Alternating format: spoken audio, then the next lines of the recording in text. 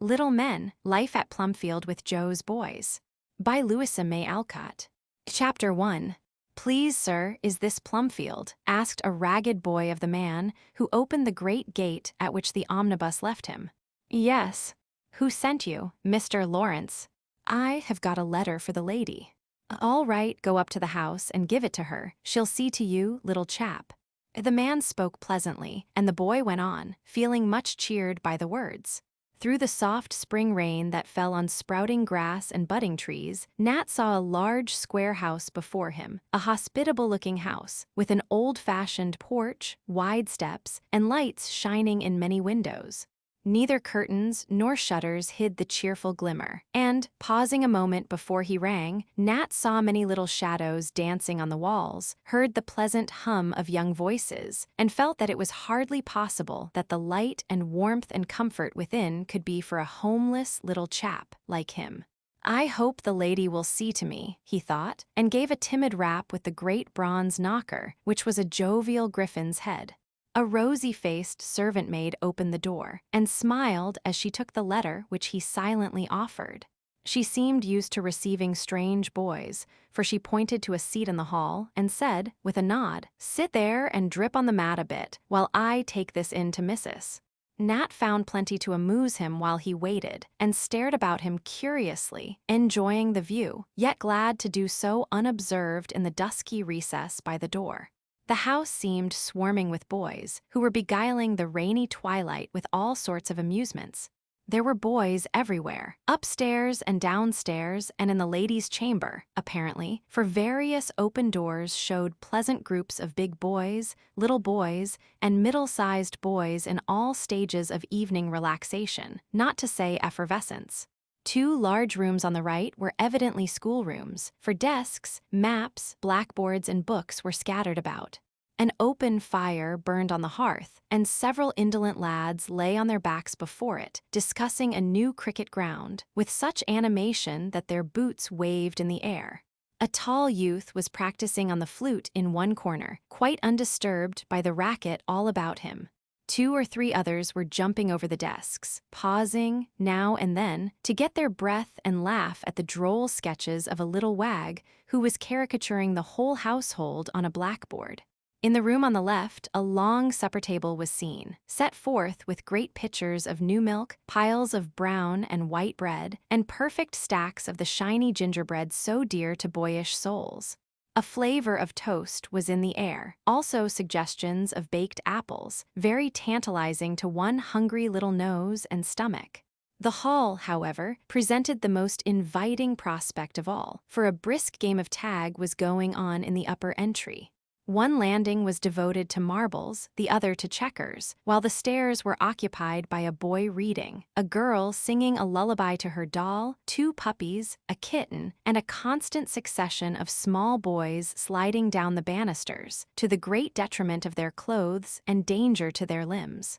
So absorbed did Nat become in this exciting race that he ventured farther and farther out of his corner, and when one very lively boy came down so swiftly that he could not stop himself, but fell off the banisters, with a crash that would have broken any head but one rendered nearly as hard as a cannonball by 11 years of constant bumping, Nat forgot himself and ran up to the fallen rider, expecting to find him half dead.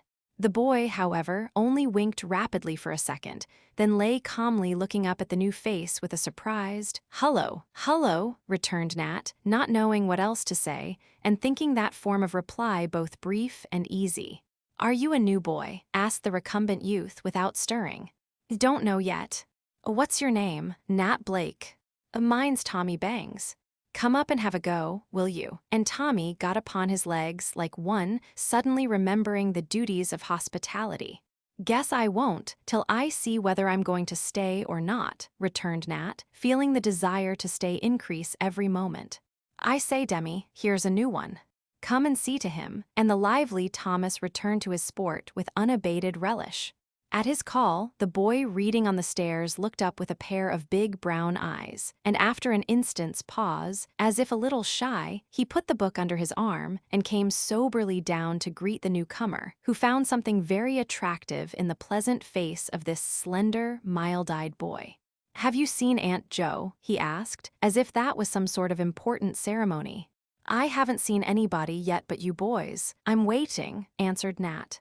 "Did Uncle Laurie send you?" proceeded Demi politely but gravely. "Mr. Lawrence did. He is Uncle Laurie, and he always sends nice boys." Nat looked gratified at the remark and smiled in a way that made his thin face very pleasant. He did not know what to say next, so the two stood staring at one another in friendly silence till the little girl came up with her doll in her arms. She was very like Demi, only not so tall, and had a rounder, rosier face and blue eyes. "This is my sister, Daisy," announced Demi, as if presenting a rare and precious creature. The children nodded to one another, and the little girl's face dimpled with pleasure as she said affably, "I hope you'll stay.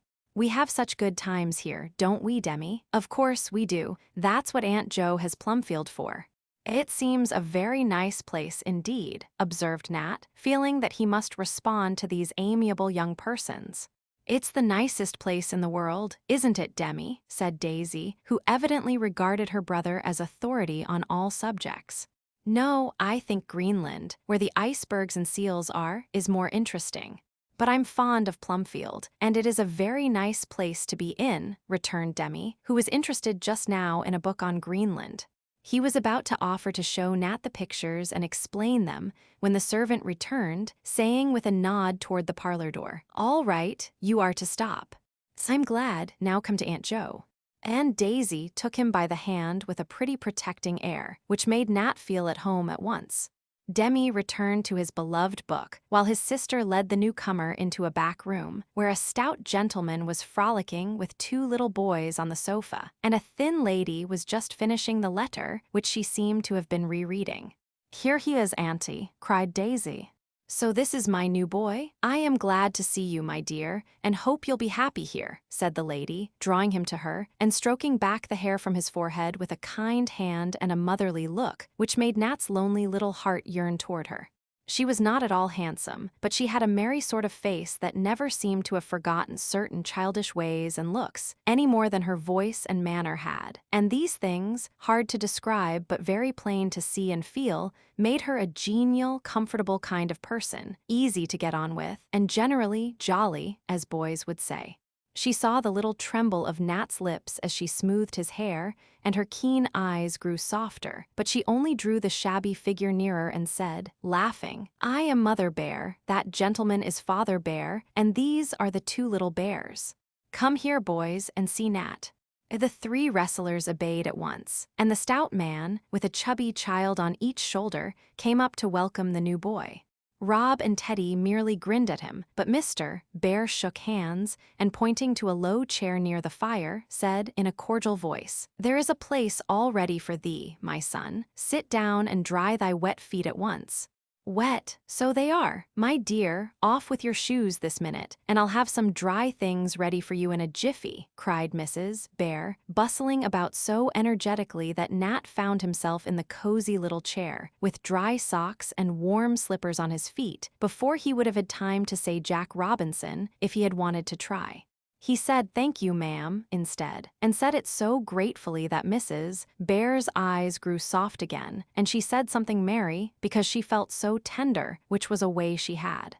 "There are Tommy Bang slippers, but he never will remember to put them on in the house, so he shall not have them. They are too big, but that's all the better. You can't run away from us so fast as if they fitted." "I don't want to run away, ma'am." And Nat spread his grimy little hands before the comfortable blaze, with a long sigh of satisfaction.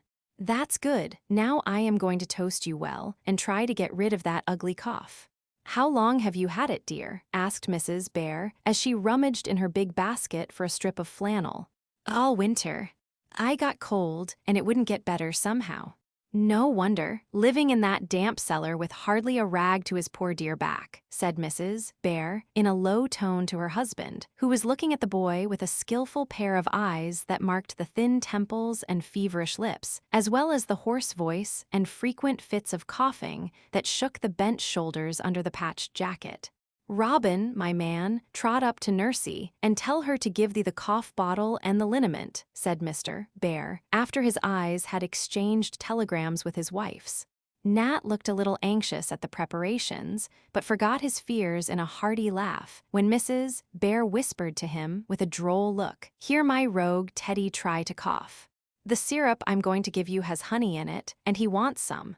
Little Ted was red in the face with his exertions by the time the bottle came, and was allowed to suck the spoon after Nat had manfully taken a dose and had the bit of flannel put about his throat. These first steps toward a cure were hardly completed when a great bell rang, and a loud tramping through the hall announced supper. Bashful Nat quaked at the thought of meeting many strange boys, but Mrs. Bear held out her hand to him, and Rob said patronizingly, "Don't be 'fraid, I'll take care of you." 12 boys, 6 on a side, stood behind their chairs, prancing with impatience to begin, while the tall, flute-playing youth was trying to curb their ardor. But no one sat down till Mrs. Bear was in her place behind the teapot, with Teddy on her left and Nat on her right. "This is our new boy, Nat Blake. After supper you can say how do you do. Gently, boys, gently." As she spoke, everyone stared at Nat, and then whisked into their seats, trying to be orderly and failing utterly. The Bears did their best to have the lads behave well at mealtimes, and generally succeeded pretty well, for their rules were few and sensible, and the boys, knowing that they tried to make things easy and happy, did their best to obey. But there are times when hungry boys cannot be repressed without real cruelty, and Saturday evening, after a half-holiday, was one of those times. Dear little souls, do let them have one day in which they can howl and racket and frolic to their heart's content. A holiday isn't a holiday without plenty of freedom and fun, and they shall have full swing once a week, Mrs. Bear used to say, when prim people wondered why banister sliding, pillow fights, and all manner of jovial games were allowed under the once decorous roof of Plumfield. It did seem at times as if the aforesaid roof was in danger of flying off, but it never did, for a word from Father Bear could at any time produce a lull, and the lads had learned that liberty must not be abused. So, in spite of many dark predictions, the school flourished, and manners and morals were insinuated, without the pupils exactly knowing how it was done. Nat found himself very well off behind the tall pitchers, with Tommy Bangs just around the corner, and Mrs. Bear close by to fill up plate and mug as fast as he could empty them. "Who is that boy next the girl down at the other end?" whispered Nat to his young neighbor under cover of a general laugh. "That's Demi Brooke. Mr. Bear is his uncle." What a queer name. His real name is John, but they call him Demi John because his father is John too. "That's a joke, don't you see?" said Tommy, kindly explaining. Nat did not see, but politely smiled and asked with interest, "Isn't he a very nice boy?" "I bet you he is. Knows lots and reads like anything." "Who is the fat one next him?" "Oh, that's Stuffy Cole. His name is George, but we call him Stuffy 'cause he eats so much. The little fellow next Father Bear is his boy Rob, and then there's Big France, his nephew. He teaches some and kind of sees to us." "He plays the flute, doesn't he?" asked Nat as Tommy rendered himself speechless by putting a whole baked apple into his mouth at one blow. Tommy nodded and said, sooner than one would have imagined possible under the circumstances, "Oh, don't he though? And we dance sometimes and do gymnastics to music. I like a drum myself and mean to learn as soon as ever I can."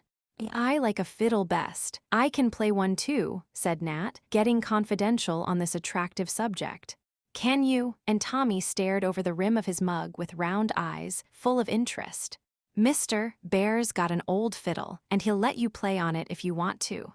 "Could I?" "Oh, I would like it ever so much. You see, I used to go round fiddling with my father and another man till he died." "Wasn't that fun?" cried Tommy, much impressed. "No, it was horrid, so cold in winter and hot in summer. And I got tired, and they were cross sometimes, and I didn't get enough to eat." Nat paused to take a generous bite of gingerbread, as if to assure himself that the hard times were over, and then he added regretfully, "But I did love my little fiddle, and I miss it. Niccolo took it away when Father died, and wouldn't have me any longer, 'cause I was sick." "You'll belong to the band if you play good. See if you don't." "Do you have a band here?" Nat's eyes sparkled. "Guess we do, a jolly band, all boys, and they have concerts and things. You just see what happens tomorrow night." After this pleasantly exciting remark, Tommy returned to his supper, and Nat sank into a blissful reverie over his full plate. Mrs. Bear had heard all they said, while apparently absorbed in filling mugs and overseeing little Ted, who was so sleepy that he put his spoon in his eye, nodded like a rosy poppy, and finally fell fast asleep, with his cheek pillowed on a soft bun. Mrs. Bear had put Nat next to Tommy because that roly-poly boy had a frank and social way with him, very attractive to shy persons. Nat felt this and had made several small confidences during supper, which gave Mrs. Bear the key to the new boy's character, better than if she had talked to him herself. In the letter which Mr. Lawrence had sent with Nat, he had said, "Dear Joe, here is a case after your own heart. This poor lad is an orphan now, sick and friendless. He has been a street musician, and I found him in a cellar, mourning for his dead father and his lost violin. I think there is something in him, and have a fancy that between us we may give this little man a lift. You cure his overtasked body, Fritz help his neglected mind, and when he is ready I'll see if he is a genius or only a boy with a talent which may earn his bread for him.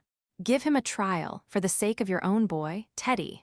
"Of course we will," cried Mrs. Bear as she read the letter. And when she saw Nat, she felt at once that, whether he was a genius or not, here was a lonely, sick boy who needed just what she loved to give, a home and motherly care. Both she and Mr. Bear observed him quietly, and in spite of ragged clothes, awkward manners, and a dirty face, they saw much about Nat that pleased them. He was a thin, pale boy of 12 with blue eyes and a good forehead under the rough, neglected hair, an anxious, scared face at times as if he expected hard words or blows, and a sensitive mouth that trembled when a kind glance fell on him, while a gentle speech called up a look of gratitude, very sweet to see. "Bless the poor dear, he shall fiddle all day long if he likes," said Mrs. Bear to herself, as she saw the eager, happy expression on his face when Tommy talked of the band. So, after supper, when the lads flocked into the schoolroom for more high jinks, Mrs. Joe appeared with a violin in her hand, and after a word with her husband, went to Nat, who sat in a corner watching the scene with intense interest. "Now, my lad, give us a little tune. We want a violin in our band, and I think you will do it nicely." She expected that he would hesitate, but he seized the old fiddle at once and handled it with such loving care, it was plain to see that music was his passion. "I'll do the best I can, ma'am," was all he said, and then drew the bow across the strings, as if eager to hear the dear notes again. There was a great clatter in the room, but as if deaf to any sounds but those he made, Nat played softly to himself, forgetting everything in his delight. It was only a simple Negro melody, such as street musicians play, but it caught the ears of the boys at once and silenced them till they stood listening with surprise and pleasure. Gradually they got nearer and nearer, and Mr. Bear came up to watch the boy. For, as if he was in his element now, Nat played away and never minded anyone, while his eyes shone, his cheeks reddened, and his thin fingers flew, as he hugged the old fiddle and made it speak to all their hearts the language that he loved. A hearty round of applause rewarded him better than a shower of pennies, when he stopped and glanced about him, as if to say, "I've done my best, please like it." "I say, you do that first rate," cried Tommy, who considered Nat his protégé. "You shall be the first fiddle in my band," added France with an approving smile. Mrs. Bear whispered to her husband, "Teddy is right, there's something in the child." And Mr. Bear nodded his head emphatically as he clapped Nat on the shoulder, saying heartily, "You play well, my son. Come now and play something which we can sing." It was the proudest, happiest minute of the poor boy's life when he was led to the place of honor by the piano, and the lads gathered round, never heeding his poor clothes, but eyeing him respectfully and waiting eagerly to hear him play again. They chose a song he knew, and after one or two false starts they got going, and violin, flute, and piano led a chorus of boyish voices that made the old roof ring again. It was too much for Nat, more feeble than he knew, and as the final shout died away, his face began to work, he dropped the fiddle, and turning to the wall sobbed like a little child. "My dear, what is it?" asked Mrs. Bear, who had been singing with all her might, and trying to keep little Rob from beating time with his boots. "You are all so kind, and it's so beautiful I can't help it," sobbed Nat, coughing till he was breathless. "Come with me, dear. You must go to bed and rest. You are worn out, and this is too noisy a place for you," whispered Mrs. Bear, and took him away to her own parlor, where she let him cry himself quiet. Then she won him to tell her all his troubles, and listened to the little story with tears in her own eyes, though it was not a new one to her. "My child, you have got a father and a mother now, and this is home. Don't think of those sad times any more, but get well and happy, and be sure you shall never suffer again, if we can help it. This place is made for all sorts of boys to have a good time in, and to learn how to help themselves and be useful men, I hope. You shall have as much music as you want, only you must get strong first. Now come up to Nursie and have a bath, and then go to bed, and tomorrow we will lay some nice little plans together." Nat held her hand fast in his, but had not a word to say, and let his grateful eyes speak for him, as Mrs. Bear led him up to a big room, where they found a stout German woman with a face so round and cheery that it looked like a sort of sun, with the wide frill of her cap for rays. "This is Nursie Hummel, and she will give you a nice bath and cut your hair and make you all comfy, as Rob says. That's the bathroom in there, and on Saturday nights we scrub all the little lads first and pack them away in bed before the big ones get through singing. Now then, Rob, in with you." As she talked, Mrs. Bear had whipped off Rob's clothes and popped him into a long bathtub in the little room opening into the nursery. There were 2 tubs, besides foot baths, basins, douche pipes, and all manner of contrivances for cleanliness. Nat was soon luxuriating in the other bath, and while simmering there, he watched the performances of the 2 women who scrubbed, clean nightgowned, and bundled into bed 4 or 5 small boys, who, of course, cut up all sorts of capers during the operation, and kept everyone in a gale of merriment till they were extinguished in their beds. By the time Nat was washed and done up in a blanket by the fire, while Nursie cut his hair, a new detachment of boys arrived and were shut into the bathroom, where they made as much splashing and noise as a school of young whales at play. Nat had better sleep here, so that if his cough troubles him in the night you can see that he takes a good draught of flaxseed tea, said Mrs. Bear, who was flying about like a distracted hen with a large brood of lively ducklings. Nursie approved the plan, finished Nat off with a flannel nightgown, a drink of something warm and sweet, and then tucked him into one of the 3 little beds standing in the room, where he lay looking like a contented mummy and feeling that nothing more in the way of luxury could be offered him. Cleanliness in itself was a new and delightful sensation. Flannel gowns were unknown comforts in his world. Sips of good stuff soothed his cough as pleasantly as kind words did his lonely heart, and the feeling that somebody cared for him made that plain room seem a sort of heaven to the homeless child. It was like a cozy dream, and he often shut his eyes to see if it would not vanish when he opened them again. It was too pleasant to let him sleep, and he could not have done so if he had tried, for in a few minutes, one of the peculiar institutions of Plumfield was revealed to his astonished but appreciative eyes. A momentary lull in the aquatic exercises was followed by the sudden appearance of pillows flying in all directions, hurled by white goblins who came rioting out of their beds. The battle raged in several rooms, all down the upper hall, and even surged at intervals into the nursery, when some hard-pressed warrior took refuge there. No one seemed to mind this explosion in the least. No one forbade it, or even looked surprised. Nursie went on hanging up towels, and Mrs. Bear laid out clean clothes, as calmly as if the most perfect order reigned. Nay, she even chased one daring boy out of the room, and fired after him the pillow he had slyly thrown at her. "Won't they hurt him?" asked Nat, who lay laughing with all his might. "Oh dear, no. We always allow 1 pillow fight Saturday night. The cases are changed tomorrow, and it gets up a glow after the boys' baths, so I rather like it myself," said Mrs. Bear, busy again among her dozen pairs of socks. "What a very nice school this is," observed Nat in a burst of admiration. "It's an odd one," laughed Mrs. Bear, "but you see we don't believe in making children miserable by too many rules and too much study. I forbade nightgown parties at first, but bless you, it was of no use.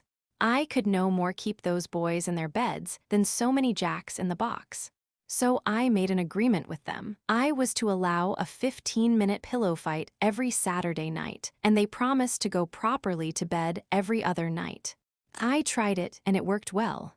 If they don't keep their word, no frolic. If they do, I just turn the glasses round, put the lamps in safe places, and let them rampage as much as they like. It's a beautiful plan, said Nat, feeling that he should like to join in the fray, but not venturing to propose it the first night. So he lay enjoying the spectacle, which certainly was a lively one. Tommy Bangs led the assailing party, and Demi defended his own room with a dogged courage fine to see, collecting pillows behind him as fast as they were thrown, till the besiegers were out of ammunition, when they would charge upon him in a body and recover their arms. A few slight accidents occurred, but nobody minded, and gave and took sounding thwacks with perfect good humor, while pillows flew like big snowflakes, till Mrs. Bear looked at her watch and called out, "Time is up, boys.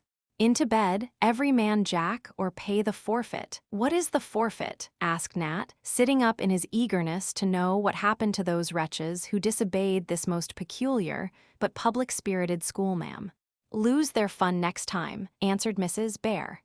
"I give them 5 minutes to settle down, then put out the lights, and expect order. They are honorable lads, and they keep their word." That was evident, for the battle ended as abruptly as it began, a parting shot or two, a final cheer, as Demi fired the 7th pillow at the retiring foe, a few challenges for next time, then order prevailed. And nothing but an occasional giggle or a suppressed whisper broke the quiet which followed the Saturday night frolic, as Mother Bear kissed her new boy and left him to happy dreams of life at Plumfield. Chapter 2. While Nat takes a good long sleep, I will tell my little readers something about the boys, among whom he found himself when he woke up. To begin with our old friends. France was a tall lad, of 16 now, a regular German, big, blonde, and bookish, also very domestic, amiable, and musical. His uncle was fitting him for college, and his aunt for a happy home of his own hereafter, because she carefully fostered in him gentle manners, love of children, respect for women, old and young, and helpful ways about the house. He was her right-hand man on all occasions, steady, kind, and patient, and he loved his merry aunt like a mother, for such she had tried to be to him. Emil was quite different, being quick-tempered, restless, and enterprising, bent on going to sea, for the blood of the old Vikings stirred in his veins and could not be tamed. His uncle promised that he should go when he was 16, and set him to studying navigation, gave him stories of good and famous admirals and heroes to read, and let him lead the life of a frog in river, pond, and brook when lessons were done. His room looked like the cabin of a man-o'-war, for everything was nautical, military, and shipshape. Captain Kidd was his delight, and his favorite amusement was to rig up like that piratical gentleman and roar out sanguinary sea songs at the top of his voice. He would dance nothing but sailors' hornpipes, rolled in his gait, and was as nautical in conversation to his uncle would permit. The boys called him Commodore, and took great pride in his fleet, which whitened the pond and suffered disasters that would have daunted any commander but a sea-struck boy. Demi was one of the children who show plainly the effect of intelligent love and care, for soul and body worked harmoniously together. The natural refinement which nothing but home influence can teach gave him sweet and simple manners. His mother had cherished an innocent and loving heart in him. He was not a perfect child, by any means, but his faults were of the better sort, and being early taught the secret of self-control, he was not left at the mercy of appetites and passions, as some poor little mortals are, and then punished for yielding to the temptations against which they have no armor. A quiet, quaint boy was Demi, serious, yet cheery, quite unconscious that he was unusually bright and beautiful, yet quick to see and love intelligence or beauty in other children. Very fond of books, and full of lively fancies, born of a strong imagination and a spiritual nature, these traits made his parents anxious to balance them with useful knowledge and healthful society, lest they should make him one of those pale, precocious children who amaze and delight a family sometimes, and fade away like hothouse flowers, because the young soul blooms too soon, and has not a hardy body to root it firmly in the wholesome soil of this world. So Demi was transplanted to Plumfield and took so kindly to the life there that Meg and John and Grandpa felt satisfied that they had done well. Mixing with other boys brought out the practical side of him, roused his spirit, and brushed away the pretty cobwebs he was so fond of spinning in that little brain of his. To be sure, he rather shocked his mother when he came home by banging doors, saying "By George" emphatically, and demanding tall, thick boots that clumped like papa's. But John rejoiced over him, laughed at his explosive remarks, got the boots, and said contentedly, "He is doing well, so let him clump. I want my son to be a manly boy, and this temporary roughness won't hurt him. We can polish him up by and by, and as for learning, he will pick that up as pigeons do peas. So don't hurry him." Daisy was as sunshiny and charming as ever, with all sorts of womanlinesses budding in her, for she was like her gentle mother and delighted in domestic things. She had a family of dolls, whom she brought up in the most exemplary manner. She could not get on without her little work basket and bits of sewing, which she did so nicely that Demi frequently pulled out his handkerchief to display her neat stitches, and baby Josie had a flannel petticoat beautifully made by Sister Daisy. She liked to quiddle about the china closet, prepare the salt cellars, put the spoons straight on the table, and every day went round the parlor with her brush, dusting chairs and tables. Demi called her a Betty, but was very glad to have her keep his things in order, lend him her nimble fingers in all sorts of work, and help him with his lessons, for they kept abreast there and had no thought of rivalry. The love between them was as strong as ever, and no one could laugh Demi out of his affectionate ways with Daisy. He fought her battles valiantly, and never could understand why boys should be ashamed to say, right out, that they loved their sisters. Daisy adored her twin, thought my brother the most remarkable boy in the world, and every morning, in her little wrapper, trotted to tap at his door with a motherly "Get up, my dear, it's most breakfast time, and here's your clean collar." Rob was an energetic morsel of a boy who seemed to have discovered the secret of perpetual motion, for he never was still. Fortunately, he was not mischievous, nor very brave, so he kept out of trouble pretty well, and vibrated between father and mother like an affectionate little pendulum with a lively tick, for Rob was a chatterbox. Teddy was too young to play a very important part in the affairs of Plumfield, yet he had his little sphere, and filled it beautifully. Everyone felt the need of a pet at times, and Baby was always ready to accommodate, for kissing and cuddling suited him excellently. Mrs. Joe seldom stirred without him, so he had his little finger in all the domestic pies, and everyone found them all the better for it, for they believed in babies at Plumfield. Dick Brown and Adolphus or Dolly Pettingill were two 8-year-olds. Dolly stuttered badly, but was gradually getting over it, for no one was allowed to mock him, and Mr. Bear tried to cure it by making him talk slowly. Dolly was a good little lad, quite uninteresting and ordinary, but he flourished here, and went through his daily duties and pleasures with placid content and propriety. Dick Brown's affliction was a crooked back, yet he bore his burden so cheerfully that Demi once asked in his queer way, "Do humps make people good-natured? I'd like one if they do." Dick was always merry, and did his best to be like other boys, for a plucky spirit lived in the feeble little body. When he first came, he was very sensitive about his misfortune, but soon learned to forget it, for no one dared remind him of it after Mr. Bear had punished one boy for laughing at him. "God don't care, for my soul is straight if my back isn't," sobbed Dick to his tormentor on that occasion, and by cherishing this idea, the Bears soon led him to believe that people also loved his soul and did not mind his body, except to pity and help him to bear it. Playing menagerie once with the others, someone said, "What animal will you be, Dick?" "Oh, I'm the dromedary, don't you see the hump on my back?" was the laughing answer. "So you are, my nice little one that don't carry loads, but marches by the elephant first in the procession," said Demi, who was arranging the spectacle. "I hope others will be as kind to the poor dear as my boys have learned to be," said Mrs. Joe, quite satisfied with the success of her teaching, as Dick ambled past her, looking like a very happy but a very feeble little dromedary, besides stout Stuffy, who did the elephant with ponderous propriety. Jack Ford was a sharp, rather a sly lad who was sent to this school because it was cheap. Many men would have thought him a smart boy, but Mr. Bear did not like his way of illustrating that Yankee word, and thought his unboyish keenness and money-loving as much of an affliction as Dolly's stutter or Dick's hump. Ned Barker was like 1,000 other boys of 14, all legs, blunder, and bluster.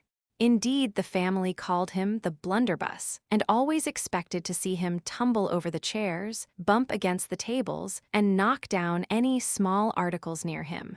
He bragged a good deal about what he could do, but seldom did anything to prove it, was not brave, and a little given to tale-telling. He was apt to bully the small boys and flatter the big ones, and without being at all bad, was just the sort of fellow who could very easily be led astray. George Cole had been spoilt by an overindulgent mother who stuffed him with sweetmeats till he was sick and then thought him too delicate to study, so that at 12 years old he was a pale, puffy boy, dull, fretful, and lazy. A friend persuaded her to send him to Plumfield, and there he soon got waked up, for sweet things were seldom allowed, much exercise required, and study made so pleasant that Stuffy was gently lured along, till he quite amazed his anxious mamma by his improvement, and convinced her that there was really something remarkable in Plumfield air. Billy Ward was what the Scotch tenderly call an innocent, for though 13 years old, he was like a child of 6. He had been an unusually intelligent boy, and his father had hurried him on too fast, giving him all sorts of hard lessons, keeping at his books 6 hours a day, and expecting him to absorb knowledge as a Strasbourg goose does the food crammed down its throat. He thought he was doing his duty, but he nearly killed the boy, for a fever gave the poor child a sad holiday, and when he recovered, the overtasked brain gave out, and Billy's mind was like a slate over which a sponge has passed, leaving it blank. It was a terrible lesson to his ambitious father. He could not bear the sight of his promising child, changed to a feeble idiot, and he sent him away to Plumfield, scarcely hoping that he could be helped, but sure that he would be kindly treated. Quite docile and harmless was Billy, and it was pitiful to see how hard he tried to learn, as if groping dimly after the lost knowledge which had cost him so much. Day after day, he pored over the alphabet, proudly said A and B, and thought that he knew them, but on the morrow they were gone, and all the work was to be done over again. Mr. Bear had infinite patience with him, and kept on in spite of the apparent hopelessness of the task, not caring for book lessons, but trying gently to clear away the mists from the darkened mind, and give it back intelligence enough to make the boy less a burden and an affliction. Mrs. Bear strengthened his health by every aid she could invent, and the boys all pitied and were kind to him. He did not like their active plays, but would sit for hours watching the doves, would dig holes for Teddy till even that ardent grubber was satisfied, or follow Silas, the man, from place to place seeing him work, for honest C was very good to him, and though he forgot his letters Billy remembered friendly faces. Tommy Bangs was the scapegrace of the school, and the most trying scapegrace that ever lived.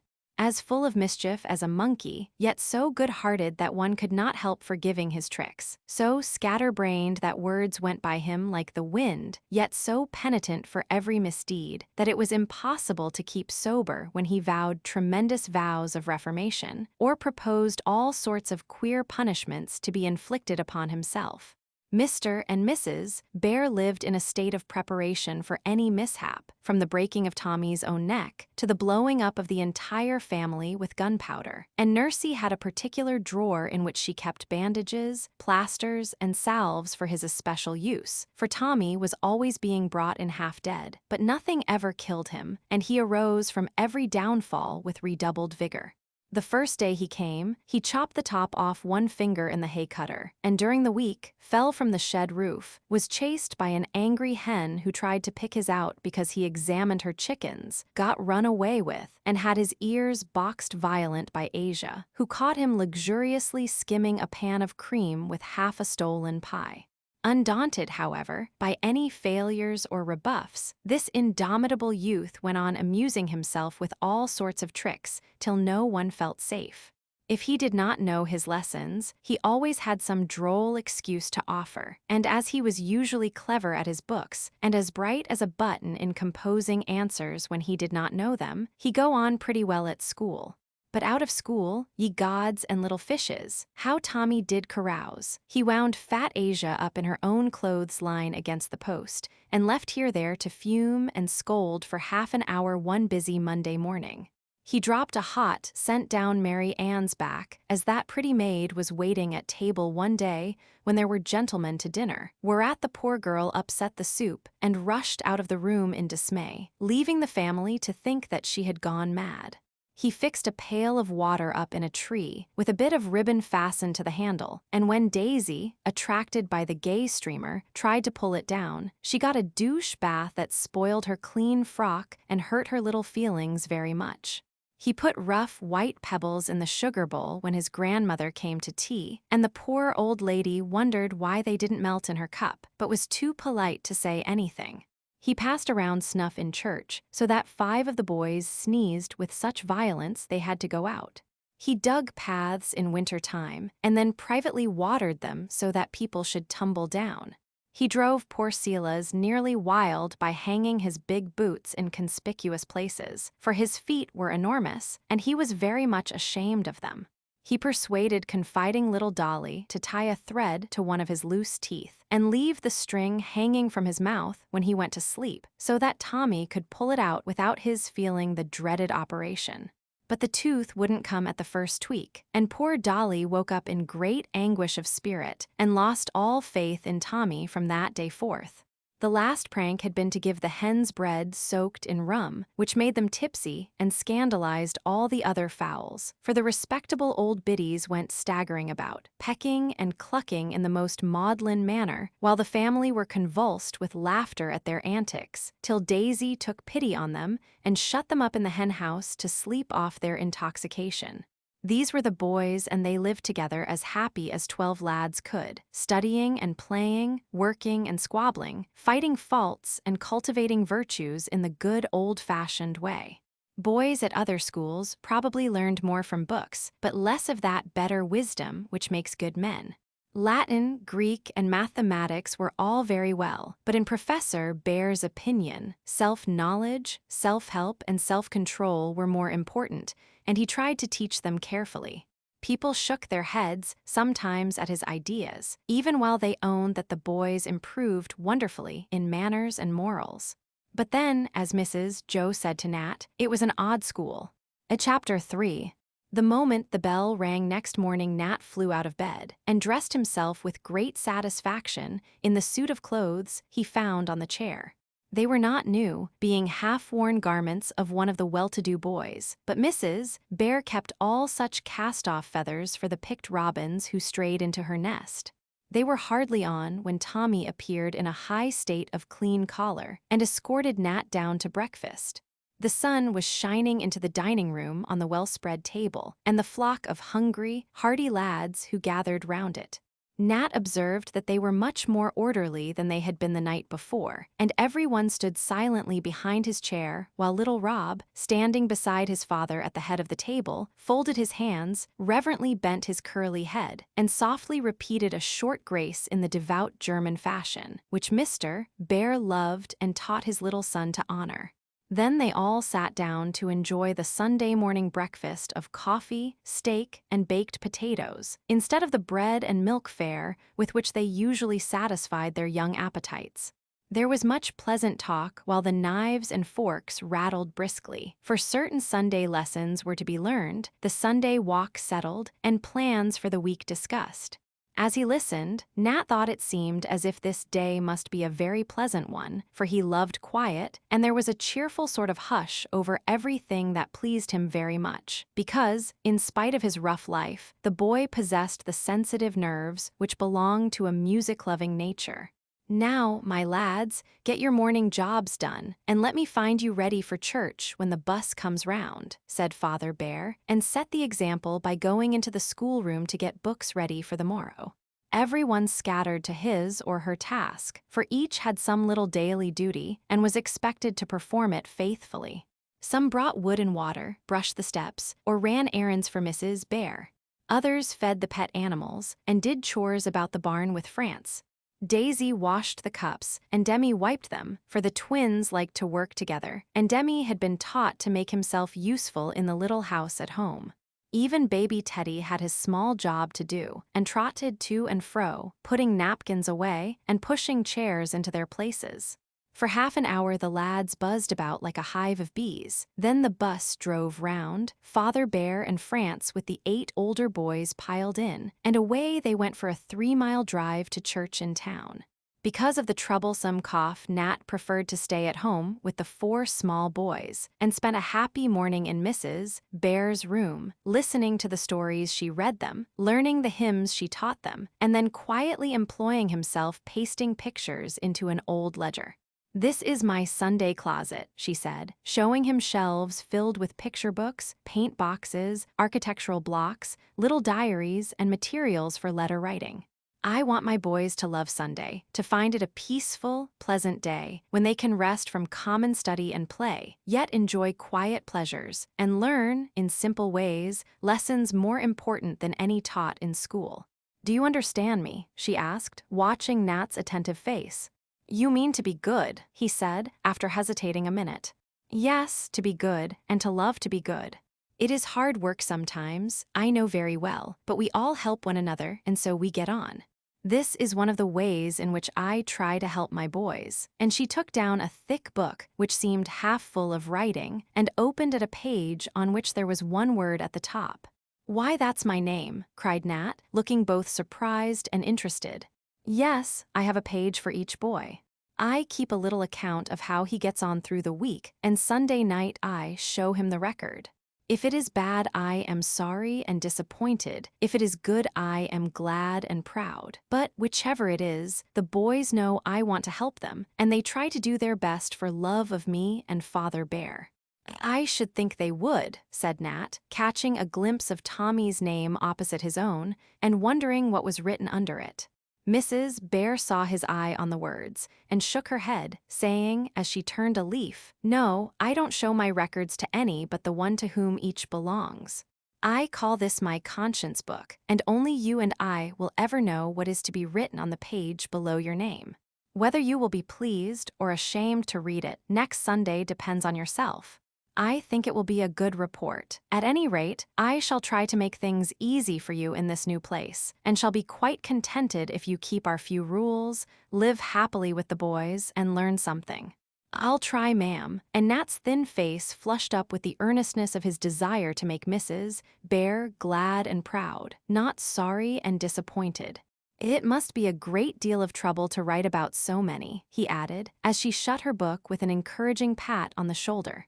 "Not to me, for I really don't know which I like best, writing or boys," she said, laughing to see Nat stare with astonishment at the last item.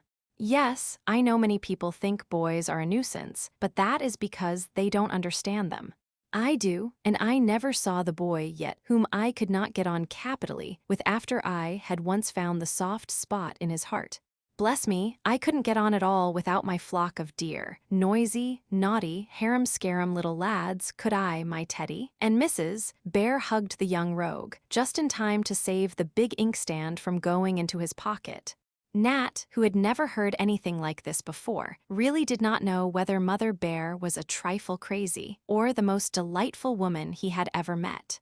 He rather inclined to the latter opinion, in spite of her peculiar tastes, for she had a way of filling up a fellow's plate before he asked, of laughing at his jokes, gently tweaking him by the ear, or clapping him on the shoulder, that Nat found very engaging.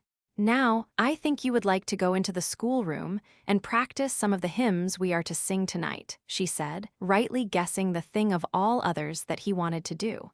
Alone with the beloved violin and the music book propped up before him in the sunny window, while spring beauty filled the world outside and Sabbath silence reigned within, Nat enjoyed an hour or two of genuine happiness, learning the sweet old tunes and forgetting the hard past in the cheerful present.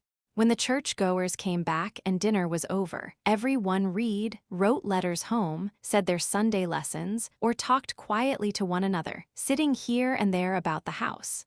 At 3 o'clock, the entire family turned out to walk, for all the active young bodies must have exercise, and in these walks, the active young minds were taught to see and love the providence of God in the beautiful miracles which nature was working before their eyes. Mr. Bear always went with them, and in his simple, fatherly way found for his flock sermons in stones, books in the running brooks, and good in everything. Mrs. Bear with Daisy and her own 2 boys drove into town to pay the weekly visit to Grandma, which was Busy Mother Bear's one holiday and greatest pleasure. Nat was not strong enough for the long walk and asked to stay at home with Tommy, who kindly offered to do the honors of Plumfield. "You've seen the house, so come out and have a look at the garden, and the barn, and the menagerie," said Tommy, when they were left alone with Asia, to see that they didn't get into mischief. For, though Tommy was one of the best-meaning boys who ever adorned knickerbockers, accidents of the most direful nature were always happening to him, no one could exactly tell how. "What is your menagerie?" asked Nat, as they trotted along the drive that encircled the house.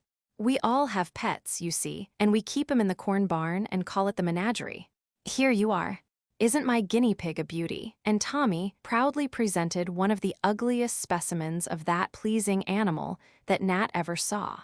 "I know a boy with a dozen of 'em, and he said he'd give me one, only I hadn't any place to keep it, so I couldn't have it. It was white, with black spots, a regular rouser, and maybe I could get it for you if you'd like it," said Nat, feeling it would be a delicate return for Tommy's attentions. "I'd like it ever so much, and I'll give you this one, and they can live together if they don't fight. Those white mice are Rob's, France gave 'em to him.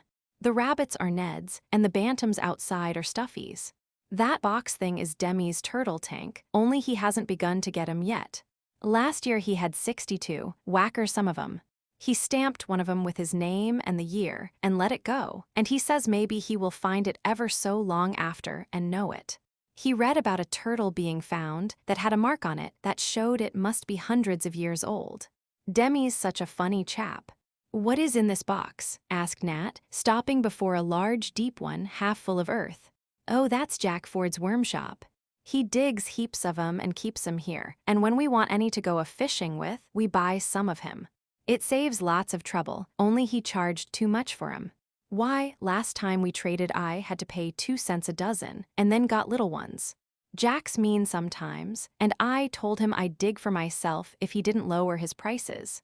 Now I own 2 hens, those gray ones with top knots, first-rate ones they are too, and I sell Mrs. Bear the eggs, but I never ask her more than 25 cents a dozen, never. I'd be ashamed to do it," cried Tommy, with a glance of scorn at the worm shop. "Who owns the dogs?" asked Nat, much interested in these commercial transactions and feeling that Bangs was a man whom it would be a privilege and a pleasure to patronize. "The big dog is Emil's. His name is Christopher Columbus. Mrs. Bear named him because she likes to say Christopher Columbus, and no one minds it if she means the dog," answered Tommy, in the tone of a showman displaying his menagerie. "The white pup is Rob's, and the yellow one is Teddy's. A man was going to drown them in our pond, and Pa Bear wouldn't let him. They do well enough for the little chaps. I don't think much of 'em myself.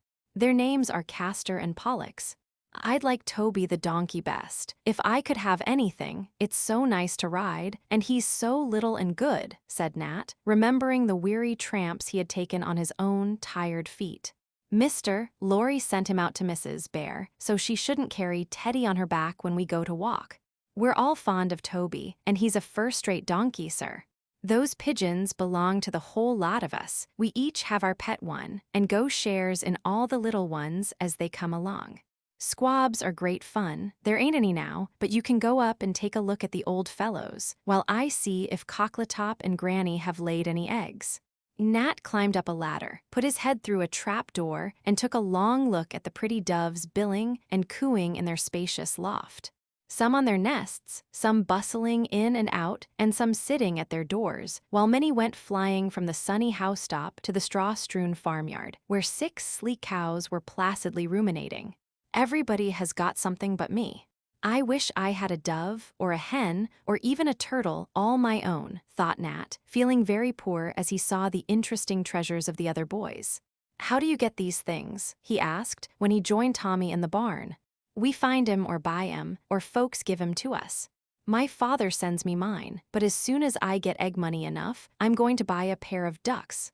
There's a nice little pond for 'em behind the barn, and people pay well for duck eggs, and the little duckies are pretty, and it's fun to see 'em swim," said Tommy, with the air of a millionaire.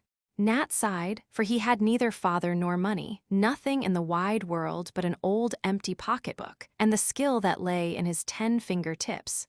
Tommy seemed to understand the question and the sigh which followed his answer, for after a moment of deep thought, he suddenly broke out, "Look here, I'll tell you what I'll do. If you will hunt eggs for me, I hate it, I'll give you 1 egg out of every dozen. You keep a count, and when you've had 12, Mother Bear will give you 25 cents for 'em, and then you can buy what you like, don't you see? I'll do it. What a kind feller you are, Tommy," cried Nat, quite dazzled by this brilliant offer. "Pooh, that is not anything. You begin now and rummage the barn, and I'll wait here for you. Granny is cackling, so you're sure to find one somewhere," and Tommy threw himself down on the hay with a luxurious sense of having made a good bargain and done a friendly thing. Nat joyfully began his search, and went rustling from loft to loft till he found 2 fine eggs, one hidden under a beam, and the other in an old peck measure, which Mrs. Cockletop had appropriated.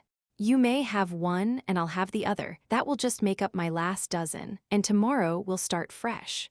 Here, you chalk your accounts up near mine, and then we'll be all straight," said Tommy, showing a row of mysterious figures on the side of an old winnowing machine.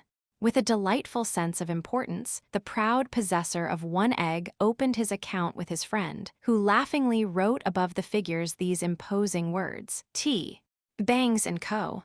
Poor Nat found them so fascinating that he was with difficulty persuaded to go and deposit his first piece of portable property in Asia's storeroom. Then they went on again, and having made the acquaintance of the 2 horses, 6 cows, 3 pigs, and 1 Alderney Bossy, as calves are called in New England, Tommy took Nat to a certain old willow tree that overhung a noisy little brook. From the fence, it was an easy scramble into a wide niche between the 3 big branches, which had been cut off to send out from year to year a crowd of slender twigs, till a green canopy rustled overhead.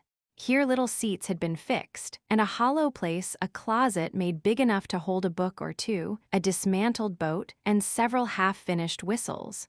"This is Demi's and my private place. We made it, and nobody can come up unless we let 'em, except Daisy. We don't mind her," said Tommy, as Nat looked with delight from the babbling brown water below to the green arch above, where bees were making a musical murmur as they feasted on the long yellow blossoms that filled the air with sweetness.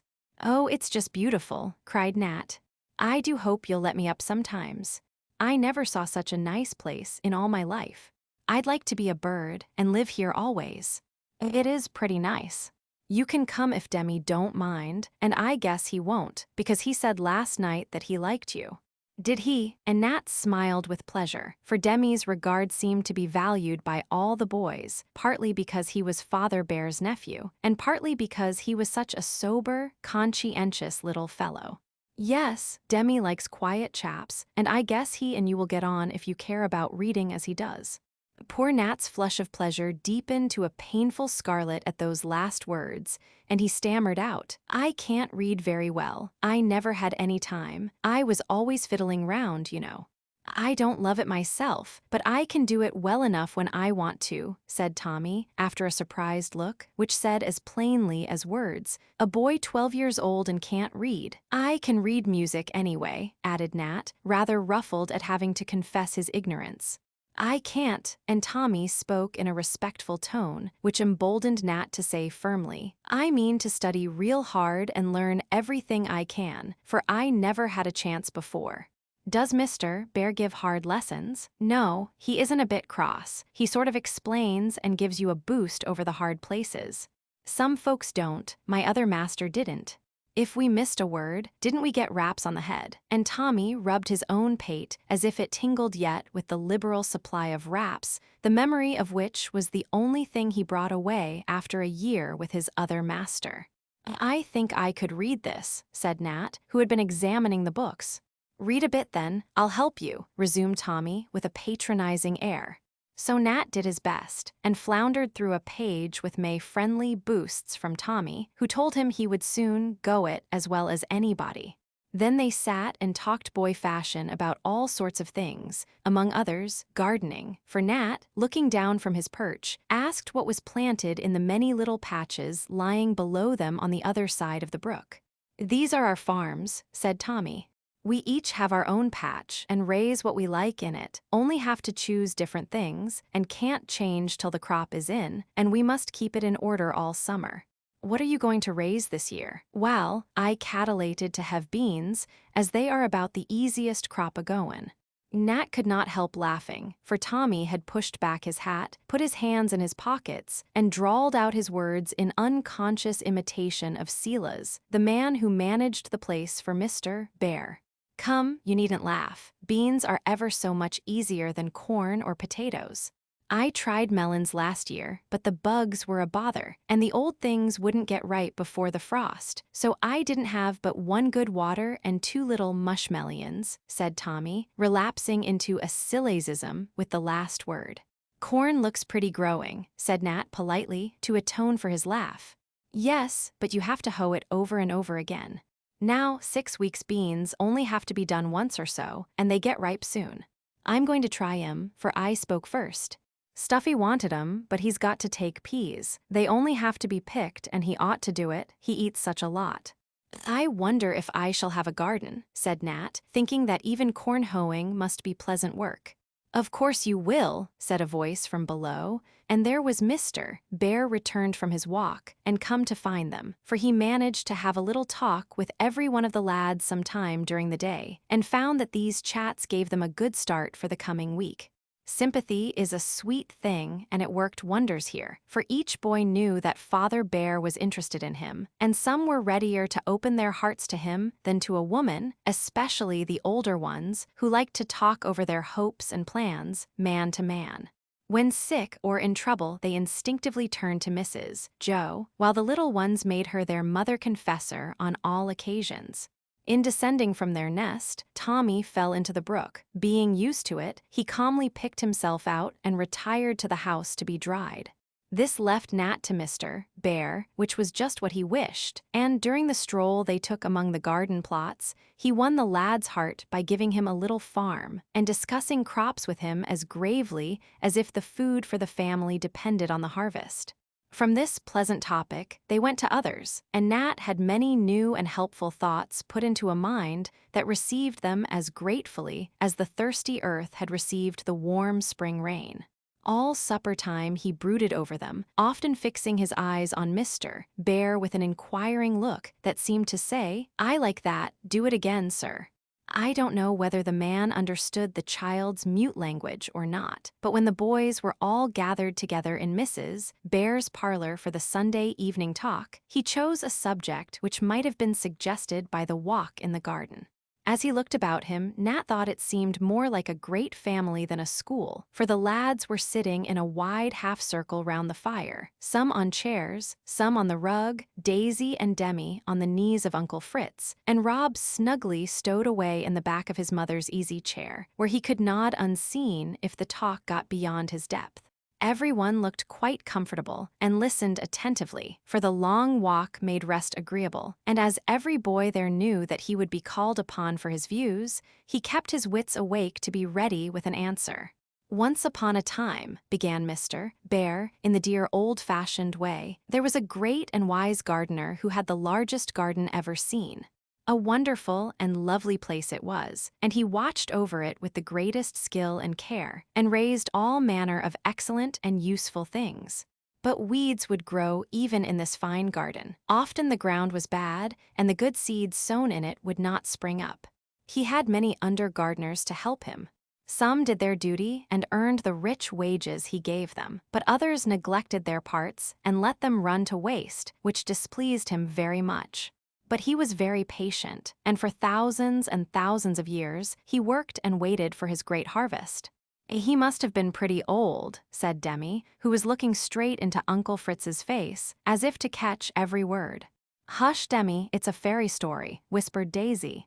"No, I think it's an origgery," said Demi. "What is a origgery?" called out Tommy, who was of an inquiring turn. "Tell him, Demi, if you can, and don't use words unless you are quite sure you know what they mean," said Mr. Bear. I do know, Grandpa told me. A fable is a riggery. It's a story that means something.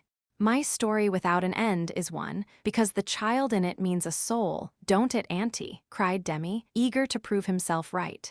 That's it, dear, and Uncle's story is an allegory, I am quite sure. So listen and see what it means, returned Mrs. Joe, who always took part in whatever was going on and enjoyed it as much as any boy among them. Demi composed himself, and Mr. Bear went on in his best English, for he had improved much in the last 5 years and said the boys did it. This great gardener gave a dozen or so of little plots to one of his servants and told him to do his best and see what he could raise. Now this servant was not rich, nor wise, nor very good, but he wanted to help because the gardener had been very kind to him in many ways. So he gladly took the little plots and fell to work. They were all sorts of shapes and sizes, and some were very good soil, some rather stony, and all of them needed much care, for in the rich soil the weeds grew fast, and in the poor soil there were many stones. What was growing in them besides the weeds and stones? Asked Nat, so interested he forgot his shyness and spoke before them all. Flowers, said Mr. Bear with a kind look. Even the roughest, most neglected little bed had a bit of heartsease or a sprig of mignonette in it. One had roses, sweet peas, and daisies in it. Here he pinched the plump cheek of the little girl leaning on his arm. Another had all sorts of curious plants in it, bright pebbles, a vine that went climbing up like Jack's beanstalk, and many good seeds just beginning to sprout. For, you see, this bed had been taken fine care of by a wise old man who had worked in gardens of this sort all his life. At this part of the origgery, Demi put his head on one side like an inquisitive bird and fixed his bright eye on his uncle's face, as if he suspected something and was on the watch. But Mr. Bear looked perfectly innocent and went on glancing from one young face to another with a grave, wistful look that said much to his wife, who knew how earnestly he desired to do his duty in these little garden plots. As I tell you, some of these beds were easy to cultivate, that means to take care of Daisy, and others were very hard. There was one particularly sunshiny little bed that might have been full of fruits and vegetables as well as flowers, only it wouldn't take any pains, and when the man sowed, well, we'll say melons in this bed, they came to nothing, because the little bed neglected them. The man was sorry and kept on trying, though every time the crop failed all the bed said was, "I forgot." Here a general laugh broke out, and everyone looked at Tommy, who had pricked up his ears at the word melons, and hung down his head at the sound of his favorite excuse. "I knew he meant us," cried Demi, clapping his hands.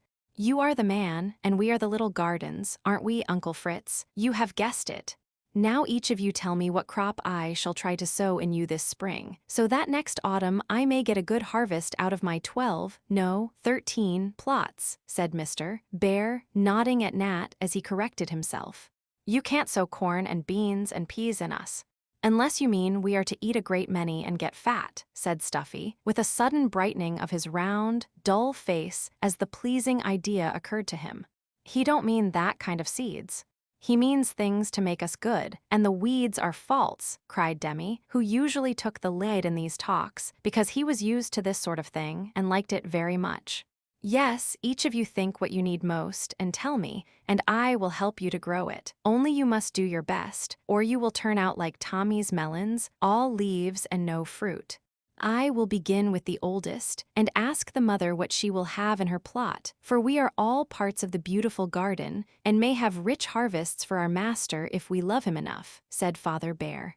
"I shall devote the whole of my plot to the largest crop of patience I can get, for that is what I need most," said Mrs. Joe, so soberly that the lads fell to thinking in good earnest what they should say when their turns came, and some among them felt a twinge of remorse that they had helped to use up Mother Bear's stock of patience so fast.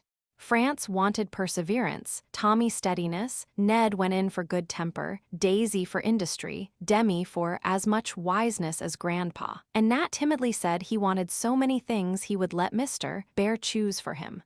The others chose much the same things, and patience, good temper, and generosity seemed the favorite crops.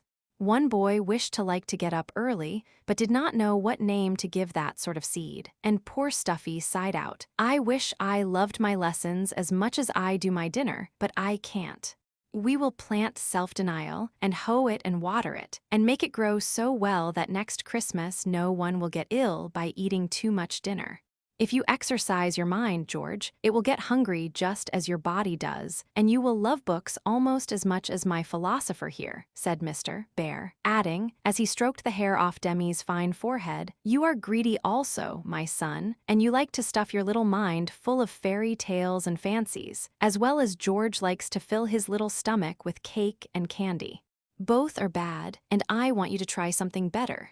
Arithmetic is not half so pleasant as Arabian Nights, I know, but it is a very useful thing, and now is the time to learn it, else you will be ashamed and sorry by and by.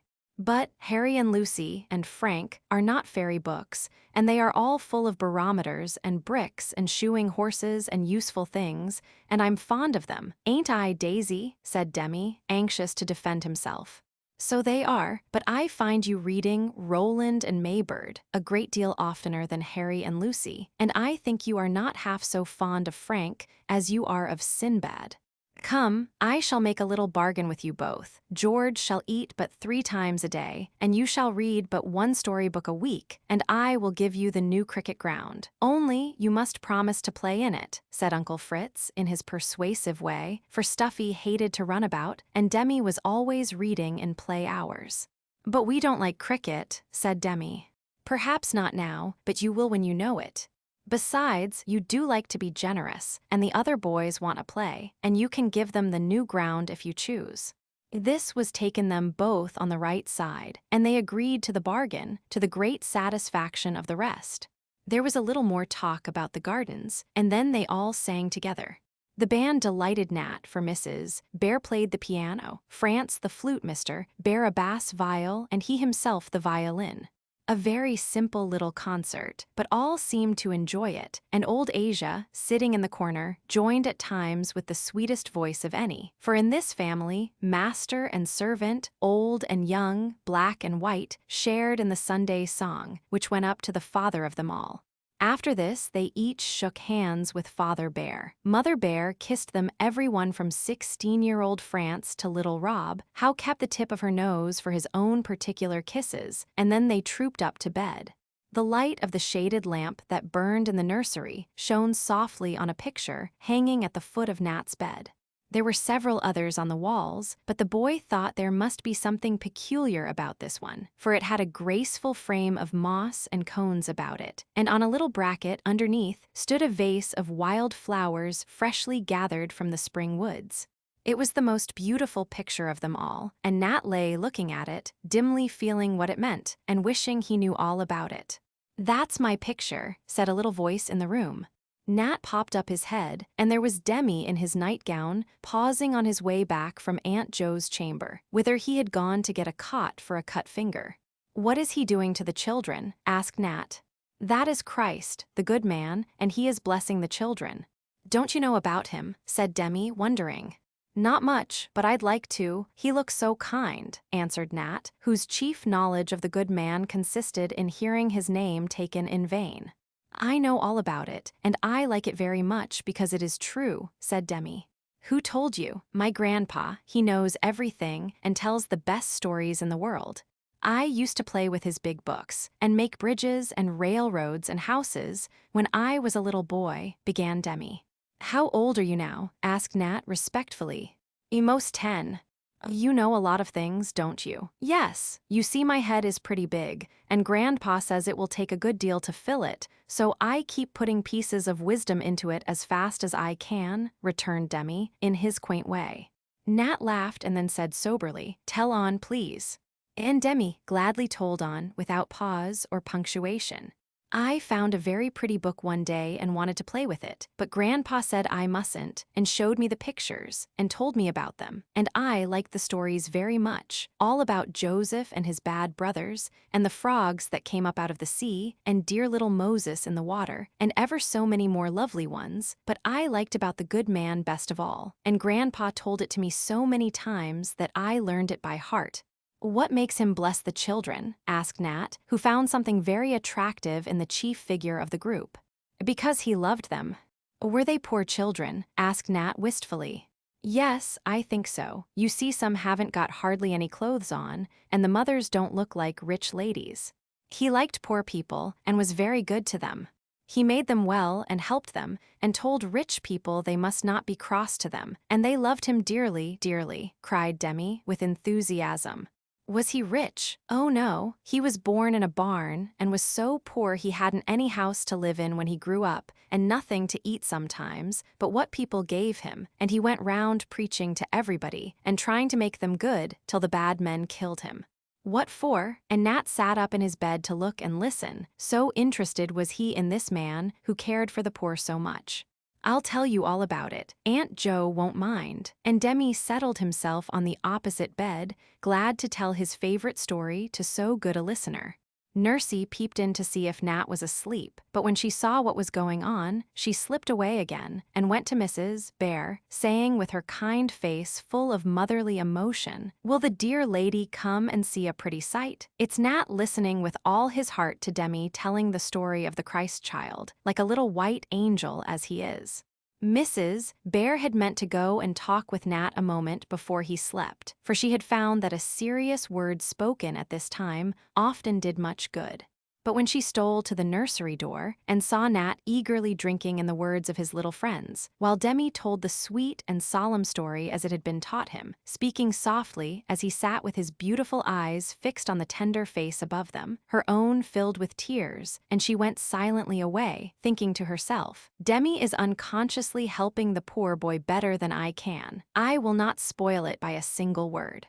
The murmur of the childish voice went on for a long time, as one innocent heart preached that great sermon to another, and no one hushed it. When it ceased at last, and Mrs. Bear went to take away the lamp, Demi was gone and Nat fast asleep, lying with his face toward the picture, as if he had already learned to love the good man who loved little children and was a faithful friend to the poor. The boy's face was very placid, and as she looked at it, she felt that if a single day of care and kindness had done so much, a year of patient cultivation would surely bring a grateful harvest from this neglected garden, which was already sown with the best of all seed by the little missionary in the nightgown. Chapter 4. When Nat went into school on Monday morning, he quaked inwardly, for now he thought he should have to display his ignorance before them all. But Mr. Bear gave him a seat in the deep window where he could turn his back on the others, and France heard him say his lessons there, so no one could hear his blunders or see how he blotted his copybook. He was truly grateful for this, and toiled away so diligently that Mr. Bear said, smiling, when he saw his hot face and inky fingers, "Don't work so hard, my boy. You will tire yourself out, and there is time enough." "But I must work hard, or I can't catch up with the others. They know heaps, and I don't know anything," said Nat, who had been reduced to a state of despair by hearing the boys recite their grammar, history, and geography with what he thought amazing ease and accuracy. "You know a good many things which they don't," said Mr. Bear, sitting down beside him, while France led a class of small students through the intricacies of the multiplication table. "Do I?" And Nat looked utterly incredulous. "Yes, for one thing, you can keep your temper, and Jack, who is quick at numbers, cannot. That is an excellent lesson, and I think you have learned it well. Then you can play the violin, and not one of the lads can, though they want to do it very much. But best of all, Nat, you really care to learn something, and that is half the battle. It seems hard at first, and you will feel discouraged, but plod away, and things will get easier and easier as you go on." Nat's face had brightened more and more as he listened, for, small as the list of his learning was, it cheered him immensely to feel that he had anything to fall back upon. "Yes, I can keep my temper. Father's beating taught me that, and I can fiddle, though I don't know where the Bay of Biscay is," he thought, with a sense of comfort impossible to express. Then he said aloud, and so earnestly that Demi heard him, "I do want to learn, and I will try. I never went to school, but I couldn't help it, and if the fellows don't laugh at me, I guess I'll get on first rate. You and the lady are so good to me." "They shan't laugh at you. If they do, I'll tell them not to," cried Demi, quite forgetting where he was. The class stopped in the middle of 7 times 9, and everyone looked up to see what was going on, thinking that a lesson in learning to help one another was better than arithmetic just then. Mr. Bear told them about Nat, making such an interesting and touching little story out of it that the good-hearted lads all promised to lend him a hand, and felt quite honored to be called upon to impart their stores of wisdom to the chap who fiddled so capitally. This appeal established the right feeling among them, and Nat had few hindrances to struggle against, for everyone was glad to give him a boost up the ladder of learning. Till he was stronger, much study was not good for him, however, and Mrs. Joe found various amusements in the house for him while others were at their books. But his garden was his best medicine, and he worked away like a beaver, preparing his little farm, sowing his beans, watching eagerly to see them grow, and rejoicing over each green leaf and slender stalk that shot up and flourished in the warm spring weather. Never was a garden more faithfully hoed. Mr. Bear really feared that nothing would find time to grow. Nat kept up such a stirring of the soil, so he gave him easy jobs in the flower garden or among the strawberries, where he worked and hummed as busily as the bees booming all about him. "This is the crop I like best," Mrs. Bear used to say, as she pinched the once thin cheeks, now getting plump and ruddy, or stroked the bent shoulders that were slowly straightening up with healthful work, good food, and the absence of that heavy burden, poverty. Demi was his little friend, Tommy his patron, and Daisy the comforter of all his woes. For, though the children were younger than he, his timid spirit found a pleasure in their innocent society, and rather shrunk from the rough sports of the elder lads. Mr. Lawrence did not forget him, but sent clothes and books, music and kind messages, and now and then came out to see how his boy was getting on, or took him into town to a concert, on which occasions Nat felt himself translated into the seventh heaven of bliss, for he went to Mr. Lawrence's great house, saw his pretty wife and little fairy of a daughter, had a good dinner, and was made so comfortable that he talked and dreamed of it for days and nights afterward. It takes so little to make a child happy that it is a pity, in a world so full of sunshine and pleasant things, that there should be any wistful faces, empty hands, or lonely little hearts. Feeling this, the bears gathered up all the crumbs they could find to feed their flock of hungry sparrows, for they were not rich, except in charity. Many of Mrs. Joe's friends who had nurseries sent her they toys of which their children so soon tired, and in mending, these Nat found an employment that just suited him. He was very neat and skillful with those slender fingers of his, and passed many a rainy afternoon with his gum bottle, paint box, and knife, repairing furniture, animals, and games, while Daisy was dressmaker to the dilapidated dolls. As fast as the toys were mended, they were put carefully away in a certain drawer, which was to furnish forth a Christmas tree for all the poor children of the neighborhood, that being the way the Plumfield boys celebrated the birthday of him who loved the poor and blessed the little ones. Demi was never tired of reading and explaining his favorite books, and many a pleasant hour did they spend in the old willow, reveling over Robinson Crusoe, Arabian Nights, Edgeworth's Tales, and the other dear immortal stories that will delight children for centuries to come. This opened a new world to Nat, and his eagerness to see what came next in the story helped him on till he could read as well as anybody, and felt so rich and proud with his new accomplishment that there was danger of his being as much of a bookworm as Demi. Another helpful thing happened in a most unexpected and agreeable manner. Several of the boys were in business, as they called it, for most of them were poor, and knowing that they would have their own way to make by and by, the bears encouraged any efforts at independence. Tommy sold his eggs, Jack speculated in livestock, France helped in the teaching and was paid for it, Ned had a taste for carpentry, and a turning lathe was set up for him in which he turned all sorts of useful or pretty things and sold them, while Demi constructed watermills, whirligigs, and unknown machines of an intricate and useless nature, and disposed of them to the boys. "Let him be a mechanic if he likes," said Mr. Bear. "Give a boy a trade, and he is independent. Work is wholesome, and whatever talent these lads possess, be it for poetry or plowing, it shall be cultivated and made useful to them if possible." So, when Nat came running to him one day to ask with an excited face, "Can I go and fiddle for some people who are to have a picnic in our woods? They will pay me, and I'd like to earn some money as the other boys do, and fiddling is the only way I know how to do it." Mr. Bear answered readily, "Go and welcome. It is an easy and a pleasant way to work, and I am glad it is offered you."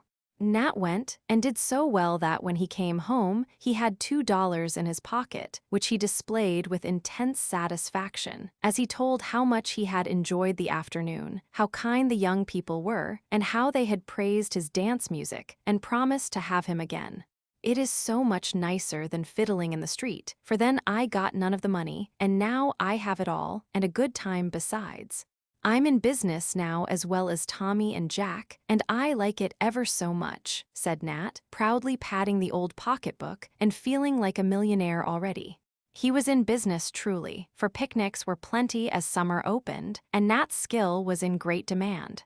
He was always at liberty to go if lessons were not neglected, and if the picnickers were respectable young people. For Mr. Bear explained to him that a good plain education is necessary for everyone, and that no amount of money should hire him to go where he might be tempted to do wrong.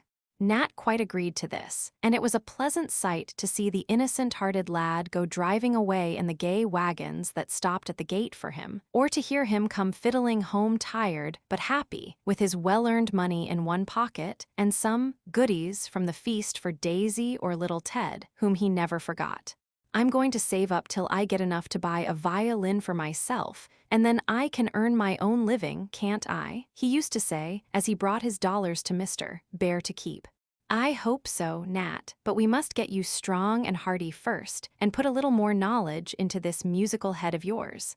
Then Mr. Laurie will find you a place somewhere, and in a few years we will all come to hear you play in public." With much congenial work, encouragement, and hope, Nat found life getting easier and happier every day, and made such progress in his music lessons that his teacher forgave his slowness in some other things, knowing very well that where the heart is the mind works best. The only punishment the boy ever needed for neglect of more important lessons was to hang up the fiddle and the bow for a day.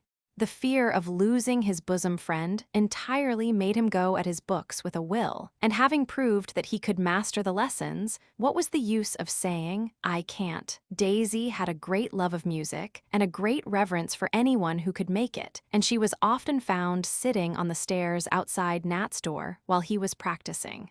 This pleased him very much, and he played his best for that one quiet little listener, for she never would come in, but preferred to sit sewing her gay patchwork, or tending one of her many dolls, with an expression of dreamy pleasure on her face that made Aunt Jo say, with tears in her eyes, "So like my bait," and go softly by, lest even her familiar presence mar the child's sweet satisfaction.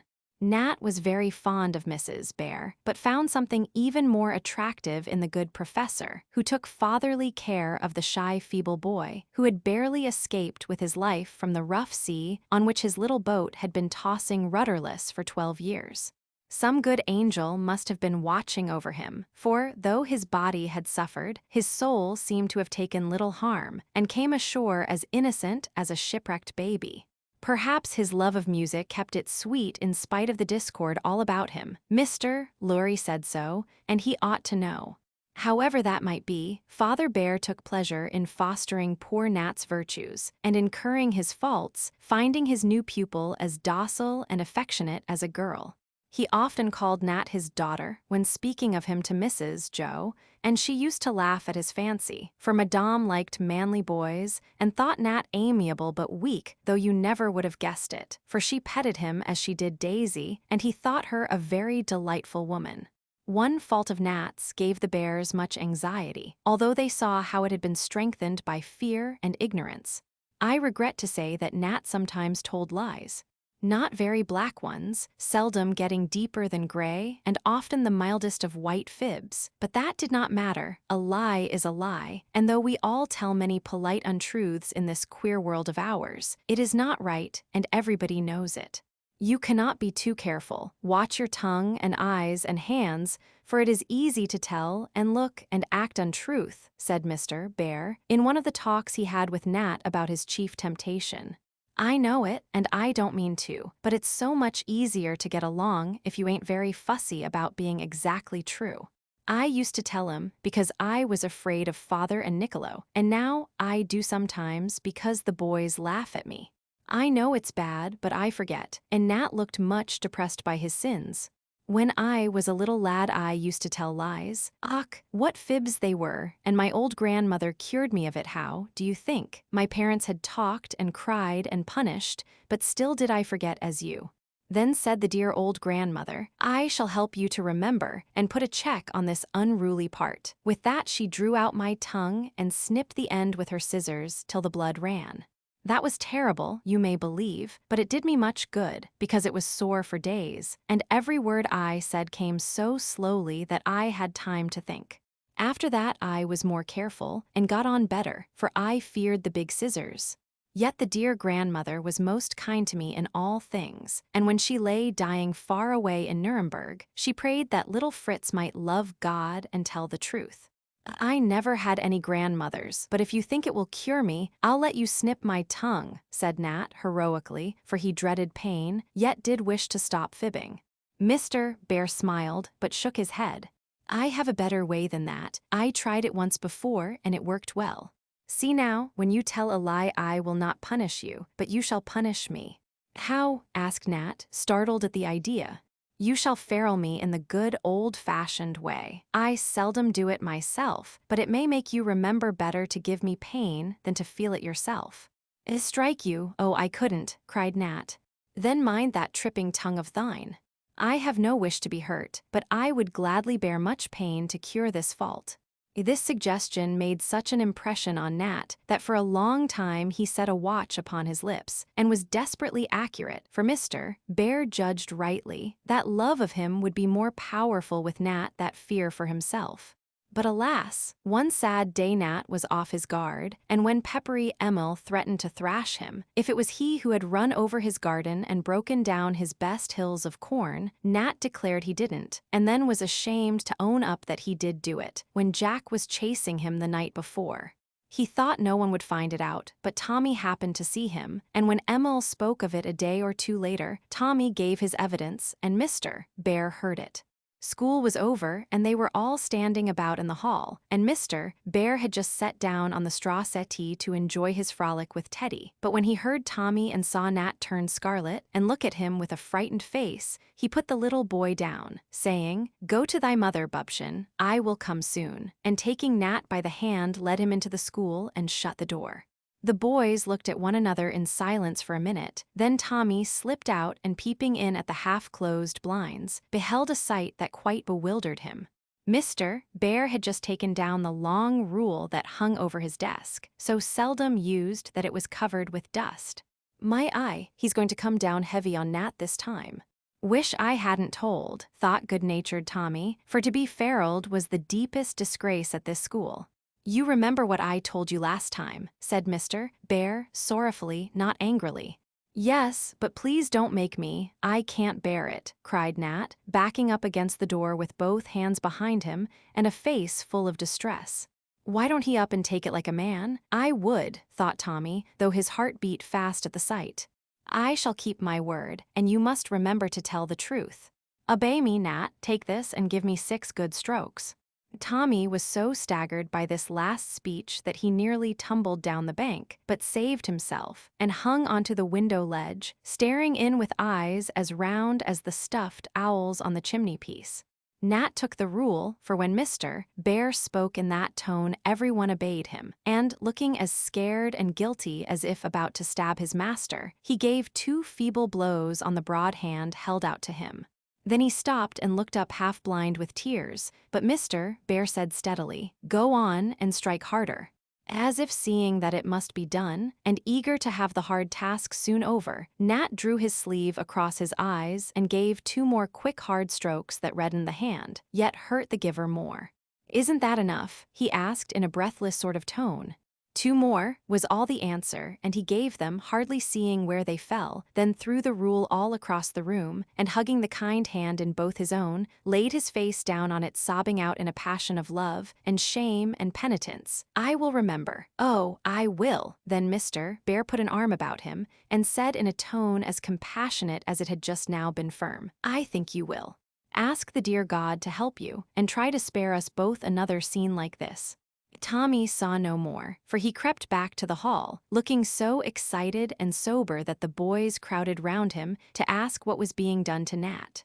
In a most impressive whisper, Tommy told them, and they looked as if the sky was about to fall, for this reversing the order of things almost took their breath away. "He made me do the same thing once," said Emil, as if confessing a crime of the deepest dye. "And you hit him, dear old Father Bear. By thunder, I'd just like to see you do it now," said Ned, collaring Emil in a fit of righteous wrath. "It was ever so long ago. I'd rather have my head cut off than do it now," and Emil mildly laid Ned on his back instead of cuffing him, as he would have felt it his duty to do on any less solemn occasion. "How could you?" said Demi, appalled at the idea. "I was hopping mad at the time, and thought I shouldn't mind a bit, rather like it perhaps. But when I'd hit Uncle one good crack, everything he had ever done for me came into my head all at once somehow, and I couldn't go on. No, sir, if he'd laid me down and walked on me, I wouldn't have minded. I felt so mean." And Emil gave himself a good thump in the chest to express his sense of remorse for the past. "Nat's crying like anything and feels no end sorry, so don't let's say a word about it, will we?" said tender-hearted Tommy. "Of course we won't, but it's awful to tell lies," and Demi looked as if he found the awfulness much increased when the punishment fell not upon the sinner, but his best Uncle Fritz. "Suppose we all clear out, so Nat can cut upstairs if he wants to," proposed France, and led the way to the barn, their refuge in troublous times. Nat did not come to dinner, but Mrs. Joe took some up to him and said a tender word which did him good, though he could not look at her. By and by the lads playing outside heard the violin and said among themselves, "He's all right now." He was all right, but felt shy about going down, till opening his door to slip away into the woods, he found Daisy sitting on the stairs with neither work nor doll, only her little handkerchief in her hand, as if she had been mourning for her captive friend.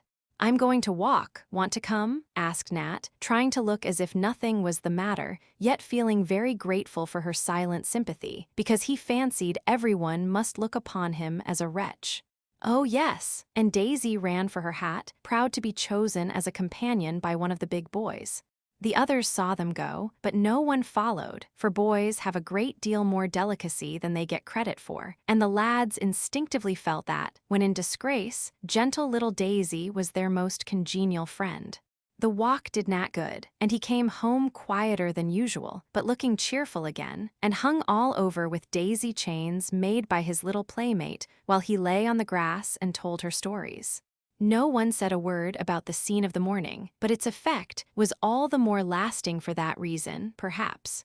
Nat tried his very best, and found much help, not only from the earnest little prayers he prayed to his friend in heaven, but also in the patient care of the earthly friend whose kind hand he never touched without remembering that it had willingly borne pain for his sake.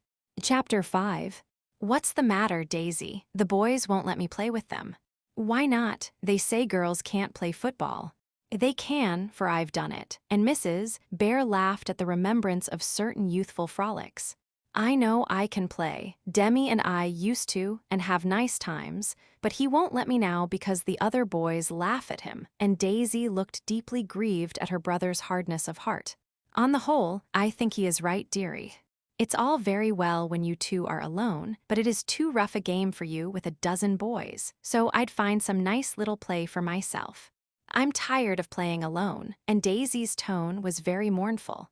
I'll play with you by and by, but just now I must fly about and get things ready for a trip into town. You shall go with me and see Mama, and if you like you can stay with her. I should like to go and see her and baby Josie, but I'd rather come back, please. Demi would miss me, and I love to be here, Auntie. You can't get on without your Demi, can you? And Aunt Jo looked as if she quite understood the love of the little girl for her only brother. "Course I can't. We're twins, and so we love each other more than other people," answered Daisy, with a brightening face, for she considered being a twin one of the highest honors she could ever receive. "Now, what will you do with your little self while I fly around?" asked Mrs. Bear, who was whisking piles of linen into a wardrobe with great rapidity. "I don't know. I'm tired of dolls and things. I wish you'd make up a new play for me, Auntie Jo," said Daisy, swinging listlessly on the door. "I shall have to think of a brand new one, and it will take me some time, so suppose you go down and see what Asia has got for your lunch," suggested Mrs. Bear, thinking that would be a good way in which to dispose of the little hindrance for a time. "Yes, I think I'd like that if she isn't cross," and Daisy slowly departed to the kitchen, where Asia, the black cook, reigned undisturbed. In 5 minutes, Daisy was back again, with a wide-awake face, a bit of dough in her hand, and a dab of flour on her little nose. "Oh, Auntie, please could I go and make ginger snaps and things? Asia isn't cross, and she says I may, and it would be such fun, please do," cried Daisy, all in one breath. "Just the thing, go and welcome, make what you like, and stay as long as you please," answered Mrs. Bear, much relieved, for sometimes the one little girl was harder to amuse than the dozen boys. Daisy ran off, and while she worked, Aunt Jo racked her brain for a new play.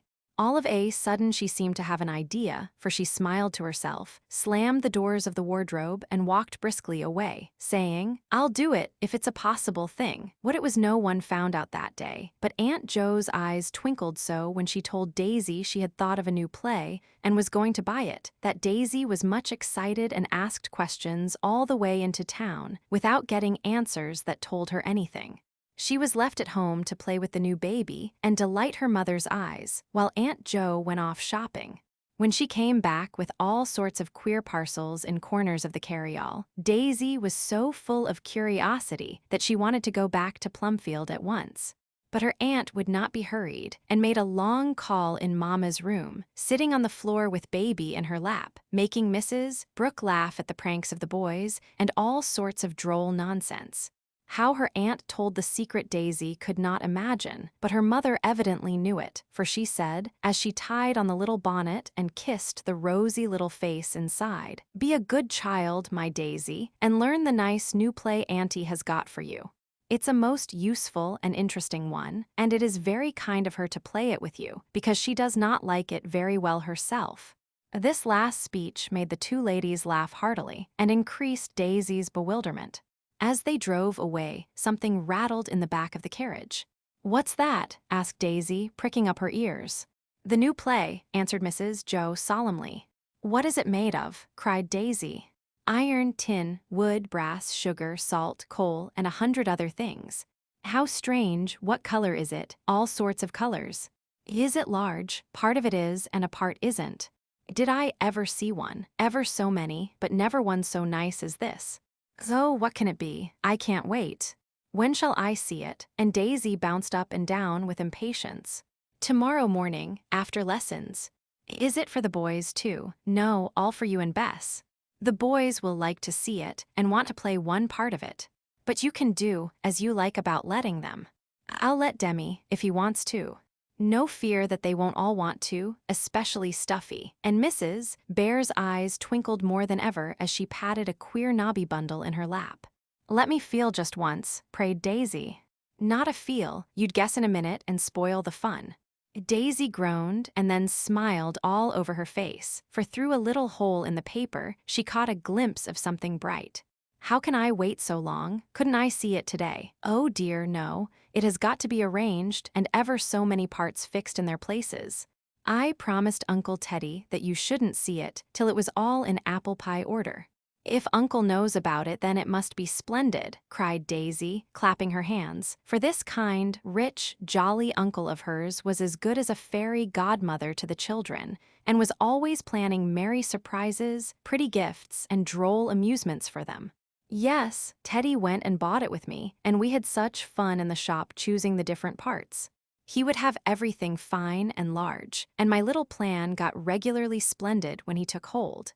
You must give him your very best kiss when he comes, for he is the kindest uncle that ever went and bought a charming little coo, bless me. I nearly told you what it was. And Mrs. Bear cut that most interesting word short off in the middle and began to look over her bills, as if afraid she would let the cat out of the bag if she talked any more. Daisy folded her hands with an air of resignation and sat quite still, trying to think what play had a coo in it. When they got home, she eyed every bundle that was taken out, and one large heavy one, which France took straight upstairs and hid in the nursery, filled her with amazement and curiosity. Something very mysterious went on up there that afternoon, for France was hammering, and Asia trotting up and down, and Aunt Jo flying around like a will-o'-the-wisp, with all sort of things under her apron, while little Ted, who was the only child admitted because he couldn't talk plain, babbled and laughed, and tried to tell what the Sumpin Pity was. All this made Daisy half wild, and her excitement spread among the boys, who quite overwhelmed Mother Bear with offers of assistance, which she declined by quoting their own words to Daisy. "Girls can't play with boys. This is for Daisy and Bess and me, so we don't want you." Whereupon the young gentleman meekly retired and invited Daisy to a game of marbles, horse, football, anything she liked, with a sudden warmth and politeness which astonished her innocent little soul. Thanks to these attentions, she got through the afternoon, went early to bed, and next morning did her lessons with an energy which made Uncle Fritz wish that a new game could be invented every day. Quite a thrill pervaded the schoolroom when Daisy was dismissed at 11 o'clock, for everyone knew that now she was going to have the new and mysterious play. Many eyes followed her as she ran away, and Demi's mind was so distracted by this event that when France asked him where the desert of Sahara was, he mournfully replied, "In the nursery," and the whole school laughed at him. "Aunt Jo, I've done all my lessons, and I can't wait one single minute more," cried Daisy, flying into Mrs. Bear's room. "It's all ready, come on," and tucking Ted under one arm and her work basket under the other, Aunt Jo promptly led the way upstairs. "I don't see anything," said Daisy, staring about her as she got inside the nursery door. "Do you hear anything?" asked Aunt Jo, catching Ted back by his little frock as he was making straight for one side of the room.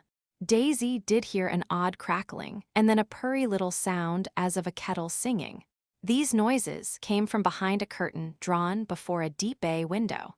Daisy snatched it back, gave one joyful "oh," and then stood gazing with delight at, what do you think? A wide seat ran round the three sides of the window. On one side hung and stood all sorts of little pots and pans, gridirons and skillets, on the other side a small dinner and tea set, and on the middle part a cooking stove. Not a tin one, that was of no use, but a real iron stove, big enough to cook for a large family of very hungry dolls. But the best of it was that a real fire burned in it, real steam came out of the nose of the little tea kettle, and the lid of the little boiler actually danced a jig, the water inside bubbled so hard. A pane of glass had been taken out and replaced by a sheet of tin with a hole for the small funnel, and real smoke went sailing away outside so naturally that it did one's heart good to see it. The box of wood with a hod of charcoal stood nearby. Just above hung dustpan, brush, and broom. A little market basket was on the low table at which Daisy used to play, and over the back of her little chair hung a white apron with a bib and a droll mob cap. The sun shone in as if he enjoyed the fun, the little stove roared beautifully, the kettle steamed, the new tins sparkled on the walls, the pretty china stood in tempting rows, and it was altogether as cheery and complete a kitchen as any child could desire. Daisy stood quite still after the first glad "oh," but her eyes went quickly from one charming object to another, brightening as they looked, till they came to Aunt Jo's merry face. There they stopped as the happy little girl hugged her, saying gratefully, "Oh, Auntie, it's a splendid new play. Can I really cook at the dear stove and have parties and mess and sweep and make fires that truly burn? I like it so much. What made you think of it?" "I knew Asia wouldn't let you mess in her kitchen very often, and it wouldn't be safe at this fire up here, so I thought I'd see if I could find a little stove for you and teach you to cook. That would be fun and useful too. So I traveled round among the toy shops, but everything large cost too much, and I was thinking I should have to give it up when I met Uncle Teddy. As soon as he knew what I was about, he said he wanted to help and insisted on buying the biggest toy stove we could find. I scolded, but he only laughed and teased me about my cooking when we were young and said I must teach Bess as well as you, and went on buying all sorts of nice little things for my cooking class, as he called it. I'm so glad you met him, said Daisy, as Mrs. Joe stopped to laugh at the memory of the funny time she had with Uncle Teddy. You must study hard and learn to make all kinds of things, for he says he shall come out to tea very often and expects something uncommonly nice. It's the sweetest, dearest kitchen in the world, and I'd rather study with it than do anything else. Can't I learn pies and cake and macaroni and everything? Cried Daisy, dancing round the room with a new saucepan in one hand and the tiny poker in the other. All in good time. This is to be a useful play. I am to help you, and you are to be my cook, so I shall tell you what to do and show you how. Then we shall have things fit to eat, and you will be really learning how to cook on a small scale. I'll call you Sally and say you are a new girl just come, added Mrs. Joe, settling down to work, while Teddy sat on the floor sucking his thumb and staring at the stove as if it was a live thing whose appearance deeply interested him. That will be so lovely. What shall I do first? Asked Sally, with such a happy face and willing air that Aunt Joe wished all new cooks were half as pretty and pleasant. First of all, put on this clean cap and apron. I am rather old-fashioned, and I like my cook to be very tidy. Sally tucked her curly hair into the round cap and put on the apron without a murmur, though usually she rebelled against bibs. Now you can put things in order and wash up the new china. The old set needs washing also, for my last girl was apt to leave it in a sad state after a party. Aunt Joe spoke quite soberly, but Sally laughed, for she knew who the untidy girl was who had left the cup sticky. Then she turned up her cuffs, and with a sigh of satisfaction began to stir about her kitchen, having little raptures now and then over the sweet rolling pin, the darling dish tub, or the cunning pepper pot. Now, Sally, take your basket and go to market. Here is the list of things I want for dinner, said Mrs. Joe, giving her a bit of paper when the dishes were all in order. Where is the market? Asked Daisy, thinking that the new play got more and more interesting every minute. Asia is the market. Away went Sally, causing another stir in the schoolroom as she passed the door in her new costume, and whispered to Demi, with a face full of delight, "It's a perfectly splendid play." Old Asia enjoyed the joke as much as Daisy, and laughed jollily as the little girl came flying into the room with her cap all on one side, the lids of her basket rattling like castanets, and looking like a very crazy little cook. Aunt Joe wants these things, and I must have them right away, said Daisy, importantly. Let's see, honey. Here's 2 pounds of steak, potatoes, squash, apples, bread, and butter. The meat ain't come yet. When it does, I'll send it up. The other things are all handy. Then Asia packed 1 potato, 1 apple, a bit of squash, a little pat of butter, and a roll into the basket, telling Sally to be on the watch for the butcher's boy, because he sometimes played tricks. Who is he? And Daisy hoped it would be Demi. You'll see, was all Asia would say, and Sally went off in great spirits, singing a verse from Dear Mary Howitt's sweet story in rhyme. Away went little Mabel, with the wheaten cake so fine, the new-made pot of butter, and the little flask of wine. Put everything but the apple into the store closet for the present, said Mrs. Joe, when the cook got home. There was a cupboard under the middle shelf, and on opening the door fresh delights appeared. One half was evidently the cellar, for wood, coal, and kindlings were piled there. The other half was full of little jars, boxes, and all sorts of droll contrivances for holding small quantities of flour, meal, sugar, salt, and other household stores. A pot of jam was there, a little tin box of gingerbread, a cologne bottle full of currant wine, and a tiny canister of tea. But the crowning charm was 2 dolls' pans of new milk, with cream actually rising on it, and a wee skimmer all ready to skim it with. Daisy clasped her hands at this delicious spectacle and wanted to skim it immediately. But Aunt Joe said, "Not yet. You will want the cream to eat on your apple pie at dinner, and must not disturb it till then." "Am I going to have pie?" cried Daisy, hardly believing that such bliss could be in store for her. Yes, if your oven does well, we will have 2 pies, 1 apple and 1 strawberry, said Mrs. Joe, who was nearly as much interested in the new play as Daisy herself. Oh, what next? Asked Sally, all impatience to begin. Shut the lower draft of the stove so that the oven may heat. Then wash your hands and get out the flour, sugar, salt, butter, and cinnamon. See if the pie board is clean and pare your apple ready to put in. Daisy got things together with as little noise and spilling as could be expected from so young a cook. I really don't know how to measure for such tiny pies. I must guess at it, and if these don't succeed, we must try again, said Mrs. Joe, looking rather perplexed and very much amused with the small concern before her. Take that little pan full of flour, put in a pinch of salt, and then rub in as much butter as will go on that plate. Always remember to put your dry things together first, and then the wet. It mixes better so. I know how. I saw Asia do it. Don't I butter the pie plates too? She did the first thing, said Daisy, whisking the flour about at a great rate. Quite right. I do believe you have a gift for cooking. You take to it so cleverly, said Aunt Joe approvingly.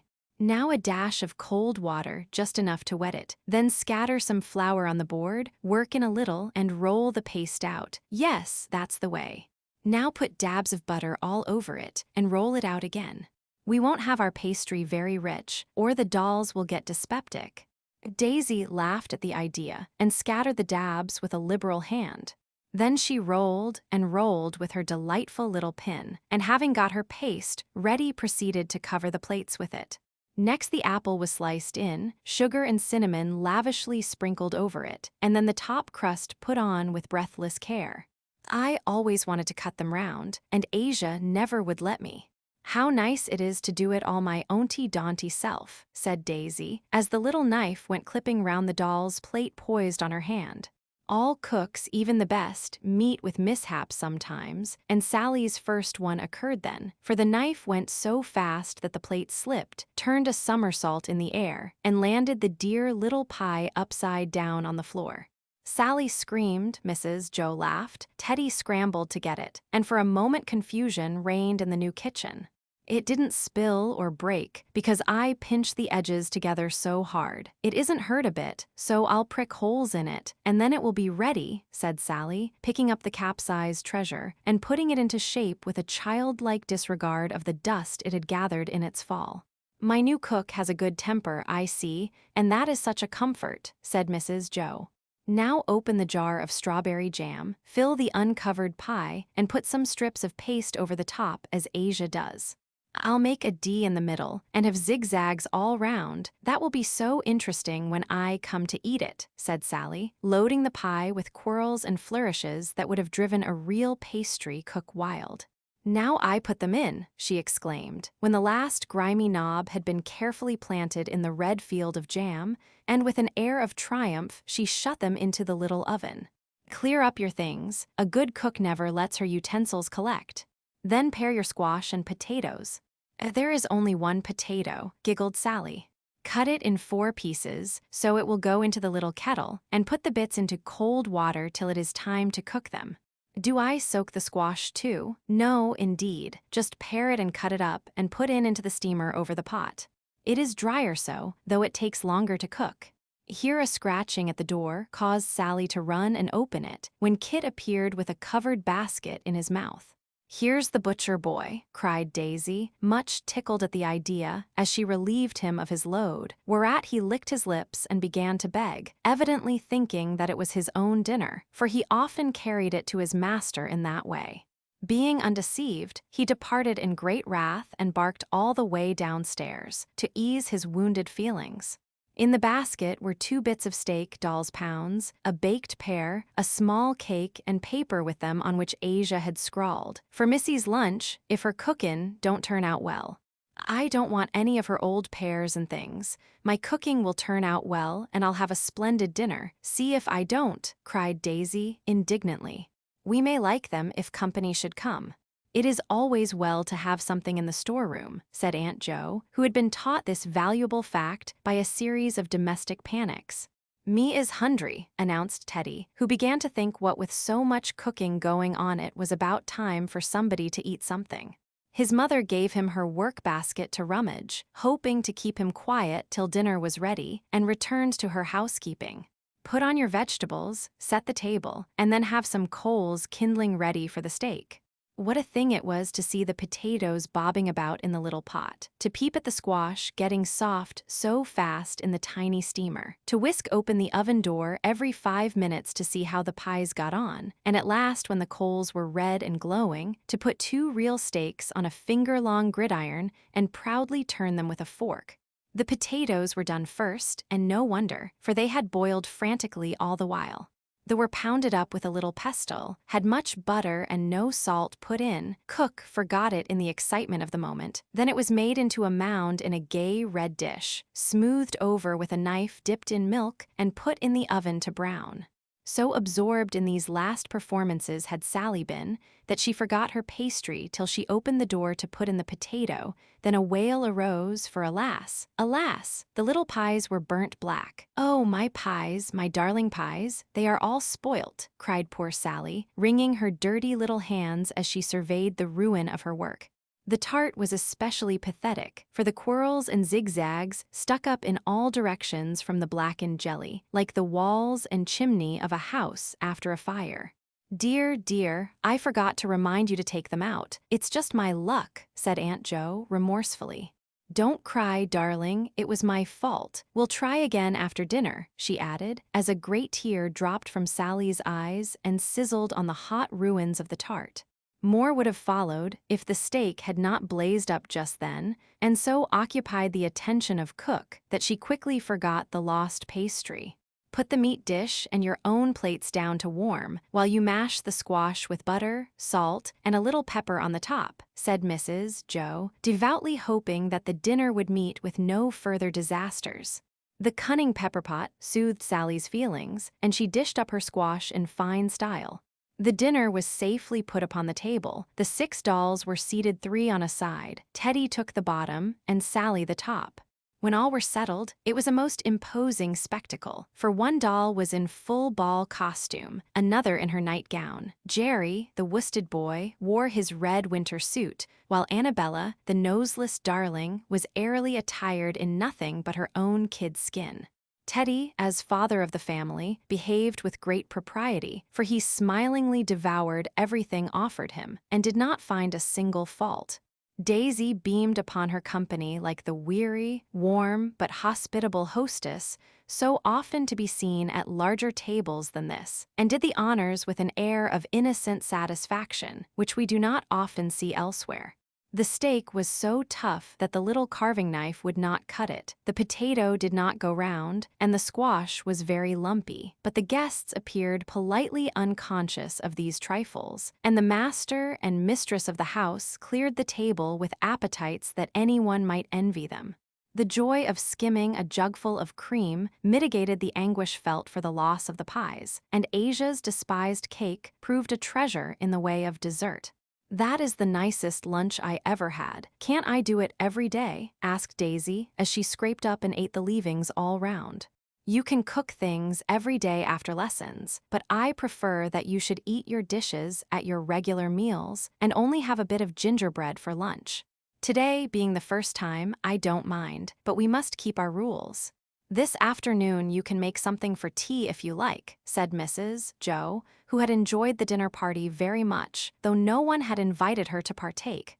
"Do let me make flapjacks for Demi. He loves them so, and it's such fun to turn them and put sugar in between," cried Daisy, tenderly wiping a yellow stain off Annabella's broken nose, for Bella had refused to eat squash when it was pressed upon her as good for rheumatism, a complaint which it is no wonder she suffered from, considering the lightness of her attire.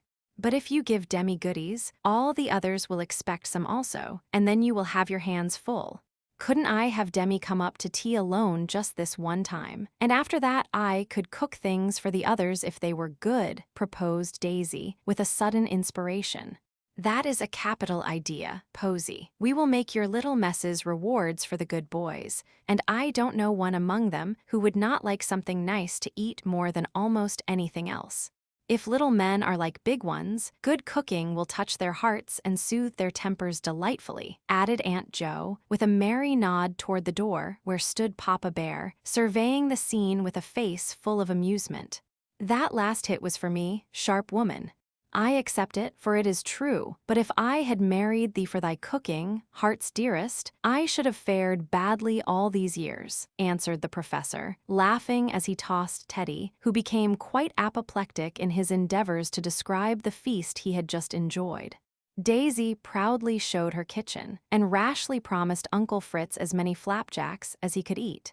She was just telling about the new rewards when the boys, headed by Demi, burst into the room snuffing the air like a pack of hungry hounds. For school was out, dinner was not ready, and the fragrance of Daisy's steak led them straight to the spot. A prouder little damsel was never seen than Sally as she displayed her treasures and told the lads what was in store for them. Several rather scoffed at the idea of her cooking anything fit to eat, but Stuffy's heart was won at once. Nat and Demi had firm faith in her skill, and the others said they would wait and see. All admired the kitchen, however, and examined the stove with deep interest.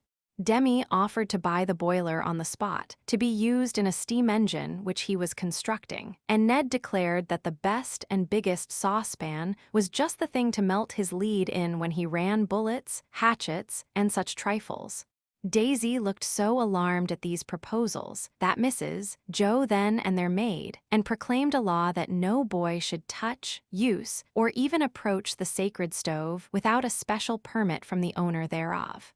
This increased its value immensely in the eyes of the gentlemen, especially as any infringement of the law would be punished by forfeiture of all right to partake of the delicacies promised to the virtuous. At this point, the bell rang, and the entire population went down to dinner, which meal was enlivened by each of the boys giving Daisy a list of things he would like to have cooked for him as fast as he earned them.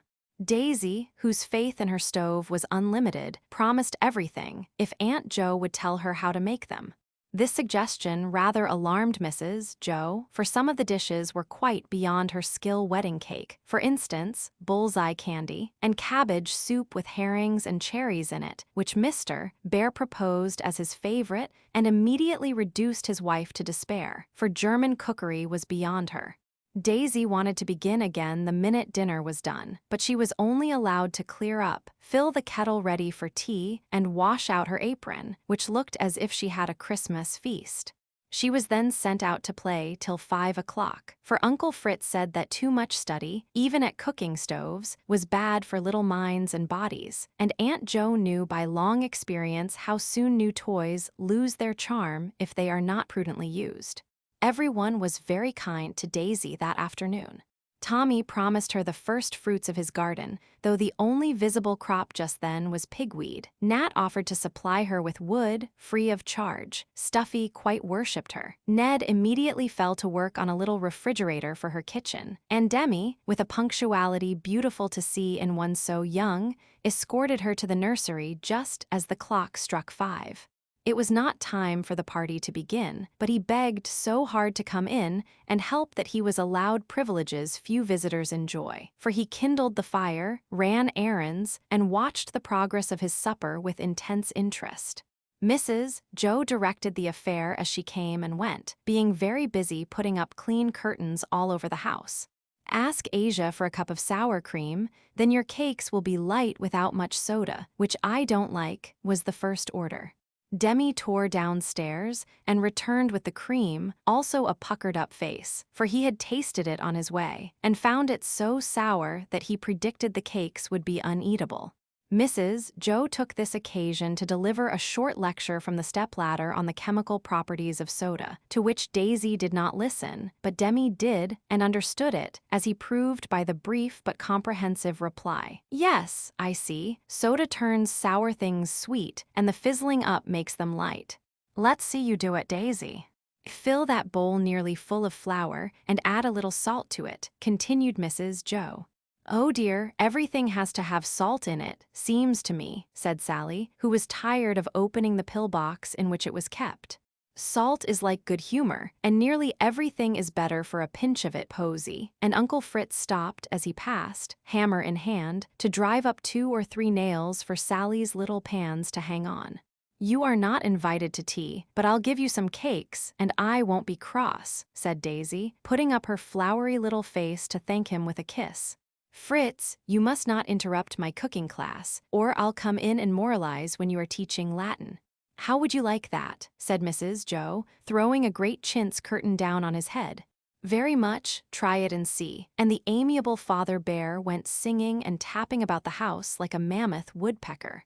"Put the soda into the cream, and when it fizzles, as Demi says, stir it into the flour and beat it up as hard as ever you can. Have your griddle hot, butter it well, and then fry away till I come back." And Aunt Joe vanished also. Such a clatter as the little spoon made, and such a beating as the batter got, it quite foamed, I assure you. And when Daisy poured some onto the griddle, it rose like magic into a puffy flapjack that made Demi's mouth water.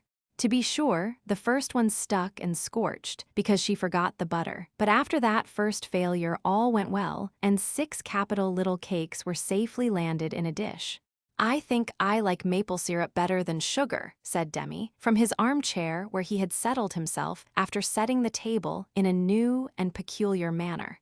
"Then go and ask Asia for some," answered Daisy, going into the bathroom to wash her hands. While the nursery was empty, something dreadful happened. You see, Kit had been feeling hurt all day because he had carried meat safely and yet got none to pay him. He was not a bad dog, but he had his little faults like the rest of us, and could not always resist temptation.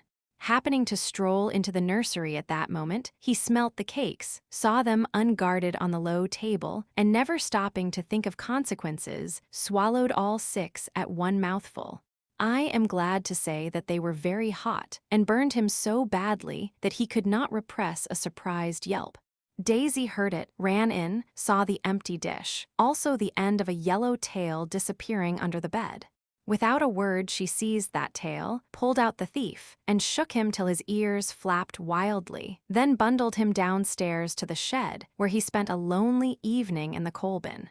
Cheered by the sympathy which Demi gave her, Daisy made another bowlful of batter and fried a dozen cakes, which were even better than the others.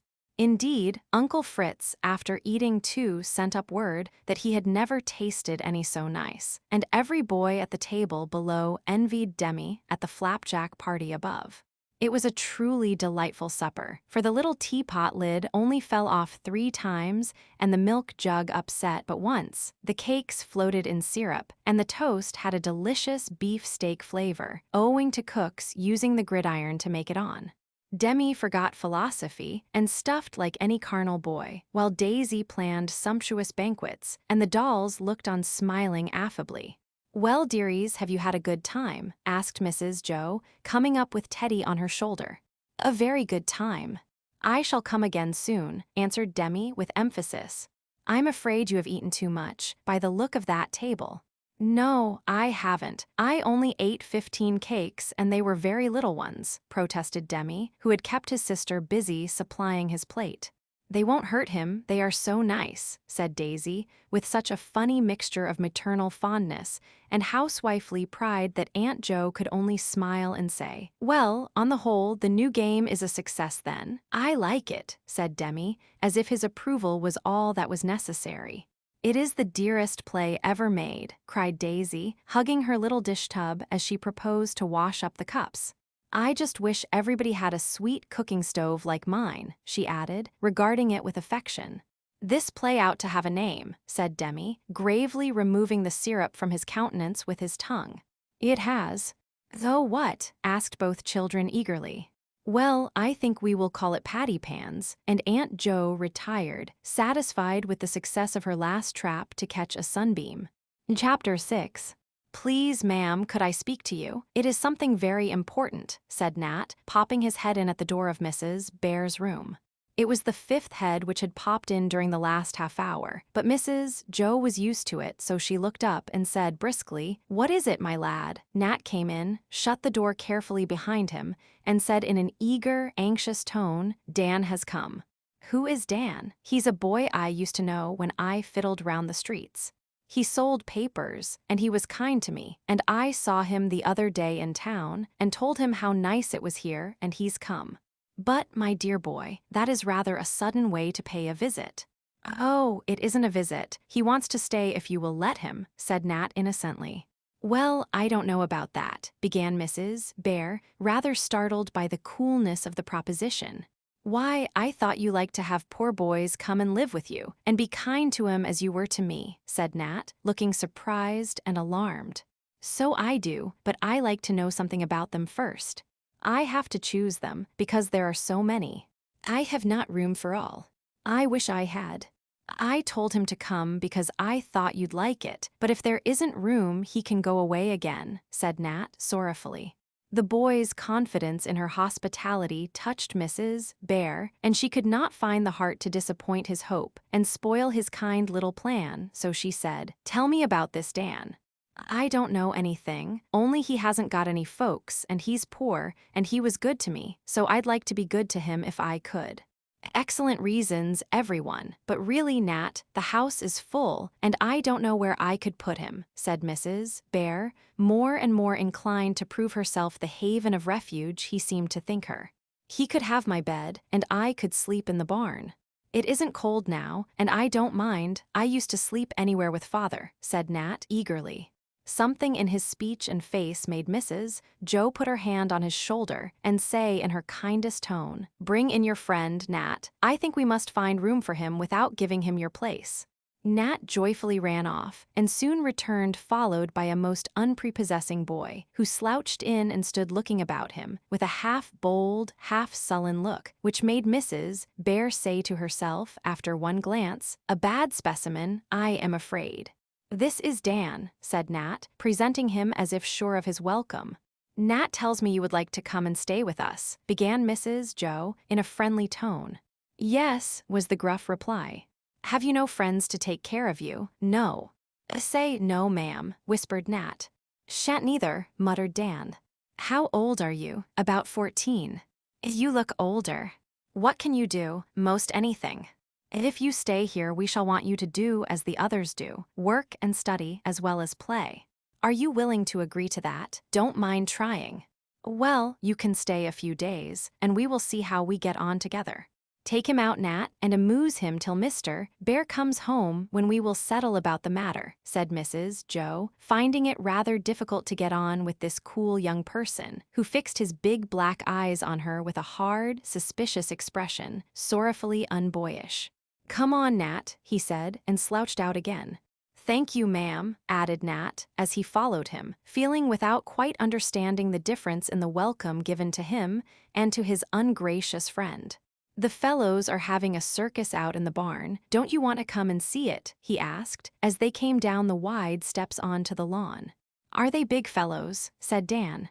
"No, the big ones are gone fishing." "Fire away, then," said Dan. Nat led him to the great barn and introduced him to his set, who were disporting themselves among the half-empty lofts. A large circle was marked out with hay on the wide floor, and in the middle stood Demi with a long whip, while Tommy, mounted on the much-enduring Toby, pranced about the circle playing being a monkey.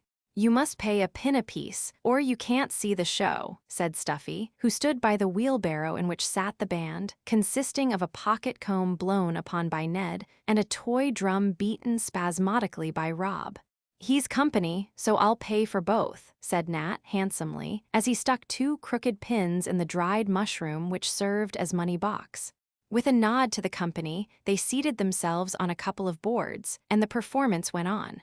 After the monkey act, Ned gave them a fine specimen of his agility by jumping over an old chair and running up and down ladders, sailor fashion. Then Demi danced a jig with a gravity beautiful to behold. Nat was called upon to wrestle with Stuffy, and speedily laid that stout youth upon the ground. After this, Tommy proudly advanced to turn a somersault, an accomplishment which he had acquired by painful perseverance, practicing in private till every joint of his little frame was black and blue. His feats were received with great applause, and he was about to retire, flushed with pride and a rush of blood to the head, when a scornful voice in the audience was heard to say, "Ho, that ain't anything. Say that again, will you?" And Tommy bristled up like an angry turkey cock. "Do you want to fight?" said Dan, promptly descending from the barrel and doubling up his fists in a businesslike manner. "No, I don't," and the candid Thomas retired a step, rather taken aback by the proposition. "Fighting isn't allowed," cried the others, much excited. "You're a nice lot," sneered Dan. "Come, if you don't behave, you shan't stay," said Nat, firing up at that insult to his friends. "I'd like to see him do better than I did, that's all," observed Tommy with a swagger. "Clear the way, then," and without the slightest preparation, Dan turned 3 somersaults one after the other and came up on his feet. "You can't beat that, Tom. You always hit your head and tumble flat," said Nat, pleased at his friend's success. Before he could say any more, the audience were electrified by 3 more somersaults backwards and a short promenade on the hands, head down, feet up. This brought down the house, and Tommy joined in the admiring cries which greeted the accomplished gymnast as he righted himself, and looked at them with an air of calm superiority. "Do you think I could learn to do it without its hurting me very much?" Tom meekly asked, as he rubbed the elbows which still smarted after the last attempt. "What will you give me if I'll teach you?" said Dan. "My new jackknife. It's got 5 blades and only one is broken." "Give it here, then." Tommy handed it over with an affectionate look at its smooth handle. Dan examined it carefully, then putting it into his pocket, walked off, saying with a wink, "Keep it up till you learn, that's all." A howl of wrath from Tommy was followed by a general uproar, which did not subside till Dan, finding himself in a minority, proposed that they should play stick knife, and whichever one should have the treasure. Tommy agreed, and the game was played in a circle of excited faces, which all wore an expression of satisfaction when Tommy won and secured the knife in the depth of his safest pocket. "You come off with me, and I'll show you round," said Nat, feeling that he must have a little serious conversation with his friend in private.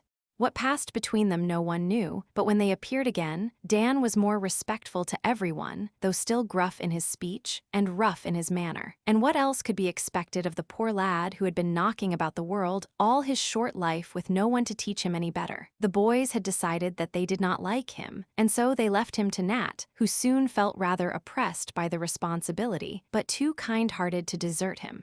Tommy, however, felt that in spite of the jackknife transaction, there was a bond of sympathy between them, and longed to return to the interesting subject of somersaults. He soon found an opportunity, for Dan, seeing how much he admired him, grew more amiable, and by the end of the first week was quite intimate with the lively Tom. Mr. Bear, when he heard the story and saw Dan, shook his head, but only said quietly, "The experiment may cost us something, but we will try it." If Dan felt any gratitude for his protection, he did not show it, and took without thanks all that was given him. He was ignorant but very quick to learn when he chose, had sharp eyes to watch what went on about him, a saucy tongue, rough manners, and a temper that was fierce and sullen by turns. He played with all his might, and played well at almost all the games. He was silent and gruff before grown people, and only now and then was thoroughly sociable among the lads. Few of them really liked him, but few could help admiring his courage and strength, for nothing daunted him, and he knocked tall France flat on one occasion with an ease that caused all the others to keep at a respectful distance from his fists. Mr. Bear watched him silently and did his best to tame the wild boy, as they called him, but in private the worthy man shook his head and said soberly, "I hope the experiment will turn out well, but I am a little afraid it may cost too much." Mrs. Bear lost her patience with him 6 times a day, yet never gave him up, and always insisted that there was something good in the lad, after all, for he was kinder to animals than to people, he liked to rove about in the woods, and, best of all, little Ted was fond of him. What the secret was no one could discover, but Baby took to him at once, gabbled and crowed whenever he saw him preferred his strong back to ride on to any of the others, and called him "my Danny" out of his own little head. Teddy was the only creature to whom Dan showed an affection, and this was only manifested when he thought no one else would see it. But mothers' eyes are quick, and motherly hearts instinctively divine who love their babies. So Mrs. Joe soon saw and felt that there was a soft spot in rough Dan, and bided her time to touch and win him. But an unexpected and decidedly alarming event upset all their plans and banished Dan from Plumfield. Tommy, Nat, and Demi began by patronizing Dan because the other lads rather slighted him, but soon they each felt there was a certain fascination about the bad boy, and from looking down upon him they came to looking up, each for a different reason. Tommy admired his skill and courage, Nat was grateful for past kindness, and Demi regarded him as a sort of animated storybook, for when he chose, Dan could tell his adventures in a most interesting way.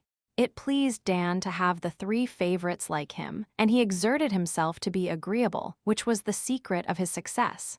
The bears were surprised, but hoped the lads would have a good influence over Dan, and waited with some anxiety, trusting that no harm would come of it.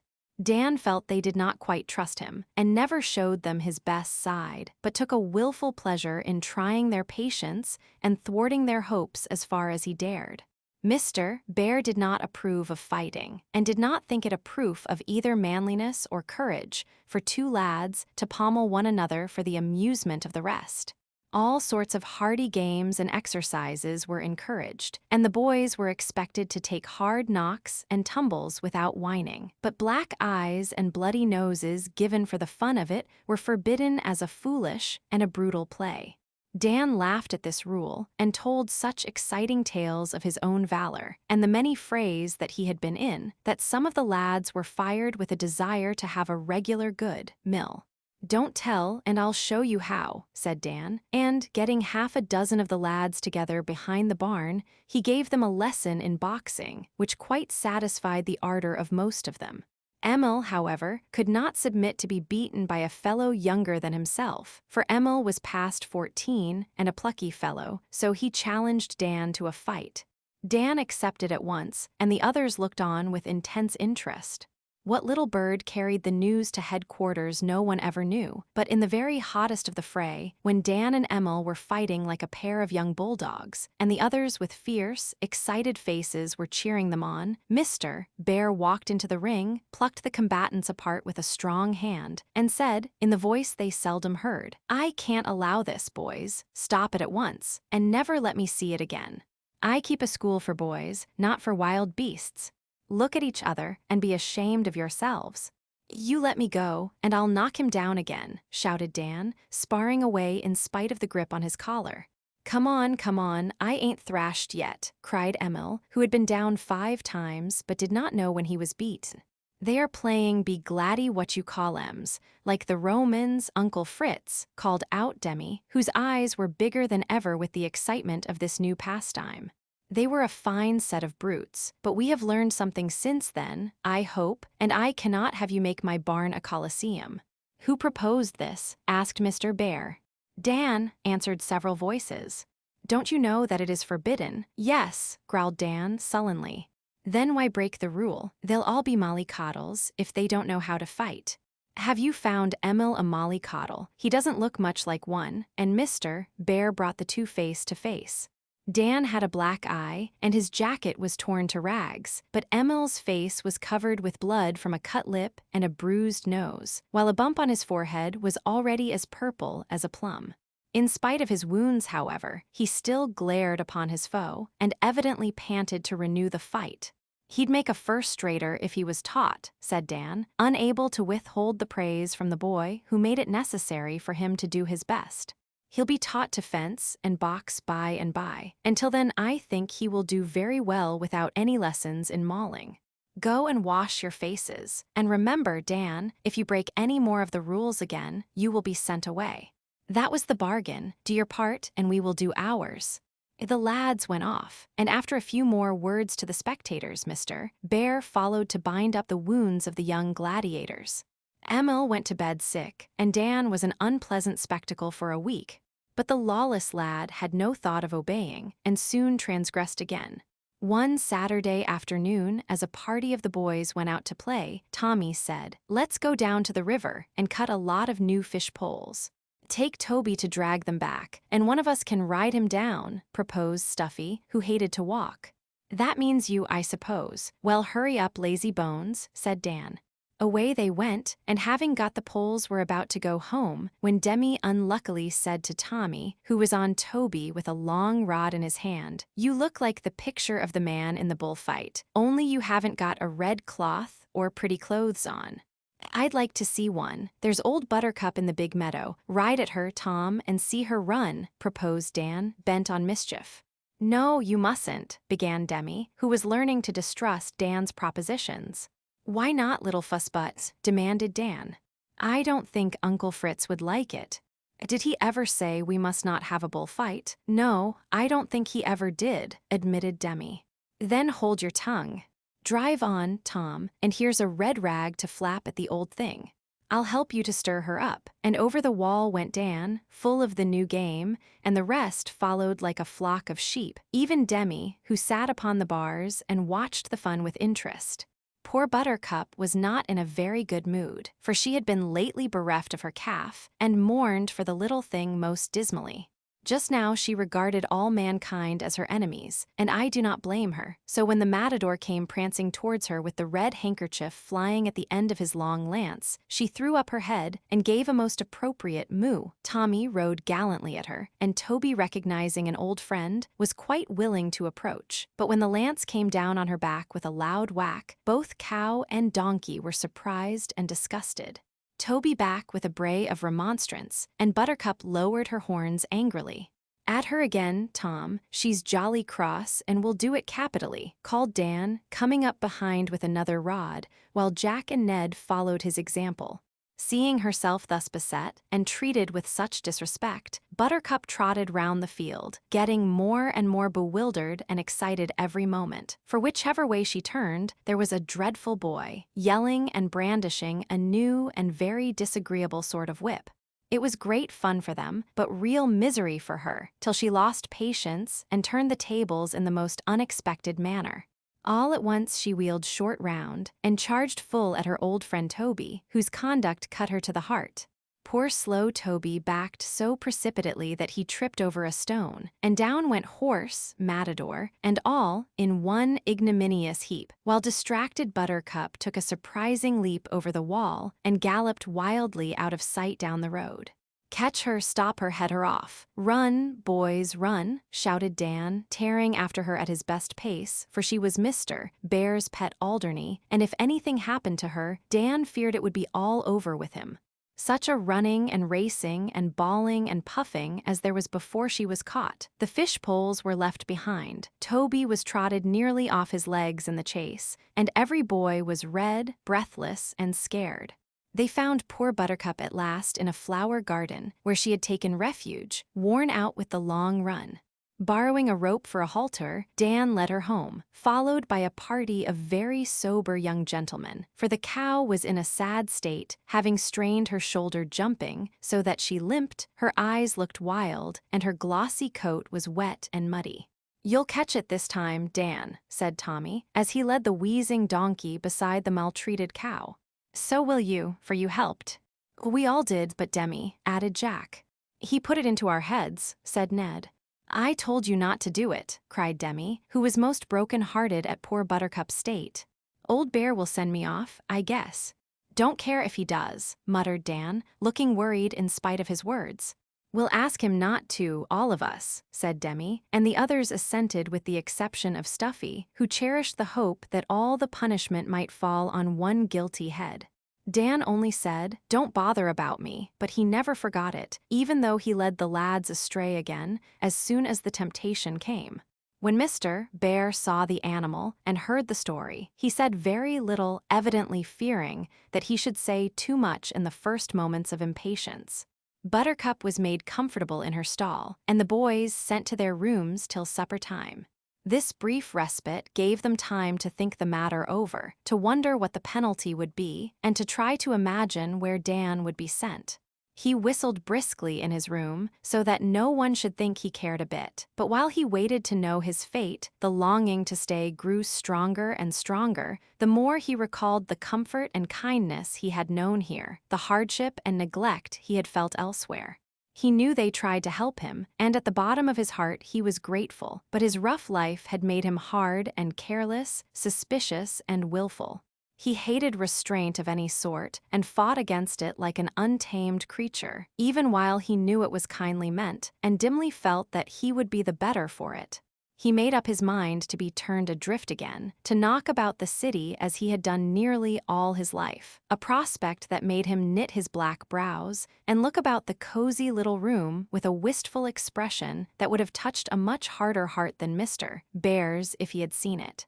It vanished instantly, however, when the good man came in and said in his accustomed grave way, "I have heard all about it, Dan, and though you have broken the rules again, I am going to give you one more trial to please Mother Bear." Dan flushed up to his forehead at this unexpected reprieve, but he only said in his gruff way, "I didn't know there was any rule about bullfighting." "As I never expected to have any at Plumfield, I never did make such a rule," answered Mr. Bear, smiling in spite of himself at the boy's excuse. Then he added gravely, "But one of the first and most important of our few laws is the law of kindness to every dumb creature on the place. I want everybody and everything to be happy here, to love and trust and serve us, as we try to love and trust and serve them faithfully and willingly. I have often said that you were kinder to the animals than any of the other boys, and Mrs. Bear liked that trait in you very much, because she thought it showed a good heart. But you have disappointed us in that, and we are sorry, for we hope to make you quite one of us. Shall we try again?" Dan's eyes had been on the floor, and his hands nervously picking at the bit of wood he had been whittling as Mr. Bear came in, but when he heard the kind voice ask that question, he looked up quickly and said in a more respectful tone than he had ever used before, "Yes, please." "Very well, then, we will say no more. Only you will stay at home from the walk tomorrow, as the other boys will, and all of you must wait on poor Buttercup till she is well again." "Yes, I will. Now go down to supper, and do your best, my boy, more for your own sake than for ours." Then Mr. Bear shook hands with him, and Dan went down more tamed by kindness than he would have been by the good whipping which Asia had strongly recommended. Dan did try for a day or two, but not being used to it, he soon tired and relapsed into his old willful ways. Mr. Bear was called from home on business one day, and the boys had no lessons. They liked this and played hard till bedtime, when most of them turned in and slept like dormice. Dan's, however, had a plan in his head, and when he and Nat were alone, he unfolded it. "Look here," he said, taking from under his bed a bottle, a cigar, and a pack of cards. "I'm going to have some fun and do as I used to with the fellows in town. Here's some beer I got it of the old man at the station, and this cigar. You can pay for 'em or Tommy will. He's got heaps of money and I haven't a cent. I'm going to ask him in. No, you go, they won't mind you." "The folks won't like it," began Nat. "They won't know. Daddy Bear is away and Mrs. Bear's busy with Ted. He's got croup or something and she can't leave him. We shan't sit up late or make any noise, so where's the harm? Asia will know if we burn the lamp long, she always does." "No, she won't. I've got a dark lantern on purpose. It don't give much light, and we can shut it quick if we hear anyone coming," said Dan. This idea struck Nat as a fine one, and lent an air of romance to the thing. He started off to tell Tommy, but put his head in again to say, "You want Demi, too, don't you?" "No, I don't. The deacon will roll up eyes and preach if you tell him. He will be asleep, so just tip the wink to Tom and cut back again." Nat obeyed and returned in a minute with Tommy half-dressed, rather tousled about the head and very sleepy, but quite ready for fun as usual. "Now, keep quiet, and I'll show you how to play a first-rate game called poker," said Dan, as the three revelers gathered round the table, on which were set forth the bottle, the cigar, and the cards. "First we'll all have a drink, then we'll take a go at the weed, and then we'll play. That's the way men do, and it's jolly fun." The beer circulated in a mug, and all three smacked their lips over it, though Nat and Tommy did not like the bitter stuff. The cigar was worse still, but they dared not say so, and each puffed away till he was dizzy or choked, when he passed the weed on to his neighbor. Dan liked it, for it seemed like old times when he now and then had a chance to imitate the low men who surrounded him. He drank and smoked and swaggered as much like them as he could, and getting into the spirit of the part he assumed, he soon began to swear under his breath for fear someone should hear him.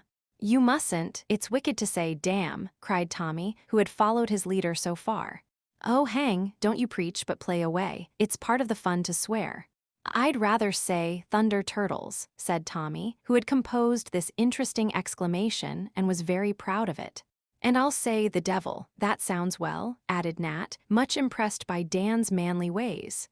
Dan scoffed at their nonsense and swore stoutly as he tried to teach them the new game. But Tommy was very sleepy, and Nat's head began to ache with the beer and the smoke, so neither of them was very quick to learn, and the game dragged. The room was nearly dark, for the lantern burned badly. They could not laugh loud nor move about much, for Silas slept next door in the shed chamber, and altogether the party was dull. In the middle of a deal Dan stopped suddenly and called out, "Who's that?" in a startled tone, and at the same moment drew the slide over the light. A voice in the darkness said tremulously, "I can't find Tommy." And then there was the quick patter of bare feet running away down the entry that led from the wing to the main house. "It's Demi, he's gone to call someone. Cut into bed, Tom, and don't tell," cried Dan, whisking all signs of the revel out of sight and beginning to tear off his clothes while Nat did the same. Tommy flew to his room and dived into bed, where he lay, laughing till something burned his hand, when he discovered that he was still clutching the stump of the festive cigar, which he happened to be smoking when the revel broke up. It was nearly out, and he was about to extinguish it carefully when Nursey's voice was heard, and fearing it would betray him if he hid it in the bed, he threw it underneath, after a final pinch which he thought finished it. Nursey came in with Demi, who looked much amazed to see the red face of Tommy reposing peacefully upon his pillow. "He wasn't there just now, because I woke up and could not find him anywhere," said Demi, pouncing on him. "What mischief are you at now, bad child?" asked Nursey, with a good-natured shake, which made the sleeper open his eyes to say meekly, "I only ran into Nat's room to see him about something." "Go away and let me alone. I'm awful sleepy." Nursey tucked Demi in and went off to reconnoiter, but only found two boys slumbering peacefully in Dan's room. Some little frolic, she thought, and as there was no harm done, she said nothing to Mrs. Bear, who was busy and worried over little Teddy. Tommy was sleepy, and telling Demi to mind his own business and not ask questions, he was snoring in 10 minutes, little dreaming what was going on under his bed. The cigar did not go out, but smoldered away on the straw carpet till it was nicely on fire, and a hungry little flame went creeping along till the dimity bed cover caught, then the sheets, and then the bed itself. The beer made Tommy sleep heavily, and the smoke stupefied Demi, so they slept on till the fire began to scorch them, and they were in danger of being burned to death. France was sitting up to study, and as he left the schoolroom, he smelt the smoke, dashed upstairs, and saw it coming in a cloud from the left wing of the house. Without stopping to call anyone, he ran into the room, dragged the boys from the blazing bed, and splashed all the water he could find at hand onto the flames. It checked but did not quench the fire, and the children, wakened on being tumbled topsy-turvy into a cold hall, began to roar at the top of their voices. Mrs. Bear instantly appeared, and a minute after Silas burst out of his room shouting, "Fire!" in a tone that raised the whole house. A flock of white goblins with scared faces crowded into the hall, and for a minute everyone was panic-stricken. Then Mrs. Bear found her wits, bade Nursey see to the burnt boys, and sent France and Silas downstairs for some tubs of wet clothes which she flung on the bed, over the carpet, and up against the curtains, now burning finely and threatening to kindle the walls. Most of the boys stood dumbly looking on, but Dan and Emil worked bravely, running to and fro with water from the bathroom and helping to pull down the dangerous curtains.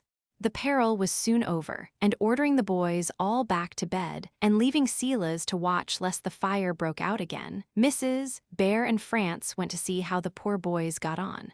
Demi had escaped with one burn and a grand scare, but Tommy had not only most of his hair scorched off his head, but a great burn on his arm that made him half crazy with the pain. Demi was soon made cozy, and France took him away to his own bed, where the kind lad soothed his fright and hummed him to sleep as cozily as a woman. Nursey watched over poor Tommy all night, trying to ease his misery, and Mrs. Bear vibrated between him and little Teddy with oil and cotton, paregoric and squills, saying to herself from time to time, as if she found great amusement in the thought, "I always knew Tommy would set the house on fire, and now he has done it." When Mr. Bear got home next morning, he found a nice state of things. Tommy in bed, Teddy wheezing like a little grampus, Joe quite used up, and the whole flock of boys so excited that they all talked at once, and almost dragged him by main force to view the ruins. Under his quiet management, things soon fell into order, for everyone felt that he was equal to a dozen conflagrations, and worked with a will at whatever task he gave them. There was no school that morning, but by afternoon the damaged room was put to rights, the invalids were better, and there was time to hear and judge the little culprits quietly. Nat and Tommy told their parts in the mischief, and were honestly sorry for the danger they had brought to the dear old house and all in it. But Dan put on his devil-may-care look, and would not own that there was much harm done.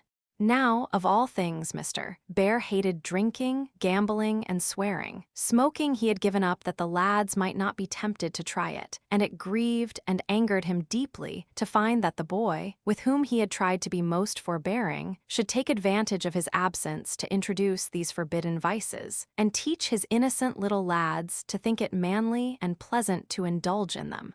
He talked long and earnestly to the assembled boys, and ended by saying, with an air of mingled firmness and regret, "I think Tommy is punished enough, and that scar on his arm will remind him for a long time to let these things alone.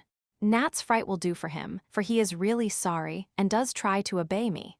But you, Dan, have been many times forgiven, and yet it does no good. I cannot have my boys hurt by your bad example, nor my time wasted in talking to deaf ears, so you can say goodbye to them all, and tell Nursey to put up your things in my little black bag." "Oh, sir, where's he going?" cried Nat. "To a pleasant place up in the country, where I sometimes send boys when they don't do well here. Mr. Page is a kind man, and Dan will be happy there if he chooses to do his best." "Will he ever come back?" asked Demi. "That will depend on himself. I hope so." As he spoke, Mr. Bear left the room to write his letter to Mr. Page, and the boys crowded round, Dan very much as people do about a man who is going on a long and perilous journey to unknown regions. "I wonder if you'll like it," began Jack.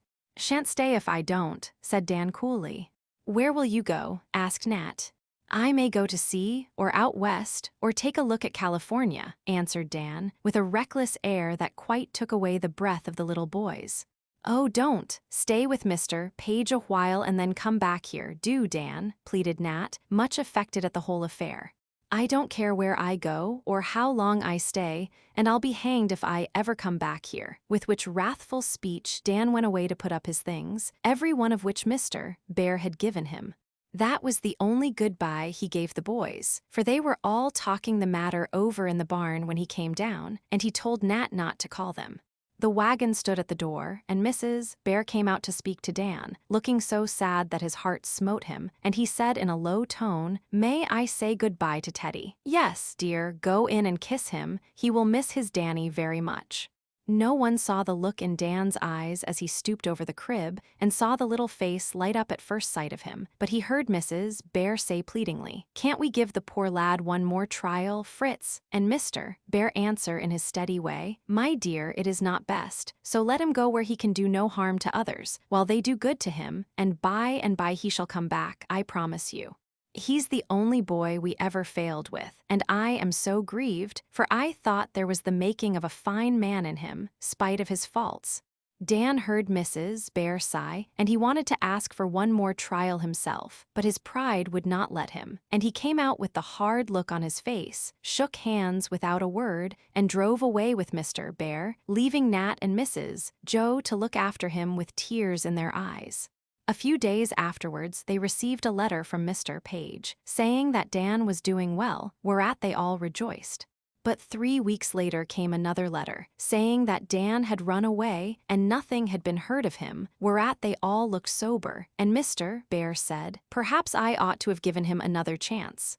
Mrs. Bear, however, nodded wisely and answered, "Don't be troubled, Fritz. The boy will come back to us, I'm sure of it." But time went on, and no Dan came. Chapter 7. "Fritz, I've got a new idea," cried Mrs. Bear, as she met her husband one day after school.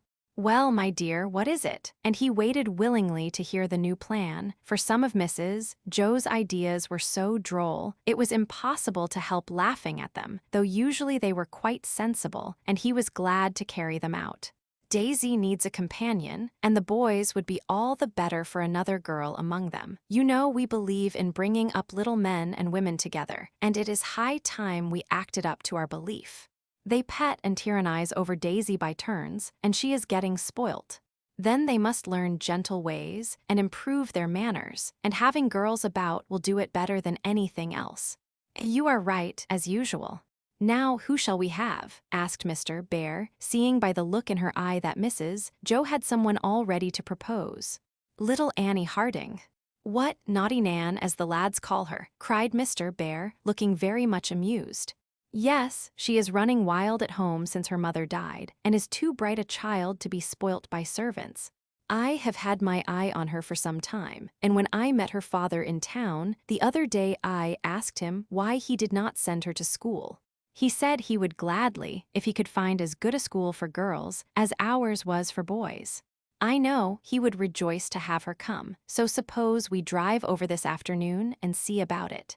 Have not you cares enough now, my Joe, without this little gypsy to torment you? Asked Mr. Bear, patting the hand that lay on his arm. Oh dear no, said Mother Bear briskly. I like it, and never was happier than since I had my wilderness of boys. You see, Fritz, I feel a great sympathy for Nan, because I was such a naughty child myself that I know all about it. She is full of spirits, and only needs to be taught what to do with them to be as nice a little girl as Daisy. Those quick wits of hers would enjoy lessons if they were rightly directed, and what is now a tricksy midget would soon become a busy, happy child. I know how to manage her, for I remember how my blessed mother managed me, and if you succeed half as well as she did, you will have done a magnificent work, interrupted Mr. Bear, who labored under the delusion that Mrs. B. was the best and most charming woman alive. Now, if you make fun of my plan, I'll give you bad coffee for a week, and then where are you, sir? Cried Mrs. Joe, tweaking him by the ear just as if he was one of the boys. Won't Daisy's hair stand erect with horror at Nan's wild ways? Asked Mr. Bear presently, when Teddy had swarmed up his waistcoat and Rob up his back, for they always flew at their father the minute school was done. At first, perhaps, but it will do Posy good. She is getting prim and Bettyish, and needs stirring up a bit. She always has a good time when Nan comes over to play, and the two will help each other without knowing it. Dear me, half the science of teaching is knowing how much children do for one another, and when to mix them. I only hope she won't turn out another firebrand. My poor Dan, I never can quite forgive myself for letting him go, sighed Mrs. Bear. At the sound of the name, little Teddy, who had never forgotten his friend, struggled down from his father's arms and trotted to the door, looked out over the sunny lawn with a wistful face, and then trotted back again, saying, as he always did when disappointed of the longed-for sight, "My Danny's tummin' soon." I really think we ought to have kept him, if only for Teddy's sake. He was so fond of him, and perhaps baby's love would have done for him what we failed to do. I've sometimes felt that myself, but after keeping the boys in a ferment and nearly burning up the whole family, I thought it safer to remove the firebrand, for a time at least, said Mr. Bear. Dinner's ready, let me ring the bell, and Rob began a solo upon that instrument, which made it impossible to hear oneself speak. Then I may have Nan, may I? Asked Mrs. Joe. A dozen Nans if you want them, my dear, answered Mr. Bear, who had room in his fatherly heart for all the naughty, neglected children in the world.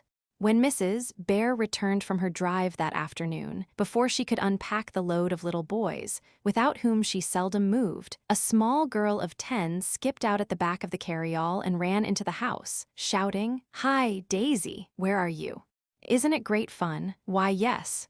"Did you bring your big doll?" asked Daisy, hoping she had. For on the last visit, Nan had ravaged the baby house and insisted on washing Blanche Matilda's plaster face, which spoilt the poor dear's complexion forever. "Yes, she's somewhere round," returned Nan, with most unmaternal carelessness. "I made you a ring coming along and pulled the hairs out of Dobbin's tail. Don't you want it?" And Nan presented a horsehair ring in token of friendship, as they had both vowed they would never speak to one another again when they last parted. Won by the beauty of the offering, Daisy grew more cordial and proposed retiring to the nursery, but Nan said, "No, I want to see the boys and the barn," and ran off, swinging her hat by one string till it broke, when she left it to its fate on the grass. "Hullo, Nan," cried the boys as she bounced in among them with the announcement, "I'm going to stay." "Hooray!" bawled Tommy from the wall on which he was perched, for Nan was a kindred spirit, and he foresaw larks in the future. "I can bat, let me play," said Nan, who could turn her hand to anything and did not mind hard knocks. "We ain't playing now, and our side beat without you." "I can beat you in running, anyway," returned Nan, falling back on her strong point. "Can she?" asked Nat of Jack. "She runs very well for a girl," answered Jack, who looked down upon Nan with condescending approval. "Will you try?" said Nan, longing to display her powers. "It's too hot," and Tommy languished against the wall as if quite exhausted. "What's the matter with Stuffy?" asked Nan, whose quick eyes were roving from face to face. "Ball hurt his hand. He howls at everything," answered Jack scornfully. I never cry, no matter how I'm hurt. It's babyish," said Nan loftily. "Pooh, I could make you cry in 2 minutes," returned Stuffy, rousing up. "See if you can." "Go and pick that bunch of nettles, then," and Stuffy pointed to a sturdy specimen of that prickly plant growing by the wall. Nan instantly grasped the nettle, pulled it up, and held it with a defiant gesture, in spite of the almost unbearable sting. "Good for you," cried the boys, quick to acknowledge courage even in one of the weaker sex. More nettled than she was, Stuffy determined to get a cry out of her somehow, and he said tauntingly, "You are used to poking your hands into everything, so that isn't fair. Now go and bump your head real hard against the barn, and see if you don't howl then." "Don't do it," said Nat, who hated cruelty. But Nan was off, and running straight at the barn, she gave her head a blow that knocked her flat and sounded like a battering ram. Dizzy but undaunted, she staggered up, saying stoutly, though her face was drawn with pain, "That hurt, but I don't cry." "Do it again," said Stuffy angrily, and Nan would have done it, but Nat held her, and Tommy, forgetting the heat, flew at Stuffy like a little gamecock, roaring out, "Stop it, or I'll throw you over the barn," and so shook and hustled poor Stuffy that for a minute he did not know whether he was on his head or his heels. "She told me to," was all he could say, when Tommy let him alone. "Never mind if she did. It is awfully mean to hurt a little girl," said Demi, reproachfully. "Ho, I don't mind. I ain't a little girl, I'm older than you and Daisy, so now," cried Nan, ungratefully. "Don't preach, Deacon, you bully Posy every day of your life," called out the Commodore, who just then hove in sight. "I don't hurt her, do I, Daisy?" And Demi turned to his sister, who was pouring Nan's tingling hands and recommending water for the purple lump rapidly developing itself on her forehead. "You are the best boy in the world," promptly answered Daisy, adding, as truth compelled her to do, "You hurt me sometimes, but you don't mean to. Put away the bats and things, and mind what you are about, my hearties." "No fighting allowed aboard this ship," said Emil, who rather lorded it over the others. "How do you do, Madge Wildfire?" said Mr. Bear, as Nan came in with the rest to supper. "Give the right hand, little daughter, and mind thy manners," he added, as Nan offered him her left. "The other hurts me." "The poor little hand, what has it been doing to get those blisters?" he asked, drawing it from behind her back, where she had put it with a look which made him think she had been in mischief. Before Nan could think of any excuse, Daisy burst out with the whole story, during which Stuffy tried to hide his face in a bowl of bread and milk. When the tale was finished, Mr. Bear looked down the long table towards his wife and said with a laugh in his eyes, "This rather belongs to your side of the house, so I won't meddle with it, my dear." Mrs. Joe knew what he meant, but she liked her little black sheep all the better for her pluck, though she only said in her soberest way, "Do you know why I asked Nan to come here? To plague me," muttered Stuffy, with his mouth full. "To help make little gentlemen of you, and I think you have shown that some of you need it." Here Stuffy retired into his bowl again, and did not emerge till Demi made them all laugh by saying, in his slow, wondering way, "How can she, when she's such a tomboy? That's just it. She needs help as much as you, and I expect you set her an example of good manners." "Is she going to be a little gentleman too?" asked Rob. "She'd like it, wouldn't you, Nan?" added Tommy. "No, I shouldn't. I hate boys," said Nan fiercely, for her hand still smarted, and she began to think that she might have shown her courage in some wiser way. "I am sorry you hate my boys, because they can be well-mannered and most agreeable when they choose. Kindness in looks and words and ways is true politeness, and anyone can have it if they only try to treat other people as they like to be treated themselves." Mrs. Bear had addressed herself to Nan, but the boys nudged one another and appeared to take the hint, for that time at least, and passed the butter, said please, and thank you, yes, sir, and no, ma'am, with unusual elegance and respect. Nan said nothing, but kept herself quiet and refrained from tickling Demi, though strongly tempted to do so, because of the dignified airs he put on. She also appeared to have forgotten her hatred of boys, and played I Spy with them till dark. Stuffy was observed to offer her frequent sucks on his candy ball during the game, which evidently sweetened her temper, for the last thing she said on going to bed was, "When my battledore and shuttlecock comes, I'll let you all play with 'em." Her first remark in the morning was, "Has my box come?" And when told that it would arrive sometime during the day, she fretted and fumed and whipped her doll till Daisy was shocked. She managed to exist, however, till 5 o'clock, when she disappeared, and was not missed till supper time, because those at home thought she had gone to the hill with Tommy and Demi. "I saw her going down the avenue alone as hard as she could pelt," said Mary Ann, coming in with the hasty pudding, and finding everyone asking, "Where is Nan? She has run home, little gypsy," cried Mrs. Bear, looking anxious. "Perhaps she has gone to the station to look after her luggage," suggested France. "That is impossible. She does not know the way, and if she found it, she could never carry the box a mile," said Mrs. Bear, beginning to think that her new idea might be rather a hard one to carry out. It would be like her, and Mr. Bear caught up his hat to go and find the child, when a shout from Jack, who was at the window, made everyone hurry to the door. There was Miss Nan, to be sure, tugging along a very large bandbox tied up in linen bag. Very hot and dusty and tired did she look, but marched stoutly along, and came puffing up to the steps, where she dropped her load with a sigh of relief, and sat down upon it, observed as she crossed her tired arms, "I couldn't wait any longer, so I went and got it." "But you did not know the way," said Tommy, while the rest stood round enjoying the joke. "Oh, I found it. I never get lost." "It's a mile. How could you go so far?" "Well, it was pretty far, but I rested a good deal." "Wasn't that thing very heavy? It's so round, I couldn't get hold of it good, and I thought my arms would break right off." "I don't see how the station master let you have it," said Tommy. "I didn't say anything to him. He was in the little ticket place, and didn't see me, so I just took it off the platform." "Run down and tell him it is all right, France, or old Dodd will think it is stolen," said Mr. Bear, joining in the shout of laughter at Nan's coolness.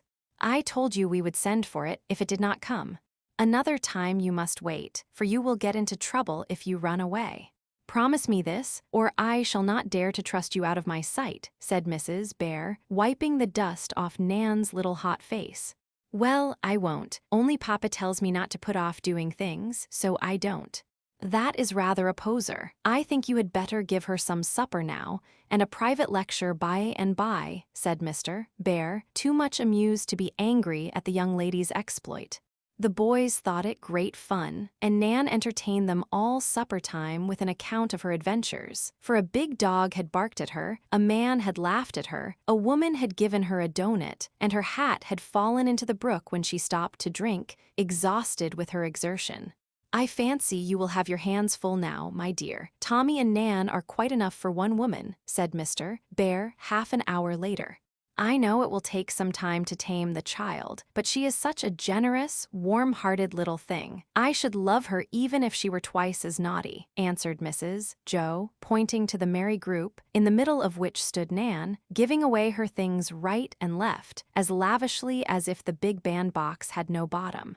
It was those good traits that soon made little Giddy-Gaddy, as they called her, a favorite with everyone.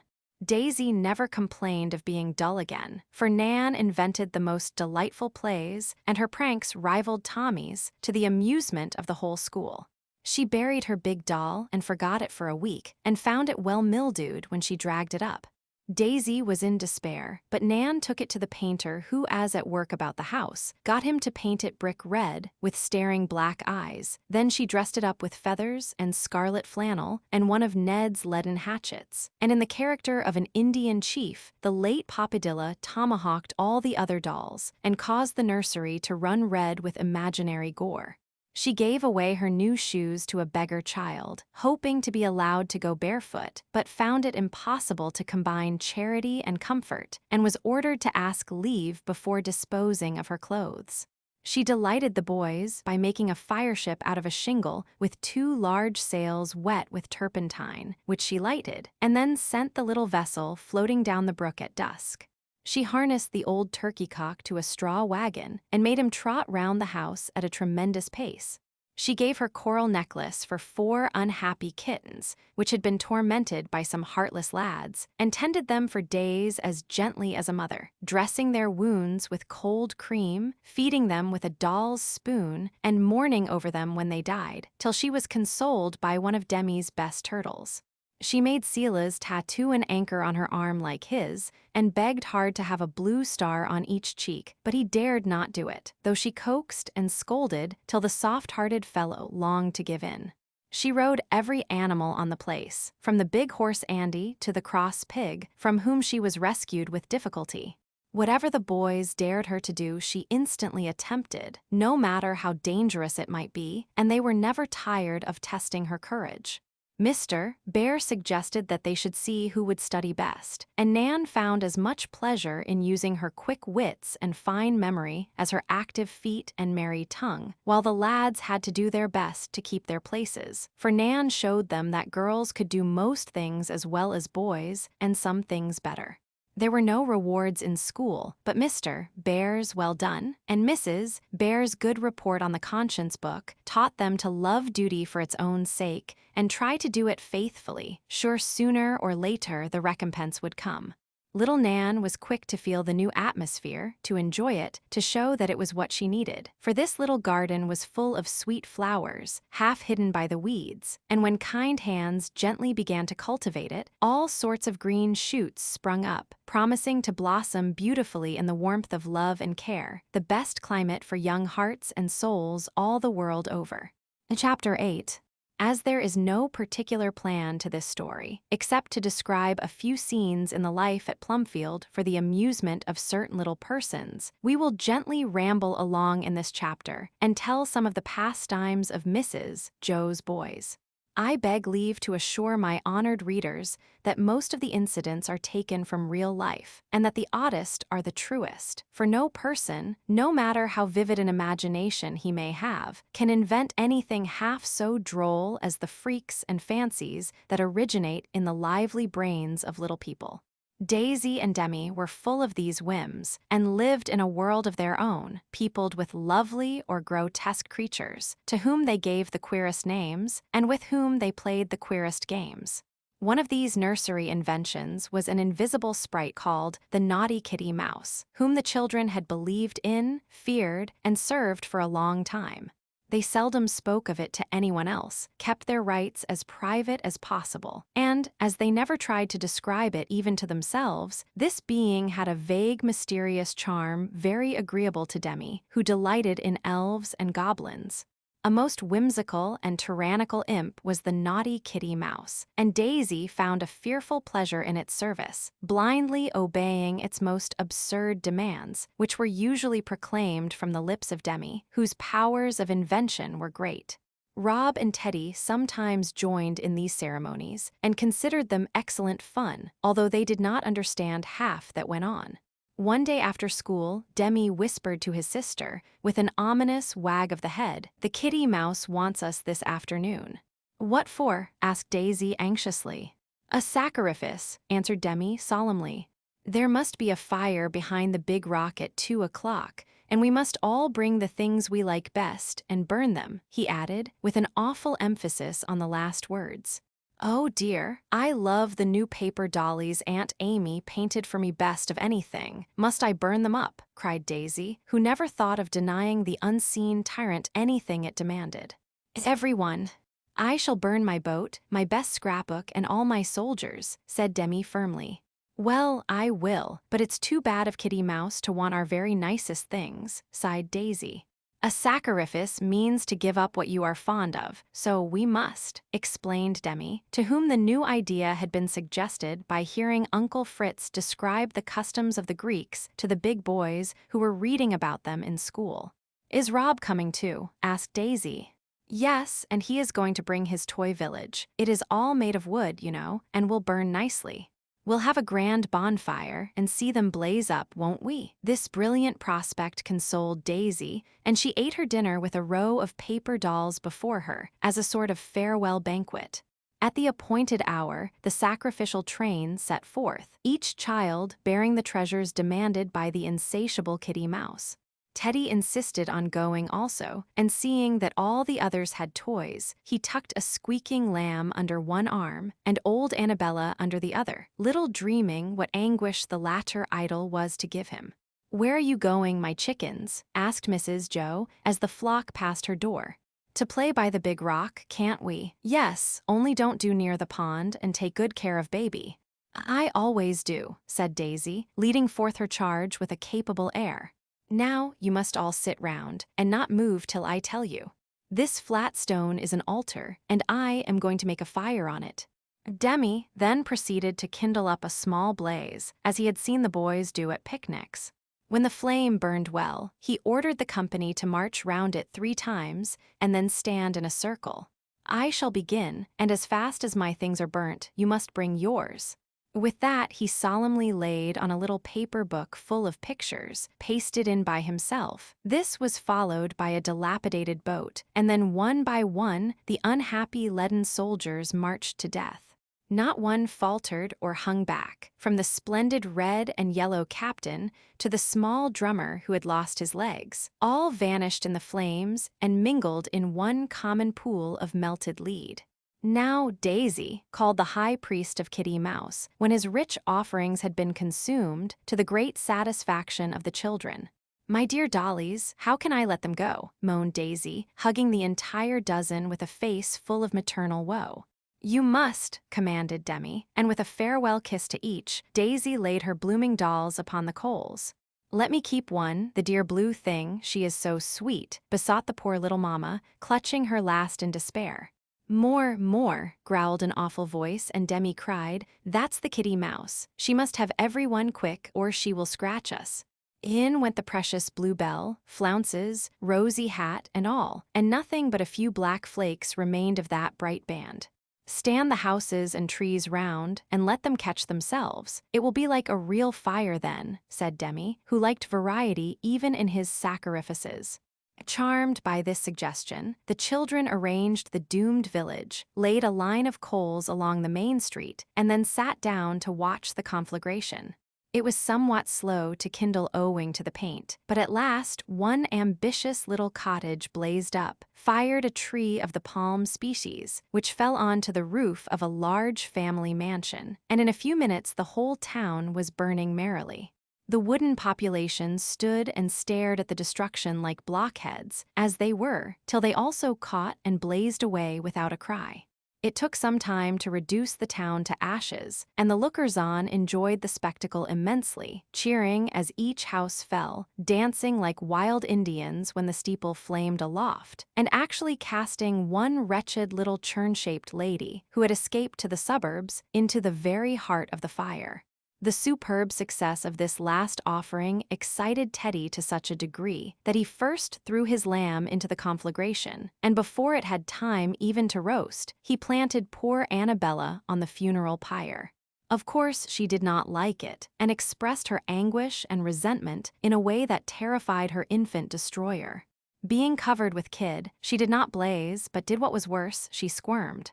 First one leg curled up, then the other, in a very awful and lifelike manner. Next, she flung her arms over her head as if in great agony. Her head itself turned on her shoulders, her glass eyes fell out, and with one final writhe of her whole body, she sank down a blackened mass on the ruins of the town.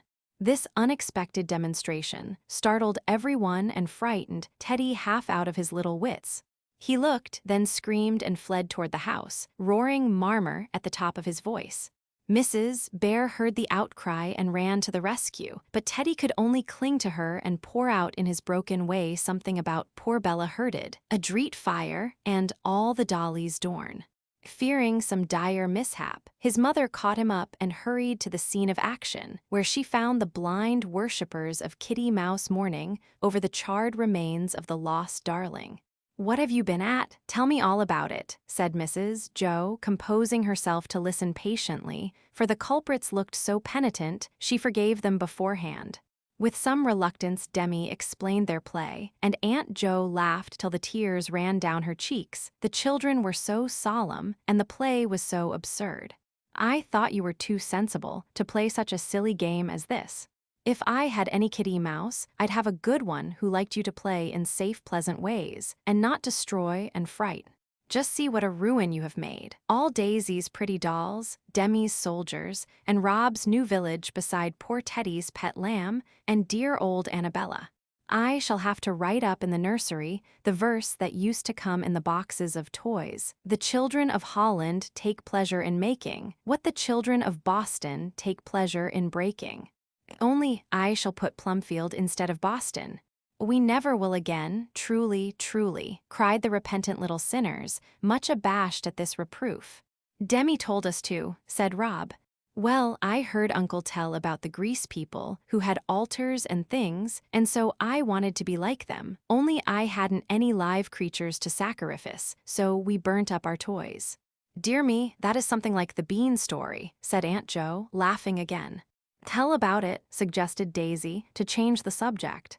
"Once there was a poor woman who had 3 or 4 little children, and she used to lock them up in her room when she went out to work, to keep them safe. On day when she was going away, she said, 'Now, my dears, don't let baby fall out of window, don't play with the matches, and don't put beans up your noses.' Now the children had never dreamed of doing that last thing, but she put it into their heads, and the minute she was gone, they ran and stuffed their naughty little noses full of beans, just to see how it felt, and she found them all crying when she came home." "Did it hurt?" asked Rob, with such intense interest that his mother hastily added a warning sequel, lest a new edition of the bean story should appear in her own family.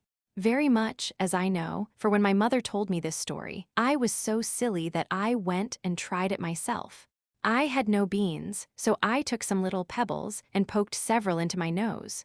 I did not like it at all, and wanted to take them out again very soon, but one would not come, and I was so ashamed to tell what a goose I been that I went for hours, with the stone hurting me very much. At last the pain got so bad I had to tell, and when my mother could not get it out, the doctor came. Then I was put in a chair and held tight, Rob, while he used his ugly little pincers till the stone hopped out. Dear me, how my wretched little nose did ache, and how people laughed at me, and Mrs. Joe shook her head in a dismal way, as if the memory of her sufferings was too much for her. Rob looked deeply impressed, and I am glad to say took the warning to heart. Demi proposed that they should bury poor Annabella, and in the interest of the funeral Teddy forgot his fright. Daisy was soon consoled by another batch of dolls from Aunt Amy, and the naughty Kitty Mouse seemed to be appeased by the last offerings, for she tormented them no more. Brops was the name of a new and absorbing play, invented by Bangs.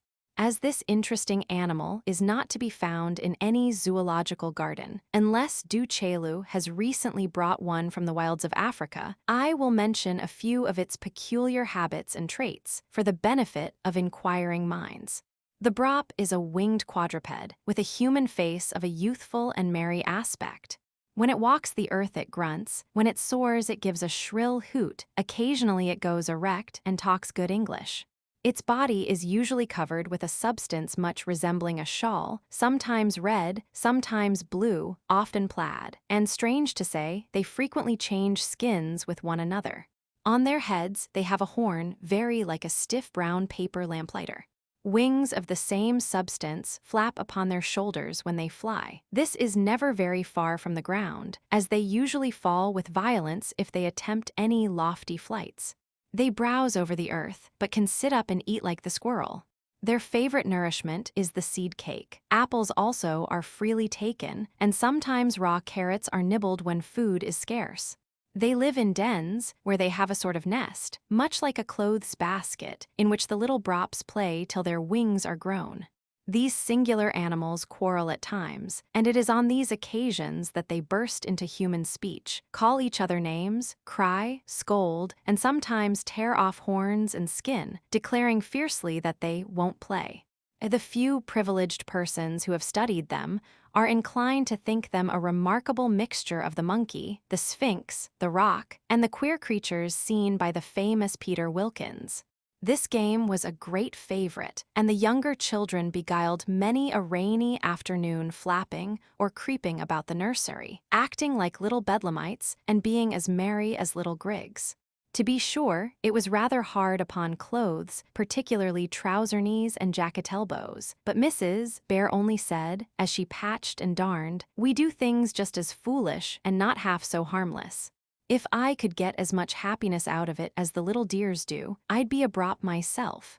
Nat's favorite amusements were working in his garden and sitting in the willow tree with his violin, for that green nest was a fairy world to him, and there he loved to perch, making music like a happy bird. The lads called him Old Chirper because he was always humming, whistling, or fiddling, and they often stopped a minute in their work or play to listen to the soft tones of the violin, which seemed to lead a little orchestra of summer sounds.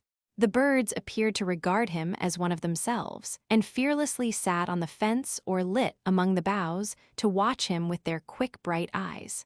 The robins in the apple tree nearby evidently considered him a friend, for the father bird hunted insects close beside him, and the little mother brooded as confidingly over her blue eggs as if the boy was only a new sort of blackbird who cheered her patient watch with his song. The brown brook babbled and sparkled below him, the bees haunted the clover fields on either side, friendly faces peeped at him as they passed, the old house stretched its wide wings hospitably toward him, and with a blessed sense of rest and love and happiness, Nat dreamed for hours in this nook, unconscious what healthful miracles were being wrought upon him. One listener he had who never tired, and to whom he was more than a mere schoolmate. Poor Billy's chief delight was to lie beside the brook, watching leaves and bits of foam dance by, listening dreamily to the music in the willow tree. He seemed to think Nat a sort of angel who sat aloft and sang, for a few baby memories still lingered in his mind, and seemed to grow brighter at these times. Seeing the interest he took in Nat, Mr. Bear begged him to help them lift the cloud from the feeble brain by this gentle spell. Glad to do anything to show his gratitude, Nat always smiled on Billy when he followed him about, and let him listen undisturbed to the music, which seemed to speak a language he could understand. Help one another was a favorite Plumfield motto, and Nat learned how much sweetness is added to life by trying to live up to it. Jack Ford's peculiar pastime was buying and selling, and he bid fair to follow in the footsteps of his uncle, a country merchant, who sold a little of everything and made money fast. Jack had seen the sugar sanded, the molasses watered, the butter mixed with lard, and things of that kind, and labored under the delusion that it was all a proper part of the business.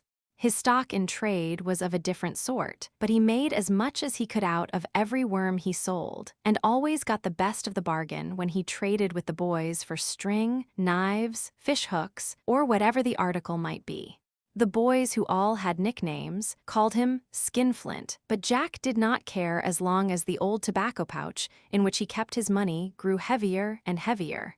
He established a sort of auction room, and now and then sold off all the odds and ends he had collected, or helped the lads exchange things with one another. He got bats, balls, hockey sticks, etc. Cheap from one set of mates, furbished them up, and let them for a few cents a time to another set, often extending his business beyond the gates of Plumfield in spite of the rules. Mr. Bear put a stop to some of his speculations and tried to give him a better idea of business talent than mere sharpness in overreaching his neighbors. Now and then Jack made a bad bargain and felt worse about it than about any failure in lessons or conduct, and took his revenge on the next innocent customer who came along. His account book was a curiosity, and his quickness at figures quite remarkable. Mr. Bear praised him for this and tried to make his sense of honesty and honor as quick. And by, when Jack found that he could not get on without these virtues, he owned that his teacher was right. Cricket and football the boys had, of course, but after the stirring accounts of these games in the immortal Tom Brown at Rugby, no feeble female pen may venture to do more than respectfully allude to them. Emil spent his holidays on the river or the pond, and drilled the elder lads for a race with certain town boys, who now and then invaded their territory. The race duly came off, but as it ended in a general shipwreck, it was not mentioned in public, and the Commodore had serious thoughts of retiring to a desert island, so disgusted was he with his kind for a time. No desert island being convenient, he was forced to remain among his friends and found consolation in building a boathouse. The little girls indulged in the usual plays of their age, improving upon them somewhat as their lively fancies suggested. The chief and most absorbing play was called Mrs. Shakespeare Smith. The name was provided by Aunt Jo, but the trials of the poor lady were quite original. Daisy was Mrs. S. And Nan by turns her daughter or a neighbor, Mrs. Giddigatty. No pen can describe the adventures of these ladies, for in one short afternoon their family was the scene of births, marriages, deaths, floods, earthquakes, tea parties, and balloon ascensions. Millions of miles did these energetic women travel, dressed in hats and habits never seen before by mortal eye, perched on the bed, driving the posts like mettlesome steeds, and bouncing up and down till their heads spun. Fits and fires were the pet afflictions, with a general massacre now and then by way of change. Nan was never tired of inventing fresh combinations, and Daisy followed her leader with blind admiration. Poor Teddy was a frequent victim, and was often rescued from real danger, for the excited ladies were apt to forget that he was not of the same stuff their long-suffering dolls. Once he was shut into the closet for a dungeon, and forgotten by the girls, who ran off to some out-of-door game. Another time he was half-drowned in the bathtub, playing be a cunning little whale. And, worst of all, he was cut down just in time after being hung up for a robber. But the institution most patronized by all was the club. It had no other name, and it needed none, being the only one in the neighborhood. The elder lads got it up, and the younger were occasionally admitted if they behaved well. Tommy and Demi were honorary members, but were always obliged to retire unpleasantly early, owing to circumstances over which they had no control. The proceedings of this club were somewhat peculiar, for it met at all sorts of places and hours, had all manner of queer ceremonies and amusements, and now and then was broken up tempestuously, only to be re-established, however, on a firmer basis. Rainy evenings the members met in the schoolroom and passed the time in games, chess, morris, backgammon, fencing matches, recitations, debates, or dramatic performances of a darkly tragical nature. In summer the barn was the rendezvous, and what went on there no uninitiated mortal knows. On sultry evenings, the club adjourned to the brook for aquatic exercises, and the members sat about in airy attire, frog-like and cool. On such occasions the speeches were unusually eloquent, quite flowing, as one might say, and if any orator's remarks displeased the audience, cold water was thrown upon him till his ardor was effectually quenched. France was president and maintained order admirably, considering the unruly nature of the members. Mr. Bear never interfered with their affairs, and was rewarded for this wise forbearance by being invited now and then to behold the mysteries unveiled, which he appeared to enjoy much. When Nan came, she wished to join the club, and caused great excitement and division among the gentlemen by presenting endless petitions, both written and spoken, disturbing their solemnities by insulting them through the keyhole, performing vigorous solos on the door, and writing up derisive remarks on walls and fences, for she belonged to the irrepressibles. Finding these appeals in vain, the girls, by the advice of Mrs. Joe, got up an institution of their own, which they called the Cozy Club. To this they magnanimously invited the gentlemen whose youth excluded them from the other one, and entertained these favored beings so well with little suppers, new games devised by Nan, and other pleasing festivities, that, one by one, the elder boys confessed a desire to partake of these more elegant enjoyments, and, after much consultation, finally decided to propose an interchange of civilities.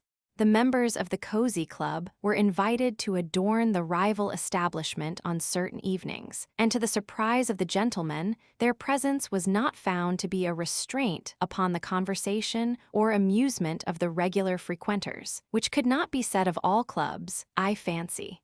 The ladies responded handsomely and hospitably to these overtures of peace, and both institutions flourished long and happily. Chapter 9. Mrs. Shakespeare Smith would like to have Mr. John Brooke, Mr. Thomas Bangs, and Mr. Nathaniel Blake to come to her ball at 3 o'clock today. Yes. Nat must bring his fiddle, so we can dance, and all the boys must be good, or they cannot have any of the nice things we have cooked. This elegant invitation would, I fear, have been declined, but for the hint given in the last line of the postscript. They have been cooking lots of goodies, I smelt 'em. Let's go, said Tommy. We needn't stay after the feast, you know, added Demi. I never went to a ball. What do you have to do? Asked Nat. Oh, we just play be men, and sit round stiff and stupid like grown-up folks, and dance to please the girls. Then we eat up everything, and come away as soon as we can. I think I could do that, said Nat, after considering Tommy's description for a minute. I'll write and say we'll come, and Demi dispatched the following gentlemanly reply, we will all come. Please have lots to eat. J. B. Esquire. Great was the anxiety of the ladies about their first ball, because if everything went well, they intended to give a dinner party to the chosen few.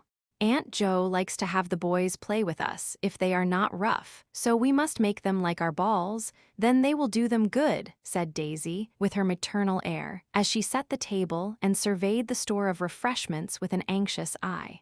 Demi and Nat will be good, but Tommy will do something bad. I know he will, replied Nan, shaking her head over the little cake basket which she was arranging. Then I shall send him right home, said Daisy, with decision. People don't do so at parties. It isn't proper. I shall never ask him any more. That would do. He'd be sorry not to come to the dinner ball, wouldn't he? I guess he would. We'll have the splendidest things ever seen, won't we? Real soup with a ladle and a tureen, she meant tureen, and a little bird for turkey and gravy, and all kinds of nice vegetables. Daisy never could say vegetables properly, and had given up trying. It is most 3, and we ought to dress, said Nan, who had arranged a fine costume for the occasion and was anxious to wear it. I am the mother, so I shan't dress up much, said Daisy, putting on a nightcap ornamented with a red bow, one of her aunt's long skirts, and a shawl. A pair of spectacles and large pocket handkerchief completed her toilette, making a plump, rosy little matron of her. Nan had a wreath of artificial flowers, a pair of old pink slippers, a yellow scarf, a green muslin skirt, and a fan made of feathers from the duster. Also, as a last touch of elegance, a smelling bottle without any smell in it. I am the daughter, so I rig up a good deal, and I must sing and dance and talk more than you do. The mothers only get the tea and be proper, you know. A sudden, very loud knock caused Miss Smith to fly into a chair and fan herself violently, while her mamma sat bolt upright on the sofa and tried to look quite calm and proper. Little Bess, who was on a visit, acted the part of maid and opened the door, saying with a smile, "Wart in, gemplemun, it's all weedy." In honor of the occasion, the boys wore high paper collars, tall black hats, and gloves of every color and material, for they were an afterthought, and not a boy among them had a perfect pair. "Good day, Mum," said Demi, in a deep voice, which was so hard to keep up that his remarks had to be extremely brief. Everyone shook hands and then sat down, looking so funny yet so sober that the gentlemen forgot their manners and rolled in their chairs with laughter. "Oh, don't," cried Mrs. Smith, much distressed. "You can't ever come again if you act so," added Miss Smith, rapping Mr. Bangs with her bottle because he laughed loudest. "I can't help it, you look so like Fury," gasped Mr. Bangs, with most uncourteous candor. "So do you, but I shouldn't be so rude as to say so." "He shan't come to the dinner ball, shall he, Daisy?" cried Nan, indignantly. "I think we had better dance now." "Did you bring your fiddle, sir?" asked Mrs. Smith, trying to preserve her polite composure. "It is outside the door, and Nat went to get it." "Better have tea first," proposed the unabashed Tommy, winking openly at Demi to remind him that the sooner the refreshments were secured, the sooner they could escape. "No, we never have supper first, and if you don't dance well you won't have any supper at all, not one bit, sir," said Mrs. Smith, so sternly that her wild guests saw she was not to be trifled with and grew overwhelmingly civil all at once. "I will take Mr. Bangs and teach him the polka, for he does not know it fit to be seen," added the hostess, with a reproachful look that sobered Tommy at once. Nat struck up, and the ball opened with two couples, who went conscientiously through a somewhat varied dance. The ladies did well, because they liked it, but the gentlemen exerted themselves from more selfish motives, for each felt that he must earn his supper, and labored manfully toward that end. When everyone was out of breath they were allowed to rest, and indeed, poor Mrs. Smith needed it, for her long dress had tripped her up many times. The little maid passed round molasses and water in such small cups that one guest actually emptied 9. I refrain from mentioning his name, because this mild beverage affected him so much that he put cup and all into his mouth at the 9th round, and choked himself publicly. "You must ask Nan to play and sing now," said Daisy to her brother, who sat looking very much like an owl, as he gravely regarded the festive scene between his high collars. "Give us a song, Mum," said the obedient guest, secretly wondering where the piano was. Miss Smith sailed up to an old secretary which stood in the room, threw back the lid of the writing desk, and sitting down before it, accompanied herself with a vigor which made the old desk rattle as she sang that new and lovely song, beginning, gaily, the troubadour touched his guitar, as he was hastening home from the war. The gentlemen applauded so enthusiastically that she gave them Bounding Billows, Little Bo Peep, and other gems of song, till they were obliged to hint that they had had enough. Grateful for the praises bestowed upon her daughter, Mrs. Smith graciously announced, "Now we will have tea. Sit down carefully, and don't grab." It was beautiful to see the air of pride with which the good lady did the honors of her table, and the calmness with which she bore the little mishaps that occurred. The best pie flew wildly on the floor when she tried to cut it with a very dull knife. The bread and butter vanished with a rapidity calculated to dismay a housekeeper's soul. And, worst of all, the custards were so soft that they had to be drunk up, instead of being eaten elegantly with the new tin spoons. I grieve to state that Miss Smith squabbled with the maid for the best jumble, which caused Bess to toss the whole dish into the air, and burst out crying amid a rain of falling cakes. She was comforted by a seat at the table and the sugar bowl to empty, but during this flurry, a large plate of patties was mysteriously lost and could not be found. They were the chief ornament of the feast, and Mrs. Smith was indignant at the loss, for she had made them herself, and they were beautiful to behold. I put it to any lady if it was not hard to have 12 delicious patties, made of flour, salt, and water, with a large raisin in the middle of each, and much sugar over the whole, swept away at one fell swoop. "You hid them, Tommy. I know you did," cried the outraged hostess, threatening her suspected guest with the milk pot. "I didn't, you did. It isn't proper to contradict," said Nan, who was hastily eating up the jelly during the fray. "Give them back, Demi," said Tommy. "That's a fib, you've got them in your own pocket," bawled Demi, roused by the false accusation. "Let's take 'em away from him." "It's too bad to make Daisy cry," suggested Nat, who found his first ball more exciting than he expected. Daisy was already weeping. Bess, like a devoted servant, mingled her tears with those of her mistress, and Nan denounced the entire race of boys as plaguey things. Meanwhile, the battle raged among the gentlemen, for, when the two defenders of innocence fell upon the foe, that hardened youth entrenched himself behind a table and pelted them with the stolen tarts, which were very effective missiles, being nearly as hard as bullets. While his ammunition held out, the besieged prospered, but the moment the last patty flew over the parapet, the villain was seized, dragged howling from the room, and cast upon the hall floor in an ignominious heap.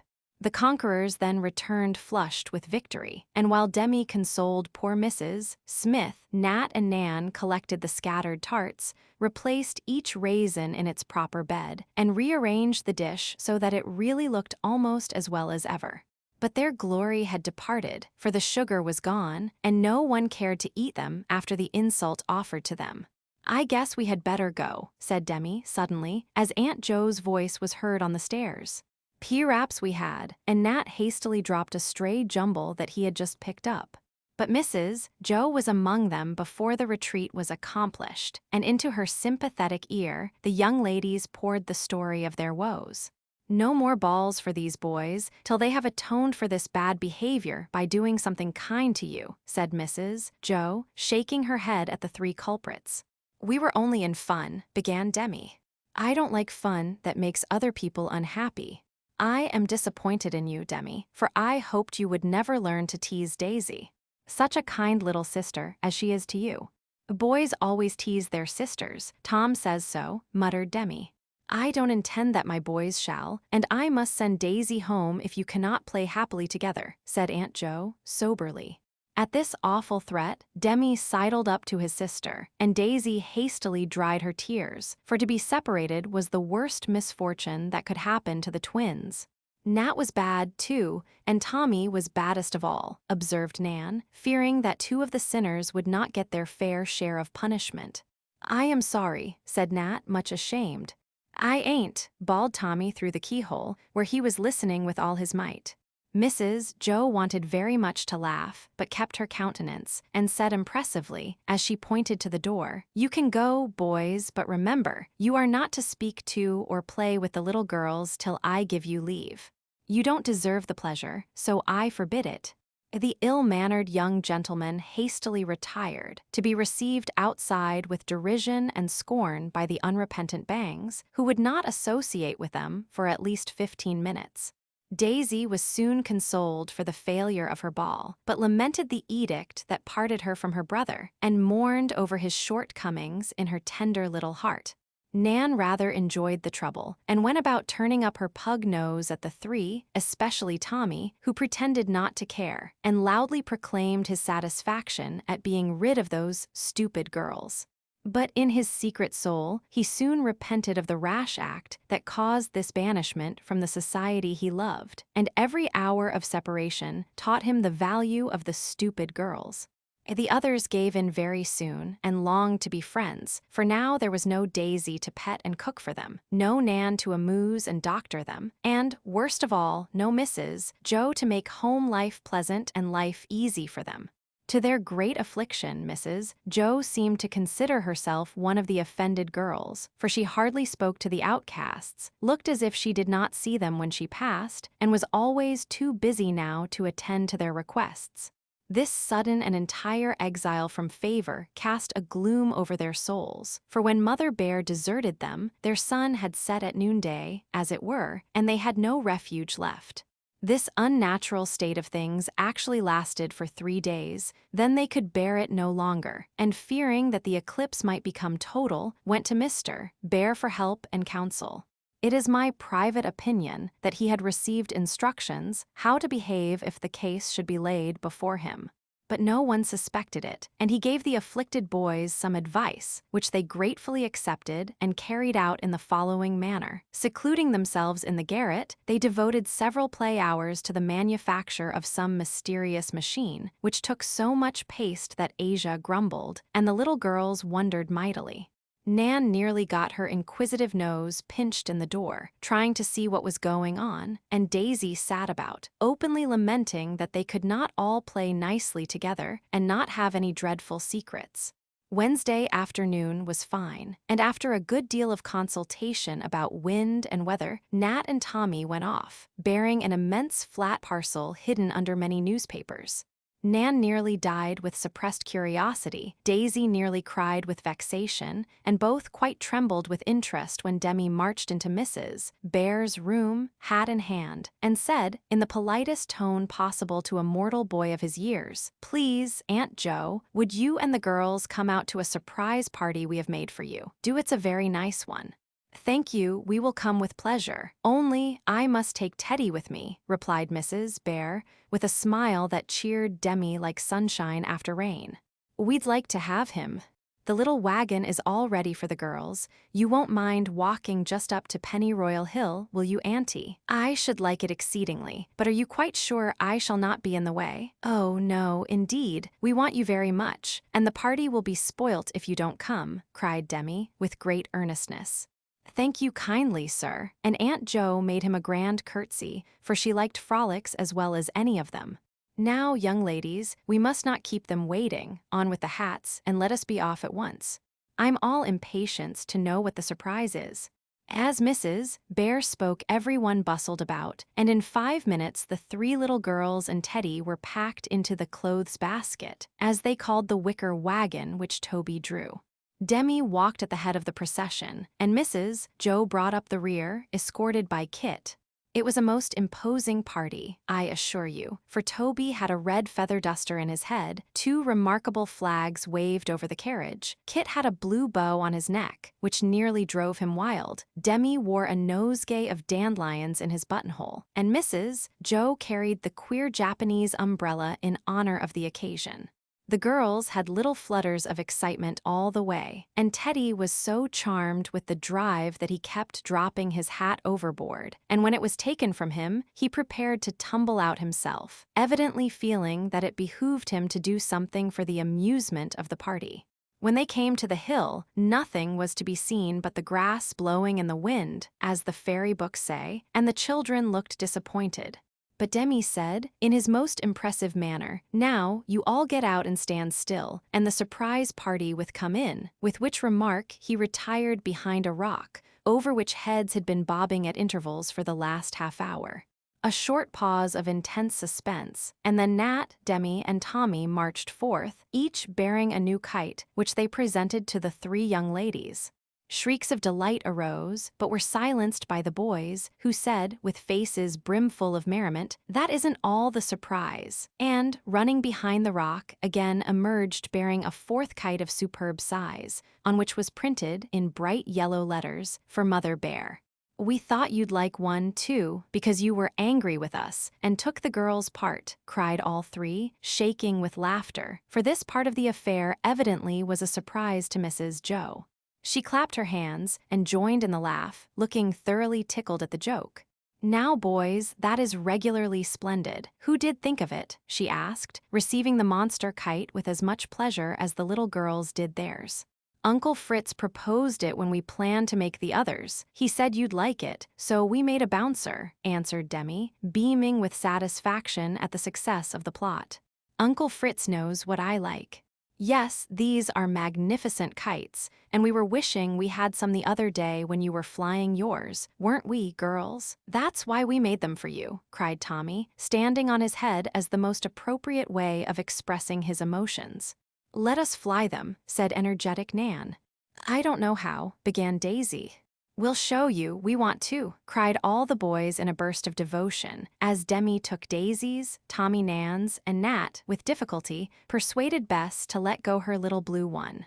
"Auntie, if you will wait a minute, we'll pitch yours for you," said Demi, feeling that Mrs. Bear's favor must not be lost again by any neglect of theirs. "Bless your buttons, dear, I know all about it, and here is a boy who will toss up for me," added Mrs. Jo, as the professor peeped over the rock with a face full of fun. He came out at once, tossed up the big kite, and Mrs. Jo ran off with it in fine style, while the children stood and enjoyed the spectacle. One by one, all the kites went up and floated far overhead like gay birds, balancing themselves on the fresh breeze that blew steadily over the hill. Such a merry time as they had, running and shouting, sending up the kites or pulling them down, watching their antics in the air, and feeling them tug at the string like live creatures trying to escape.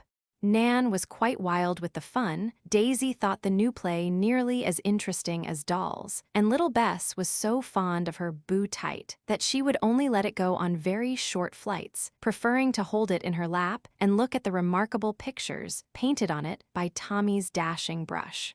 Mrs. Joe enjoyed hers immensely, and it acted as if it knew who owned it, for it came tumbling down head first when least expected, caught on trees, nearly pitched into the river, and finally darted away to such a height that it looked a mere speck among the clouds. By and by everyone got tired, and fastening the kite strings to trees and fences, all sat down to rest, except Mr. Bear, who went off to look at the cows, with Teddy on his shoulder. "Did you ever have such a good time as this before?" asked Nat, as they lay about on the grass, nibbling pennyroyal like a flock of sheep. "Not since I last flew a kite, years ago, when I was a girl," answered Mrs. Joe. "I'd like to have known you when you were a girl. You must have been so jolly," said Nat. "I was a naughty little girl, I am sorry to say." "I like naughty little girls," observed Tommy, looking at Nan, who made a frightful grimace at him in return for the compliment. "Why don't I remember you then, Auntie? Was I too young?" asked Demi. "Rather, dear. I suppose my memory hadn't come then. Grandpa says that different parts of the mind unfold as we grow up, and the memory part of my mind hadn't unfolded when you were little, so I can't remember how you looked," explained Demi. "Now, little Socrates, you had better keep that question for Grandpa. It is beyond me," said Aunt Joe, putting on the extinguisher. "Well, I will. He knows about those things, and you don't," returned Demi, feeling that on the whole kites were better adapted to the comprehension of the present company. "Tell about the last time you flew a kite," said Nat, for Mrs. Joe had laughed as she spoke of it, and he thought it might be interesting. "Oh, it was only rather funny, for I was a great girl of 15, and was ashamed to be seen at such a play. So Uncle Teddy and I privately made our kites and stole away to fly them. We had a capital time and were resting as we are now, when suddenly we heard voices and saw a party of young ladies and gentlemen coming back from a picnic.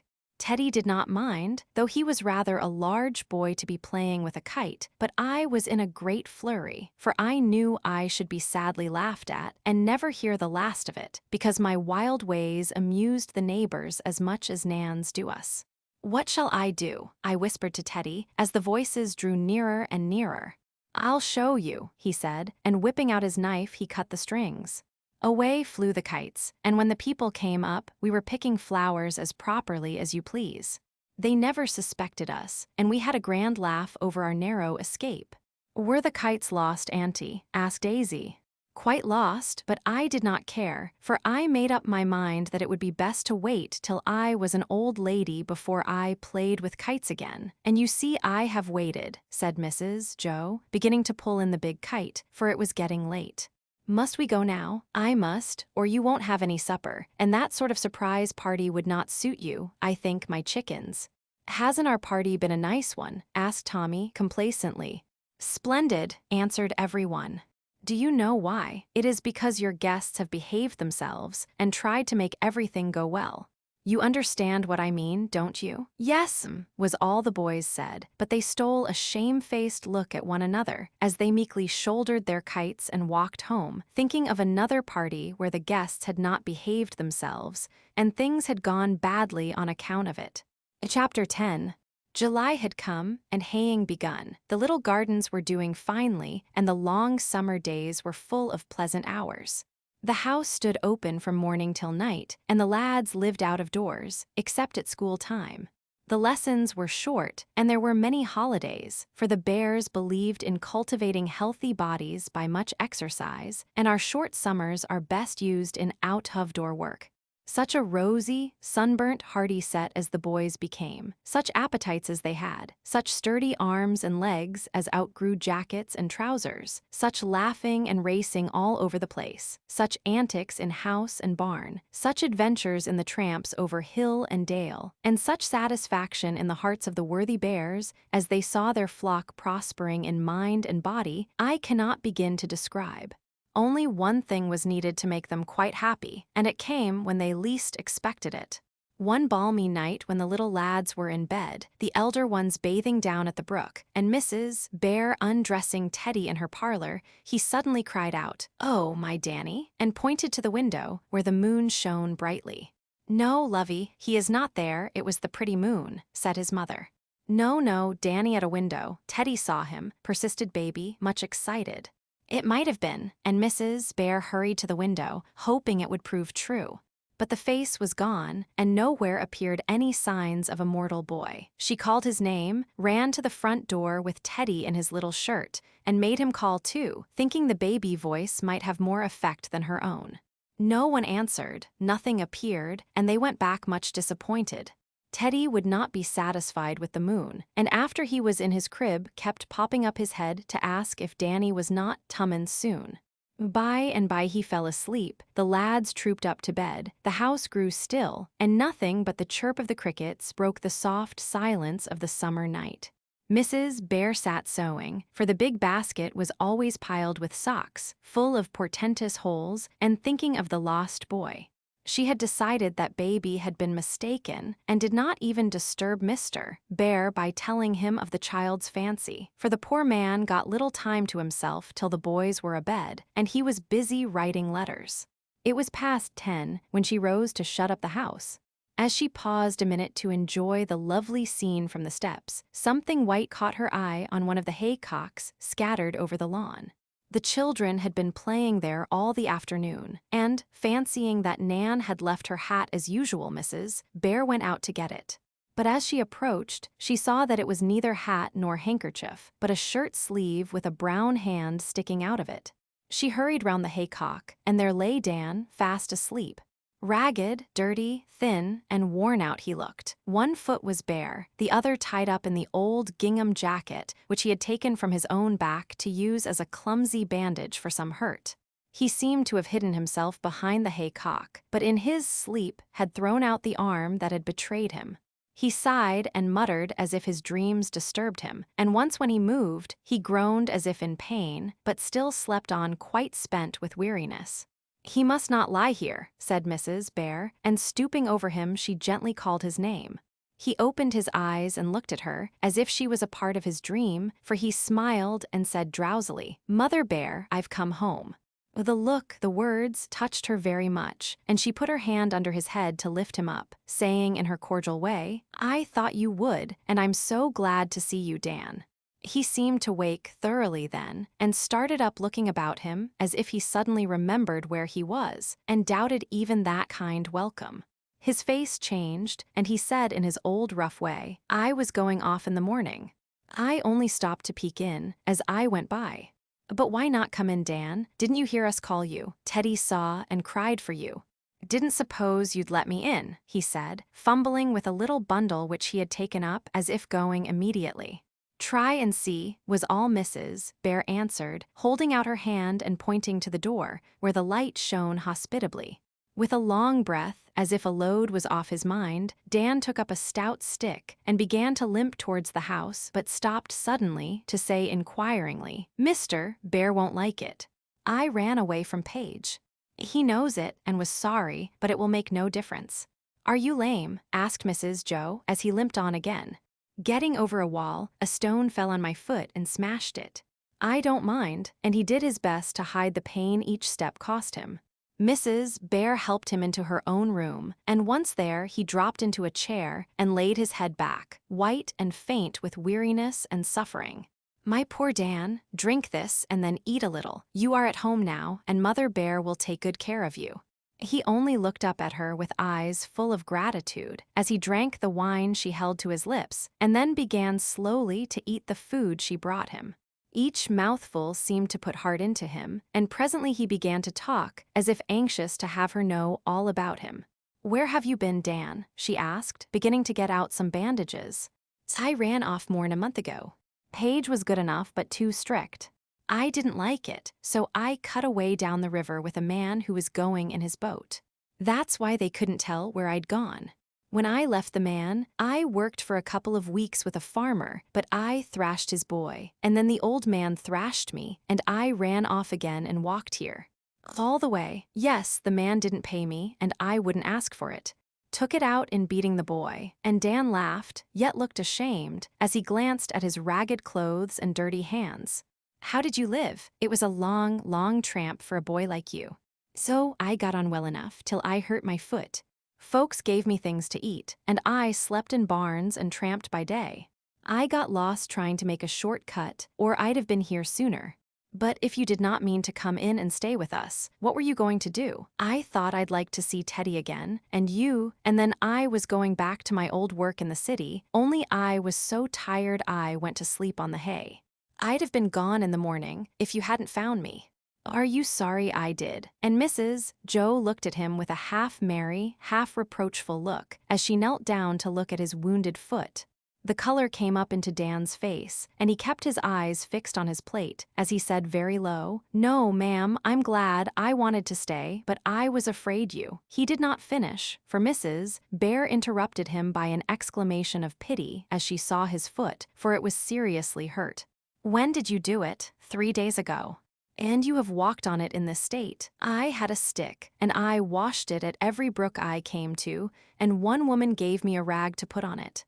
Mr. Bear must see and dress it at once," and Mrs. Joe hastened into the next room, leaving the door ajar behind her, so that Dan heard all that passed. "Fritz, the boy has come back." "Who, Dan?" "Yes, Teddy saw him at the window, and he called to him, but he went away and hid behind the haycocks on the lawn. I found him there just now fast asleep, and half dead with weariness and pain. He ran away from Paige a month ago, and has been making his way to us ever since. He pretends that he did not mean to let us see him, but go on to the city and his old work after a look at us. It is evident, however, that the hope of being taken in has led him here through everything, and there he is waiting to know if you will forgive and take him back." "Did he say so?" "His eyes did, and when I waked him, he said, like a lost child, 'Mother Bear, I've come home.'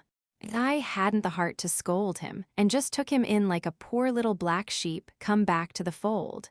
I may keep him, Fritz." "Of course you may. This proves to me that we have a hold on the boy's heart, and I would no more send him away now than I would my own Rob." Dan heard a soft little sound, as if Mrs. Joe thanked her husband without words, and in the instant silence that followed, 2 great tears that had slowly gathered in the boy's eyes brimmed over and rolled down his dusty cheeks. No one saw them, for he brushed them hastily away. But in that little pause, I think Dan's old distrust for these good people vanished forever. The soft spot in his heart was touched, and he felt an impetuous desire to prove himself worthy of the love and pity that was so patient and forgiving. He said nothing, he only wished the wish with all his might, resolved to try in his blind, boyish way, and sealed his resolution with the tears which neither pain, fatigue, nor loneliness could wring from him. "Come and see his foot. I am afraid it is badly hurt, for he has kept on 3 days through heat and dust, with nothing but water and an old jacket to bind it up with. I tell you, Fritz, that boy is a brave lad, and will make a fine man yet. I hope so, for your sake, enthusiastic woman. Your faith deserves success. Now, I will go and see your little Spartan." "Where is he?" "In my room, but dear, you'll be very kind to him, no matter how gruff he seems. I am sure that is the way to conquer him. He won't bear sternness nor much restraint, but a soft word and infinite patience will lead him as it used to lead me." "As if you ever were like this little rascal," cried Mr. Bear, laughing, yet half angry at the idea. "I was in spirit, though I showed it in a different way. I seem to know by instinct how he feels, to understand what will win and touch him, and to sympathize with his temptations and faults. I am glad I do, for it will help me to help him, and if I can make a good man of this wild boy, it will be the best work of my life." God bless the work and help the worker. Mr. Bear spoke now as earnestly as she had done, and both came in together to find Dan's head down upon his arm, as if he was quite overcome by sleep. But he looked up quickly and tried to rise as Mr. Bear said pleasantly, "So you like Plumfield better than Page's farm? Well, let us see if we can get on more comfortably this time than we did before." "Thank ye, sir," said Dan, trying not to be gruff, and finding it easier than he expected. "Now the foot, ach, this is not well. We must have doctor. Firth tomorrow. Warm water, Joe, and old linens." Mr. Bear bathed and bound up the wounded foot, while Mrs. Joe prepared the only empty bed in the house. It was in the little guest chamber leading from the parlor, and often used when the lads were poorly, for it saved Mrs. Joe from running up and down, and the invalids could see what was going on. When it was ready, Mr. Bear took the boy in his arms and carried him in, helped him undress, laid him on the little white bed, and left him with another handshake and a fatherly, "Good night, my son." Dan dropped asleep at once and slept heavily for several hours. Then his foot began to throb and ache, and he awoke to toss about uneasily, trying not to groan lest anyone should hear him, for he was a brave lad and did bear pain like a little Spartan, as Mr. Bear called him. Mrs. Joe had a way of flitting about the house at night, to shut the windows if the wind grew chilly, to draw mosquito curtains over Teddy, or look after Tommy, who occasionally walked in his sleep. The least noise waked her, and as she often heard imaginary robbers, cats, and conflagrations, the doors stood open all about, so her quick ear caught the sound of Dan's little moans, and she was up in a minute. He was just giving his hot pillow a despairing thump when a light came glimmering through the hall, and Mrs. Joe crept in, looking like a droll ghost, with her hair in a great knob on the top of her head, and a long gray dressing gown trailing behind her.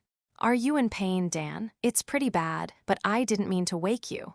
I'm a sort of owl, always flying about at night." "Yes, your foot is like fire. The bandages must be wet again," and away flapped the maternal owl for more cooling stuff and a great mug of ice water. "Oh, that's so nice," sighed Dan. The wet bandages went on again, and a long draught of water cooled his thirsty throat. "There now, sleep your best, and don't be frightened if you see me again, for I'll slip down by and give you another sprinkle." As she spoke, Mrs. Joe stooped to turn the pillow and smooth the bedclothes, when, to her great surprise, Dan put his arm around her neck, drew her face down to his, and kissed her, with a broken "Thank you, ma'am," which said more than the most eloquent speech could have done. For the hasty kiss, the muttered words, meant, "I'm sorry, I will try." She understood it, accepted the unspoken confession, and did not spoil it by any token of surprise. She only remembered that he had no mother, kissed the brown cheek half hidden on the pillow, as if ashamed of the little touch of tenderness, and left him, saying what he long remembered, "You are my boy now, and if you choose you can make me proud and glad to say so." Once again, just at dawn, she stole down to find him so fast asleep that he did not wake, and showed no sign of consciousness as she wet his foot, except that the lines of pain smoothed themselves away and left his face quite peaceful. The day was Sunday, and the house so still that he never waked till near noon, and, looking round him, saw an eager little face peering in at the door. He held out his arms, and Teddy tore across the room to cast himself bodily upon the bed, shouting, "My Danny's tum," as he hugged and wriggled with delight.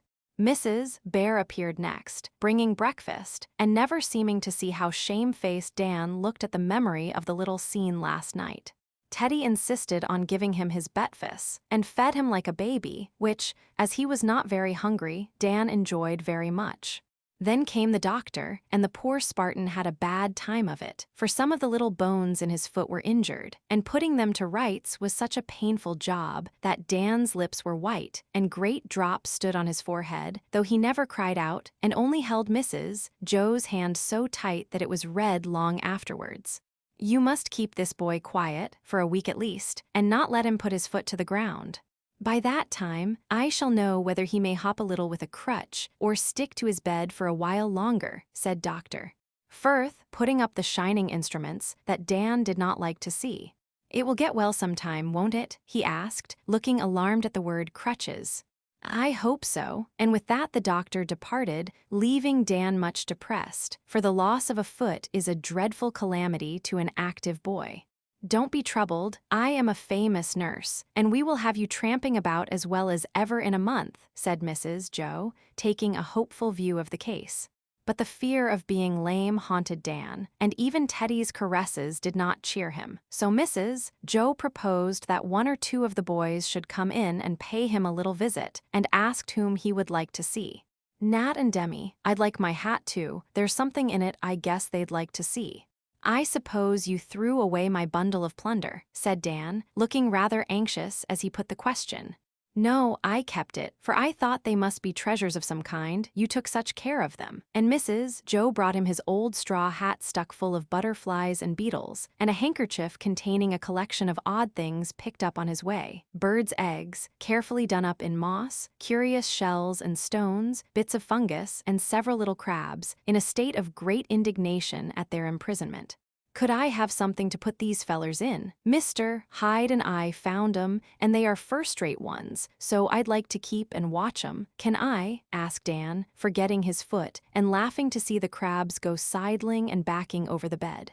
Of course you can. Polly's old cage will be just the thing. Don't let them nip Teddy's toes while I get it. And away went Mrs. Joe, leaving Dan overjoyed to find that his treasures were not considered rubbish and thrown away. Nat, Demi, and the cage arrived together, and the crabs were settled in their new house, to the great delight of the boys, who, in the excitement of the performance, forgot any awkwardness they might otherwise have felt in greeting the runaway. To these admiring listeners, Dan related his adventures much more fully than he had done to the bears. Then he displayed his plunder and described each article so well that Mrs. Joe, who had retired to the next room to leave them free, was surprised and interested, as well as amused, at their boyish chatter. How much the lad knows of these things, how absorbed he is in them, and what a mercy it is just now, for he cares so little for books, it would be hard to amuse him while he is laid up. But the boys can supply him with beetles and stones to any extent, and I am glad to find out this taste of his. It is a good one, and may perhaps prove the making of him. If he should turn out a great naturalist, and Nat a musician, I should have cause to be proud of this year's work. And Mrs. Joe sat smiling over her book as she built castles in the air, just as she used to do when a girl, only then they were for herself, and now they were for other people, which is the reason perhaps that some of them came to pass in reality, for charity is an excellent foundation to build anything upon. Nat was most interested in the adventures, but Demi enjoyed the beetles and butterflies immensely, drinking in the history of their changeful little lives as if it were a new and lovely sort of fairy tale, for, even in his plain way, Dan told it well, and found great satisfaction in the thought that here at least the small philosopher could learn of him. So interested were they in the account of catching a musk rat, whose skin was among the treasures, that Mr. Bear had to come himself to tell Nat and Demi it was time for the walk. Dan looked so wistfully after them as they ran off that Father Bear proposed carrying him to the sofa in the parlor for a little change of air and scene. When he was established, and the house quiet, Mrs. Joe, who sat nearby showing Teddy pictures, said in an interested tone, as she nodded towards the treasures still in Dan's hands, "Where did you learn so much about these things? I always liked 'em, but didn't know much till Mr. Hyde told me." "Oh, he was a man who lived round in the woods studying these things, I don't know what you call him, and wrote about frogs and fishes, and so on. He stayed at Page's, and used to want me to go and help him, and it was great fun, 'cause he told me ever so much, and was uncommon jolly and wise. Hope I'll see him again sometime." "I hope you will," said Mrs. Joe, for Dan's face had brightened up, and he was so interested in the matter that he forgot his usual taciturnity. Why, he could make birds come to him, and rabbits and squirrels didn't mind him any more than if he was a tree. "Did you ever tickle a lizard with a straw?" asked Dan eagerly. "No, but I should like to try it." "Well, I've done it, and it's so funny to see 'em turn over and stretch out, they like it so much."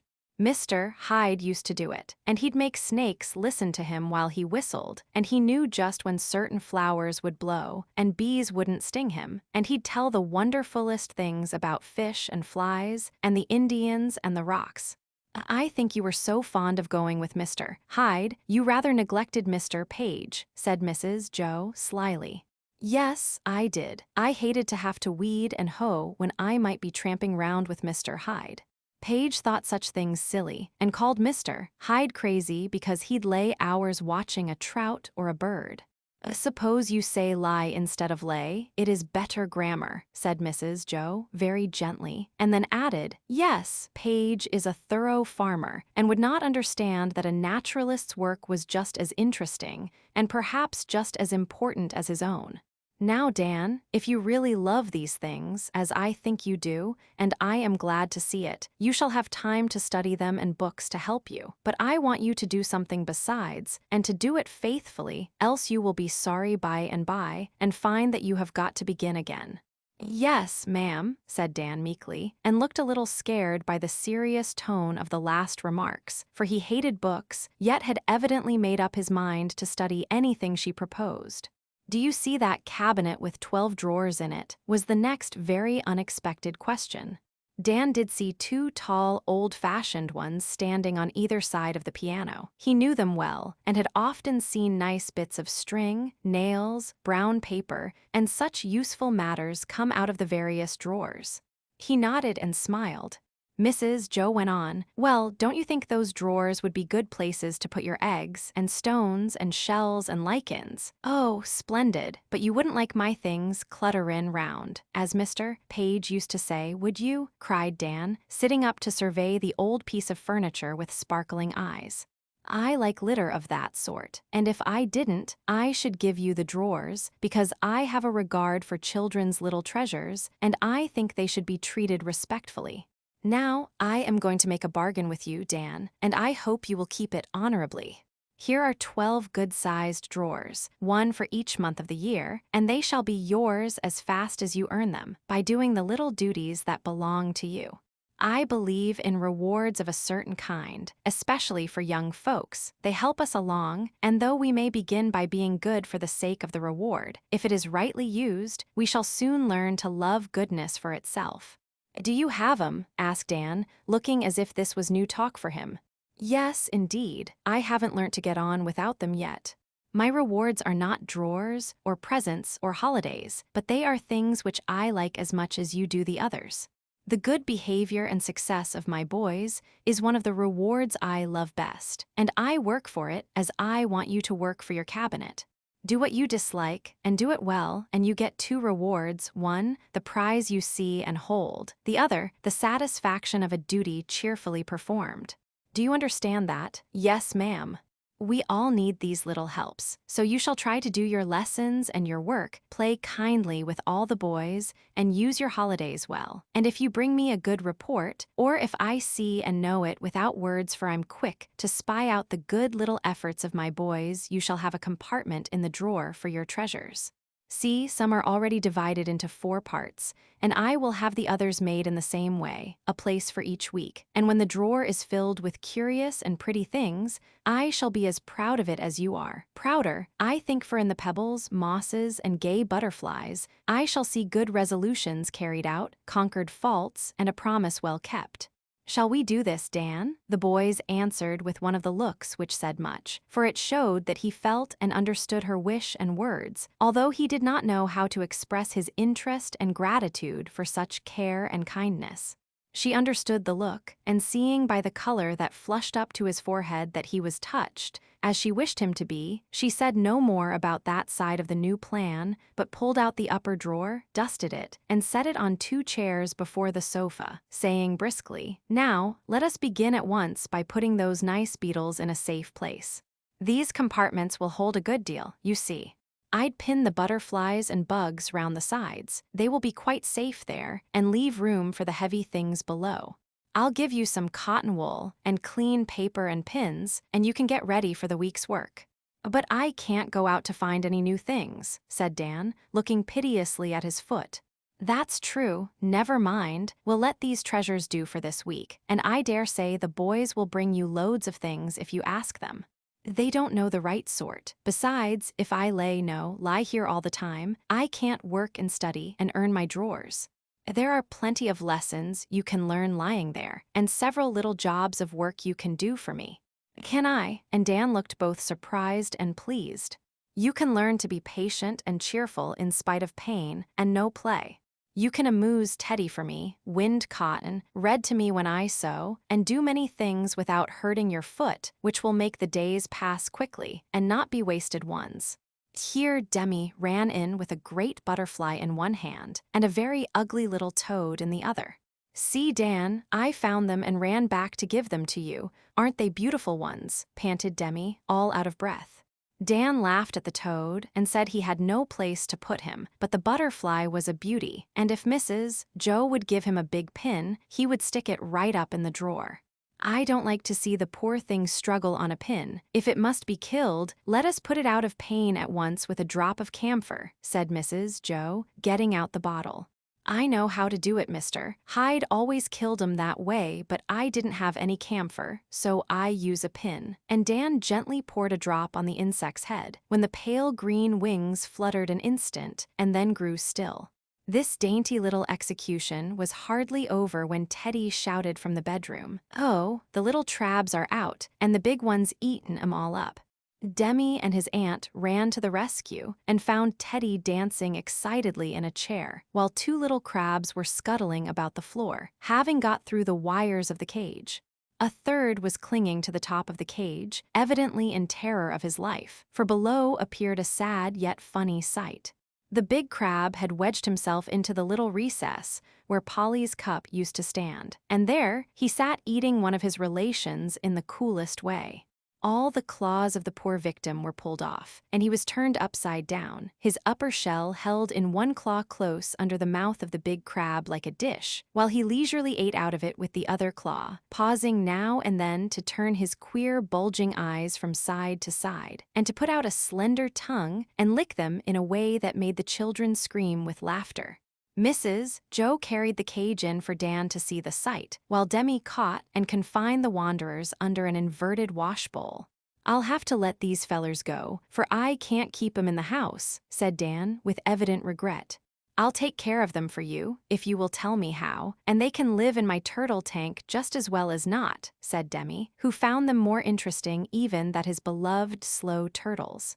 So Dan gave him directions about the wants and habits of the crabs, and Demi bore them away to introduce them to their new home and neighbors. "What a good boy he is," said Dan, carefully settling the first butterfly and remembering that Demi had given up his walk to bring it to him. "He ought to be, for a great deal has been done to make him so.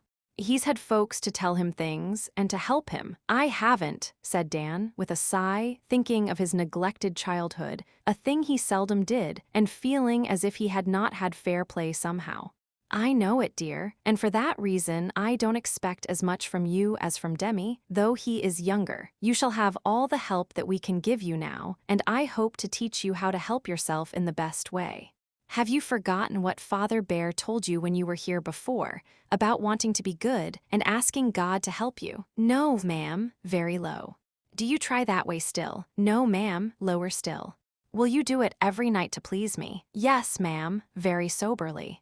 "I shall depend on it, and I think I shall know if you are faithful to your promise, for these things always show to people who believe in them, though not a word is said. Now here is a pleasant story about a boy who hurt his foot worse than you did yours. Read it, and see how bravely he bore his troubles."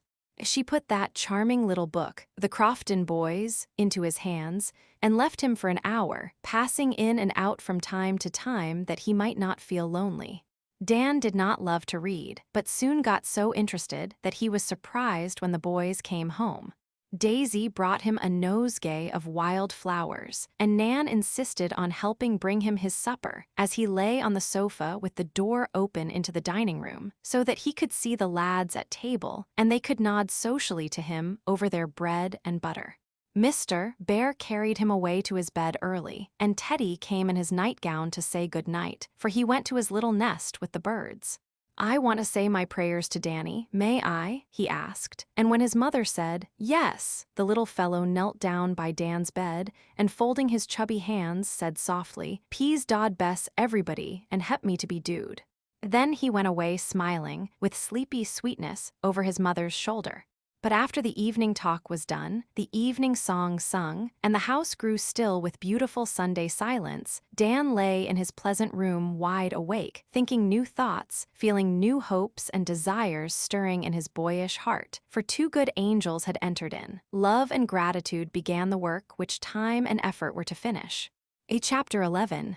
For a week Dan only moved from bed to sofa. A long week and a hard one, for the hurt foot was very painful at times. The quiet days were very wearisome to the active lad, longing to be out enjoying the summer weather, and especially difficult was it to be patient. But Dan did his best, and everyone helped him in their various ways. So the time passed, and he was rewarded at last by hearing the doctor say, on Saturday morning, "This foot is doing better than I expected. Give the lad the crutch this afternoon, and let him stump about the house a little." "Hooray!" shouted Nat, and raced away to tell the other boys the good news. Everybody was very glad, and after dinner the whole flock assembled to behold Dan crutch himself up and down the hall a few times before he settled in the porch to hold a sort of levee. He was much pleased at the interest and good will shown him, and brightened up more and more every minute, for the boys came to pay their respects, the little girls fussed about him with stools and cushions, and Teddy watched over him as if he was a frail creature unable to do anything for himself. They were still sitting and standing about the steps, when a carriage stopped at the gate, a hat was waved from it, and with a shout of "Uncle Teddy, Uncle Teddy," Rob scampered down the avenue as fast as his short legs would carry him. All the boys but Dan ran after him to see who should be first to open the gate, and in a moment the carriage drove up with boys swarming all over it, while Uncle Teddy sat laughing in the midst, with his little daughter on his knee. "Stop the triumphal car and let Jupiter descend," he said, and jumping out ran up the steps to meet Mrs. Bear, who stood smiling and clapping her hands like a girl. "How goes it, Teddy? All right, Joe?" Then they shook hands, and Laurie put Bess into her aunt's arms, saying, as the child hugged her tight, "Goldilocks wanted to see you so much that I ran away with her, for I was quite pining for a sight of you myself. We want to play with your boys for an hour or so, and to see how the old woman who lived in a shoe and had so many children she did not know what to do is getting on." "I'm so glad. Play away and don't get into mischief," answered Mrs. Joe, as the lads crowded round the pretty child, admiring her long golden hair, dainty dress, and lofty ways, for the little princess, as they called her, allowed no one to kiss her, but sat smiling down upon them and graciously patting their heads with her little white hands. They all adored her, especially Rob, who considered her a sort of doll, and dared not touch her lest she should break, but worshipped her at a respectful distance, made happy by an occasional mark of favor from her little highness. As she immediately demanded to see Daisy's kitchen, she was borne off by Mrs. Joe, with a train of small boys following. The others, all but Nat and Demi, ran away to the menagerie and gardens to have all in order. For Laurie always took a general survey and looked disappointed if things were not flourishing. Standing on the steps, he turned to Dan, saying like an old acquaintance, though he had only seen him once or twice before, "How is the foot? Better, sir." "Rather tired of the house, aren't you?" "Guess I am," and Dan's eyes roved away to the green hills and woods where he longed to be. "Suppose we take a little turn before the others come back. That big, easy carriage will be quite safe and comfortable, and a breath of fresh air will do you good. Get a cushion and a shawl, Demi, and let's carry Dan off." The boys thought it a capital joke, and Dan looked delighted but asked, with an unexpected burst of virtue, "Will Mrs. Bear like it?" "Oh, yes, we settled all that a minute ago." "You didn't say anything about it, so I don't see how you could," said Demi, inquisitively. "We have a way of sending messages to one another, without any words. It is a great improvement on the telegraph." "I know its eyes. I saw you lift your eyebrows and nod toward the carriage, and Mrs. Bear laughed and nodded back again," cried Nat, who was quite at his ease with kind Laurie by this time. "Right. Now them, come on, and in a minute Dan found himself settled in the carriage, his foot on a cushion on the seat opposite, nicely covered with a shawl, which fell down from the upper regions in a most mysterious manner, just when they wanted it. Demi climbed up to the box beside Peter, the black coachman. Nat sat next Dan in the place of honor, while Uncle Teddy would sit opposite to take care of the foot, he said, but really that he might study the faces before him, both so happy, yet so different, for Dan's was square and brown and strong, while Nat's was long and fair and rather weak, but very amiable with its mild eyes and good forehead. "By the way, I've got a book somewhere here that you may like to see," said the oldest boy of the party, diving under the seat and producing a book which made Dan exclaim, "Oh, by George, isn't that a stunner?" as he turned the leaves and saw fine plates of butterflies and birds and every sort of interesting insect, colored like life. He was so charmed that he forgot his thanks, but Mr. Laurie did not mind and was quite satisfied to see the boy's eager delight and to hear his exclamations over certain old friends as he came to them. Nat leaned on his shoulder to look, and Demi turned his back to the horses and let his feet dangle inside the carriage so that he might join in the conversation. "When they got among the beetles, Mr. Laurie took a curious little object out of his vest pocket and, laying it in the palm of his hand, said, 'There's a beetle that is thousands of years old.' And then, while the lads examined the queer stone bug that looked so old and gray, he told them how it came out of the wrappings of a mummy after lying for ages in a famous tomb. Finding them interested, he went on to tell about the Egyptians and the strange and splendid ruins they have left behind them the Nile, and how he sailed up the mighty river with the handsome dark men to work his boat, how he shot alligators, saw wonderful beasts and birds, and afterwards crossed the desert on a camel who pitched him about like a ship in a storm. Uncle Teddy tells stories most as well as Grandpa," said Demi, approvingly, when the tale was done and the boy's eyes asked for more. "Thank you," said Mr. Laurie, quite soberly, for he considered Demi's praise worth having, for children are good critics in such cases, and to suit them is an accomplishment that anyone may be proud of. "Here's another trifle or two that I tucked into my pocket as I was turning over my traps to see if I had anything that would amuse Dan." And Uncle Teddy produced a fine arrowhead and a string of wampum. "Oh, tell about the Indians," cried Demi, who was fond of playing wigwam. "Dan knows lots about them," added Nat. "More than I do, I dare say. Tell us something," and Mr. Laurie looked as interested as the other two. "Mr. Hyde told me he's been among 'em and can talk their talk and likes 'em," began Dan, flattered by their attention, but rather embarrassed by having a grown-up listener. "What is wampum for?" asked curious Demi from his perch. The others asked questions likewise, and before he knew it, Dan was reeling off all Mr. Hyde had told him as they sailed down the river a few weeks before. Mr. Laurie listened well, but found the boy more interesting than the Indians, for Mrs. Joe had told him about Dan, and he rather took a fancy to the wild lad, who ran away as he himself had often longed to do, and who was slowly getting tamed by pain and patience. "I've been thinking that it would be a good plan for you fellows to have a museum of your own, a place in which to collect all the curious and interesting things that you find and make and have given you. Mrs. Joe is too kind to complain, but it is rather hard for her to have the house littered up with all sorts of rattle-traps, half a pint of door bugs in one of her best vases, for instance, a couple of dead bats nailed up in the back entry, wasps' nests tumbling down on people's heads, and stones lying round everywhere, enough to pave the avenue. There are not many women who would stand that sort of thing, are there now?" As Mr. Laurie spoke with a merry look in his eyes, the boys laughed and nudged one another, for it was evident that some one told tales out of school, else how could he know of the existence of these inconvenient treasures? "Where can we put them, then?" said Demi, crossing his legs and leaning down to argue the question. "In the old carriage house." "But it leaks, and there isn't any window, nor any place to put things, and it's all dust and cobwebs," began Nat. "Wait till Gibbs and I have touched it up a bit, and then see how you like it. He is to come over on Monday to get it ready. Then next Saturday I shall come out, and we will fix it up, and make the beginning, at least, of a fine little museum." Everyone can bring his things and have a place for them. And Dan is to be the head man because he knows most about such matters, and it will be quiet, pleasant work for him now that he can't knock about much." "Won't that be jolly?" cried Nat, while Dan smiled all over his face and had not a word to say, but hugged his book and looked at Mr. Laurie as if he thought him one of the greatest public benefactors that ever blessed the world. "Shall I go round again, sir?" asked Peter, as they came to the gate, after 2 slow turns about the half-mile triangle. "No, we must be prudent, else we can't come again.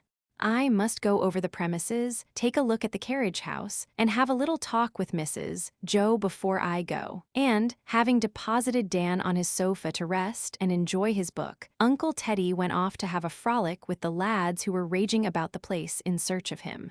Leaving the little girls to mess upstairs, Mrs. Bear sat down by Dan and listened to his eager account of the drive till the flock returned, dusty, warm, and much excited about the new museum, which everyone considered the most brilliant idea of the age. "I always wanted to endow some sort of an institution, and I am going to begin with this," said Mr. Laurie, sitting down on a stool at Mrs. Joe's feet. "You have endowed one already. What do you call this?" And Mrs. Joe pointed to the happy-faced lads who had camped upon the floor about him. "I call it a very promising bear garden, and I'm proud to be a member of it. Did you know I was the head boy in this school?" he asked, turning to Dan and changing the subject skillfully, for he hated to be thanked for the generous things he did. "I thought France was," answered Dan, wondering what the man meant. "Oh, dear no. I'm the first boy Mrs. Joe ever had to take care of, and I was such a bad one that she isn't done with me yet, though she has been working at me for years and years." "How old she must be," said Nat innocently. "She began early, you see.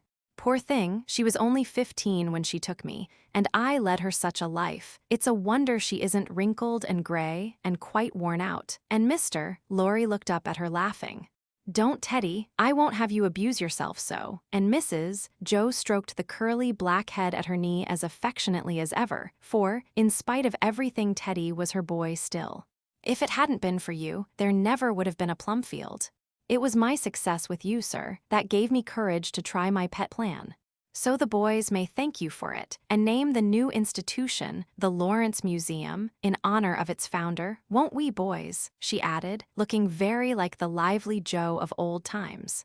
We will," shouted the boys, throwing up their hats, for though they had taken them off on entering the house, according to rule, they had been in too much of a hurry to hang them up.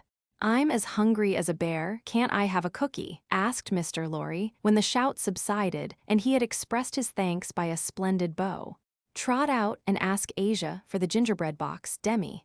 It isn't in order to eat between meals, but on this joyful occasion, we won't mind and have a cookie all round," said Mrs. Joe. And when the box came, she dealt them out with a liberal hand, everyone munching away in a social circle. Suddenly, in the midst of a bite, Mr. Laurie cried out, "Bless my heart, I forgot Grandma's bundle," and running out to the carriage, returned with an interesting white parcel, which, being opened, disclosed a choice collection of beasts, birds, and pretty things cut out of crisp sugary cake and baked a lovely brown. "There's one for each, and a letter to tell which is whose. Grandma and Hannah made them, and I tremble to think what would have happened to me if I had forgotten to leave them." Then, amid much laughing and fun, the cakes were distributed. A fish for Dan, a fiddle for Nat, a book for Demi, a monkey for Tommy, a flower for Daisy, a hoop for Nan, who had driven twice round the triangle without stopping, a star for Emil, who put on airs because he studied astronomy, and, best of all, an omnibus for France, whose great delight was to drive the family bus.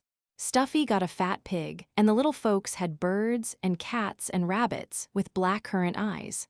"Now I must go. Where is my Goldilocks? Mamma will come flying out to get her if I'm not back early," said Uncle Teddy, when the last crumb had vanished, which it speedily did, you may be sure. The young ladies had gone into the garden, and while they waited till France looked them up, Joe and Laurie stood at the door talking together. "How does little Giddy Gaddy come on?" he asked, for Nan's pranks amused him very much, and he was never tired of teasing Joe about her. "Nicely, she is getting quite mannerly, and begins to see the error of her wild ways." Don't the boys encourage her in them? Yes, but I keep talking, and lately she has improved much. You saw how prettily she shook hands with you, and how gentle she was with Bess. Daisy's example has its effect upon her, and I'm quite sure that a few months will work wonders. Here Mrs. Joe's remarks were cut short by the appearance of Nan tearing round the corner at a breakneck pace, driving a mettlesome team of 4 boys, and followed by Daisy trundling Bess in a wheelbarrow. Hat off, hair flying, whip cracking, and barrow bumping, up they came in a cloud of dust, looking as wild a set of little hoydens as one would wish to see. So, these are the model children, are they? It's lucky I didn't bring Mrs. Curtis out to see your school for the cultivation of morals and manners. She would never have recovered from the shock of this spectacle, said Mr. Lorry, laughing at Mrs. Joe's premature rejoicing over Nan's improvement. Laugh away, I'll succeed yet.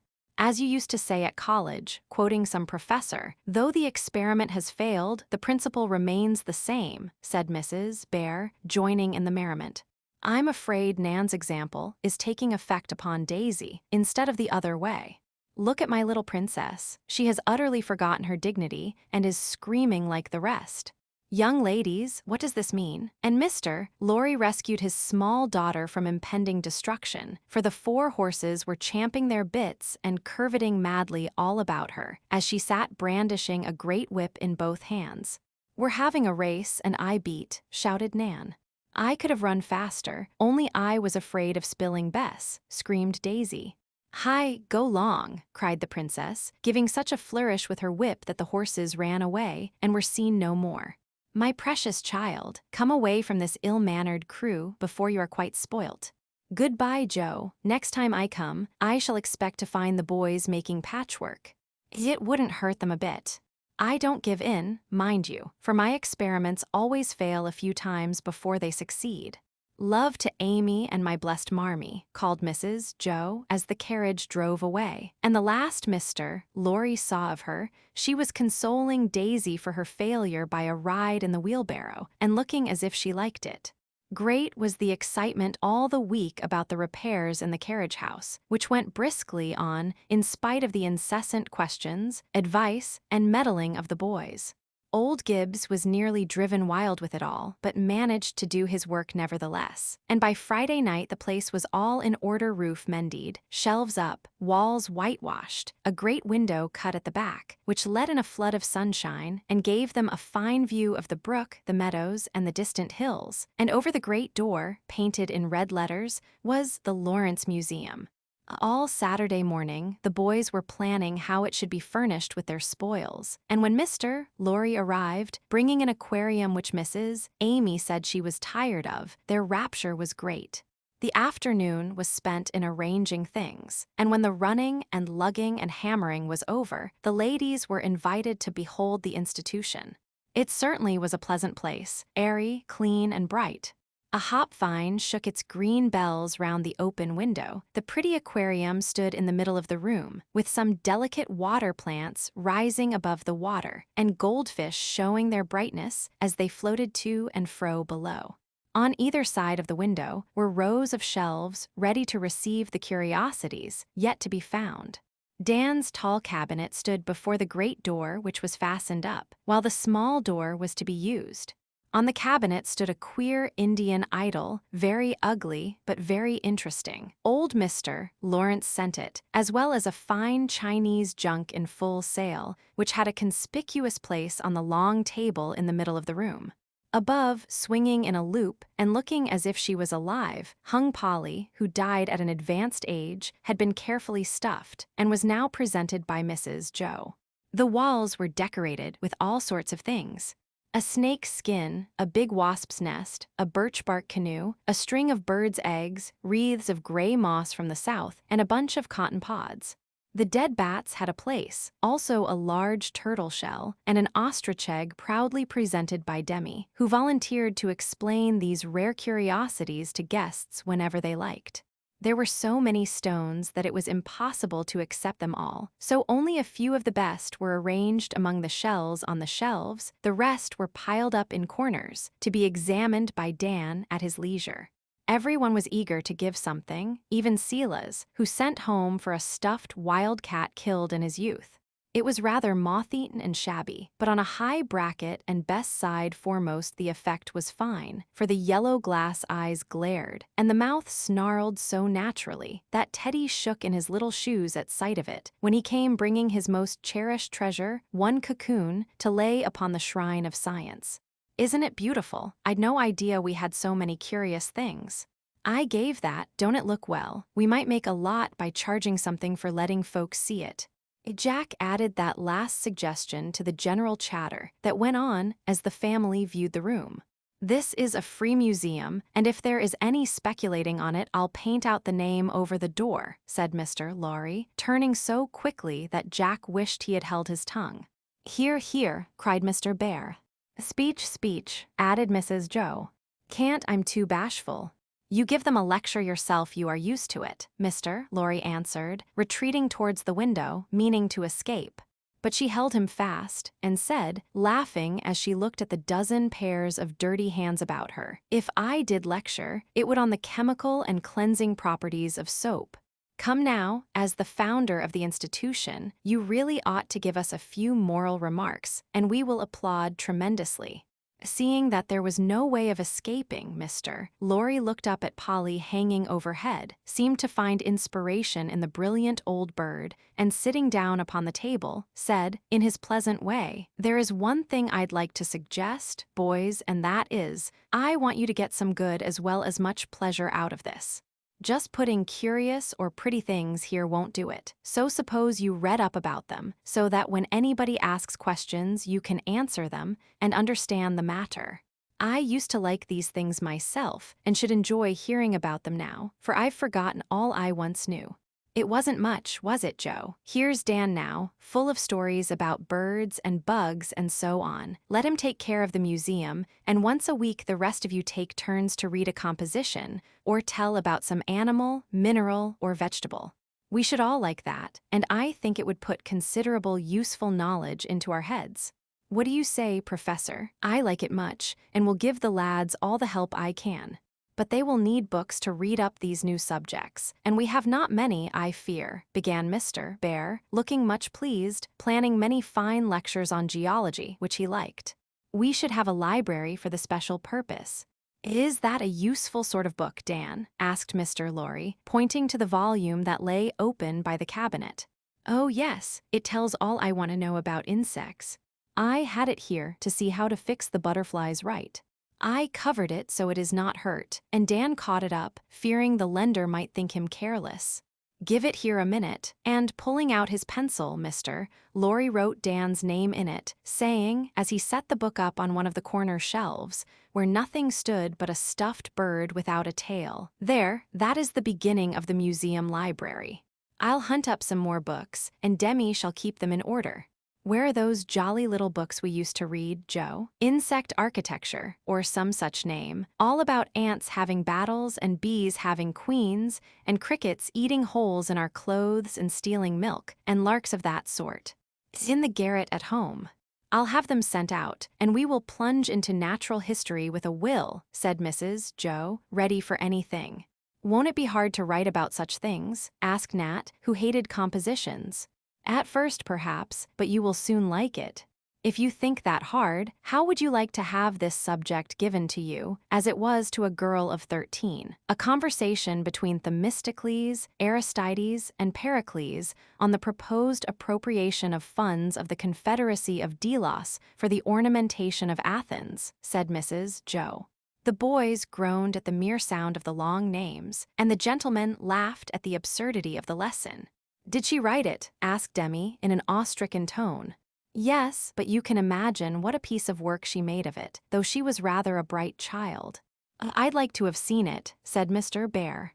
"Perhaps I can find it for you. I went to school with her," and Mrs. Joe looked so wicked that everyone knew who the little girl was. Hearing of this fearful subject, for a composition quite reconciled the boys to the thought of writing about familiar things. Wednesday afternoon was appointed for the lectures, as they preferred to call them, for some chose to talk instead of write. Mr. Bear promised a portfolio in which the written productions should be kept, and Mrs. Bear said she would attend the course with great pleasure. Then the dirty-handed society went off to wash, followed by the professor, trying to calm the anxiety of Rob, who had been told by Tommy that all water was full of invisible pollywogs. "I like your plan very much, only don't be too generous, Teddy," said Mrs. Bear when they were left alone. "You know most of the boys have got to paddle their own canoes when they leave us, and too much sitting in the lap of luxury will unfit them for it. I'll be moderate, but do let me amuse myself. I get desperately tired of business sometimes, and nothing freshens me up like a good frolic with your boys. I like that Dan very much, Joe. He isn't demonstrative, but he has the eye of a hawk, and when you have tamed him a little, he will do you credit. I'm so glad you think so. Thank you very much for your kindness to him, especially for this museum affair. It will keep him happy while he is lame, give me a chance to soften and smooth this poor, rough lad, and make him love us." "What did inspire you with such a beautiful, helpful idea, Teddy?" asked Mrs. Bear, glancing back at the pleasant room as she turned to leave it. Laurie took both her hands in his and answered with a look that made her eyes fill with happy tears. "Dear Joe, I have known what it is to be a motherless boy, and I never can forget how much you and yours have done for me all these years." In Chapter 12, there was a great clashing of tin pails, much running to and fro, and frequent demands for something to eat. One August afternoon, for the boys were going huckleberrying, and made as much stir about it as if they were setting out to find the Northwest Passage. "Now, my lads, get off as quietly as you can, for Rob is safely out of the way and won't see you," said Mrs. Bear, as she tied Daisy's broad-brimmed hat and settled the great blue pinafore in which she had enveloped Nan. But the plan did not succeed, for Rob had heard the bustle, decided to go, and prepared himself without a thought of disappointment. The troupe was just getting under way when the little man came marching downstairs with his best hat on, a bright tin pail in his hand, and a face beaming with satisfaction. "Oh dear, now we shall have a scene," sighed Mrs. Bear, who found her eldest son very hard to manage at times. "I'm all ready," said Rob, and took his place in the ranks with such perfect unconsciousness of his mistake that it really was very hard to undeceive him. "It's too far for you, my love. Stay and take care of me, for I shall be all alone," began his mother. "You've got Teddy. I'm a big boy, so I can go. You said I might when I was bigger, and I am now," persisted Rob, with a cloud beginning to dim the brightness of his happy face. "We are going up to the great pasture, and it's ever so far. We don't want you tagging on," cried Jack, who did not admire the little boys. "I won't tag. I'll run and keep up." "So, Mama, let me go. I want to fill my new pail, and I'll bring 'em all to you." "Please, please, I will be good," prayed Robbie, looking up at his mother, so grieved and disappointed that her heart began to fail her. "But, my dearie, you'll get so tired and hot you won't have a good time. Wait till I go, and then we will stay all day and pick as many berries as you want." "You never do go, you are so busy, and I'm tired of waiting." "I'd rather go and get the berries for you all myself.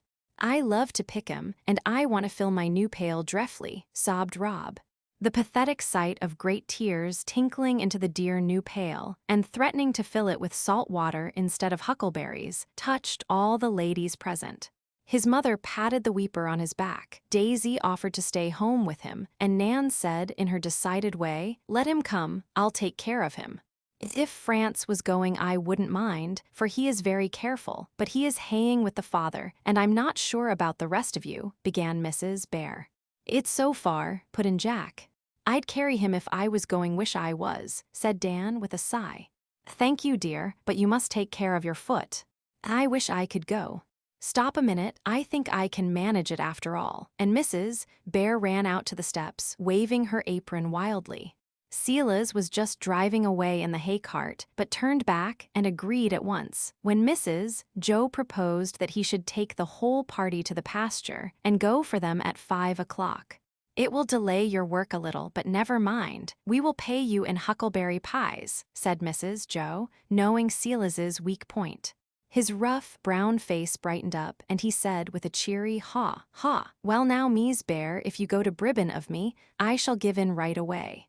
"Now, boys, I have arranged it so that you can all go," said Mrs. Bear, running back again, much relieved, for she loved to make them happy, and always felt miserable when she had disturbed the serenity of her little sons, for she believed that the small hopes and plans and pleasures of children should be tenderly respected by grown-up people, and never rudely thwarted or ridiculed. "Can I go?" said Dan, delighted. "I thought especially of you. Be careful and never mind the berries, but sit about and enjoy the lovely things which you know how to find all about you," answered Mrs. Bear, who remembered his kind offer to her boy. Me too," sung Rob, dancing with joy and clapping his precious pail and cover like castanets. "Yes, and Daisy and Nan must take good care of you. Be at the bars at 5 o'clock, and Silas will come for you all." Robbie cast himself upon his mother in a burst of gratitude, promising to bring her every berry he picked and not eat one. Then they were all packed into the hay cart and went rattling away, the brightest face among the dozen being that of Rob, as he sat between his two temporary little mothers, beaming upon the whole world and waving his best hat, for his indulgent mamma had not the heart to bereave him of it, since this was a gala day to him. Such a happy afternoon as they had, in spite of the mishaps which usually occur on such expeditions. Of course, Tommy came to grief, tumbled upon a hornet's nest, and got stung, but being used to woe, he bore the smart manfully, till Dan suggested the application of damp earth, which much assuaged the pain. Daisy saw a snake, and flying from it lost half her berries, but Demi helped her to fill up again, and discussed reptiles most learnedly the while. Ned fell out of a tree and split his jacket down the back, but suffered no other fracture.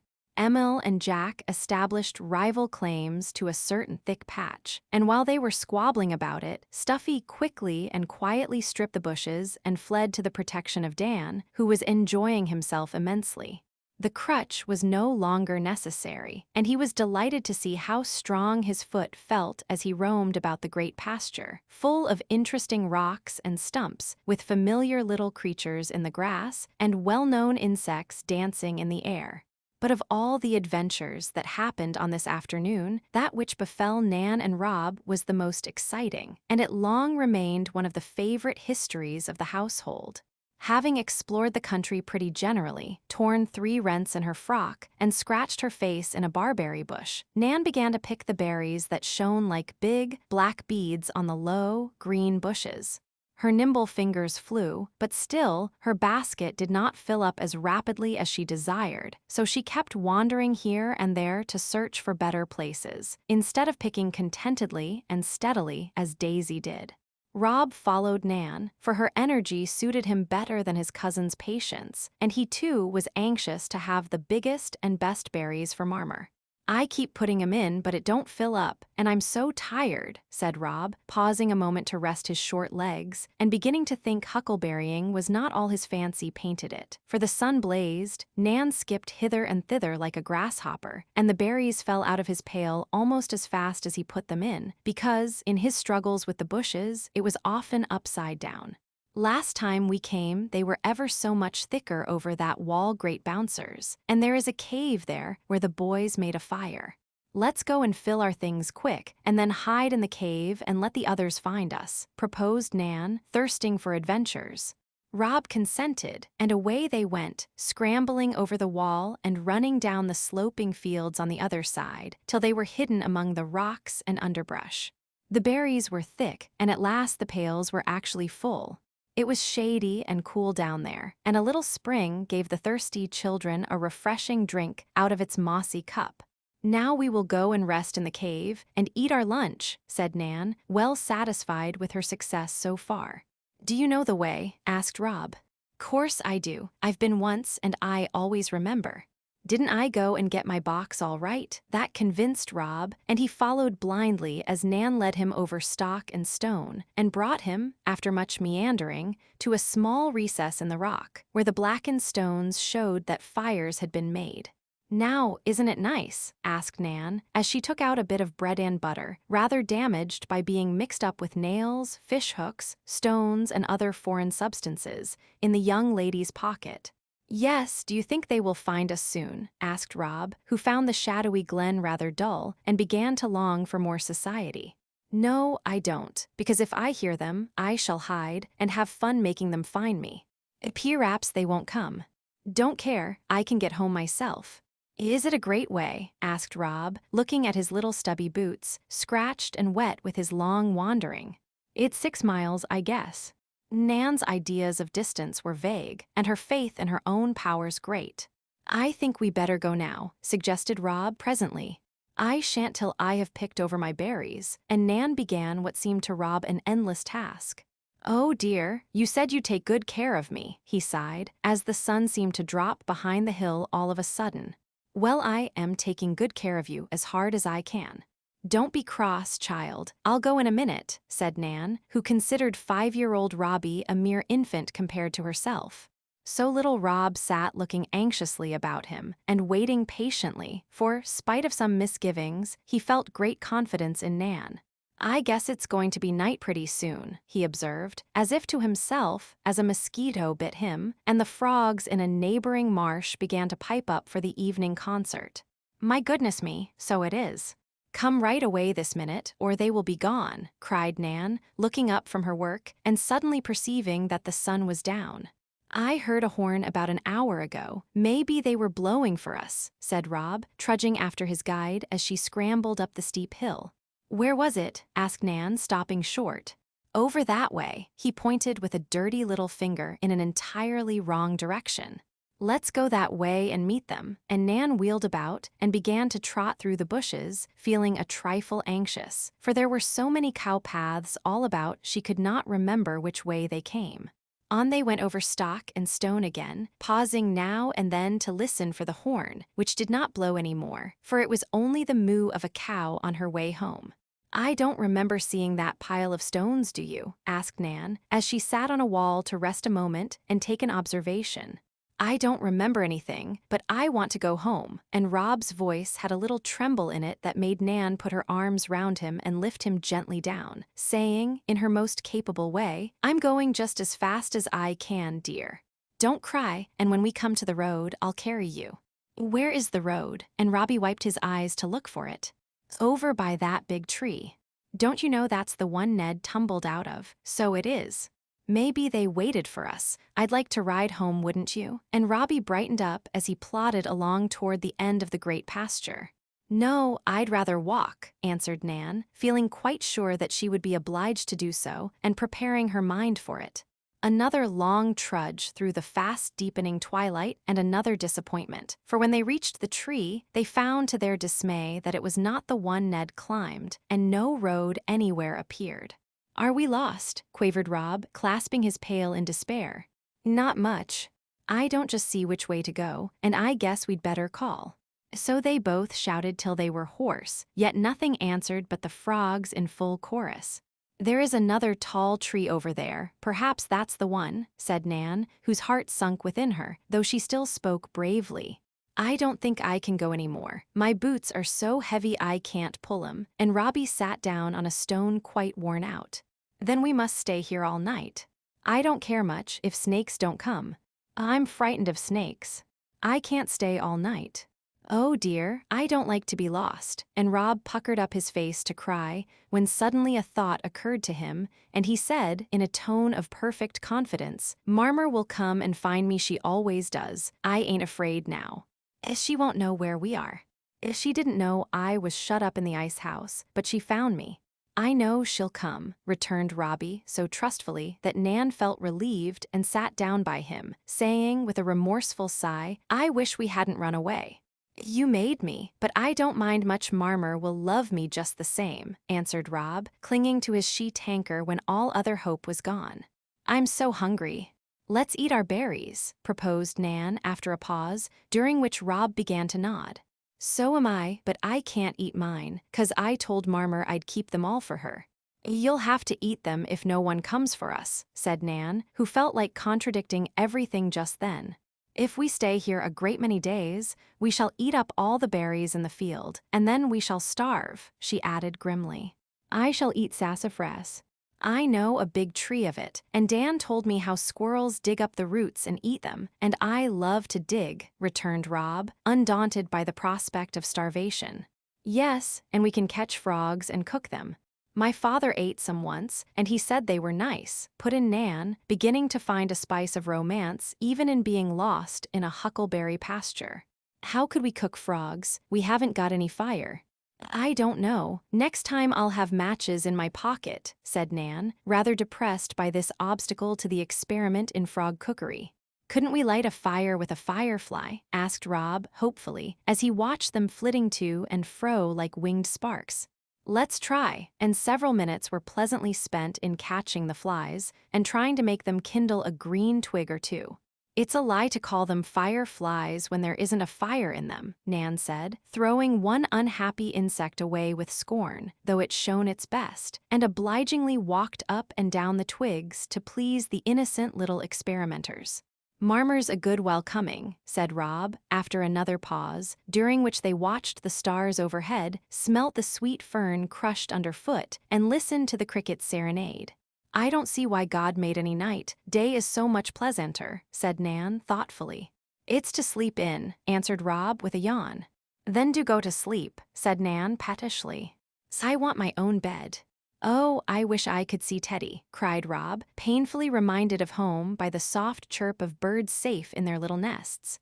I don't believe your mother will ever find us, said Nan, who was becoming desperate, for she hated patient waiting of any sort. It's so dark she won't see us. It was all black in the ice house, and I was so scared I didn't call her, but she saw me, and she will see me now, no matter how dark it is, returned confiding Rob, standing up to peer into the gloom for the help which never failed him. I see her, he cried, and ran as fast as his tired legs would take him toward a dark figure slowly approaching. Suddenly he stopped, then turned about and came stumbling back, screaming in a great panic, "No, it's a bear, a big black one," and hid his face in Nan's skirts. For a moment Nan quailed, ever her courage gave out at the thought of a real bear, and she was about to turn and flee in great disorder when a mild moo changed her fear to merriment as she said, laughing, "It's a cow, Robbie, the nice, black cow we saw this afternoon." The cow seemed to feel that it was not just the thing to meet two little people in her pasture after dark, and the amiable beast paused to inquire into the case. She let them stroke her, and stood regarding them with her soft eyes so mildly, that Nan, who feared no animal but a bear, was fired with a desire to milk her. "Sela's taught me how, and berries and milk would be so nice," she said, emptying the contents of her pail into her hat and boldly beginning her new task, while Rob stood by and repeated, at her command, the poem from Mother Goose. "Cushy cow, Bonnie, let down your milk to me, and I will give you a gown of silk and a silver tea." But the immortal rhyme had little effect, for the benevolent cow had already been milked and had only half a gill to give the thirsty children. "Shoo, get away, you are an old cross-patch," cried Nan, ungratefully, as she gave up the attempt in despair, and poor Molly walked on with a gentle gurgle of surprise and reproof. "Each can have a sip, and then we must take a walk. We shall go to sleep if we don't, and lost people mustn't sleep. Don't you know how Hannah Lee in the pretty story slept under the snow and died? But there isn't any snow now, and it's nice and warm," said Rob, who was not blessed with as lively a fancy as Nan. "No matter, we will poke about a little and call some more, and then, if nobody comes, we will hide under the bushes, like Hop-o'-my-Thumb and his brothers." It was a very short walk, however, for Rob was so sleepy he could not get on, and tumbled down so often that Nan entirely lost patience, being half distracted by the responsibility she had taken upon herself. "If you tumble down again, I'll shake you," she said, lifting the poor little man up very kindly as she spoke, for Nan's bark was much worse than her bite. "Please don't. It's my boots they keep slipping so," and Rob manfully checked the sob just ready to break out, adding, with a plaintive patience that touched Nan's heart, "If the skeeters didn't bite me so, I could go to sleep till Marmer comes. Put your head on my lap, and I'll cover you up with my apron. I'm not afraid of the night," said Nan, sitting down and trying to persuade herself that she did not mind the shadow nor the mysterious rustlings all about her. "Wake me up when she comes," said Rob, and was fast asleep in 5 minutes with his head in Nan's lap under the pinafore. The little girl sat for some 15 minutes, staring about her with anxious eyes and feeling as if each second was an hour. Then a pale light began to glimmer over the hilltop, and she said to herself, "I guess the night is over and morning is coming. I'd like to see the sun rise, so I'll watch, and when it comes up we can find our way right home." But before the moon's round face peeped above the hill to destroy her hope, Nan had fallen asleep, leaning back in a little bower of tall ferns, and was deep in a midsummer night's dream of fireflies and blue aprons, mountains of huckleberries, and Robbie wiping away the tears of a black cow, who sobbed, "I want to go home, I want to go home," while the children were sleeping, peacefully lulled by the drowsy hum of many neighborly mosquitoes. The family at home were in a great state of agitation. The hay cart came at 5, and all but Jack, Emil, Nan, and Rob were at the bars ready for it. France drove instead of Sila's, and when the boys told him that the others were going home through the wood, he said, looking ill-pleased, "They ought to have left Rob to ride. He will be tired out by the long walk." "It's shorter that way, and they will carry him," said Stuffy, who was in a hurry for his supper. "You are sure Nan and Rob went with them?" "Of course they did. I saw them getting over the wall and sung out that it was most 5, and Jack called back that they were going the other way," explained Tommy. "Very well, pile in then," and away rattled the hay cart with the tired children and the full pails. Joe looked sober when she heard of the division of the party, and sent France back with Toby to find and bring the little ones home. Supper was over, and the family sitting about in the cool hall as usual, when France came trotting back, hot, dusty, and anxious. "Have they come?" he called out when halfway up the avenue. "No," and Joe flew out of her chair looking so alarmed that everyone jumped up and gathered round France. "I can't find them anywhere," he began, but the words were hardly spoken when a loud "hullo" startled them all, and the next minute Jack and Emil came round the house. "Where are Nan and Rob?" cried Joe, clutching Emil in a way that caused him to think his aunt had suddenly lost her wits. "I don't know." "They came home with the others, didn't they?" he answered quickly. "No, George and Tommy said they went with you." "Oh well, they didn't." "Haven't seen them. We took a swim in the pond and came by the wood," said Jack, looking alarmed as well he might. "Call Mr. Bear, get the lanterns, and tell Silas I want him." That was all Joe said, but they knew what she meant and flew to obey her orders. In 10 minutes, Mr. Bear and Silas were off to the wood, and France tearing down the road on old Andy to search the great pasture. Joe caught up some food from the table, a little bottle of brandy from the medicine closet, took a lantern, and bidding Jack and Emil come with her and the rest not stir, she trotted away on Toby, never stopping for hat or shawl. She heard someone running after her, but said not a word till, as she paused to call and listen, the light of her lantern shone on Dan's face. "You hear, I told Jack to come," she said, half inclined to send him back, much as she needed help. "I wouldn't let him. He and Emil hadn't had any supper, and I wanted to come more than they did," he said, taking the lantern from her and smiling up in her face with the steady look in his eyes that made her feel as if, boy though he was, she had someone to depend on. Off she jumped and ordered him on to Toby, in spite of his pleading to walk. Then they went on again along the dusty, solitary road, stopping every now and then to call and hearken breathlessly for little voices to reply. When they came to the great pasture, other lights were already flitting to and fro like will-o'-the-wisps, and Mr. Bear's voice was heard shouting, "Nan, Rob, Rob, Nan," in every part of the field. Silas whistled and roared. Dan plunged here and there on Toby, who seemed to understand the case, and went over the roughest places with unusual docility. Often Joe hushed them all, saying, with a sob in her throat, "The noise may frighten them, let me call. Robbie will know my voice." And then she would cry out the beloved little name in every tone of tenderness, till the very echoes whispered it softly, and the winds seemed to waft it willingly, but still no answer came. The sky was overcast now, and only brief glimpses of the moon were seen. Heat lightning darted out of the dark clouds now and then, and a faint far-off rumble as of thunder told that a summer storm was brewing. "Oh, my Robbie," mourned poor Joe, wandering up and down like a pale ghost, while Dan kept beside her like a faithful firefly. What shall I say to Nan's father if she comes to harm? Why did I ever trust my darling so far away? Fritz, do you hear anything?" And when a mournful "no" came back, she wrung her hands so despairingly that Dan sprung down from Toby's back, tied the bridle to the bars, and said, in his decided way, "They may have gone down the spring. I'm going to look."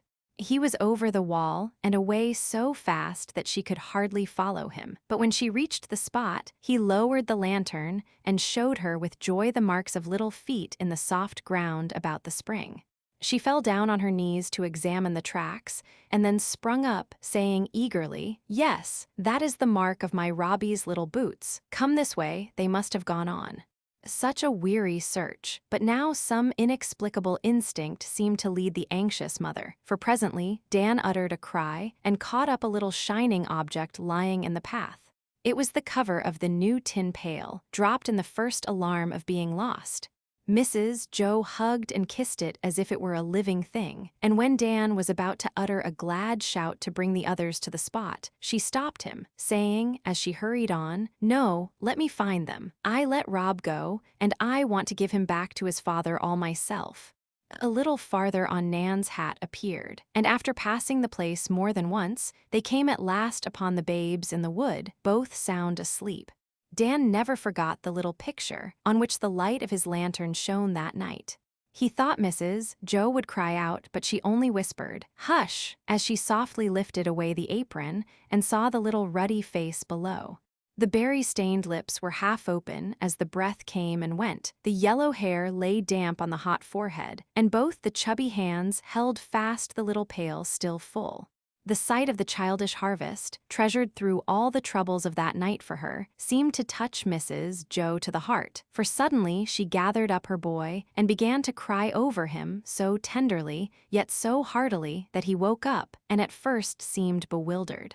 Then he remembered and hugged her close, saying with a laugh of triumph, "I knew you'd come. Oh, Marmor, I did want you so." For a moment they kissed and clung to one another, quite forgetting all the world. For no matter how lost and soiled and worn-out wandering sons may be, mothers can forgive and forget everything as they fold them in their fostering arms. Happy the son whose faith in his mother remains unchanged, and who, through all his wanderings, has kept some filial token to repay her brave and tender love. Dan meantime picked Nan out of her bush, and with a gentleness none but Teddy ever saw in him before, he soothed her first alarm at the sudden waking and wiped away her tears. For Nan also began to cry for joy. It was so good to see a kind face and feel a strong arm round her after what seemed to her ages of loneliness and fear. "My poor little girl, don't cry. You are all safe now, and no one shall say a word of blame tonight," said Mrs. Joe, taking Nan into her capacious embrace, and cuddling both children as a hen might gather her lost chickens under her motherly wings. "It was my fault, but I am sorry. I tried to take care of him, and I covered him up and let him sleep, and didn't touch his berries, though I was so hungry, and I never will do it again truly, never, never," sobbed Nan, quite lost in a sea of penitence and thankfulness. "Call them now and let us get home," said Mrs. Joe, and Dan, getting upon the wall, sent a joyful word, "Found," ringing over the field. How the wandering lights came dancing from all sides and gathered round the little group among the sweet fern bushes. Such a hugging and kissing and talking and crying as went on must have amazed the glowworms and evidently delighted the mosquitoes, for they hummed frantically, while the little moths came in flocks to the party, and the frogs croaked as if they could not express their satisfaction loudly enough. Then they set out for home, a queer party, for France rode on to tell the news. Dan and Toby led the way, then came Nan in the strong arms of Silas, who considered her the smartest little baggage he ever saw, and teased her all the way home about her pranks. Mr. Bear would let no one carry Rob but himself, and the little fellow, refreshed by sleep, sat up and chattered gaily, feeling himself a hero, while his mother went beside him holding on to any part of his precious little body that came handy, and never tired of hearing him say, "I knew Marmor would come," or seeing him lean down to kiss her and put a plump berry into her mouth, "'cause he picked 'em all for her."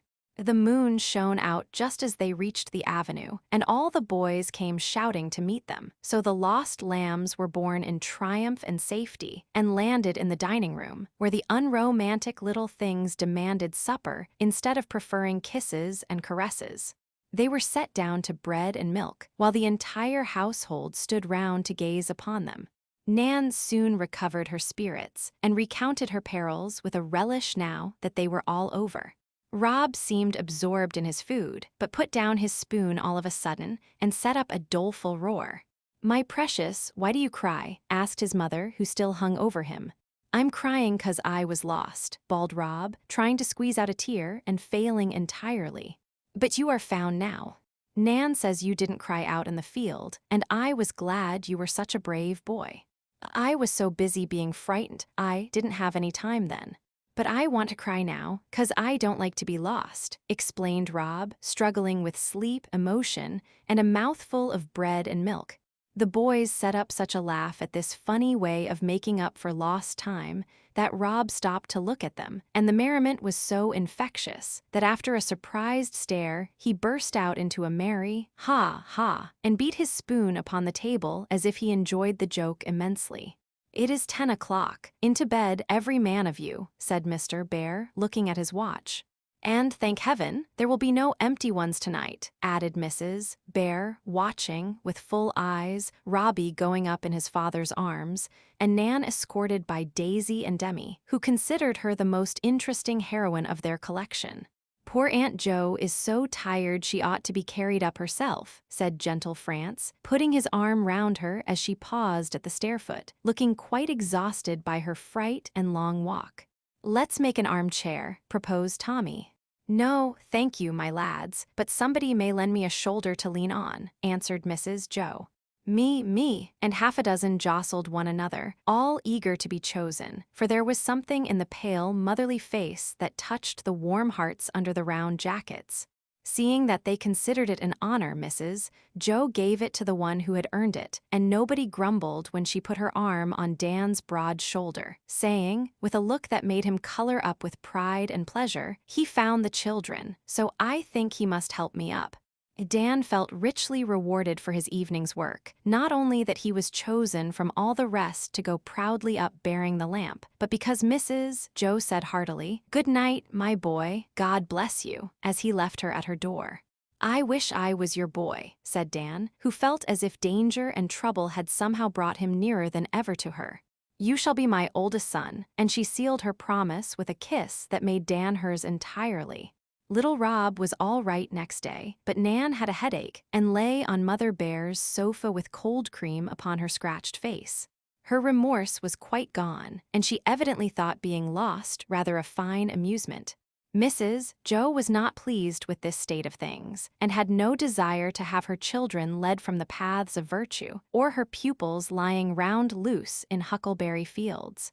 So she talked soberly to Nan, and tried to impress upon her mind the difference between liberty and license, telling several tales to enforce her lecture. She had not decided how to punish Nan, but one of these stories suggested a way, and as Mrs. Joe liked odd penalties, she tried it. "All children run away," pleaded Nan, as if it was as natural and necessary a thing as measles or whooping cough. "Not all, and some who do run away don't get found again," answered Mrs. Joe. "Didn't you do it yourself?" asked Nan, whose keen little eyes saw some traces of a kindred spirit in the serious lady who was sewing so morally before her. Mrs. Joe laughed and owned that she did. "Tell about it," demanded Nan, feeling that she was getting the upper hand in the discussion.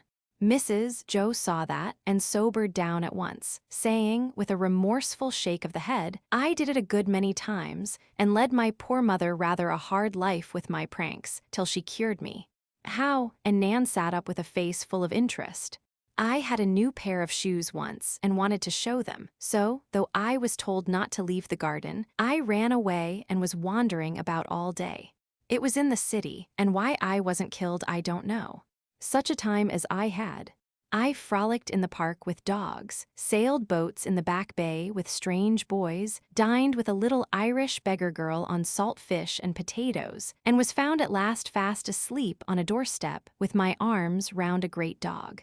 It was late in the evening, and I was as dirty as a little pig, and the new shoes were worn out. I had traveled so far. "How nice," cried Nan, looking all ready to go and do it herself. It was not nice next day, and Mrs. Joe tried to keep her eyes from betraying how much she enjoyed the memory of her early capers. "Did your mother whip you?" asked Nan curiously. "She never whipped me but once, and then she begged my pardon, or I don't think I ever should have forgiven her. It hurt my feelings so much."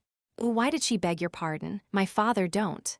"Because, when she had done it, I turned round and said, 'Well, you are mad yourself, and ought to be whipped as much as me.'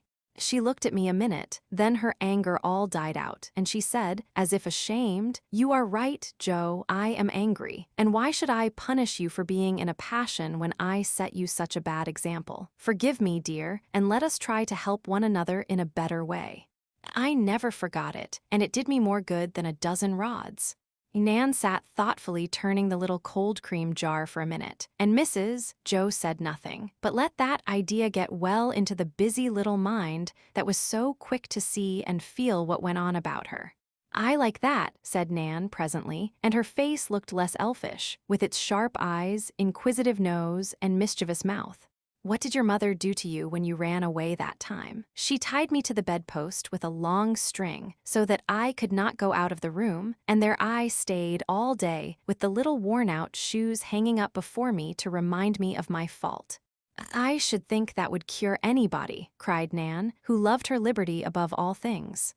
"It did cure me, and I think it will you, so I am going to try it," said Mrs. Joe, suddenly taking a ball of strong twine out of a drawer in her work table. Nan looked as if she was decidedly getting the worst of the argument now, and sat feeling much crestfallen while Mrs. Joe tied one end round her waist and the other to the arm of the sofa, saying, as she finished, "I don't like to tie you up like a naughty little dog, but if you don't remember any better than a dog, I must treat you like one. I'd just as lief be tied up as not. I like to play dog." And Nan put on a don't-care face and began to growl and grovel on the floor. Mrs. Joe took no notice, but leaving a book or two and a handkerchief to hem, she went away and left Miss Nan to her own devices. This was not agreeable, and after sitting a moment, she tried to untie the cord. But it was fastened in the belt of her apron behind, so she began on the knot at the other end. It soon came loose, and, gathering it up, Nan was about to get out of the window when she heard Mrs. Joe say to somebody as she passed through the hall, "No, I don't think she will run away now. She is an honorable little girl and knows that I do it to help her."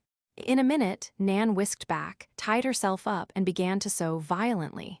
Rob came in a moment after, and was so charmed with the new punishment that he got a jump rope and tethered himself to the other arm of the sofa in the most social manner. "I got lost too, so I ought to be tied up as much as Nan," he explained to his mother when she saw the new captive. "I'm not sure that you don't deserve a little punishment, for you knew it was wrong to go far away from the rest." "Nan took me," began Rob, willing to enjoy the novel penalty, but not willing to take the blame. "You needn't have gone. You have got a conscience, though you are a little boy, and you must learn to mind it." "Well, my conscience didn't prick me a bit when she said, 'Let's get over the wall,'" answered Rob, quoting one of Demi's expressions. "Did you stop to see if it did?" "No." "Then you cannot tell." "I guess it's such a little conscience that it don't prick hard enough for me to feel it," added Rob, after thinking the matter over for a minute. "We must sharpen it up. It's bad to have a dull conscience, so you may stay here till dinner time and talk about it with Nan. I trust you both not to untie yourselves till I say the word." "No, we won't," said both, feeling a certain sense of virtue in helping to punish themselves. For an hour they were very good, then they grew tired of one room and longed to get out. Never had the hall seemed so inviting. Even the little bedroom acquired a sudden interest, and they would gladly have gone in and played tent with the curtains of the best bed. The open windows drove them wild because they could not reach them, and the outer world seemed so beautiful they wondered how they ever found the heart to say it was dull. Nan pined for a race round the lawn, and Rob remembered with dismay that he had not fed his dog that morning, and wondered what poor Pollux would do. They watched the clock, and Nan did some nice calculations in minutes and seconds, while Rob learned to tell all the hours between 8 and 1 so well that he never forgot them. It was maddening to smell the dinner, to know that there was to be succotash and huckleberry pudding, and to feel that they would not be on the spot to secure good helps of both. When Mary Ann began to set the table, they nearly cut themselves in two trying to see what meat there was to be, and Nan offered to help her make the beds if she would only see that she had lots of sauce on her pudding. When the boys came bursting out of school, they found the children tugging at their halters like a pair of restive little colts, and were much edified, as well as amused, by the sequel to the exciting adventures of the night. "Untie me now, Marmor. My conscience will prick like a pin next time. I know it will," said Rob as the bell rang, and Teddy came to look at him with sorrowful surprise. "We shall see," answered his mother, setting him free. He took a good run down the hall, back through the dining room, and brought up beside Nan, quite beaming with virtuous satisfaction. "I'll bring her dinner to her, may I?" he asked, pitying his fellow captive. "That's my kind little son. Yes, pull out the table and get a chair." And Mrs. Joe hurried away to quell the ardor of the others, who were always in a raging state of hunger at noon. Nan ate alone and spent a long afternoon attached to the sofa. Mrs. Bear lengthened her bonds so that she could look out of the window, and there she stood watching the boys play, and all the little summer creatures enjoying their liberty.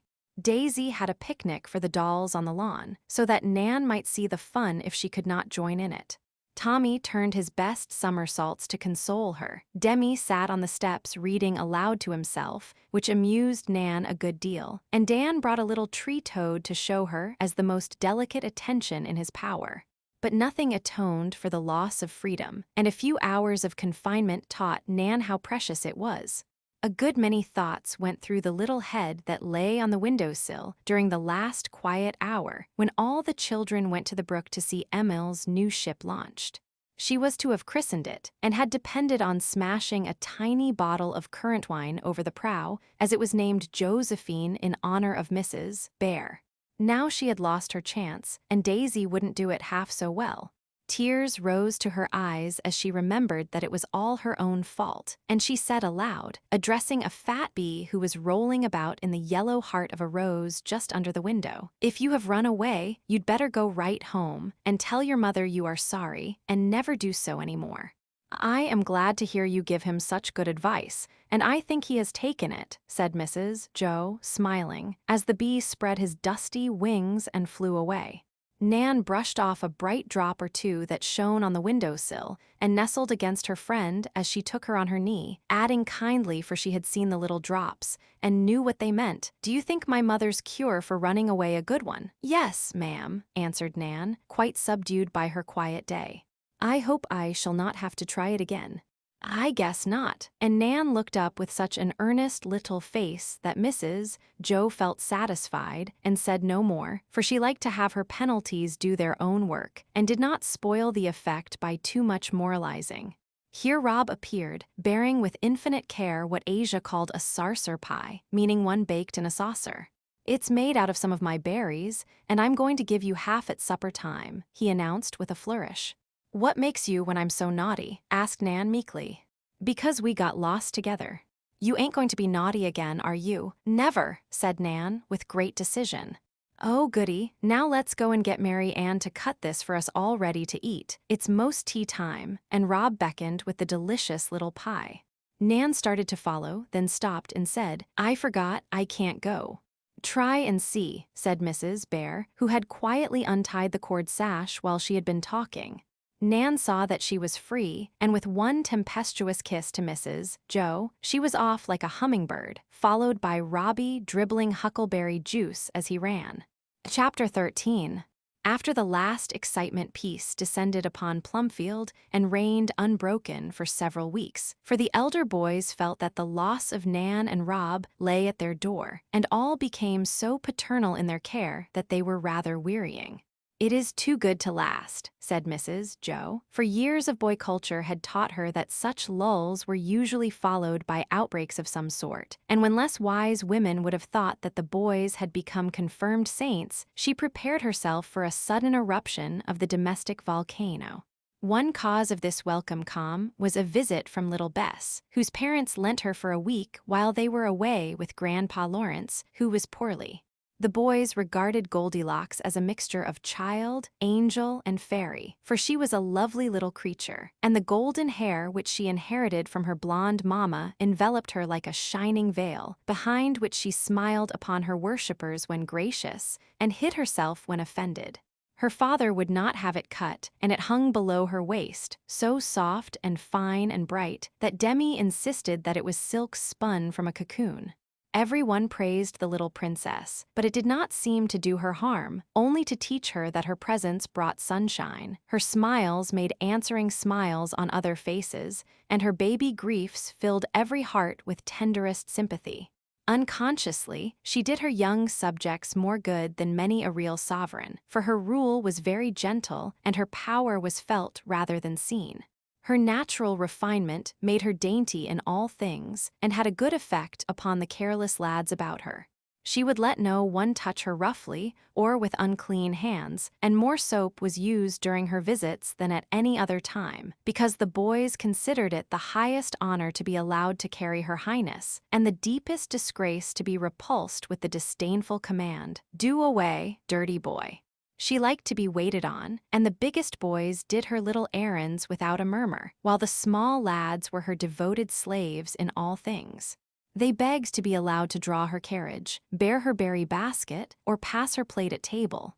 No service was too humble, and Tommy and Ned came to blows before they could decide which should have the honor of blacking her little boots.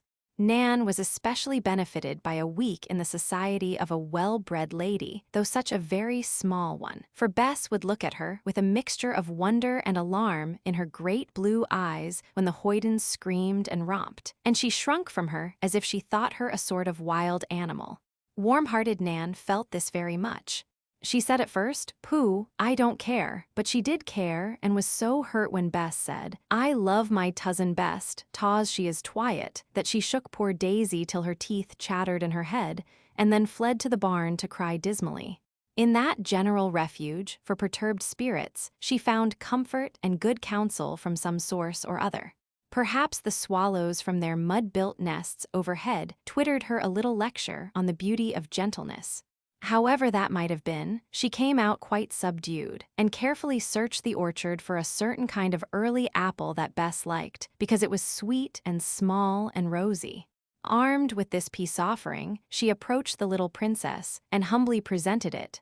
To her great joy, it was graciously accepted, and when Daisy gave Nan a forgiving kiss, Bess did likewise, as if she felt that she had been too severe and desired to apologize.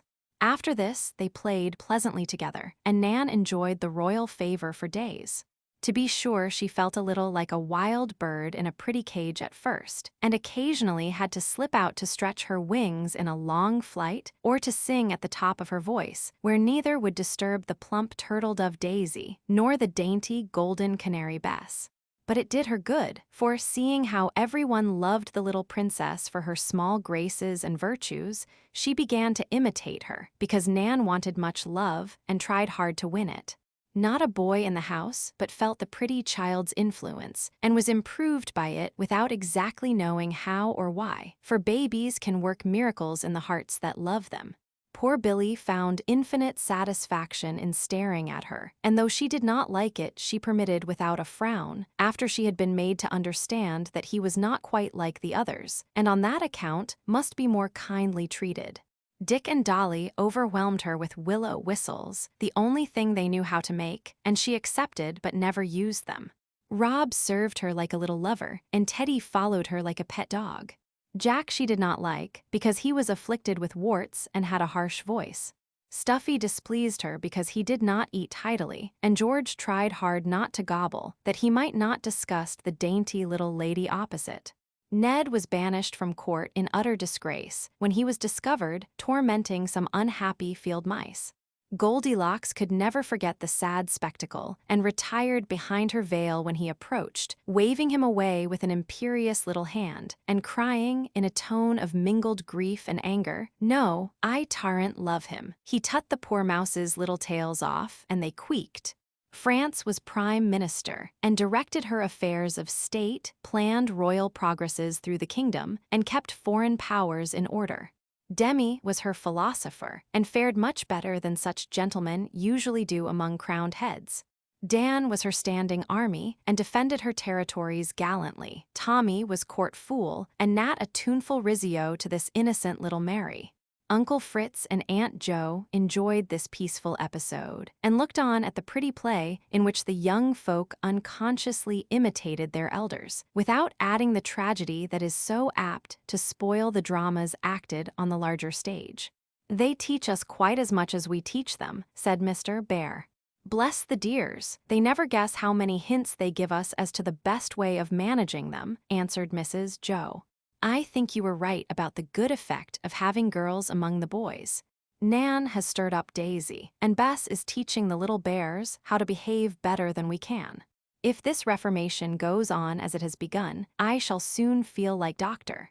Blimber with his model young gentleman," said Professor, laughing, as he saw Tommy not only remove his own hat, but knock off Ned's also, as they entered the hall where the princess was taking a ride on the rocking horse, attended by Rob and Teddy astride of chairs, and playing gallant knights to the best of their ability. "You will never be a Blimber, Fritz. You couldn't do it if you tried, and our boys will never submit to the forcing process of that famous hotbed. No fear that they will be too elegant. American boys like liberty too well. But good manners they cannot fail to have, if we give them the kindly spirit that shines through the simplest demeanor, making it courteous and cordial, like yours, my dear old boy." "Tut, tut, we will not compliment, for if I begin you will run away, and I have a wish to enjoy this happy half-hour to the end." Yet Mr. Bear looked pleased with the compliment, for it was true, and Mrs. Jo felt that she had received the best her husband could give her, by saying that he found his truest rest and happiness in her society. To return to the children, "I have just had another proof of Goldilocks' good influence," said Mrs. Jo, drawing her chair nearer the sofa, where the professor lay resting after a long day's work in his various gardens. "Nan hates sewing, but for love of Bess has been toiling half the afternoon over a remarkable bag, in which to present a dozen of our love apples to her idol when she goes. I praised her for it, and she said in her quick way, 'I like to sew for other people. It is stupid sewing for myself.' I took the hint, and shall give her some little shirts and aprons for Mrs. Carney's children. She is so generous, she will sew her fingers sore for them, and I shall not have to make a task of it. But needlework is not a fashionable accomplishment, my dear. Sorry for it. My girls shall learn all I can teach them about it. Even if they give up the Latin, algebra, and half a dozen ologies, it is considered necessary for girls to muddle their poor brains over nowadays. Amy means to make Bess an accomplished woman, but the dear's mite of a forefinger has little pricks on it already, and her mother has several specimens of needlework, which she values more than the clay bird without a bill, that filled Laurie with such pride when Bess made it.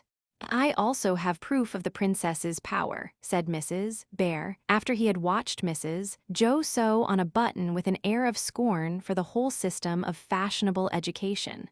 "Jack is so unwilling to be classed with Stuffy and Ned as distasteful to Bess that he came to me a little while ago and asked me to touch his warts with caustic.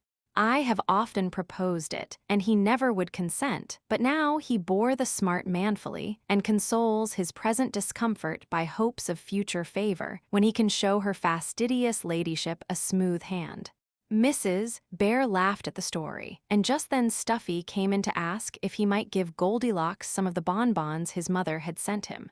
"She is not allowed to eat sweeties, but if you like to give her the pretty box with the pink sugar rose in it, she would like it very much," said Mrs. Jo, unwilling to spoil this unusual piece of self-denial, for the fat boy seldom offered to share his sugar plums. "Won't she eat it? I shouldn't like to make her sick," said Stuffy, eyeing the delicate sweetmeat lovingly, yet putting it into the box.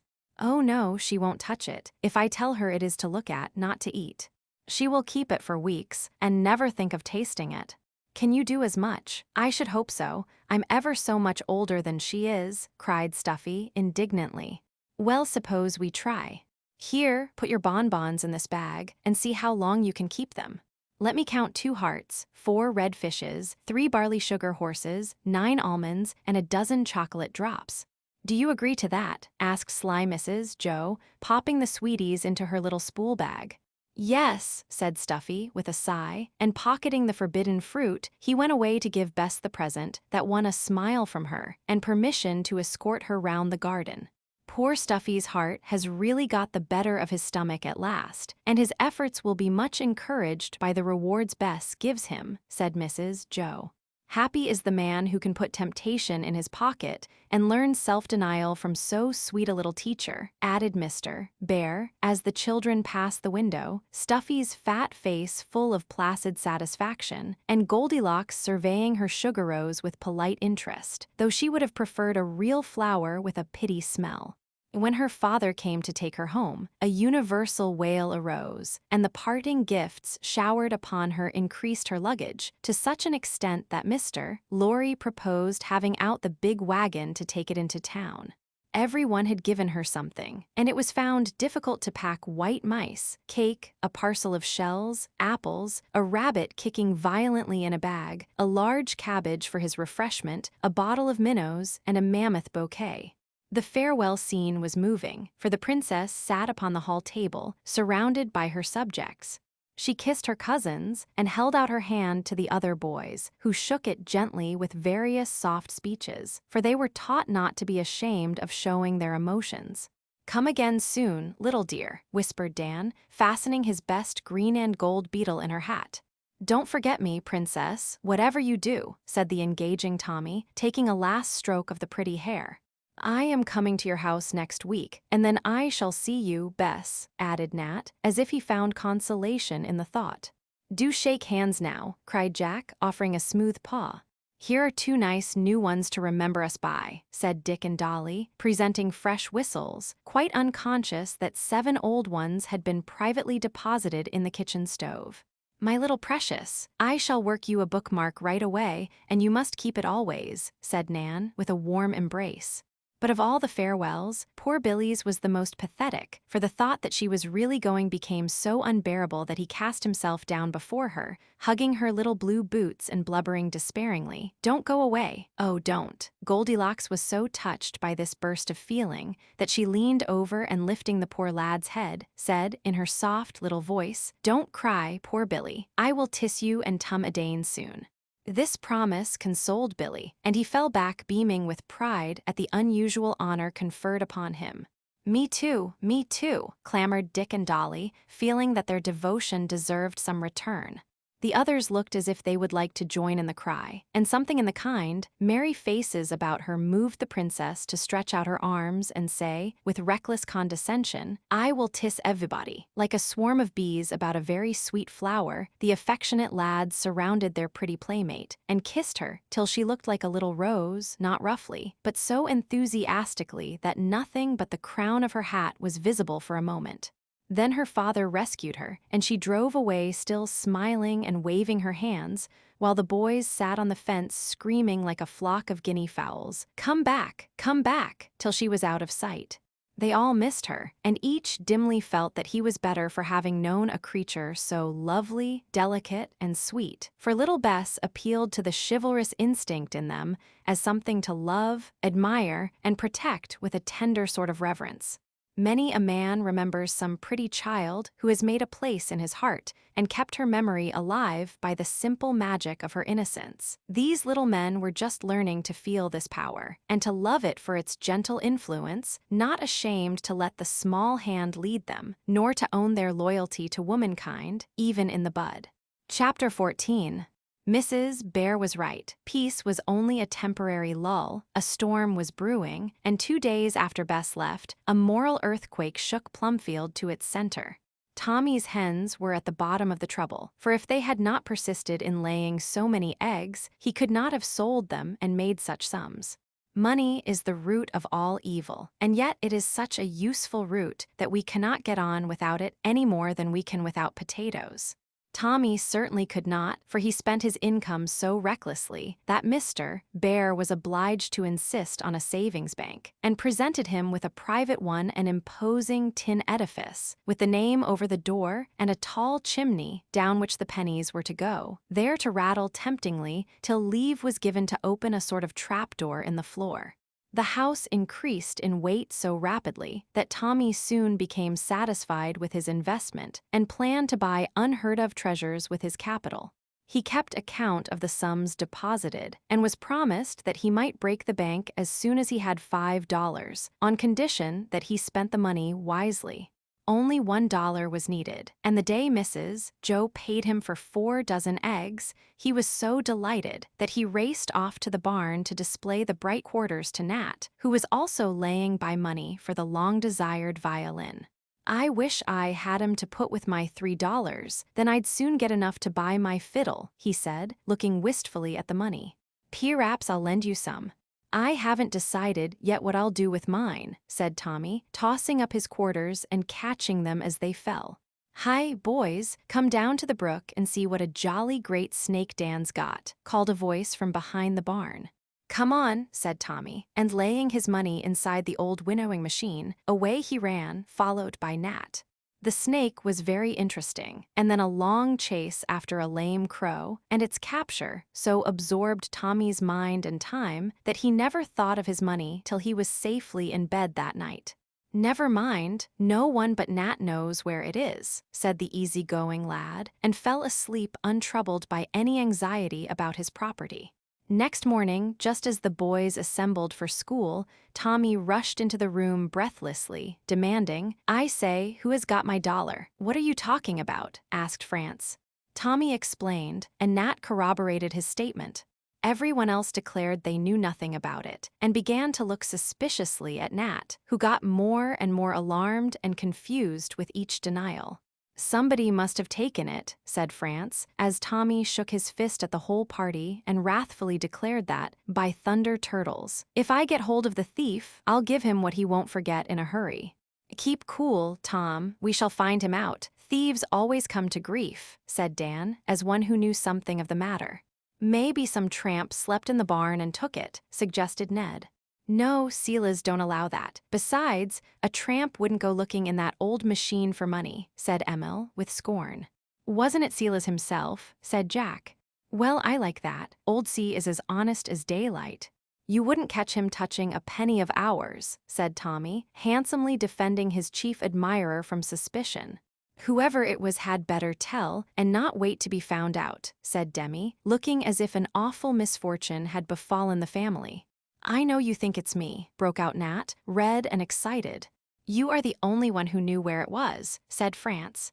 "I can't help it, I didn't take it." "I tell you I didn't," cried Nat, in a desperate sort of way.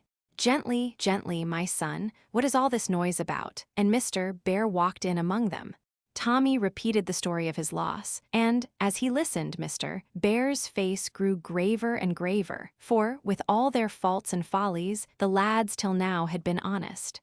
"Take your seats," he said, and when all were in their places, he added slowly, as his eye went from face to face with a grieved look that was harder to bear than a storm of words. "Now, boys, I shall ask each one of you a single question, and I want an honest answer. I am not going to try to frighten, bribe, or surprise the truth out of you, for every one of you have got a conscience and know what it is for. Now is the time to undo the wrong done to Tommy and set yourselves right before us all. I can forgive the yielding to sudden temptation much easier than I can deceit.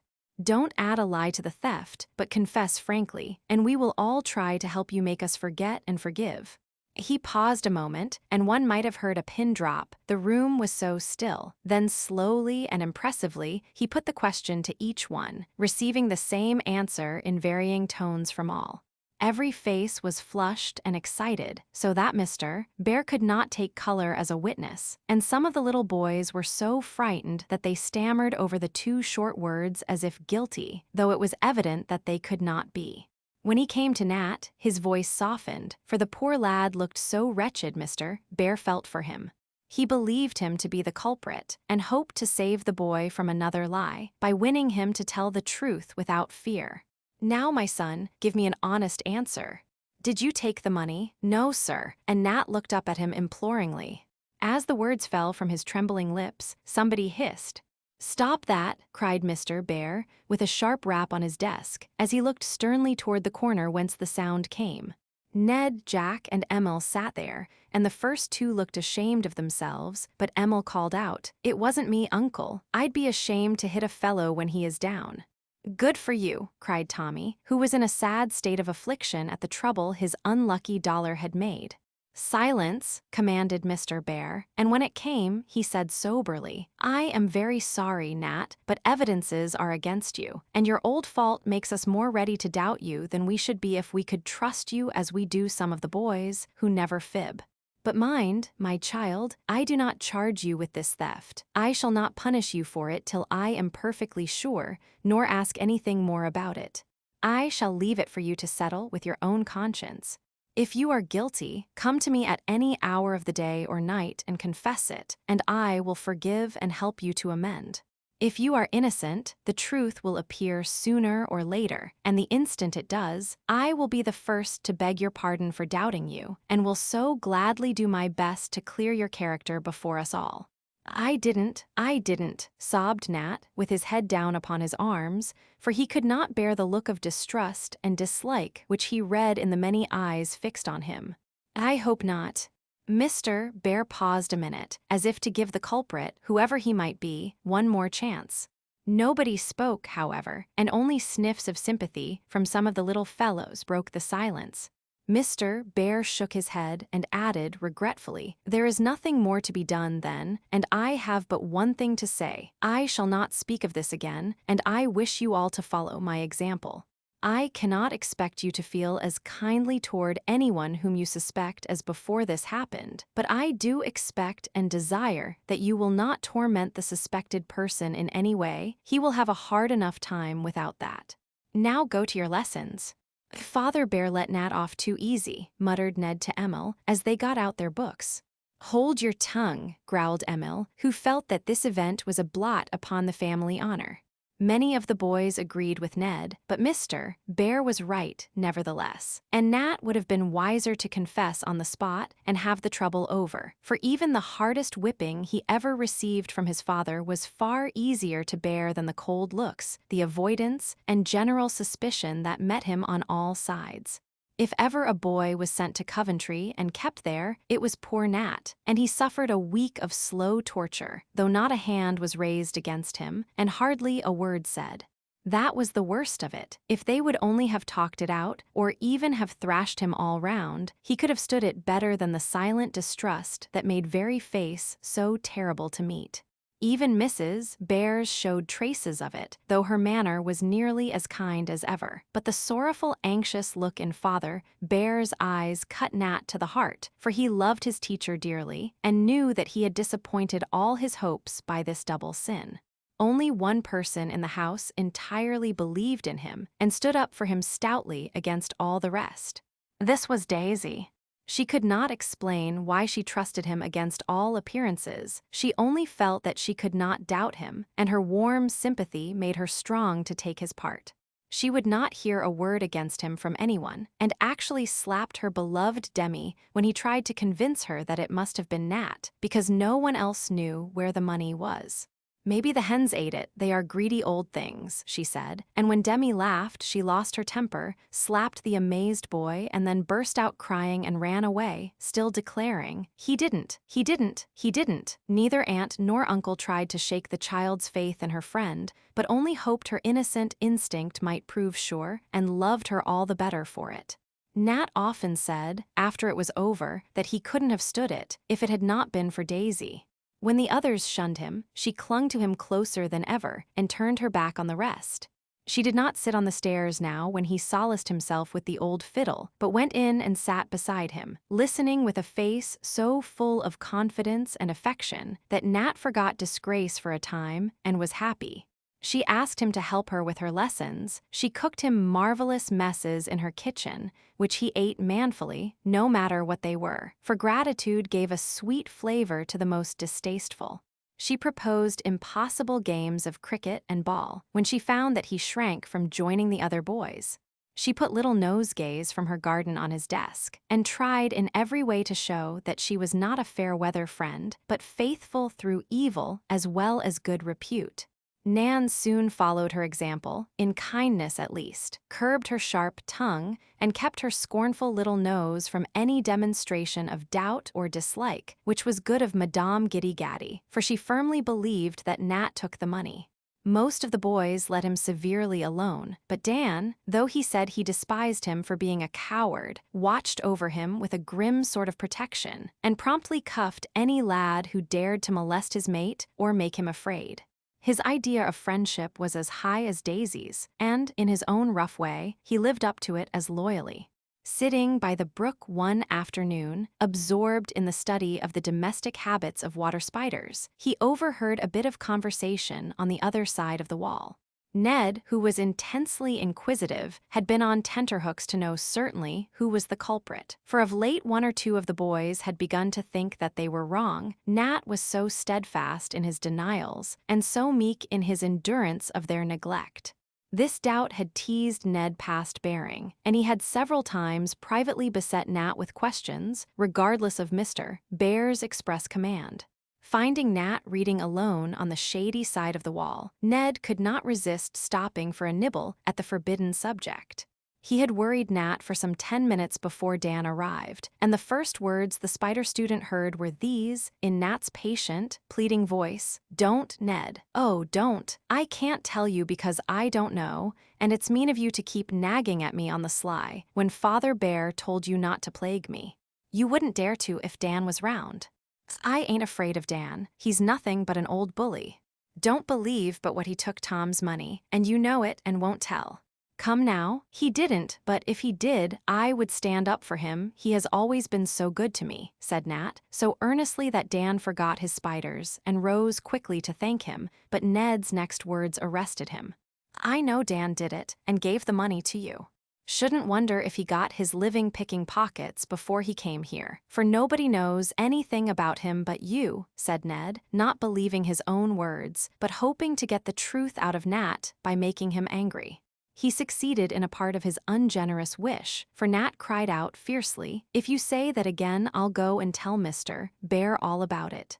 I don't want to tell tales, but by George, I will if you don't let Dan alone." "Then you'll be a sneak, as well as a liar and a thief," began Ned, with a jeer, for Nat had borne insult to himself so meekly. The other did not believe he would dare to face the master just to stand up for Dan. What he might have added I cannot tell, for the words were hardly out of his mouth when a long arm from behind took him by the collar, and, jerking him over the wall in a most promiscuous way, landed him with a splash in the middle of the brook. "Say that again, and I'll duck you till you can't see," cried Dan, looking like a modern colossus of Rhodes as he stood, with a foot on either side of the narrow stream, glaring down at the discomfited youth in the water. "I was only in fun," said Ned. "You are a sneak yourself to badger Nat round the corner. Let me catch you at it again, and I'll souse you in the river next time." "Get up and clear out," thundered Dan in a rage. Ned fled, dripping, and his impromptu sitz-bath evidently did him good, for he was very respectful to both the boys after that, and seemed to have left his curiosity in the brook. As he vanished, Dan jumped over the wall and found Nat lying, as if quite worn out and bowed down with his troubles. "He won't pester you again, I guess. If he does, just tell me and I'll see to him," said Dan, trying to cool down. "I don't mind what he says about me so much. I've got used to it," answered Nat sadly, "but I hate to have him pitch into you." "How do you know he isn't right?" asked Dan, turning his face away. "What about the money?" cried Nat, looking up with a startled air. "Yes.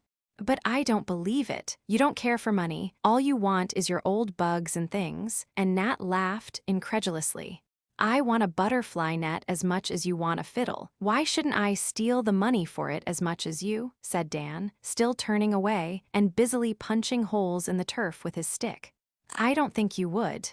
You like to fight and knock folks round sometimes, but you don't lie, and I don't believe you'd steal." And Nat shook his head decidedly. "I've done both. I used to fib like fury. It's too much trouble now. And I stole things to eat out of gardens when I ran away from Paige. So you see, I am a bad lot," said Dan, speaking in the rough, reckless way which he had been learning to drop lately.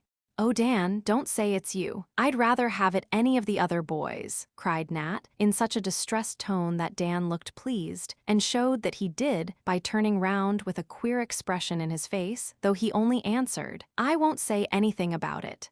But don't you fret, and we'll pull through somehow, see if we don't." Something in his face and manner gave Nat a new idea, and he said, pressing his hands together in the eagerness of his appeal, "I think you know who did it. If you do, beg him to tell Dan. It's so hard to have 'em all hate me for nothing. I don't think I can bear it much longer.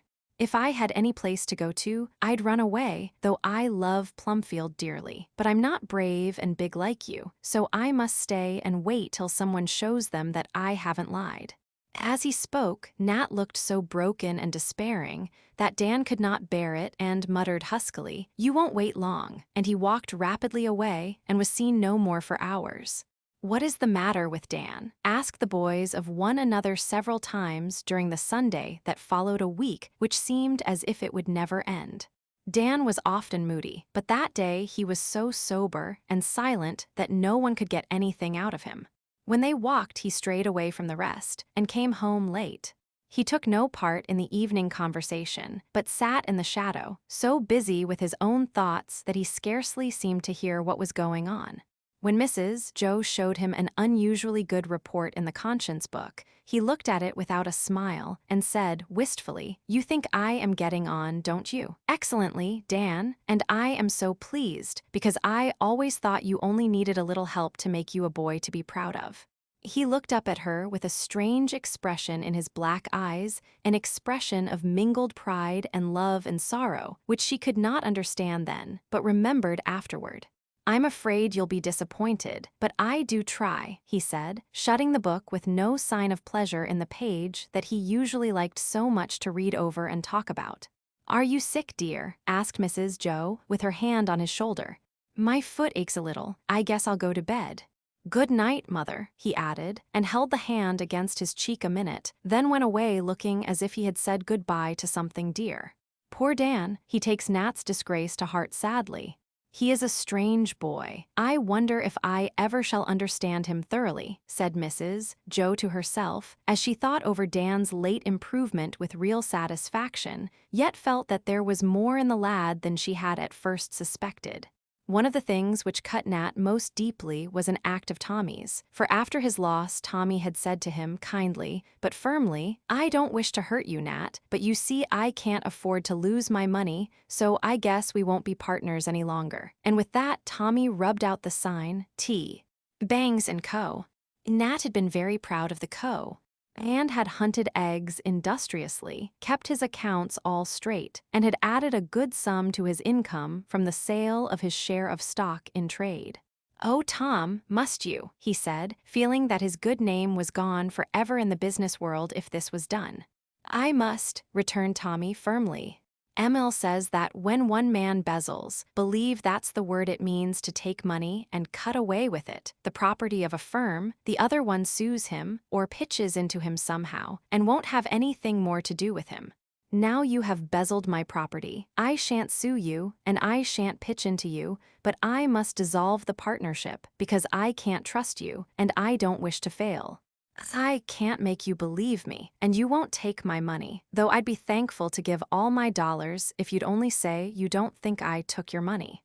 Do let me hunt for you. I won't ask any wages, but do it for nothing. I know all the places, and I like it," pleaded Nat. But Tommy shook his head, and his jolly round face looked suspicious and hard as he said, shortly, "Can't do it. Wish you didn't know the places. Mind you don't go hunting on the sly and speculate in my eggs." Poor Nat was so hurt that he could not get over it. He felt that he had lost not only his partner and patron, but that he was bankrupt in honor and an outlaw from the business community. No one trusted his word, written or spoken, in spite of his efforts to redeem the past falsehood. The sign was down, the firm broken up, and he a ruined man. The barn, which was the boy's Wall Street, knew him no more. Cockletop and her sisters cackled for him in vain and really seemed to take his misfortune to heart, for eggs were fewer, and some of the biddies retired in disgust to new nests, which Tommy could not find. "They trust me," said Nat when he heard of it, and though the boys shouted at the idea, Nat found comfort in it, for when one is down in the world, the confidence of even a speckled hen is most consoling. Tommy took no new partner, however, for distrust had entered in and poisoned the peace of his once confiding soul.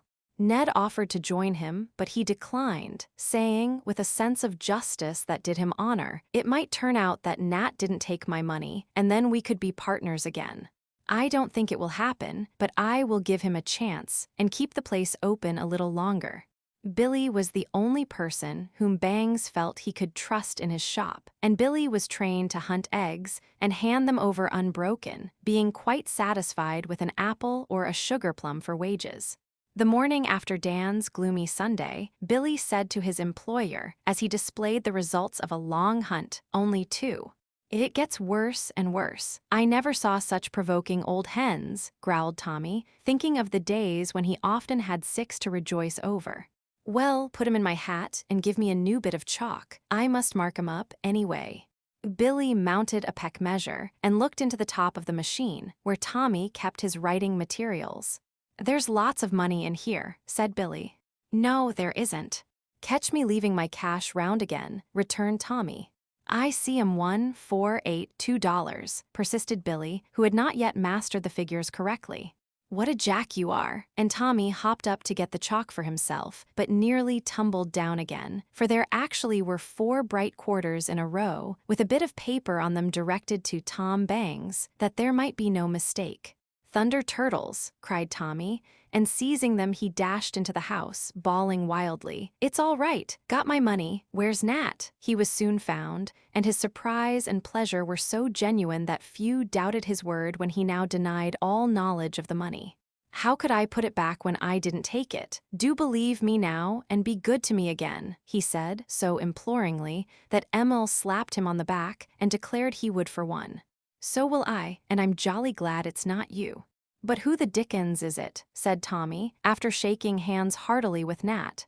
"Never mind, as long as it's found," said Dan with his eyes fixed on Nat's happy face.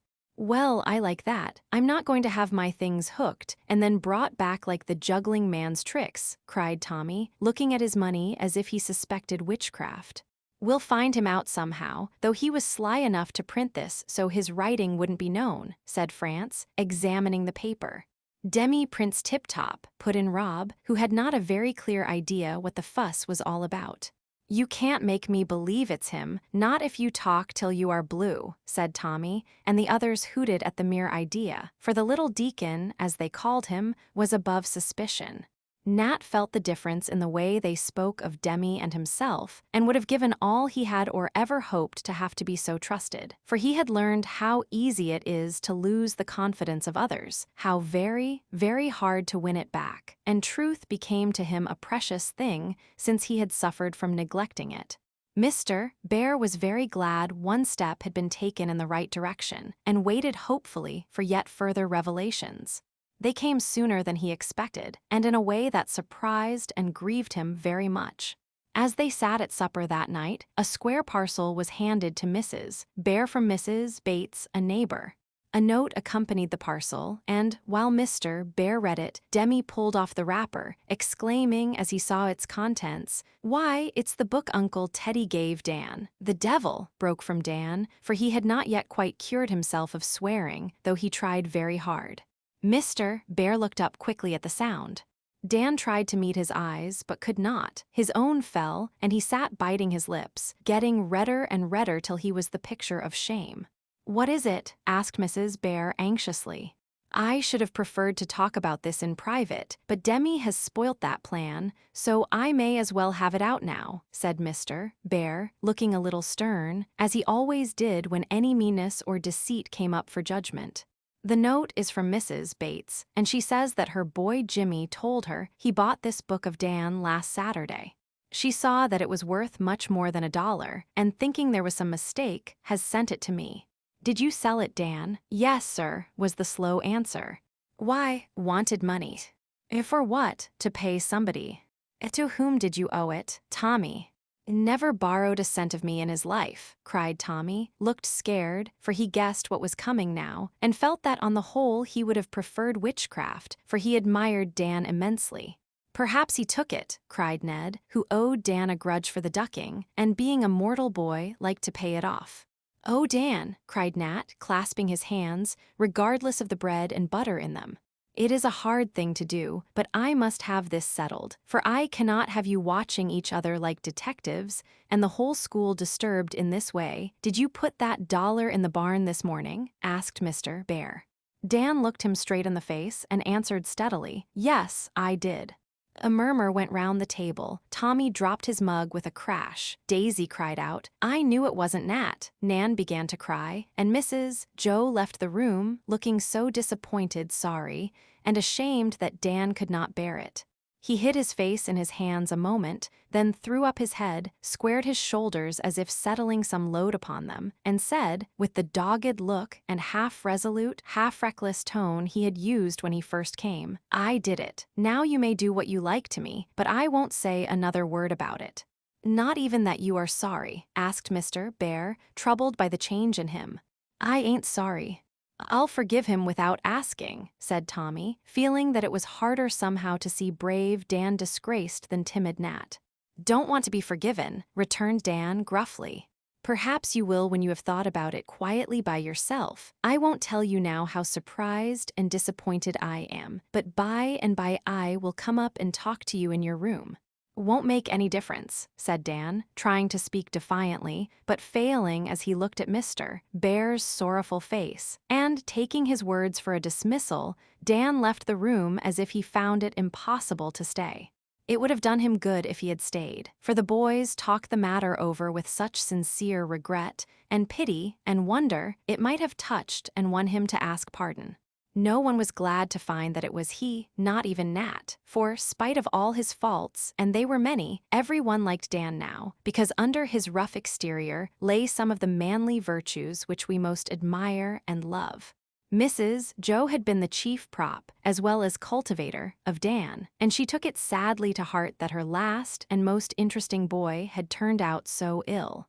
The theft was bad, but the lying about it and allowing another to suffer so much from an unjust suspicion was worse. And most discouraging of all was the attempt to restore the money in an underhand way, for it showed not only a want of courage, but a power of deceit that boded ill for the future. Still more trying was his steady refusal to talk of the matter, to ask pardon, or express any remorse. Days passed, and he went about his lessons and his work, silent, grim, and unrepentant. As if taking warning by their treatment of Nat, he asked no sympathy of anyone, rejected the advances of the boys, and spent his leisure hours roaming about the fields and woods, trying to find playmates in the birds and beasts, and succeeding better than most boys would have done, because he knew and loved them so well.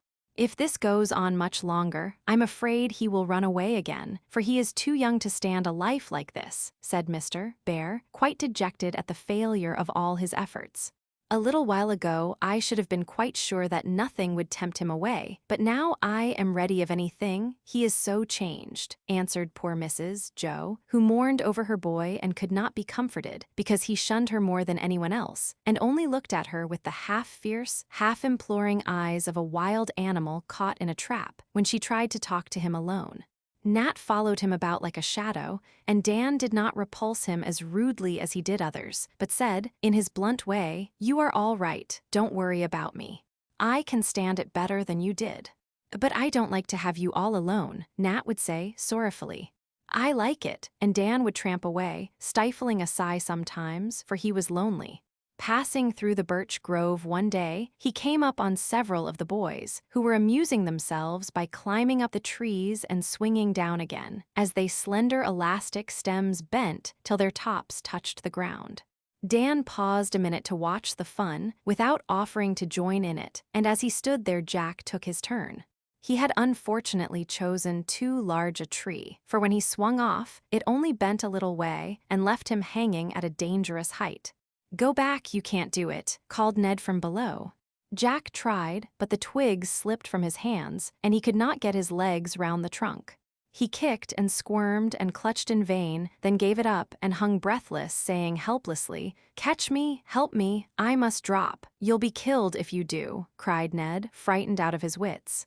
"Hold on," shouted Dan, and up the tree he went, crashing his way along till he nearly reached Jack, whose face looked up at him, full of fear and hope.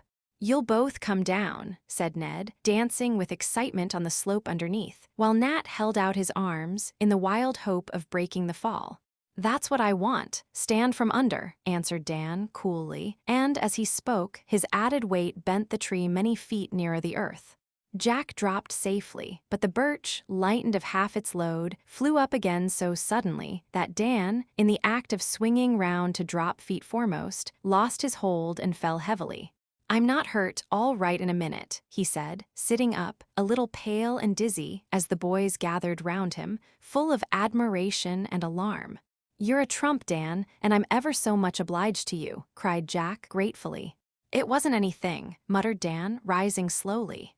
"I say it was, and I'll shake hands with you, though you are." Ned checked the unlucky word on his tongue and held out his hand, feeling that it was a handsome thing on his part. "But I won't shake hands with a sneak," and Dan turned his back with a look of scorn that caused Ned to remember the brook and retire with undignified haste.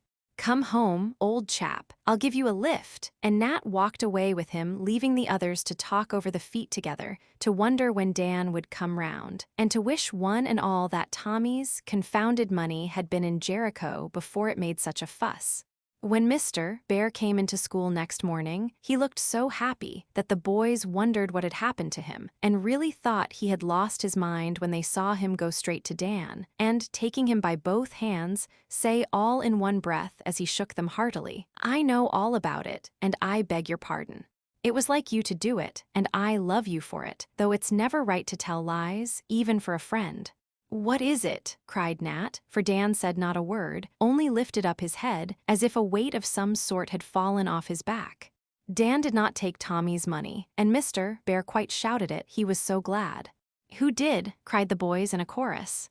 Mr. Bear pointed to one empty seat, and every eye followed his finger, yet no one spoke for a minute, they were so surprised. "Jack went home early this morning, but he left this behind him, and in the silence Mr. Bear read the note which he had found tied to his door handle when he rose. I took Tommy's $1. I was peeking in through a crack and saw him put it there.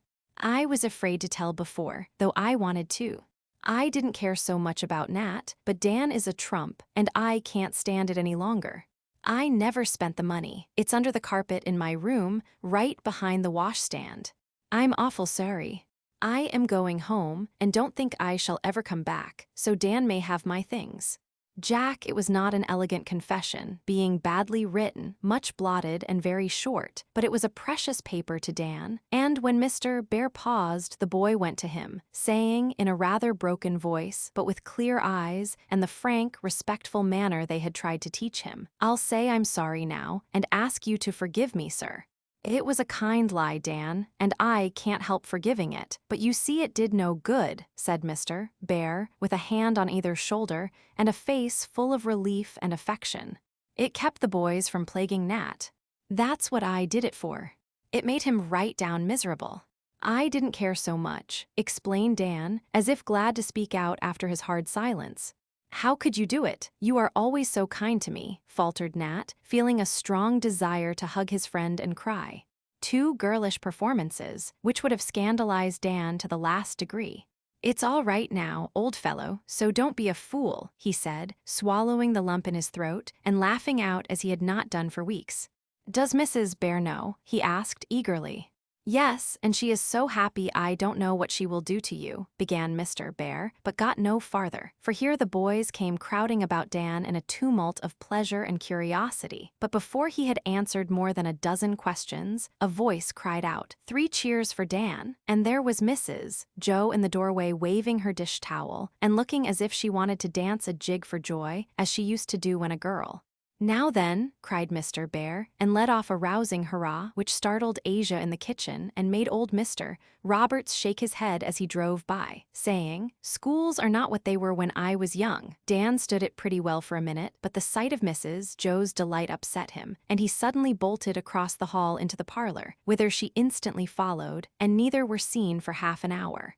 Mr. Bear found it very difficult to calm his excited flock, and, seeing that lessons were an impossibility for a time, he caught their attention by telling them the fine old story of the friends whose fidelity to one another has made their names immortal. The lads listened and remembered, for just then their hearts were touched by the loyalty of a humbler pair of friends. The lie was wrong, but the love that prompted it and the courage that bore in silence the disgrace which belonged to another made Dan a hero in their eyes.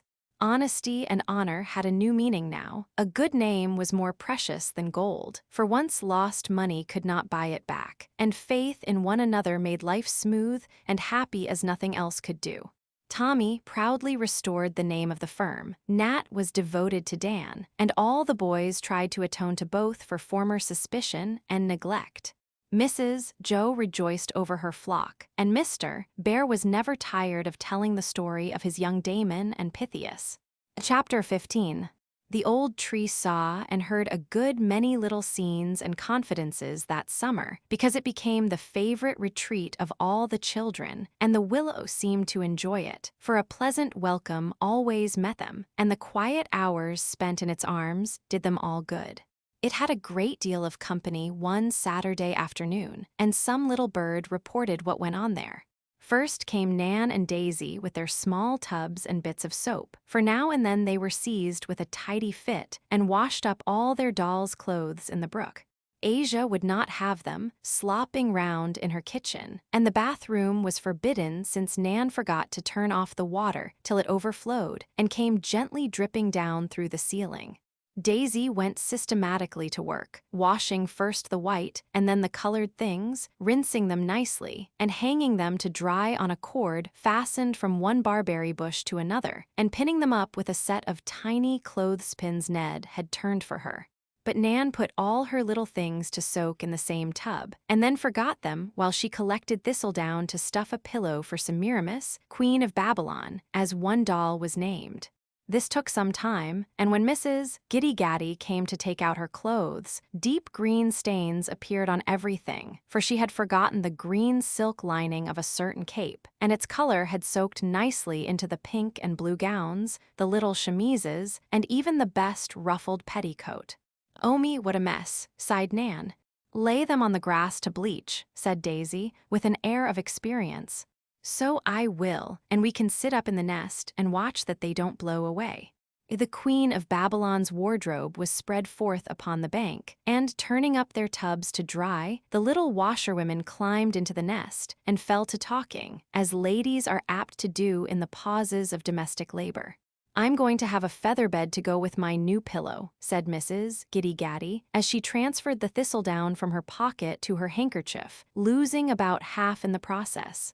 "I wouldn't. Aunt Jo says feather beds aren't healthy."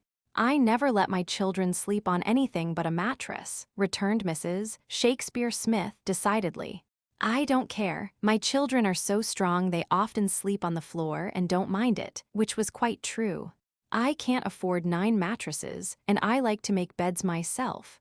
"Won't Tommy charge for the feathers?" "Maybe he will, but I shan't pay him and he won't care," returned Mrs. G, taking a base advantage of the well-known good nature of tea. "Bangs. I think the pink will fade out of that dress sooner than the green mark will," observed Mrs. S, looking down from her perch and changing the subject, for she and her gossip differed on many points, and Mrs. Smith was a discreet lady. "Never mind, I'm tired of dolls, and I guess I shall put them all away and attend to my farm. I like it rather better than playing house," said Mrs. G. unconsciously expressing the desire of many older ladies who cannot dispose of their families so easily, however. "But you mustn't leave them. They will die without their mother," cried the tender Mrs. Smith. "Let 'em die then. I'm tired of fussing over babies, and I'm going to play with the boys. They need me to see to 'em," returned the strong-minded lady. Daisy knew nothing about women's rights. She quietly took all she wanted, and no one denied her claim because she did not undertake what she could not carry out, but unconsciously used the all-powerful right of her own influence to win from others any privilege for which she had proved her fitness. Nan attempted all sorts of things, undaunted by direful failures, and clamored fiercely to be allowed to do everything that the boys did. They laughed at her, hustled her out of the way, and protested against her meddling with their affairs. But she would not be quenched, and she would be heard, for her will was strong, and she had the spirit of a rampant reformer. Mrs. Bear sympathized with her, but tired to curb her frantic desire for entire liberty, showing her that she must wait a little, learn self-control, and be ready to use her freedom before she asked for it. Nan had meek moments when she agreed to this, and the influences at work upon her were gradually taking effect. She no longer declared that she would be engine driver or a blacksmith, but turned her mind to farming, and found in it a vent for the energy bottled up in her active little body. It did not quite satisfy her, however, for her sage and sweet marjoram were dumb things and could not thank her for her care. She wanted something human to love, work for, and protect, and was never happier than when the little boys brought their cut fingers, bumped heads, or bruised joints for her to mend up. Seeing this, Mrs. Joe proposed that she should learn how to do it nicely, and Nursey had an apt pupil in bandaging, plastering, and fomenting. The boys began to call her Doctor Giddy-Gaddy, and she liked it so well that Mrs. Joe one day said to the professor, "Fritz, I see what we can do for that child. She wants something to live for even now, and will be one of the sharp, strong, discontented women if she does not have it. Don't let us snub her restless little nature, but do our best to give her the work she likes, and by persuade her father to let her study medicine. She will make a capital doctor, for she has courage, strong nerves, a tender heart, and an intense love and pity for the weak and suffering." Mr. Bear smiled at first, but agreed to try, and gave Nan an herb garden, teaching her the various healing properties of the plants she tended, and letting her try their virtues on the children in the little illnesses they had from time to time. She learned fast, remembered well, and showed a sense and interest most encouraging to her professor, who did not shut his door in her face because she was a little woman. She was thinking of this as she sat in the willow that day, and when Daisy said in her gentle way, "I love to keep house, and mean to have a nice one for Demi when we grow up and live together." Nan replied with decision, "Well, I haven't got any brother, and I don't want any house to fuss over. I shall have an office, with lots of bottles and drawers and pestle things in it, and I shall drive round in a horse and chaise and cure sick people. That will be such fun." How can you bear the bad-smelling stuff, and the nasty little powders and castor oil and senna and hive syrup?" cried Daisy, with a shudder. "I shan't have to take any, so I don't care. Besides, they make people well, and I like to cure folks. Didn't my sage tea make Mother Bear's headache go away, and my hop stop Ned's toothache in 5 hours? So now, shall you put leeches on people, and cut off legs and pull out teeth?" asked Daisy, quaking at the thought. "Yes, I shall do everything. I don't care if the people are all smashed up. I shall mend them. My grandpa was a doctor, and I saw him sew a great cut in a man's cheek, and I held the sponge and wasn't frightened a bit, and grandpa said I was a brave girl.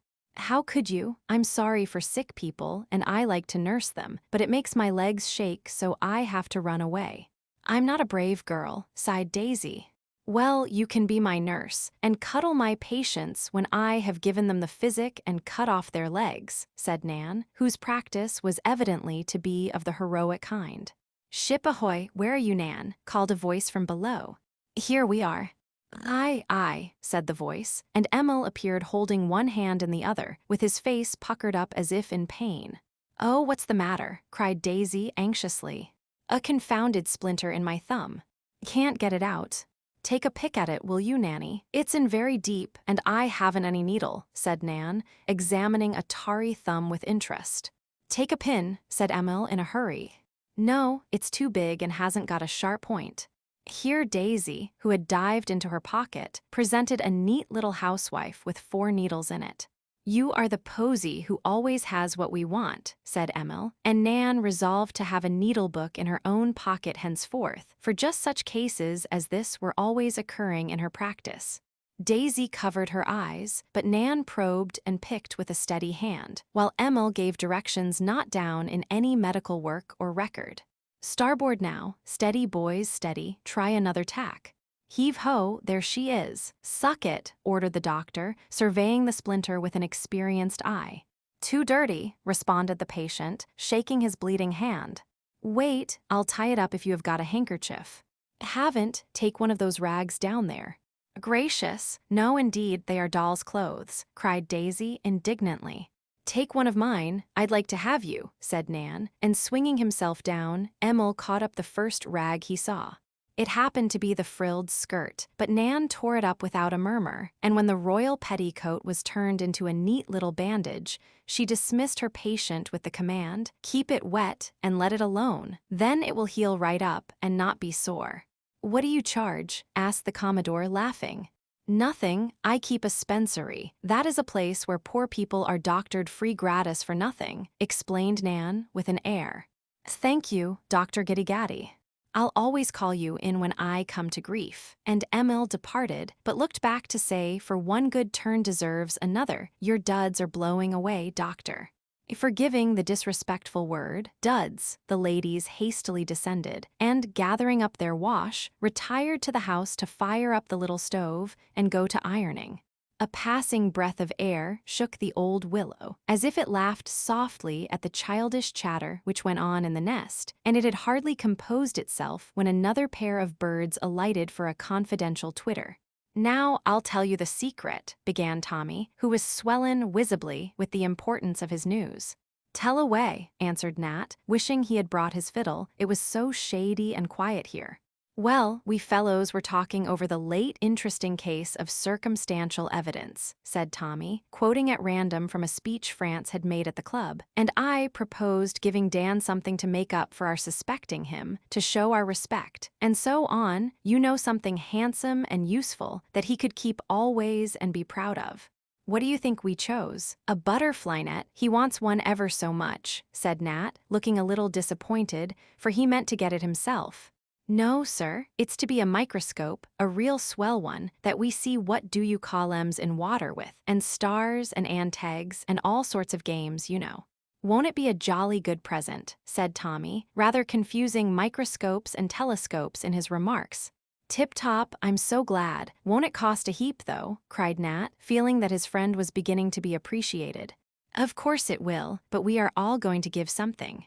I headed the paper with my $5, for if it is done at all, it must be done handsome. What, all of it? I never did see such a generous chap as you are, and Nat beamed upon him with sincere admiration. Well, you see, I've been so bothered with my property that I'm tired of it and don't mean to save up any more, but give it away as I go along, and then nobody will envy me or want to steal it, and I shan't be suspecting folks and worrying about my old cash, replied Tommy, on whom the cares and anxieties of a millionaire weighed heavily. Will Mr. Bear let you do it? He thought it was a first-rate plan, and said that some of the best men he knew preferred to do good with their money instead of laying it up to be squabbled over when they died. Your father is rich, does he do that way? I'm not sure, he gives me all I want, I know that much. I'm going to talk to him about it when I go home. Anyhow, I shall set him a good example, and Tommy was so serious that Nat did not dare to laugh, but said, respectfully, you will be able to do ever so much with your money, won't you? So Mr. Bear said, and he promised to advise me about useful ways of spending it. I'm going to begin with Dan, and next time I get $1 or so, I shall do something for Dick. He's such a good little chap, and only has a cent a week for pocket money. He can't earn much, you know, so I'm going to kind of see to him, and good-hearted Tommy quite longed to begin. I think that's a beautiful plan, and I'm not going to try to buy a fiddle anymore. I'm going to get Dan his net all myself, and if there is any money left, I'll do something to please poor Billy. He's fond of me, and though he isn't poor, he'd like some little thing from me, because I can make out what he wants better than the rest of you. And Nat fell to wondering how much happiness could be got out of his precious $3. So I would. Now come and ask Mr. Bear if you can't go in town with me on Monday afternoon so you can get the net while I get the microscope. France and Emil are going too, and we'll have a jolly time larking round among the shops. The lads walked away arm in arm, discussing the new plans with droll importance, yet beginning already to feel the sweet satisfaction which comes to those who try, no matter how humbly, to be earthly providences to the poor and helpless, and gild their mite with the gold of charity before it is laid up where thieves cannot break through and steal. "Come up and rest while we sort the leaves. It's so cool and pleasant here," said Demi, as he and Dan came sauntering home from a long walk in the woods. "All right," answered Dan, who was a boy of few words, and up they went. "What makes birch leaves shake so much more than the others?" asked inquiring Demi, who was always sure of an answer from Dan. "They are hung differently. Don't you see the stem where it joins the leaf is sort of pinched one way, and where it joins the twig, it is pinched another. This makes it waggle with the least bit of wind, but the elm leaves hang straight and keep stiller. How curious! Will this do so?" And Demi held up a sprig of acacia, which he had broken from a little tree on the lawn, because it was so pretty. "No, that belongs to the sort that shuts up when you touch it. Draw your finger down the middle of the stem and see if the leaves don't curl up," said Dan, who was examining a bit of mica.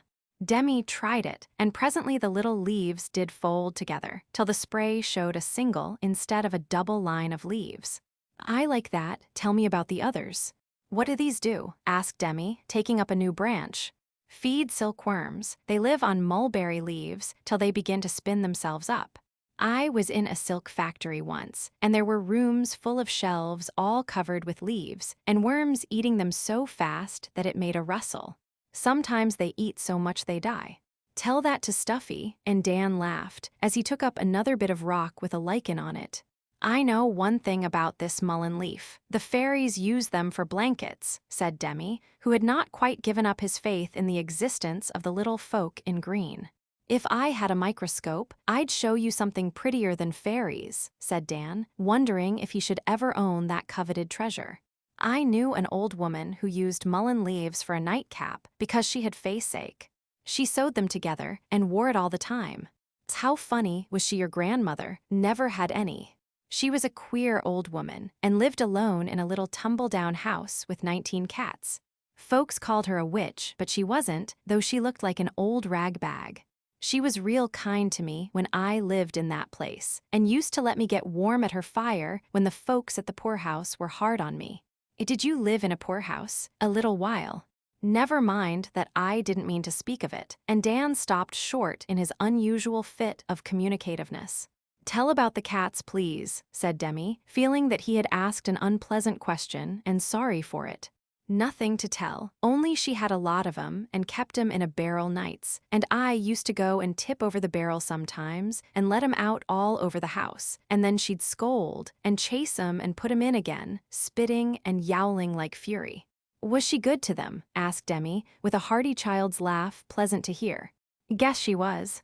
Poor old soul, she took in all the lost and sick cats in the town, and when anybody wanted one they went to Marm Weber, and she let 'em pick any kind and color they wanted, and only asked 9d. She was glad to have her pusses get a good home." "I should like to see Marm Weber." "Could I if I went to that place? She's dead." "All my folks are," said Dan briefly. "I'm sorry," and Demi sat silent a minute, wondering what subject would be safe to try next. He felt delicate about speaking of the departed lady, but was very curious about the cats, and could not resist asking softly, "Did she cure the sick ones?" "Sometimes. One had a broken leg, and she tied it up to a stick and it got well, and another had fits, and she doctored it with yarbs till it was cured. But some of 'em died, and she buried 'em, and when they couldn't get well, she killed 'em easy." How? Asked Demi, feeling that there was a peculiar charm about this old woman and some sort of joke about the cats, because Dan was smiling to himself. A kind lady who was fond of cats told her how and gave her some stuff and sent all her own pusses to be killed that way. Marm used to put a sponge wet with ether in the bottom of an old boot, then poke Puss in head downwards. The ether put her to sleep in a jiffy, and she was drowned in warm water before she woke up. I hope the cats didn't feel it. I shall tell Daisy about that. You have known a great many interesting things, haven't you? Asked Emmy, and fell to meditating on the vast experience of a boy who had run away more than once and taken care of himself in a big city. Wish I hadn't sometimes. Why don't remembering them feel good? No. It's very singular how hard it is to manage your mind, said Demi, clasping his hands round his knees and looking up at the sky as if for information upon his favorite topic. Devilish hard, no, I don't mean that. And Dan bit his lips, for the forbidden words slipped out in spite of him, and he wanted to be more careful with Demi than with any of the other boys. I'll play I didn't hear it, said Demi, and you won't do it again, I'm sure. Not if I can help it. That's one of the things I don't want to remember. I keep pegging away, but it don't seem to do much good, and Dan looked discouraged. Yes, it does. You don't say half so many bad words as you used to, and Aunt Jo is pleased because she said it was a hard habit to break up. Did she? And Dan cheered up a bit. You must put swearing away in your fault drawer and lock it up. That's the way I do with my badness. What do you mean? Asked Dan, looking as if he found Demi almost as amusing as a new sort of cockchafer or beetle. Well, it's one of my private plays, and I'll tell you, but I think you'll laugh at it, began Demi, glad to hold forth on this congenial subject. I play that my mind is a round room, and my soul is a little sort of creature with wings that lives in it. The walls are full of shelves and drawers, and in them I keep my thoughts and my goodness and badness and all sorts of things. The goods I keep where I can see them, and the bads I lock up tight, but they get out, and I have to keep putting them in and squeezing them down, they are so strong. The thoughts I play with when I am alone or in bed, and I make up and do what I like with them. Every Sunday I put my room in order and talk with the little spirit that lives there and tell him what to do. He is very bad sometimes and won't mind me, and I have to scold him and take him to Grandpa. He always makes him behave and be sorry for his faults because Grandpa likes this play and gives me nice things to put in the drawers and tells me how to shut up the naughties. Hadn't you better try that way? It's a very good one, and Demi looked so earnest and full of faith that Dan did not laugh at his quaint fancy, but said, soberly, I don't think there is a lock strong enough to keep my badness shut up. Anyway, my room is in such a clutter, I don't know how to clear it up. You keep your drawers in the cabinet all spandy nice. Why can't you do the others? I ain't used to it. Will you show me how? And Dan looked as if inclined to try Demi's childish way of keeping a soul in order. I'd love to, but I don't know how, except to talk as Grandpa does. I can't do it good like him, but I'll try. Don't tell anyone, only now and then we'll come here and talk things over, and I'll pay you for it by telling all I know about my sort of things. Will that do? And Dan held out his big, rough hand. Demi gave his smooth, little hand readily, and the league was made. For in the happy, peaceful world where the younger boy lived, lions and lambs played together, and little children innocently taught their elders. Hush, said Dan, pointing toward the house, as Demi was about to indulge in another discourse on the best way of getting badness down and keeping it down, and peeping from their perch, they saw Mrs. Jo strolling slowly along, reading as she went, while Teddy trotted behind her, dragging a little cart upside down. Wait till they see us, whispered Demi, and both sat still as the pair came nearer Mrs. Jo so absorbed in her book that she would have walked into the brook if Teddy had not stopped her by saying, Marmer, I want her fiss. Mrs. Jo put down the charming book which she had been trying to read for a week and looked about her for a fishing pole, being used to making toys out of nothing. Before she had broken one from the hedge, a slender willow bough fell at her feet, and looking up, she saw the boys laughing in the nest. Up, up, cried Teddy, stretching his arms and flapping his skirts as if about to fly. I'll come down and you come up. I must go to Daisy now. And Demi departed to rehearse the tale of the 19 cats with the exciting Boot and Barrel episodes. Teddy was speedily whisked up, and then Dan said, laughing, "Come too, there's plenty of room. I'll lend you a hand."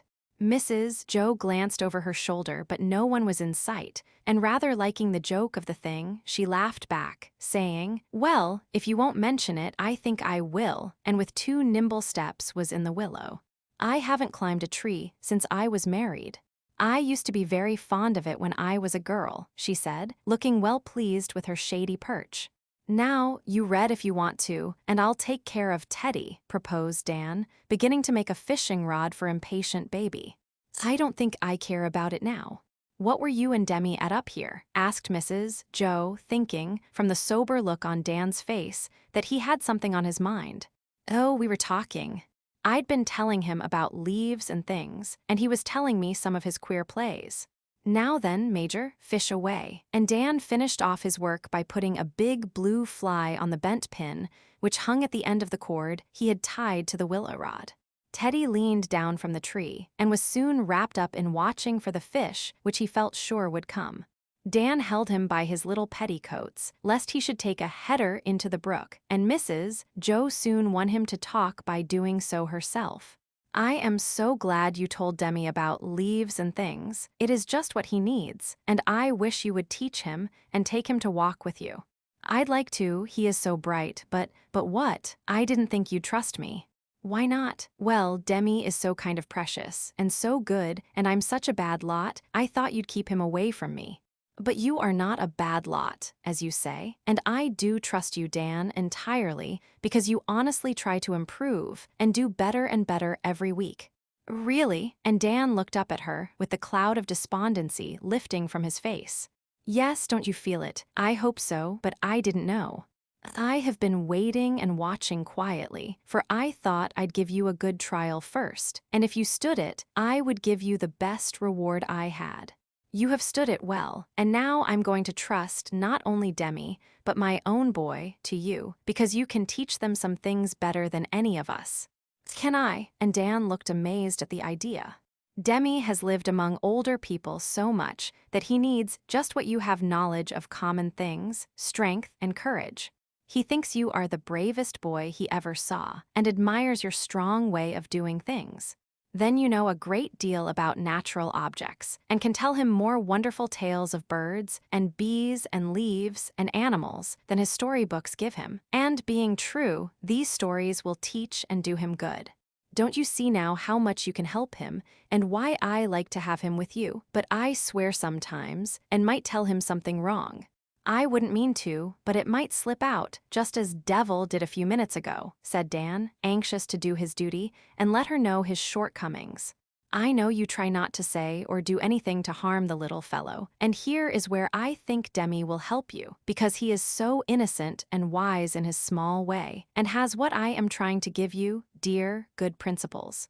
It is never too early to try and plant them in a child, and never too late to cultivate them in the most neglected person. You are only boys yet, you can teach one another. Demi will unconsciously strengthen your moral sense, you will strengthen his common sense, and I shall feel as if I had helped you both." Words could not express how pleased and touched Dan was by this confidence and praise. No one had ever trusted him before, no one had cared to find out and foster the good in him, and no one had suspected how much there was hidden away in the breast of the neglected boy, going fast to ruin, yet quick to feel and value sympathy and help. No honor that he might earn hereafter would ever be half so precious as the right to teach his few virtues and small store of learning to the child whom he most respected, and no more powerful restraint could have been imposed upon him than the innocent companion confided to his care. He found courage now to tell Mrs. Joe of the plan already made with Demi, and she was glad that the first step had been so naturally taken.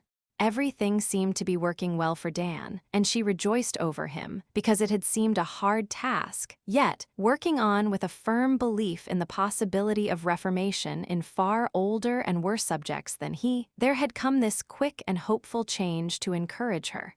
He felt that he had friends now and a place in the world, something to live and work for, and, though he said little, all that was best and bravest in a character, made old by a hard experience, responded to the love and faith bestowed on him, and Dan's salvation was assured.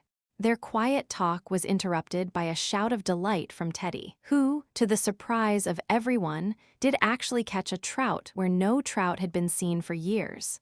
He was so enchanted with his splendid success that he insisted on showing his prize to the family before Asia cooked it for supper. So the three descended and went happily away together, all satisfied with the work of that half hour. Ned was the next visitor to the tree, but he only made a short stay, sitting there at his ease while Dick and Dolly caught a pailful of grasshoppers and crickets for him. He wanted to play a joke on Tommy and intended to tuck up a few dozen of the lively creatures in his bed, so that when Bangs got in he would speedily tumble out again and pass a portion of the night in chasing hopper grasses round the room. The hunt was soon over, and having paid the hunters with a few peppermints apiece, Ned retired to make Tommy's bed. For an hour the old willow sighed and sung to itself, talked with the brook, and watched the lengthening shadows as the sun went down. The first rosy color was touching its graceful branches when a boy came stealing up the avenue, across the lawn, and, spying Billy by the brookside, went to him, saying in a mysterious tone, "Go and tell Mr. Bear I want to see him down here, please. Don't let anyone hear." Billy nodded and ran off, while the boy swung himself up into the tree and sat there looking anxious, yet evidently feeling the charm of the place and hour. In 5 minutes Mr. Bear appeared and, stepping up on the fence, leaned into the nest, saying kindly, "I am glad to see you, Jack, but why not come in and meet us all at once? I wanted to see you first, please, sir. Uncle made me come back. I know I don't deserve anything, but I hope the fellows won't be hard upon me." Poor Jack did not get on very well, but it was evident that he was sorry and ashamed and wanted to be received as easily as possible, for his uncle had thrashed him well and scolded him soundly for following the example he himself set. Jack had begged not to be sent back, but the school was cheap, and Mr. Ford insisted, so the boy returned as quietly as possible and took refuge behind Mr. Bear. "I hope not, but I can't answer for them, though I will see that they are not unjust. I think, as Dan and Nat have suffered so much, being innocent, you should suffer something, being guilty. Don't you?" asked Mr. Bear, pitying Jack, yet feeling he deserved punishment for a fault which had so little excuse.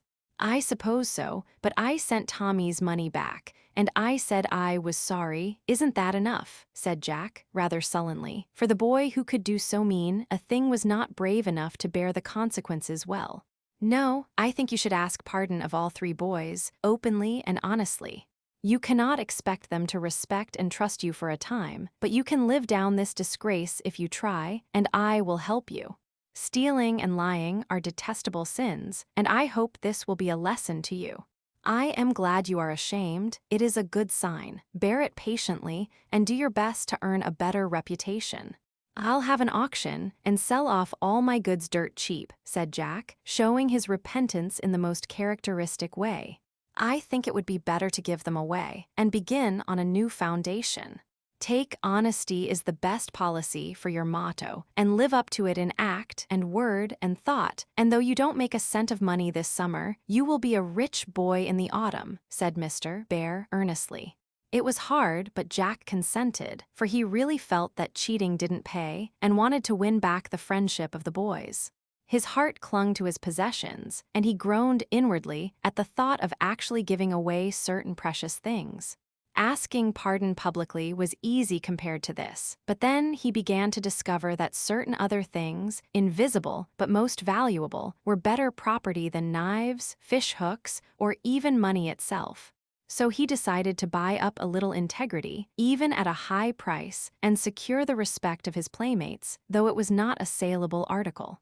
"Well, I'll do it," he said, with a sudden air of resolution which pleased Mr. Bear. "Good, and I'll stand by you. Now come and begin at once." And Father Bear led the bankrupt boy back into the little world, which received him coldly at first, but slowly warmed to him when he showed that he had profited by the lesson and was sincerely anxious to go into a better business with a new stock in trade. Chapter 16. "What in the world is that boy doing?" said Mrs. Joe to herself as she watched Dan running round the half-mile triangle as if for a wager. He was all alone and seemed possessed by some strange desire to run himself into a fever or break his neck, for, after several rounds, he tried leaping walls and turning somersaults up the avenue, and finally dropped down on the grass before the door as if exhausted. "Are you training for a race, Dan?" asked Mrs. Joe from the window where she sat. He looked up quickly and stopped panting to answer with a laugh. "No, I'm only working off my steam." "Can't you find a cooler way of doing it? You will be ill if you tear about so in such warm weather," said Mrs. Joe, laughing also, as she threw him out a great palm leaf fan. "I can't help it. I must run somewhere," answered Dan, with such an odd expression in his restless eyes that Mrs. Joe was troubled and asked quickly, "Is Plumfield getting too narrow for you? I wouldn't mind if it was a little bigger." "I like it, though. Only the fact is the devil gets into me sometimes, and then I do want to bolt." The words seemed to come against his will, for he looked sorry the minute they were spoken, and seemed to think he deserved a reproof for his ingratitude. But Mrs. Joe understood the feeling, and though sorry to see it, she could not blame the boy for confessing it.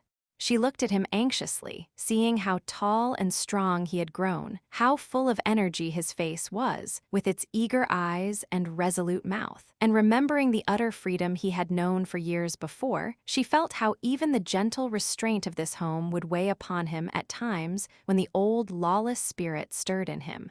"Yes," she said to herself, "my wild hawk needs a larger cage, and yet, if I let him go, I am afraid he will be lost. I must try and find some lure strong enough to keep him safe. I know all about it," she added aloud.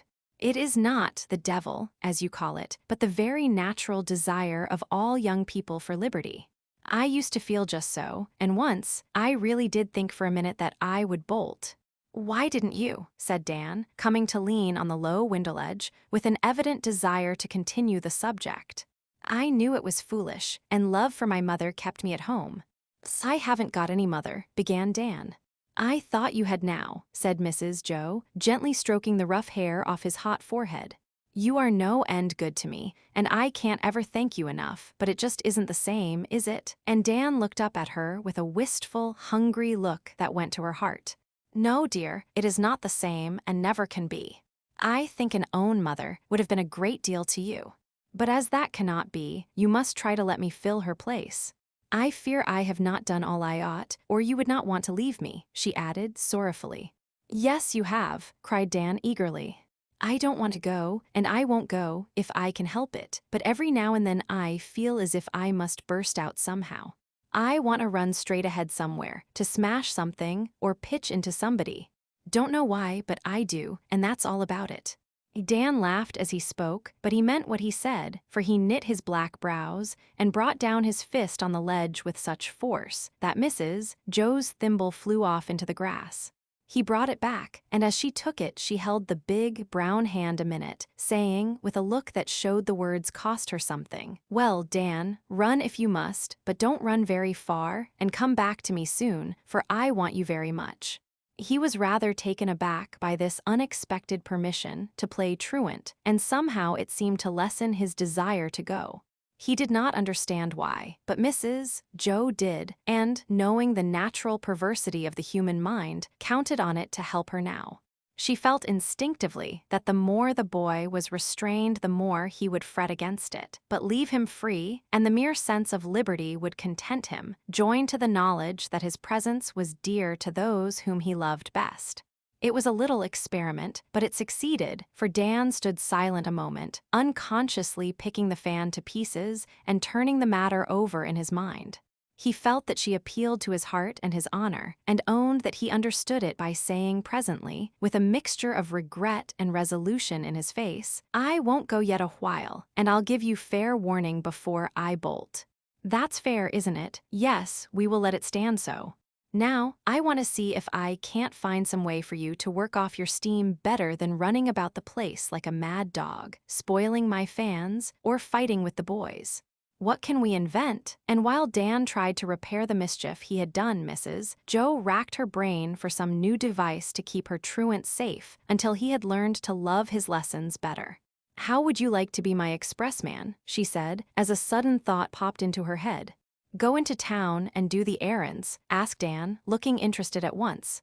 "Yes, France is tired of it, Silas cannot be spared just now, and Mr. Bear has no time. Old Andy is a safe horse, you are a good driver, and know your way about the city as well as a postman. Suppose you try it, and see if it won't do most as well to drive away 2 or 3 times a week as to run away once a month." "I'd like it ever so much, only I must go alone and do it all myself. I don't want any of the other fellows bothering round," said Dan, taking to the new idea so kindly that he began to put on business airs already. "If Mr. Bear does not object, you shall have it all your own way. I suppose Emil will growl, but he cannot be trusted with horses, and you can. By the way, tomorrow is market day, and I must make out my list. You had better see that the wagon is in order, and tell Silas to have the fruit and vegetables ready for Mother. You will have to be up early and get back in time for school. Can you do that? I'm always an early bird, so I don't mind," and Dan slung on his jacket with dispatch. "The early bird got the worm this time, I'm sure," said Mrs. Joe merrily.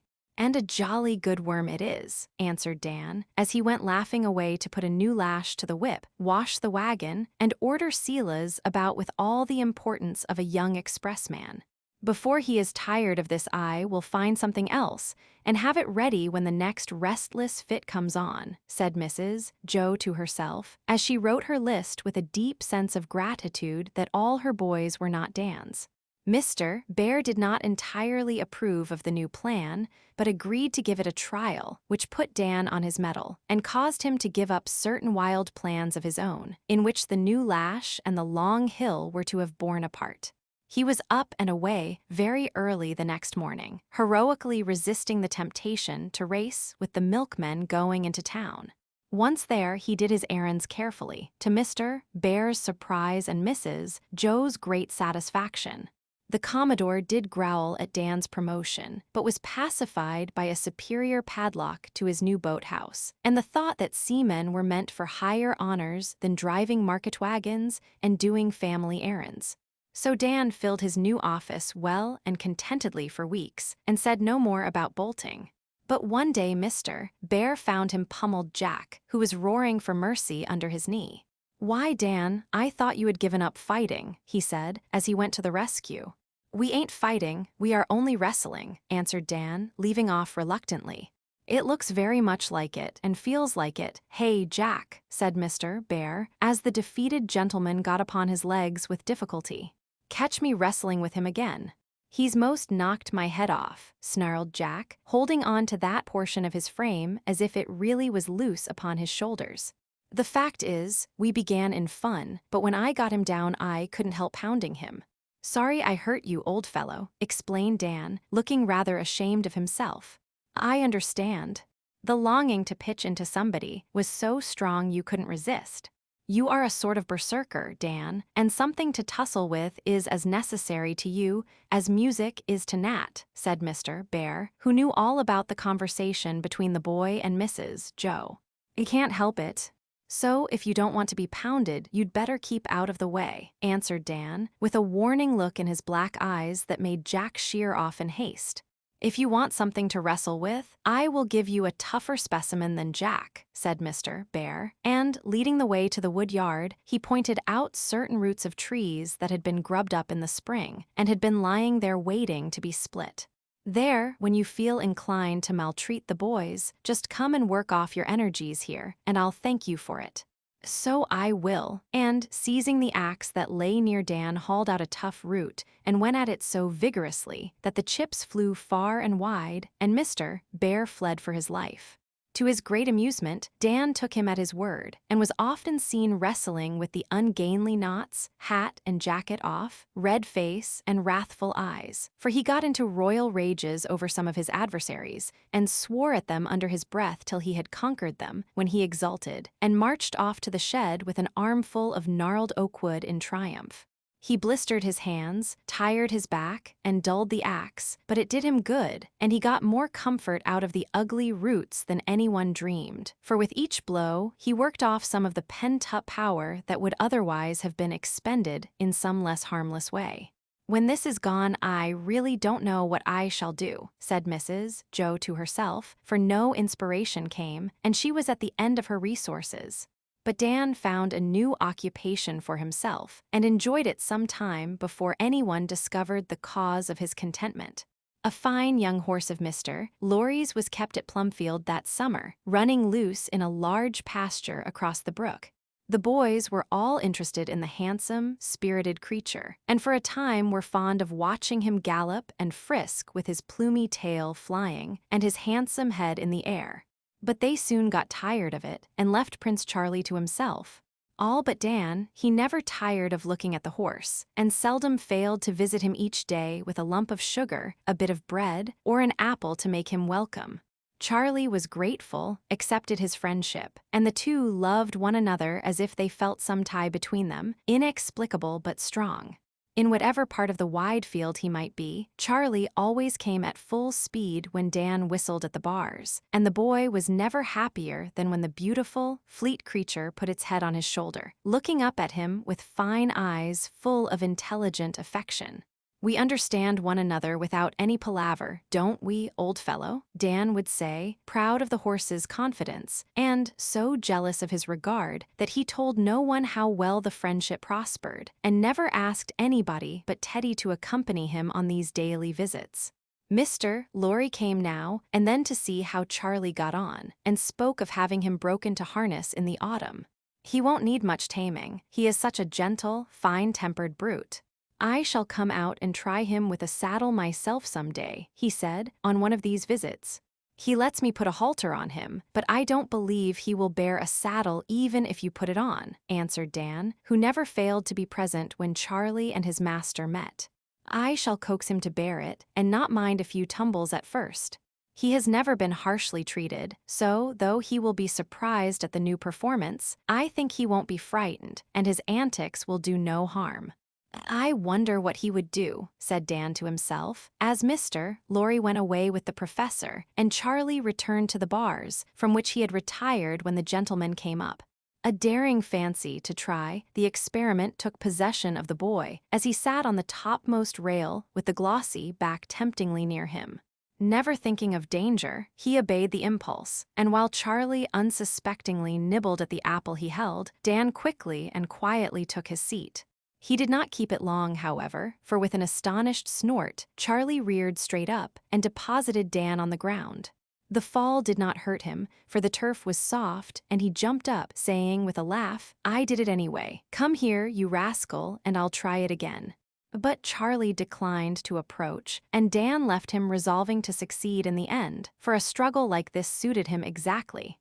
Next time he took a halter, and having got it on, he played with the horse for a while, leading him to and fro, and putting him through various antics till he was a little tired. Then Dan sat on the wall and gave him bread, but watched his chance, and getting a good grip of the halter, slipped on to his back. Charlie tried the old trick, but Dan held on, having had practice with Toby, who occasionally had an obstinate fit and tried to shake off his rider. Charlie was both amazed and indignant, and after prancing for a minute, set off at a gallop, and away went Dan heels over head. If he had not belonged to the class of boys who go through all sorts of dangers unscathed, he would have broken his neck. As it was, he got a heavy fall, and lay still collecting his wits, while Charlie tore round the field, tossing his head with every sign of satisfaction at the discomfiture of his rider. Presently it seemed to occur to him that something was wrong with Dan, and, being of a magnanimous nature, he went to see what the matter was. Dan let him sniff about and perplex himself for a few minutes. Then he looked up at him, saying, as decidedly as if the horse could understand, "You think you have beaten, but you are mistaken, old boy, and I'll ride you yet see if I don't." He tried no more that day, but soon after attempted a new method of introducing Charlie to a burden. He strapped a folded blanket on his back, and then let him race and rear and roll and fume as much as he liked. After a few fits of rebellion, Charlie submitted, and in a few days permitted Dan to mount him, often stopped short to look round, as if he said, half patiently, half reproachfully, "I don't understand it, but I suppose you mean no harm, so I permit the liberty." Dan patted and praised him, and took a short turn every day, getting frequent falls but persisting in spite of them, and longing to try a saddle and bridle but not daring to confess what he had done. He had his wish, however, for there had been a witness of his pranks who said a good word for him. "Do you know what that chap has been doin' lately?" asked Silas of his master, one evening, as he received his orders for the next day. "Which boy?" said Mr. Bear, with an air of resignation, expecting some sad revelation. "Dan, he's been a-breaking the colt, sir, and I wish I may die if he ain't done it," answered Silas, chuckling.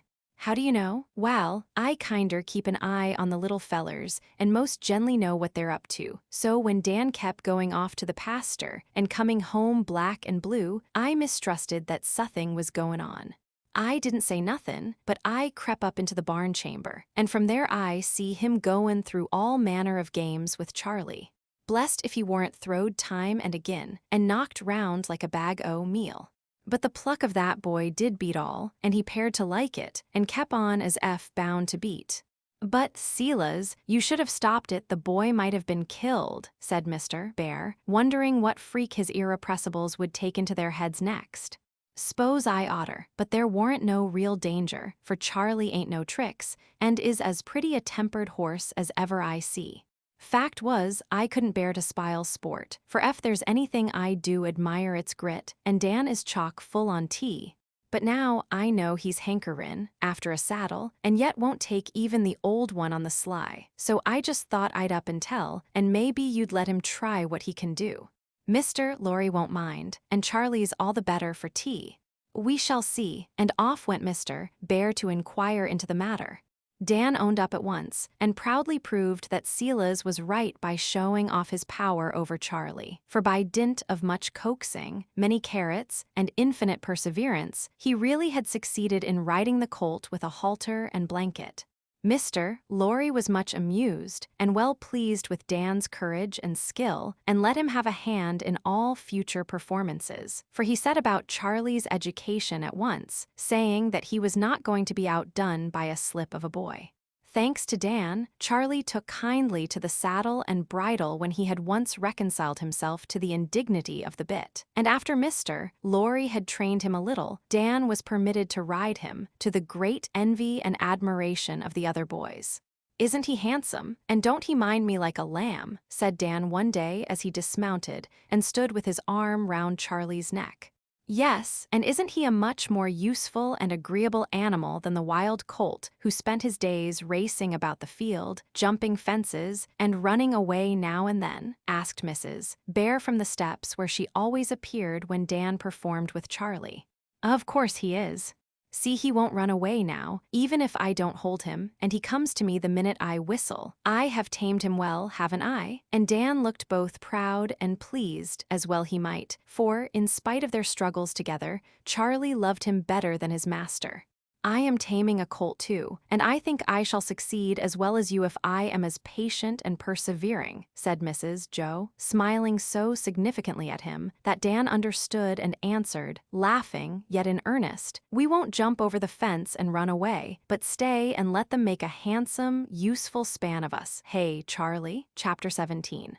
"Hurry up, boys, it's 3 o'clock, and Uncle Fritz likes us to be punctual, you know," said France one Wednesday afternoon as a bell rang, and a stream of literary-looking young gentlemen with books and paper in their hands were seen going toward the museum.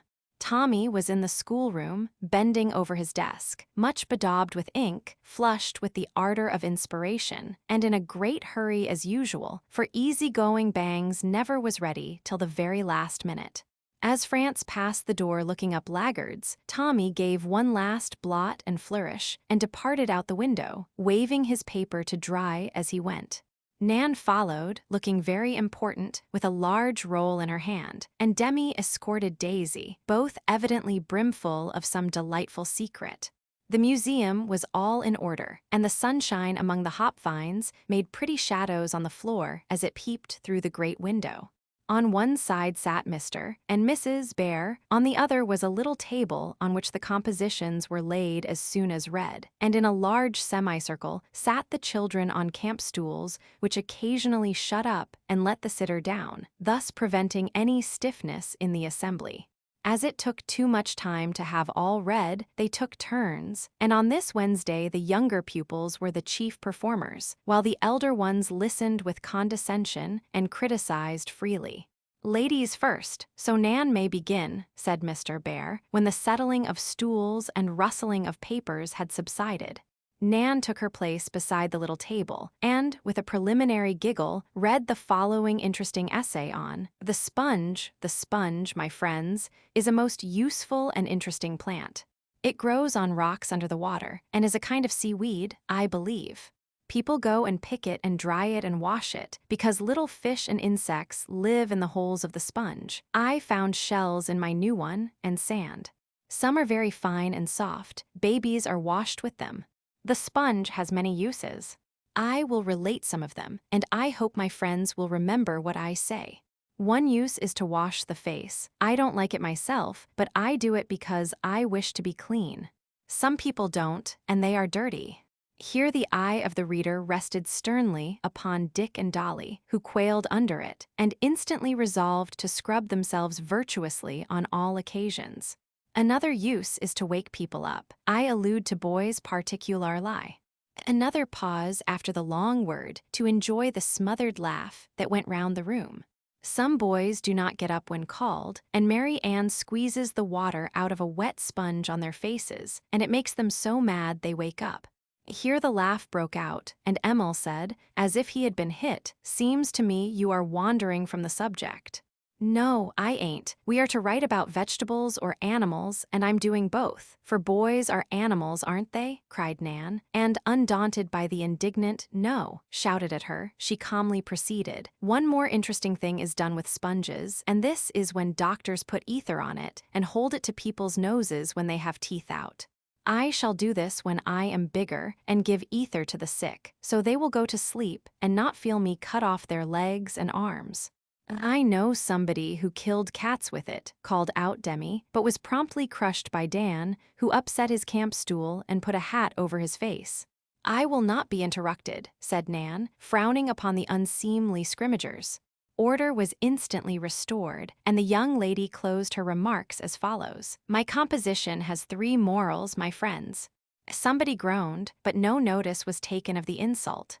"First is keep your faces clean. Second, get up early. Third, when the ether sponge is put over your nose, breathe hard and don't kick, and your teeth will come out easy." I have no more to say. And Miss Nan sat down amid tumultuous applause. That is a very remarkable composition. Its tone is high, and there is a good deal of humor in it. Very well done, Nan. Now Daisy, and Mr. Bear smiled at one young lady as he beckoned the other. Daisy colored prettily as she took her place, and said, in her modest little voice, "I'm afraid you won't like mine. It isn't nice and funny like Nan's." But I couldn't do any better. "We always like yours, Posy," said Uncle Fritz, and a gentle murmur from the boys seemed to confirm the remark. Thus encouraged, Daisy read her little paper, which was listened to with respectful attention. The cat is a sweet animal. I love them very much. They are clean and pretty, and catch rats and mice, and let you pet them, and are fond of you if you are kind. They are very wise, and can find their way anywhere. Little cats are called kittens, and are dear things. I have 2, named Huzz and Buzz, and their mother is Topaz, because she has yellow eyes. Uncle told me a pretty story about a man named Mahomet. He had a nice cat, and when she was asleep on his sleeve, and he wanted to go away, he cut off the sleeve so as not to wake her up. I think he was a kind man. Some cats catch fish. So do I, cried Teddy, jumping up eager to tell about his trout. Hush, said his mother, setting him down again as quickly as possible, for orderly Daisy hated to be interrupted, as Nan expressed it. I read about one who used to do it very slyly. I tried to make Topaz, but she did not like the water and scratched me. She does like tea, and when I play in my kitchen she pats the teapot with her paw till I give her some. She is a fine cat, she eats apple pudding and molasses. Most cats do not. That's a first-rater, called out Nat, and Daisy retired, pleased with the praise of her friend. Demi looks so impatient we must have him up at once or he won't hold out, said Uncle Fritz, and Demi skipped up with alacrity.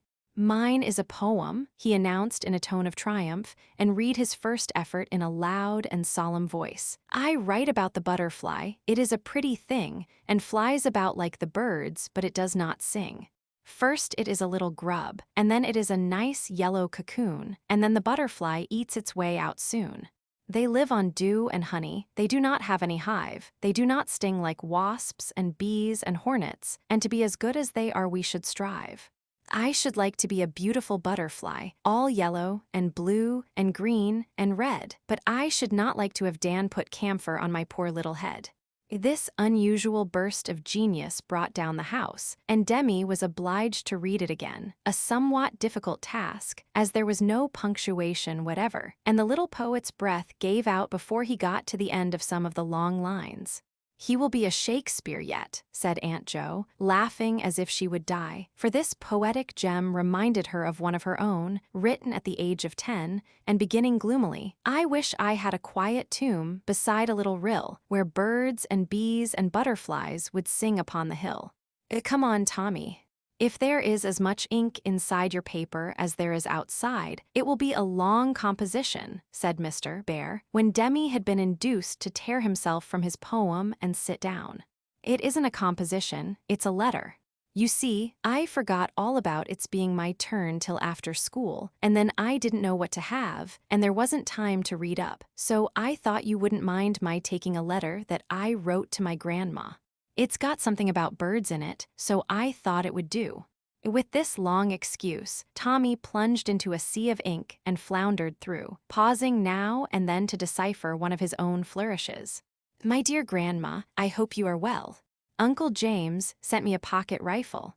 It is a beautiful little instrument of killing, shaped like this. Here Tommy displayed a remarkable sketch of what looked like an intricate pump, or the inside of a small steam engine. 44 are the sights. 6 is a fall stock that fits in at a 3 is the trigger, and 2 is the cock.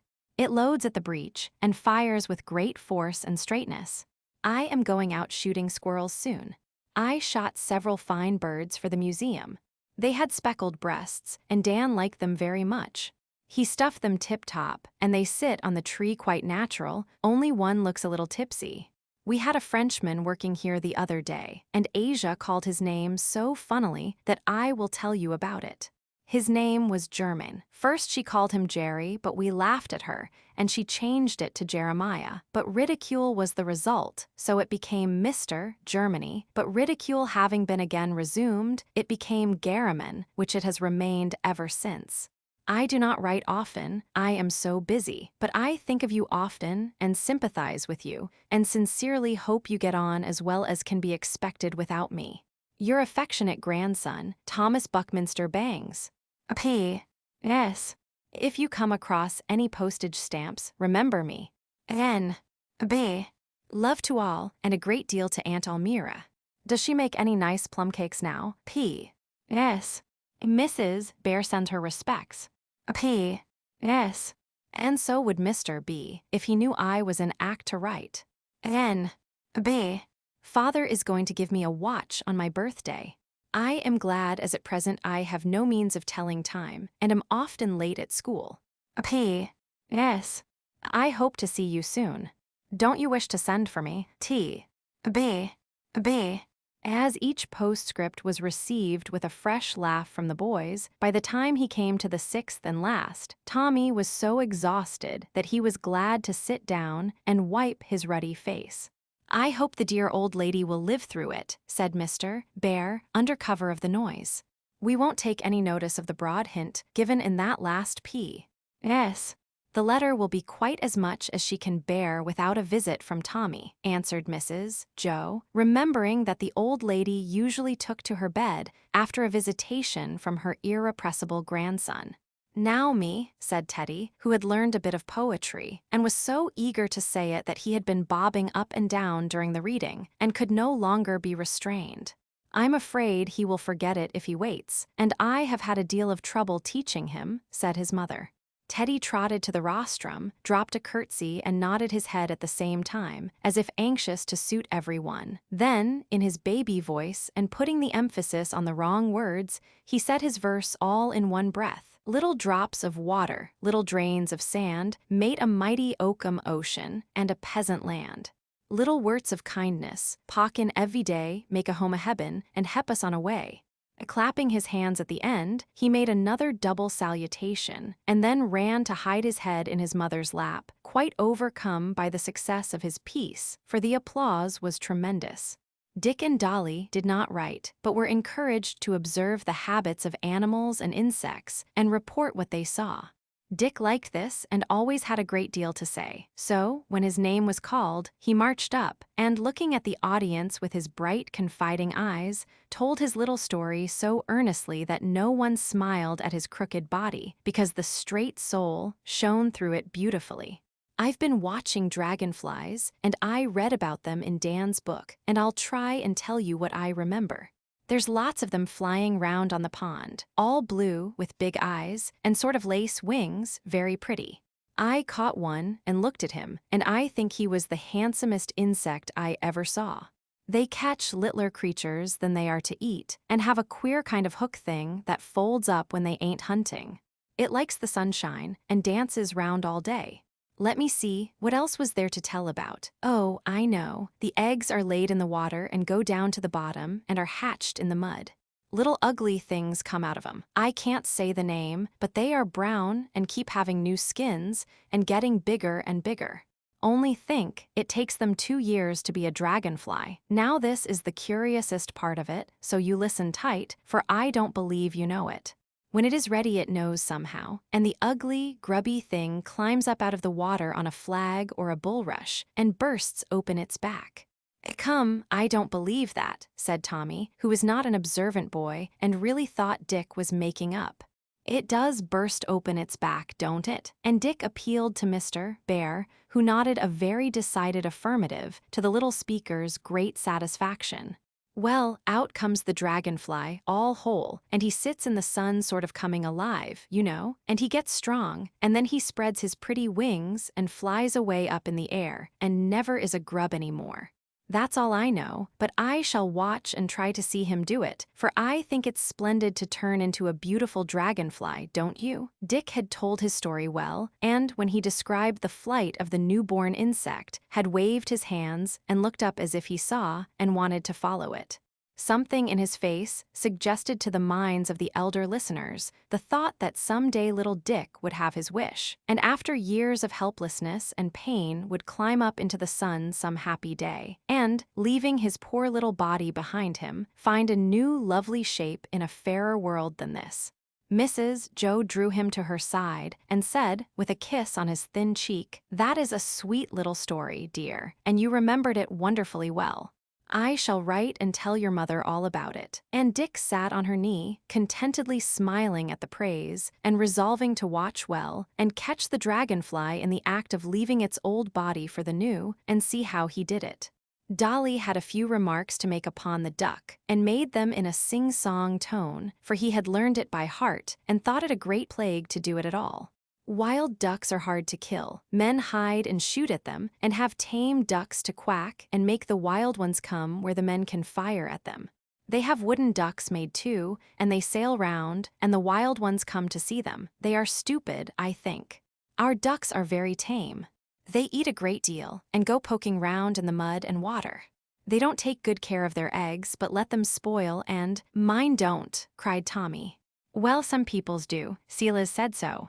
Hens take good care of little ducks, only they don't like to have them go in the water and make a great fuss. But the little ones don't care a bit.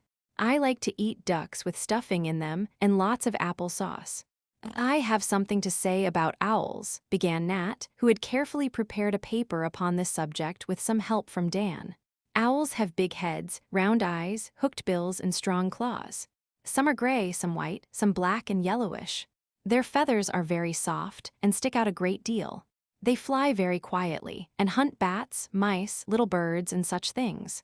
They build nests in barns, hollow trees, and some take the nests of other birds.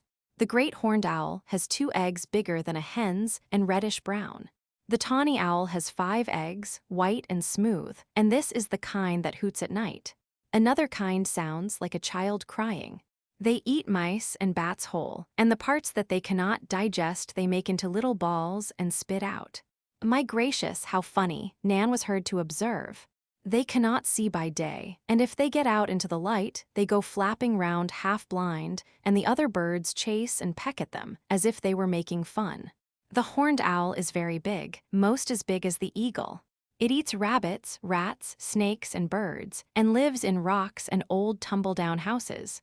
They have a good many cries and scream like a person being choked and say, "Wah-oh, wah-oh," and it scares people at night in the woods. The white owl lives by the sea and in cold places and looks something like a hawk. There is a kind of owl that makes holes to live in like moles. It is called the burrowing owl and is very small. The barn owl is the commonest kind, and I have watched one sitting in a hole in a tree, looking like a little gray cat with one eye shut and the other open. He comes out at dusk and sits round waiting for the bats. I caught one, and here he is. With that, Nat suddenly produced from inside his jacket a little downy bird who blinked and ruffled his feathers, looking very plump and sleepy and scared. "Don't touch him, he is going to show off," said Nat, displaying his new pet with great pride. First, he put a cocked hat on the bird's head, and the boys laughed at the funny effect. Then he added a pair of paper spectacles, and that gave the owl such a wise look that they shouted with merriment.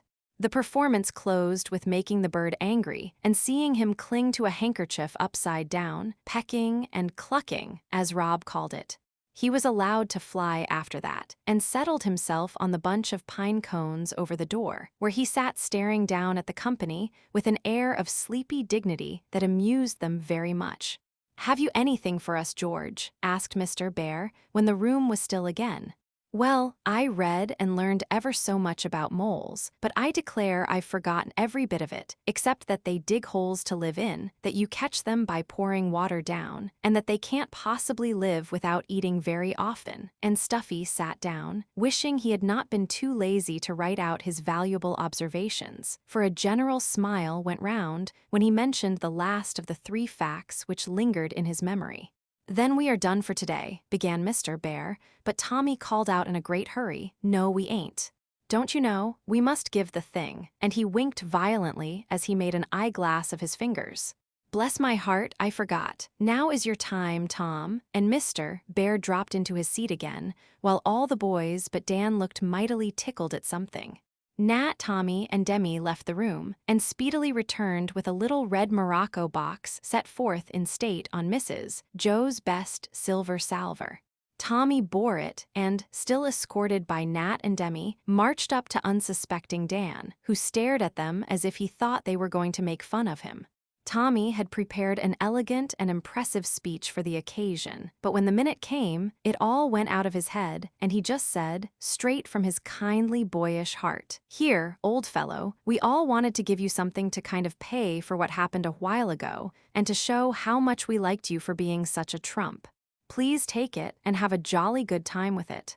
Dan was so surprised he could only get as red as the little box and mutter, "Thank ye, boys," as he fumbled to open it. But when he saw what was inside, his face lighted up, and he seized the long-desired treasure, saying so enthusiastically that everyone was satisfied, though his language was anything but polished. "What a stunner! I say, you fellows are regular bricks to give me this. It's just what I wanted.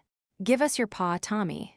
Many paws were given, and heartily shaken, for the boys were charmed with Dan's pleasure, and crowded round him to shake hands and expatiate on the beauties of their gift. In the midst of this pleasant chatter, Dan's eye went to Mrs. Joe, who stood outside the group enjoying the scene with all her heart. "No, I had nothing to do with it." "The boys got it up all themselves," she said, answering the grateful look that seemed to thank her for that happy moment. Dan smiled and said, in a tone that only she could understand, "It's you all the same," and making his way through the boys, he held out his hand first to her and then to the good professor, who was beaming benevolently on his flock. He thanked them both with the silent, hearty squeeze he gave the kind hands that had held him up, and led him into the safe refuge of a happy home. Not a word was spoken, but they felt all he would say, and little Teddy expressed his pleasure for them as he leaned from his father's arm to hug the boy, and say, in his baby way, "My dude Danny, everybody loves him now. Come here, show off your spyglass, Dan, and let us see some of your magnified pollywogs and animalcumisms, as you call 'em," said Jack, who felt so uncomfortable during this scene that he would have slipped away if Emil had not kept him. "So I will take a squint at that and see what you think of it," said Dan, glad to show off his precious microscope. He held it over a beetle that happened to be lying on the table, and Jack bent down to take his squint, but looked up with an amazed face, saying, "My eye, what nippers the old thing has got. I see now why it hurts so confoundedly when you grab a doorbug, and he grabs back again." "He winked at me," cried Nan, who had poked her head under Jack's elbow and got the second peep. Everyone took a look, and then Dan showed them the lovely plumage on a moth's wing, the 4 feathery corners to a hair, the veins on a leaf, hardly visible to the naked eye, but like a thick net through the wonderful little glass, the skin on their own fingers, looking like queer hills and valleys, a cobweb like a bit of coarse sewing silk, and the sting of a bee. "It's like the fairy spectacles in my storybook, only more curious," said Demi, enchanted with the wonders he saw. "Dan is a magician now, and he can show you many miracles going on all round you, for he has 2 things needful: patience and a love of nature. We live in a beautiful and wonderful world, Demi, and the more you know about it, the wiser and the better you will be.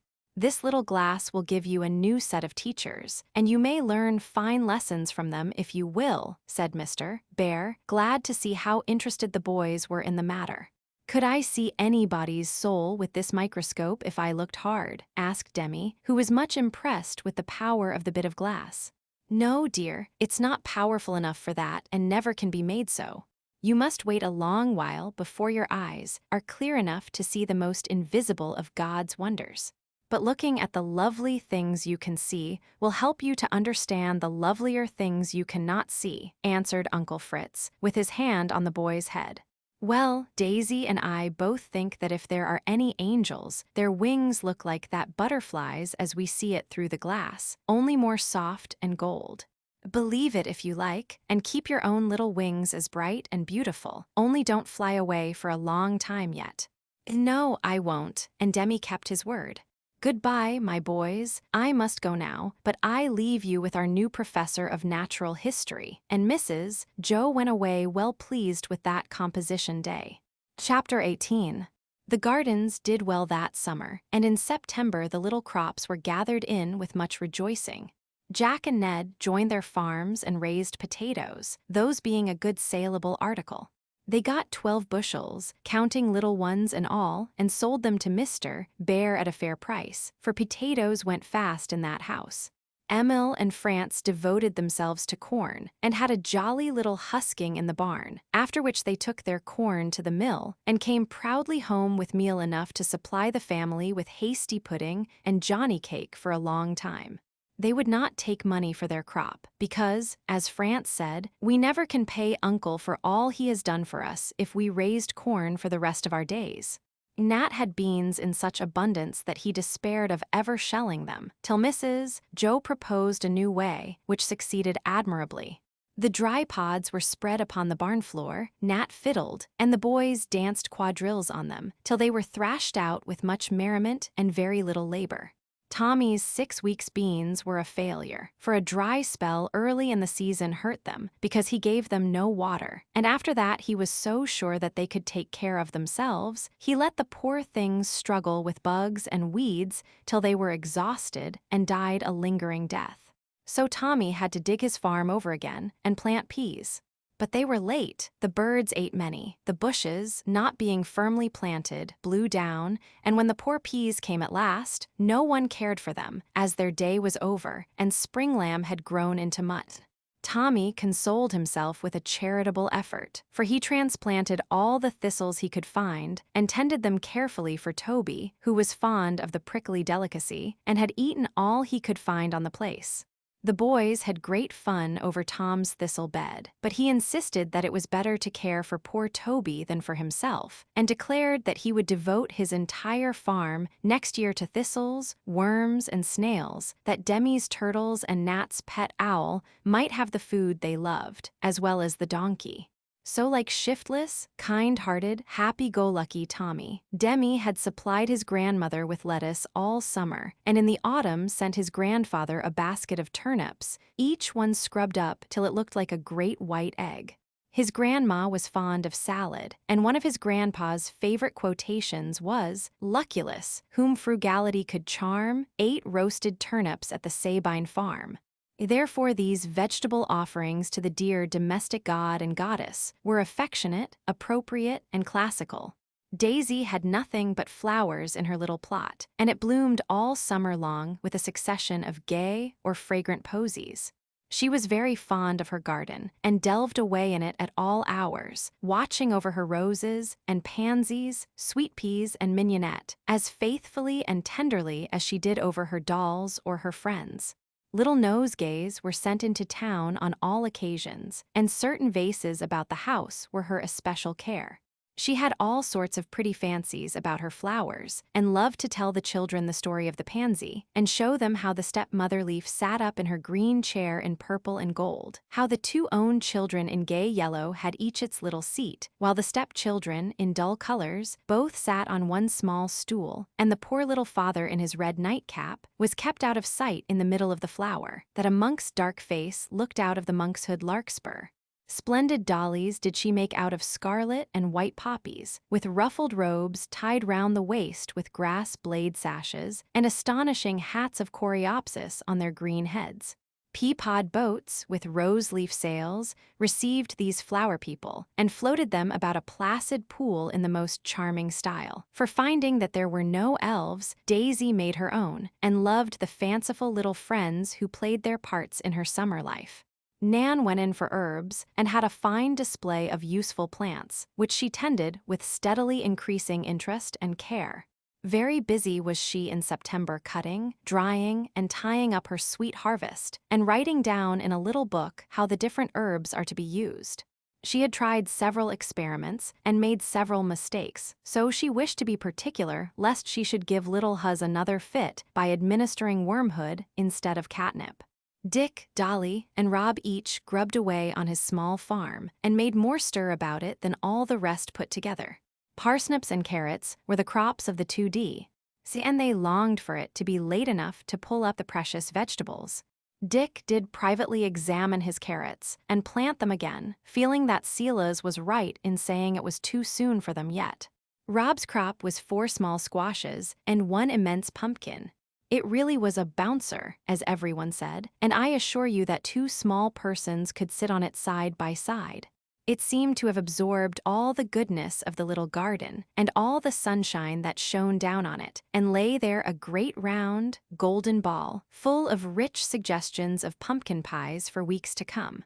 Robbie was so proud of his mammoth vegetable that he took everyone to see it, and, when frosts began to nip, covered it up each night with an old bedquilt, tucking it round as if the pumpkin was a well-beloved baby. The day it was gathered, he would let no one touch it but himself, and nearly broke his back tugging it to the barn in his little wheelbarrow, with Dick and Dolly harnessed in front to give a heave up the path. His mother promised him that the Thanksgiving pies should be made from it, and hinted vaguely that she had a plan in her head which would cover the prize pumpkin and its owner with glory. Poor Billy had planted cucumbers, but unfortunately hoed them up and left the pigweed.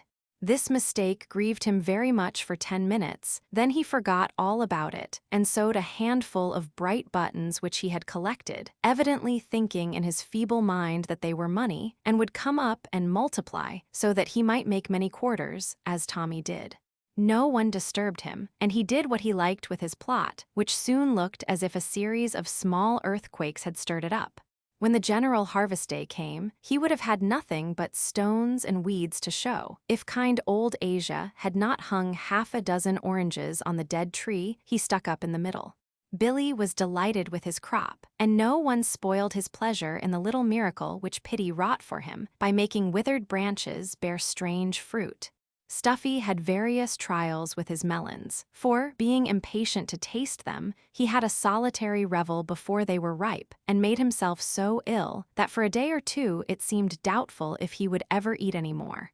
But he pulled through it, and served up his first cantaloupe without tasting a mouthful himself. They were excellent melons, for he had a warm slope for them, and they ripened fast.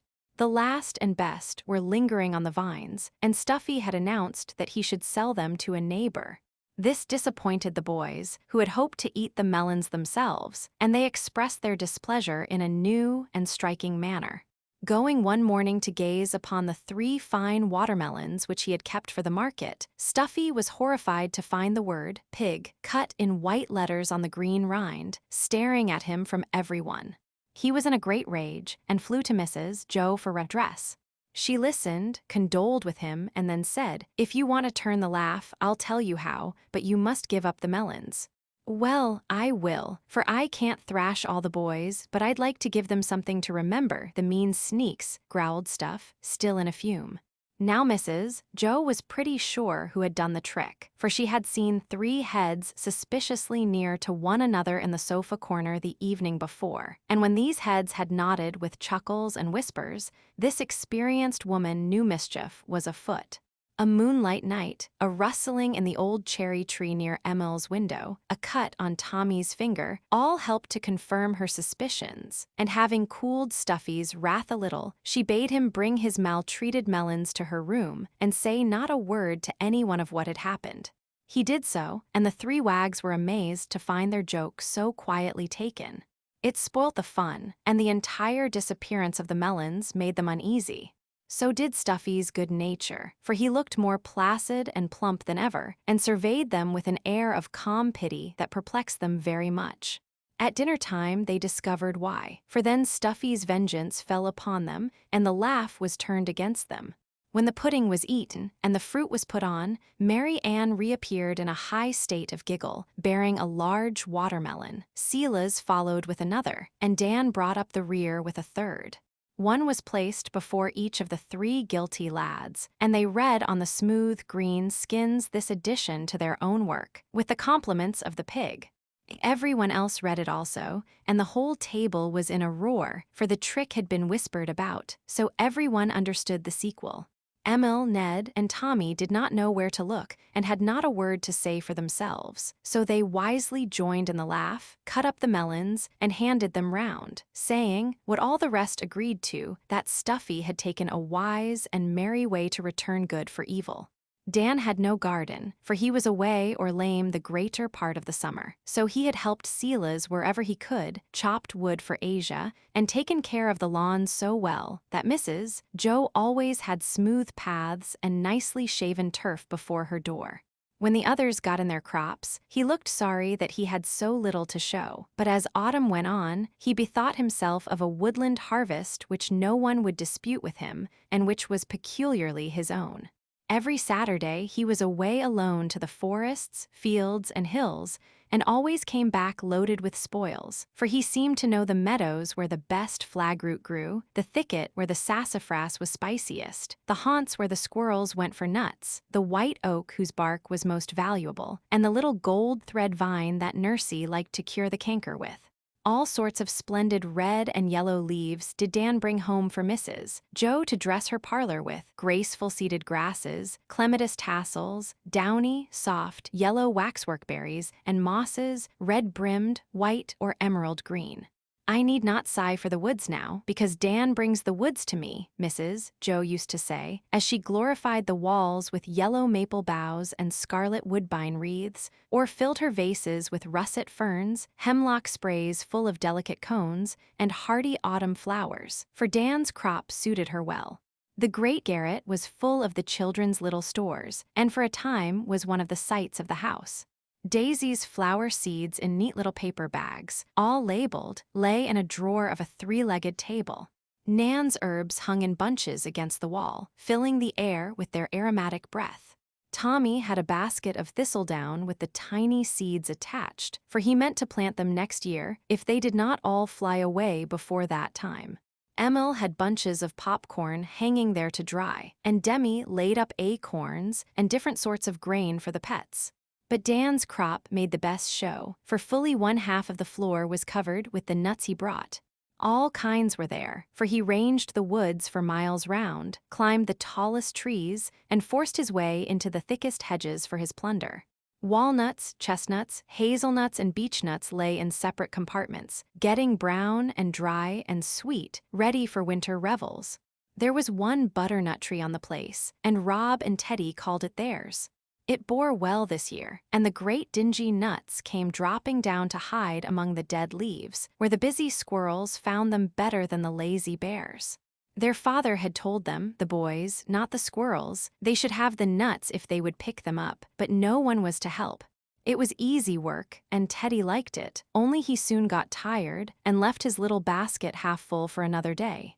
But the other day was slow to arrive, and meantime, the sly squirrels were hard at work, scampering up and down the old elm trees, stowing the nuts away till their holes were full, then all about the crotches of the boughs, to be removed at their leisure. Their funny little ways amused the boys, till one day Silas said, "Have you sold them nuts to the squirrels?" "No," answered Rob, wondering what Silas meant. "Well then, you'd better fly round, or them spry little fellers won't leave you none. So, we can beat them when we begin. There are such lots of nuts, we shall have a plenty. There ain't many more to come down, and they have cleared the ground pretty well, see if they hain't." Robbie ran to look, and was alarmed to find how few remained. He called Teddy, and they worked hard all one afternoon, while the squirrels sat on the fence and scolded. "Now, Ted, we must keep watch and pick up just as fast as they fall, or we shan't have more than a bushel, and everyone will laugh at us if we don't. The naughty quillies tarn't have 'em. I'll pick fast and run and put 'em in the barn twick," said Teddy, frowning at little Frisky, who chattered and whisked his tail indignantly. That night a high wind blew down hundreds of nuts, and when Mrs. Joe came to wake her little sons, she said briskly, "Come, my laddies, the squirrels are hard at it, and you will have to work well today, or they will have every nut on the ground." "No, they won't," and Robbie tumbled up in a great hurry, gobbled his breakfast, and rushed out to save his property. Teddy went too, and worked like a little beaver, trotting to and fro with full and empty baskets. Another bushel was soon put away in the corn barn, and they were scrambling among the leaves for more nuts when the bell rang for school. "Oh, father, let me stay out and pick. Those horrid squirrels will have my nuts if you don't." "I'll do my lessons by and by," cried Rob, running into the schoolroom, flushed and tousled by the fresh, cold wind and his eager work. "If you had been up early and done a little every morning, there would be no hurry now." "I told you that, Rob, and you never minded. I cannot have the lessons neglected, as the work has been. The squirrels will get more than their share this year, and they deserve it, for they have worked best. You may go an hour earlier, but that is all," and Mr. Bear led Rob to his place, where the little man dashed at his books, as if bent on making sure of the precious hour promised him. It was almost maddening to sit still and see the wind shaking down the last nuts, and the lively thieves flying about, pausing now and then to eat one in his face, and flirt their tails, as if they said saucily, "We'll have them in spite of you, lazy Rob." The only thing that sustained the poor child in this trying moment was the sight of Teddy working away all alone. It was really splendid, the pluck and perseverance of the little lad. He picked and picked till his back ached. He trudged to and fro till his small legs were tired, and he defied wind, weariness, and wicked quillies till his mother left her work and did the carrying for him, full of admiration for the kind little fellow who tried to help his brother. When Rob was dismissed, he found Teddy reposing in the bushel basket quite used up, but unwilling to quit the field, for he flapped his hat at the thieves with one grubby little hand, while he refreshed himself with the big apple held in the other. Rob fell to work, and the ground was cleared before 2 o'clock, the nuts safely in the corn barn loft, and the weary workers exulted in their success. But Frisky and his wife were not to be vanquished so easily, and when Rob went up to look at his nuts a few days later, he was amazed to see how many had vanished. None of the boys could have stolen them because the door had been locked, the doves could not have eaten them, and there were no rats about. There was great lamentation among the young bears till Dick said, "I saw Frisky on the roof of the corn barn, maybe he took them." "I know he did. I'll have a trap and kill him dead," cried Rob, disgusted with Frisky's grasping nature. "Perhaps if you watch, you can find out where he puts them, and I may be able to get them back for you," said Dan, who was much amused by the fight between the boys and squirrels. So Rob watched and saw Mr. and Mrs. Frisky drop from the drooping elm boughs on to the roof of the corn barn, dodge in at one of the little doors, much to the disturbance of the doves, and come out with a nut in each mouth. So laden they could not get back the way they came, but ran down the low roof, along the wall, and leaping off at a corner, they vanished a minute and reappeared without their plunder. Rob ran to the place, and in a hollow under the leaves, he found a heap of the stolen property hidden away to be carried off to the holes by and by. "Oh, you little villains, I'll cheat you now and not leave one," said Rob. So he cleared the corner and the corn barn and put the contested nuts in the garret, making sure that no broken window pane could anywhere let in the unprincipled squirrels.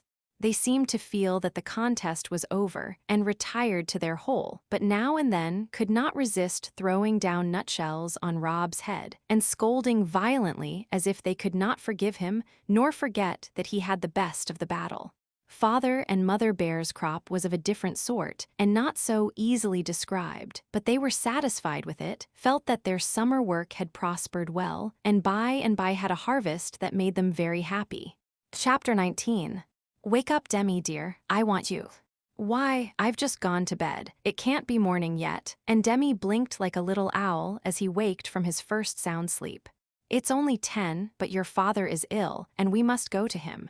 "Oh, my little John, my poor little John." And Aunt Jo laid her head down on the pillow with a sob that scared sleep from Demi's eyes and filled his heart with fear and wonder, for he dimly felt why Aunt Jo called him John and wept over him as if some loss had come that left him poor. He clung to her without a word, and in a minute she was quite steady again and said, with a tender kiss as she saw his troubled face, "We are going to say goodbye to him, my darling, and there is no time to lose, so dress quickly and come to me in my room." "I must go to Daisy." "Yes, I will." And when Aunt Jo was gone, little Demi got up quietly, dressed as if in a dream, and leaving Tommy fast asleep went away through the silent house, feeling that something new and sorrowful was going to happen, something that set him apart from the other boys for a time, and made the world seem as dark and still and strange as those familiar rooms did in the night. A carriage sent by Mr. Laurie stood before the door. Daisy was soon ready, and the brother and sister held each other by the hand all the way into town, as they drove swiftly and silently with Aunt and Uncle through the shadowy roads to say goodbye to Father. None of the boys but France and Emil knew what had happened, and when they came down next morning, great was their wonderment and discomfort, for the house seemed forlorn without its master and mistress. Breakfast was a dismal meal with no cheery Mrs. Jo behind the teapots, and when school time came, Father Bear's place was empty. They wandered about in a disconsolate kind of way for an hour, waiting for news and hoping it would be all right with Demi's father, for good John Brooke was much beloved by the boys. 10 o'clock came, and no one arrived to relieve their anxiety. They did not feel like playing, yet the time dragged heavily, and they sat about listless and sober. All at once, France got up and said, in his persuasive way, "Look here, boys, let's go into school and do our lessons just as if Uncle was here. It will make the day go faster, and will please him, I know." "But who will hear us say them?" asked Jack. "I will. I don't know much more than you do, but I'm the oldest here, and I'll try to fill Uncle's place till he comes, if you don't mind."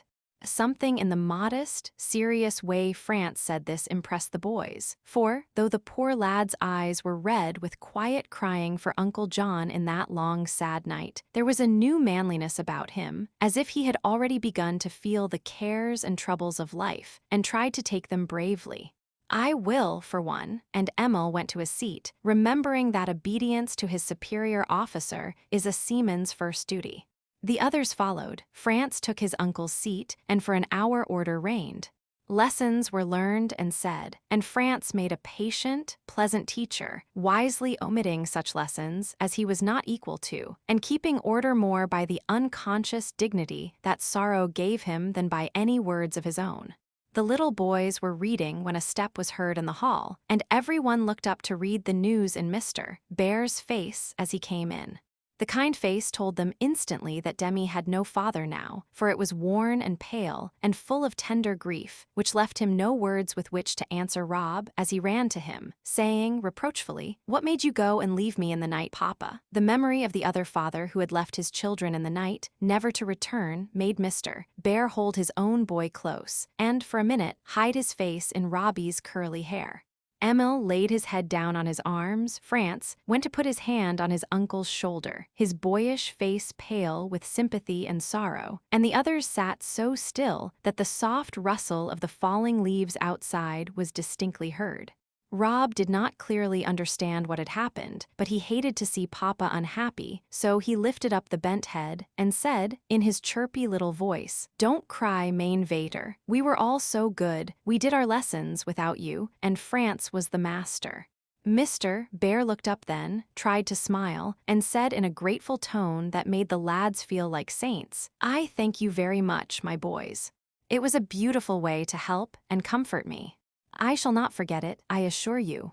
"France proposed it, and was a first-rate master, too," said Nat, and the others gave a murmur of assent most gratifying to the young dominie. Mr. Bear put Rob down and, standing up, put his arm round his tall nephew's shoulder, as he said, with a look of genuine pleasure, "This makes my hard day easier, and gives me confidence in you all. I am needed there in town, and must leave you for some hours. I thought to give you a holiday, or send some of you home, but if you like to stay and go on as you have begun, I shall be glad and proud of my good boys." "We'll stay, we'd rather. France can see to us," cried several, delighted with the confidence shown in them. "Isn't Marmor coming home?" asked Rob wistfully, for home without Marmor was the world without the sun to him. "We shall both come tonight, but dear Aunt Meg needs Mother more than you do now, and I know you like to lend her for a little while." "Well, I will, but Teddy's been crying for her, and he slapped Nursey and was dreadful naughty," answered Rob, as if the news might bring Mother home. "Where is my little man?" asked Mr. Bear. "Dan took him out, to keep him quiet." "He's all right now," said France, pointing to the window, through which they could see Dan drawing Baby in his little wagon, with the dogs frolicking about him. "I won't see him, it would only upset him again, but tell Dan I leave Teddy in his care. You older boys, I trust, to manage yourselves for a day. France will direct you, and Silas is here to oversee matters. So goodbye till tonight." "Just tell me a word about Uncle John," said Emil, detaining Mr. Bear as he was about hurrying away again. "He was only ill a few hours, and died as he has lived, so cheerfully, so peacefully, that it seems a sin to mar the beauty of it with any violent or selfish grief. We were in time to say goodbye, and Daisy and Demi were in his arms as he fell asleep on Aunt Meg's breast. No more now, I cannot bear it," and Mr. Bear went hastily away quite bowed with grief, for in John Brooke he had lost both friend and brother, and there was no one left to take his place. All that day the house was very still. The small boys played quietly in the nursery. The others, feeling as if Sunday had come in the middle of the week, spent it in walking, sitting in the willow, or among their pets, all talking much of Uncle John, and feeling that something gentle, just, and strong had gone out of their little world, leaving a sense of loss that deepened every hour. At dusk, Mr. and Mrs. Bear came home alone, for Demi and Daisy were their mother's best comfort now, and could not leave her. Poor Mrs. Joe seemed quite spent and evidently needed the same sort of comfort, for her first words as she came up the stairs were, "Where is my baby?" "Here I is," answered a little voice, as Dan put Teddy into her arms, adding, as she hugged him close, "My Danny tooked care of me all day, and I was dude." Mrs. Joe turned to thank the faithful nurse, but Dan was waving off the boys, who had gathered in the hall to meet her, and was saying in a low voice, "Keep back. She don't want to be bothered with us now." "No, don't keep back. I want you all. Come in and see me, my boys. I've neglected you all day." And Mrs. Joe held out her hands to them as they gathered round and escorted her into her own room, saying little, but expressing much by affectionate looks and clumsy little efforts to show their sorrow and sympathy. "I am so tired, I will lie here and cuddle Teddy, and you shall bring me in some tea," she said, trying to speak cheerfully for their sakes. A general stampede into the dining room followed, and the supper table would have been ravaged if Mr. Bear had not interfered. It was agreed that one squad should carry in the mother's tea, and another bring it out. The four nearest and dearest claimed the first honor, so France bore the teapot, Emil the bread, Rob the milk, and Teddy insisted on carrying the sugar basin, which was lighter by several lumps when it arrived than when it started.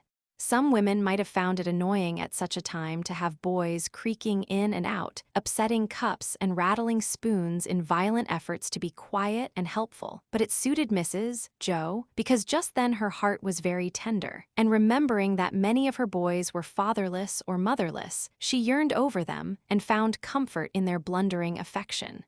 It was the sort of food that did her more good than the very thick bread and butter that they gave her, and the rough Commodore's broken whisper, "Bear up, Auntie, it's a hard blow, but we'll weather it somehow," cheered her more than the sloppy cup he brought her, full of tea as bitter as if some salt tear of his own had dropped into it on the way.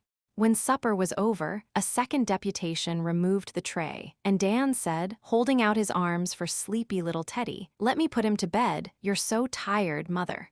"Will you go with him, lovey?" asked Mrs. Joe of her small lord and master, who lay on her arm among the sofa pillows. "'Tourse I will," and he was proudly carried off by his faithful bearer. "I wish I could do something," said Nat, with a sigh, as France leaned over the sofa and softly stroked Aunt Joe's hot forehead. "You can, dear. Go and get your violin, and play me the sweet little airs Uncle Teddy sent you last. Music will comfort me better than anything else tonight." Nat flew for his fiddle and, sitting just outside her door, played as he had never done before, for now his heart was in it and seemed to magnetize his fingers.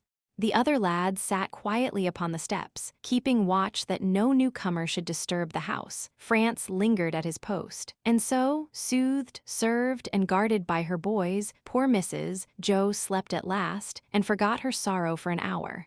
2 quiet days, and on the third Mr. Bear came in just after school with a note in his hand, looking both moved and pleased. "I want to read you something, boys," he said, and as they stood round him he read this. "Dear brother Fritz, I hear that you do not mean to bring your flock today, thinking that I may not like it. Please do. The sight of his friends will help Demi through the hard hour, and I want the boys to hear what father says of my John. It will do them good, I know. If they would sing one of the sweet old hymns you have taught them so well, I should like it better than any other music, and feel that it was beautifully suited to the occasion. Please ask them with my love. Meg.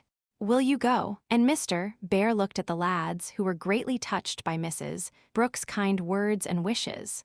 "Yes," they answered, like one boy, and an hour later they went away with France to bear their part in John Brooks' simple funeral. The little house looked as quiet, sunny, and homelike as when Meg entered it as a bride 10 years ago, only then it was early summer, and rose blossomed everywhere. Now it was early autumn, and dead leaves rustled softly down, leaving the branches bare. The bride was a widow now, but the same beautiful serenity shone in her face, and the sweet resignation of a truly pious soul made her presence a consolation to those who came to comfort her.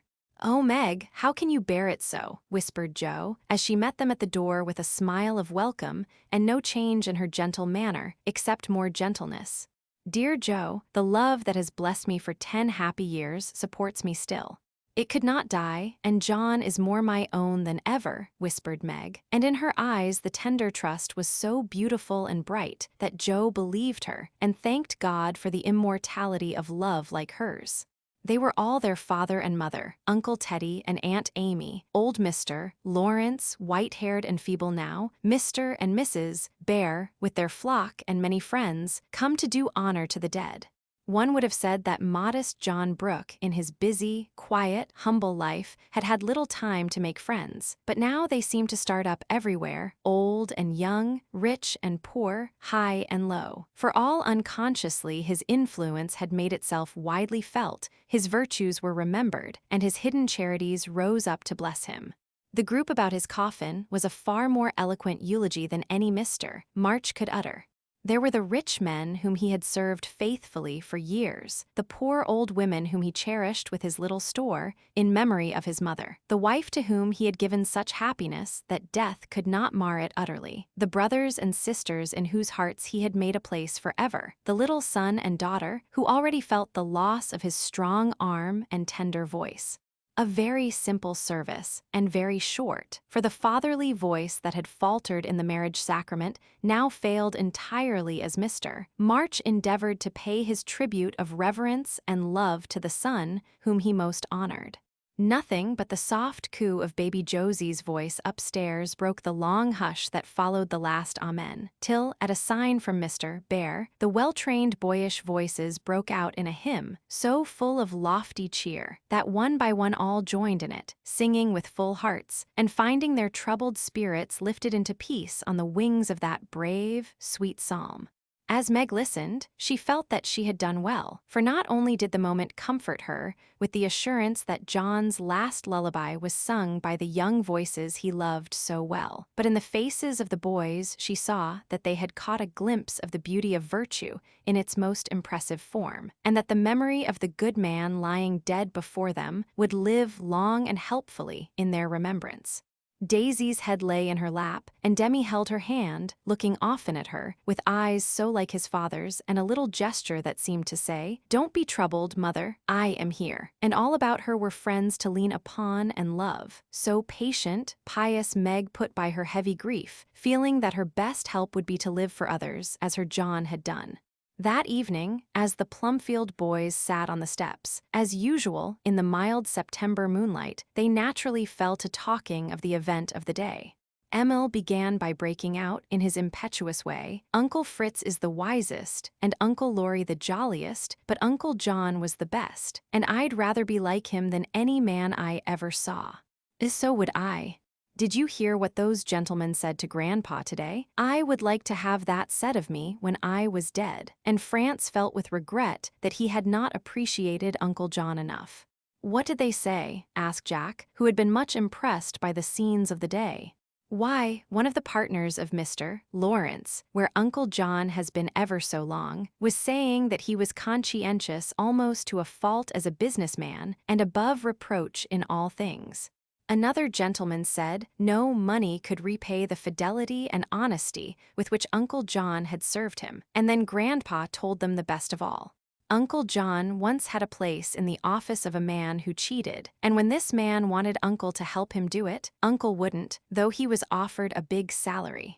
The man was angry and said, 'You will never get on in business with such strict principles,' and Uncle answered back, 'I never will try to get on without them,' and left the place for a much harder and poorer one." "Good!" cried several of the boys warmly, for they were in the mood to understand and value the little story as never before. "He wasn't rich, was he?" asked Jack. "No. He never did anything to make a stir in the world, did he? No. He was only good, that's all," and France found himself wishing that Uncle John had done something to boast of, for it was evident that Jack was disappointed by his replies. "Only good. That is all and everything," said Mr. Bear, who had overheard the last few words and guessed what was going on the minds of the lads. "Let me tell you a little about John Brooke, and you will see why men honor him, and why he was satisfied to be good rather than rich or famous. He simply did his duty in all things, and did it so cheerfully, so faithfully, that it kept him patient and brave, and happy through poverty and loneliness and years of hard work. He was a good son and gave up his own plans to stay and live with his mother while she needed him.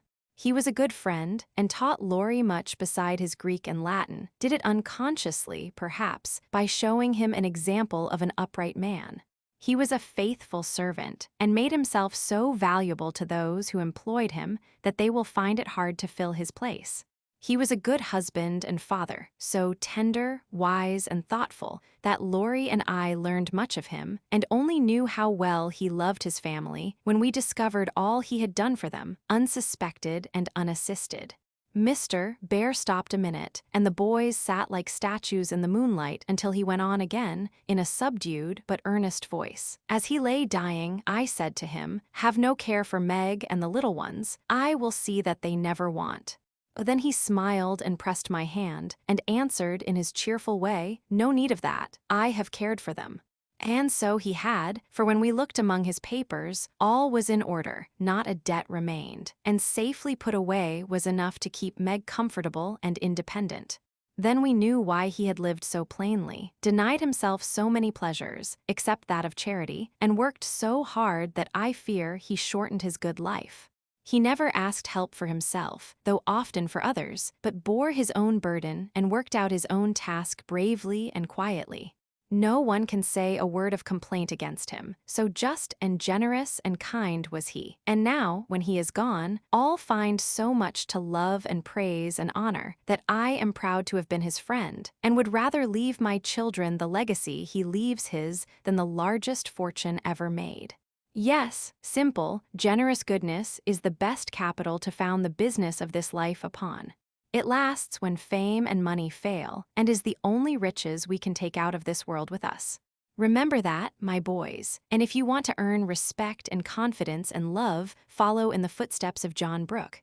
When Demi returned to school, after some weeks at home, he seemed to have recovered from his loss with the blessed elasticity of childhood, and so he had in a measure, but he did not forget, for his was a nature into which things sank deeply, to be pondered over, and absorbed into the soil where the small virtues were growing fast.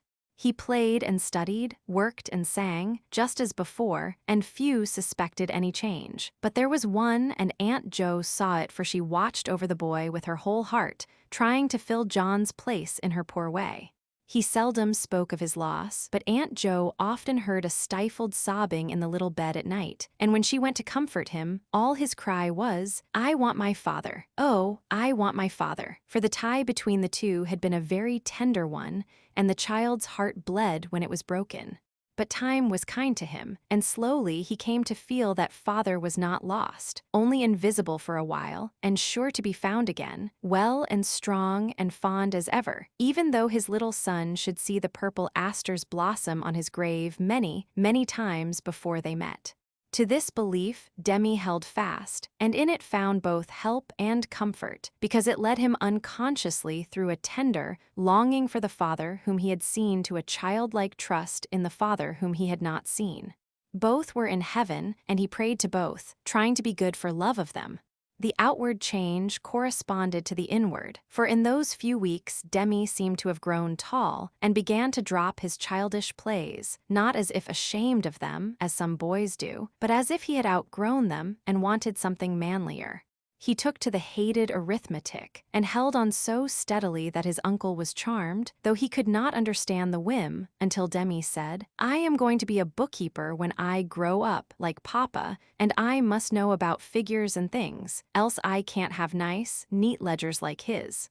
At another time, he came to his aunt with a very serious face and said, "What can a small boy do to earn money? Why do you ask, my dearie? My father told me to take care of mother and the little girls, and I want to, but I don't know how to begin." He did not mean now, Demi, but by and by, when you are large. But I wish to begin now, if I can, because I think I ought to make some money to buy things for the family. I am 10, and other boys no bigger than I earn pennies sometimes. Well then, suppose you rake up all the dead leaves and cover the strawberry bed. I'll pay you $1 for the job, said Aunt Jo. Isn't that a great deal? I could do it in one day. You must be fair and not pay too much, because I want to truly earn it. My little John, I will be fair and not pay a penny too much. Don't work too hard, and when that is done I will have something else for you to do, said Mrs. Joe, much touched by his desire to help and his sense of justice, so like his scrupulous father. When the leaves were done, many barrowloads of chips were wheeled from the wood to the shed, and another dollar earned.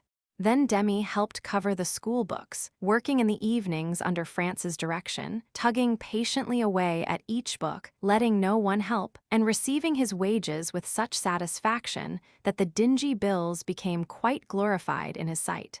Now, I have $1 for each of them, and I should like to take my money to mother all myself, so she can see that I have minded my father. So Demi made a duteous pilgrimage to his mother, who received his little earnings as a treasure of great worth, and would have kept it untouched if Demi had not begged her to buy some useful thing for herself and the women children, whom he felt were left to his care. This made him very happy, and though he often forgot his responsibilities for a time, the desire to help was still there, strengthening with his years. He always uttered the words, "my father," with an air of gentle pride, and often said, as if he claimed a title full of honor, "Don't call me Demi any more. I am John Brooke now." So, strengthened by a purpose and a hope, the little lad of 10 bravely began the world, and entered into his inheritance the memory of a wise and tender father, the legacy of an honest name. Chapter 20.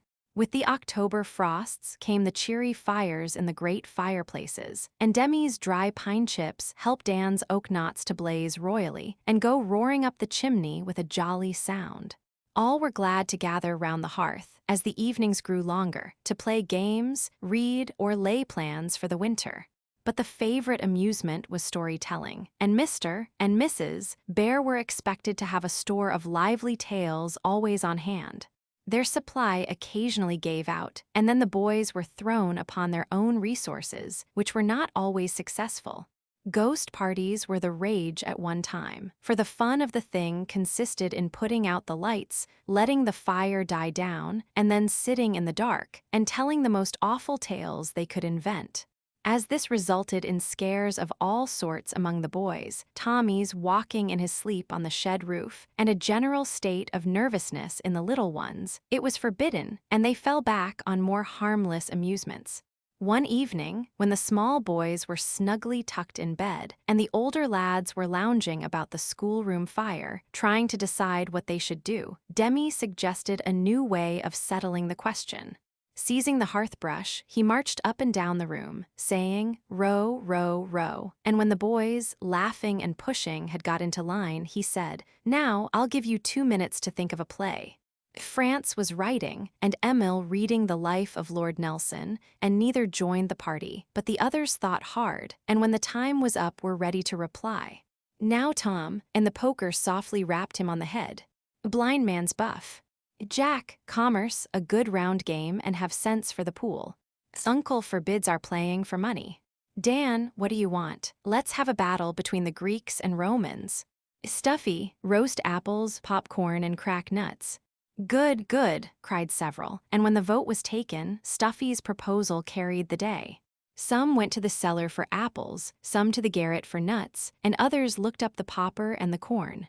"We had better ask the girls to come in, hadn't we?" said Demi, in a sudden fit of politeness. "Daisy pricks chestnuts beautifully," put in Nat, who wanted his little friend to share the fun. "Nan pops corn tip-top, we must have her," added Tommy.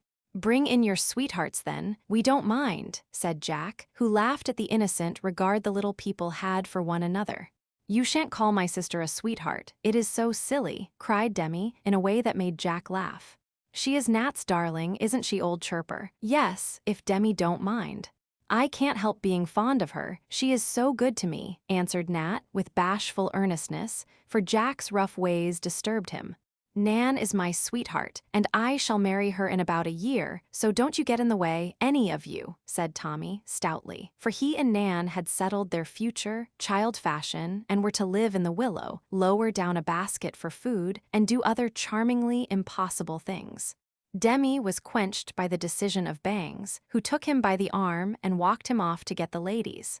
Nan and Daisy were sewing with Aunt Jo on certain small garments, for Mrs. Carney's newest baby. "Please, ma'am, could you lend us the girls for a little while? We'll be very careful of them," said Tommy, winking one eye to express apples, snapping his fingers to signify popcorn, and gnashing his teeth to convey the idea of nut cracking. The girls understood this pantomime at once and began to pull of their thimbles before Mrs. Joe could decide whether Tommy was going into convulsions or was brewing some unusual piece of mischief. Demi explained with elaboration, permission was readily granted, and the boys departed with their prize. "Don't you speak to Jack," whispered Tommy, as he and Nan promenaded down the hall to get a fork to prick the apples. "Why not? He laughs at me, so I don't wish you to have anything to do with him." "Shall, if I like," said Nan, promptly resenting this premature assumption of authority on the part of her lord. "Then I won't have you for my sweetheart." "I don't care." "Why, Nan, I thought you were fond of me," and Tommy's voice was full of tender reproach. "If you mind Jack's laughing, I don't care for you one bit."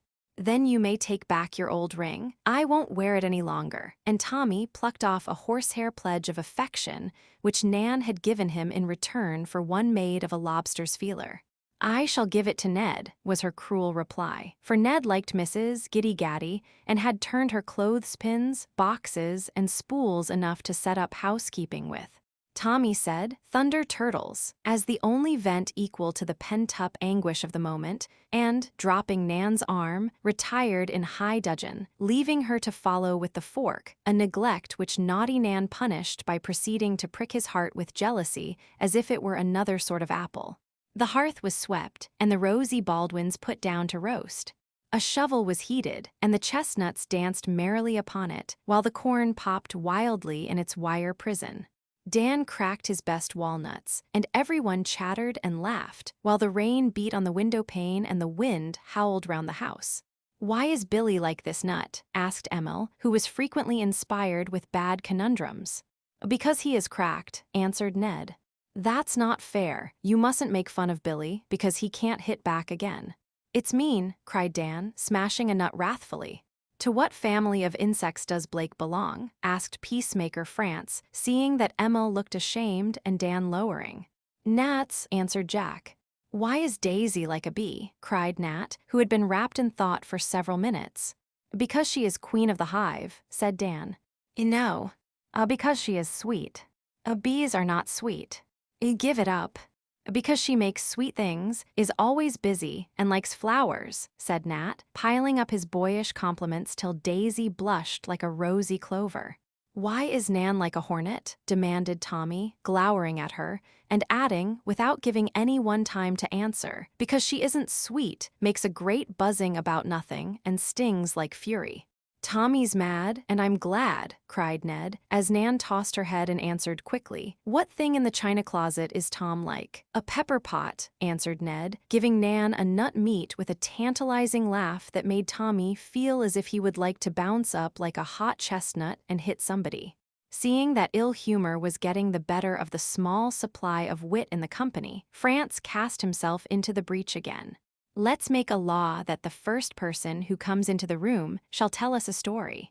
No matter who it is, he must do it, and it will be fun to see who comes first." The others agreed and did not have to wait long, for a heavy step soon came clumping through the hall, and Silas appeared, bearing an armful of wood. He was greeted by a general shout, and stood staring about him with a bewildered grin on his big red face, till France explained the joke. "Sho, I can't tell a story," he said, putting down his load and preparing to leave the room. But the boys fell upon him, forced him into a seat, and held him there, laughing and clamoring for their story, till the good-natured giant was overpowered. "I don't know but just one story, and that's about a horse," he said, much flattered by the reception he received. Tell it," cried the boys. "Well," began Silas, tipping his chair back against the wall and putting his thumbs in the armholes of his waistcoat, "I jinned a cavalry regiment during the war, and see a considerable amount of fightin'. My horse, Major, was a fust-rate animal, and I was as fond on him as ef he'd been a human critter. He warn't harnsome, but he was the best-tempered, stiddiest, lovin'est brute I ever see. The fust battle we went into, he gave me a lesson that I didn't forgit in a hurry, and I'll tell you how it was. It ain't no use tryin' to picter the noise and hurry and general horridness of a battle to you young fellers, for I ain't no words to do it in, but I'm free to confess that I got so sort of confused and upset at the fuss on it that I didn't know what I was about. We was ordered to charge and went ahead like good ones, never stoppin' to pick up them that went down in the scrimmage. I got a shot in the arm and was pitched out of the saddle don't know how, but there I was left behind with 2 or 3 others, dead and wounded, for the rest went on, as I say. Well, I picked myself up and looked round for Major, feeling as if I'd had about enough for that spell. I didn't see him nowhere and was kinder walking back to camp when I heard a whinny that sounded natural. I looked round, and there was Major stopping for me a long way off, and lookin' as if he didn't understand why I was loiterin' behind. I whistled, and he trotted up to me as I'd trained him to do. I mounted as well as I could with my left arm bleedin', and was for going on to camp, for I declare I felt as sick and wimbly as a woman folks often do in their fust battle. But no, sir, Major was the bravest of the 2, and he wouldn't go, not a peg. He just reared up and danced and snorted and acted as if the smell of powder and the noise had drove him half wild.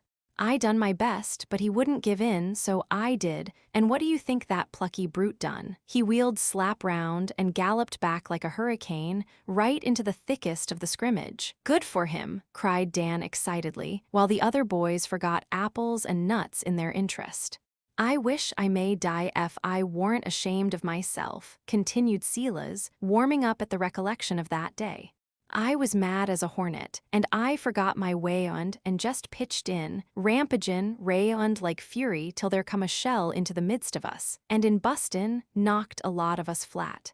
I didn't know nothin' for a spell, and when I come to, the fight was over just there, and I found myself layin' by a wall of poor Major longside wuss wounded than I was.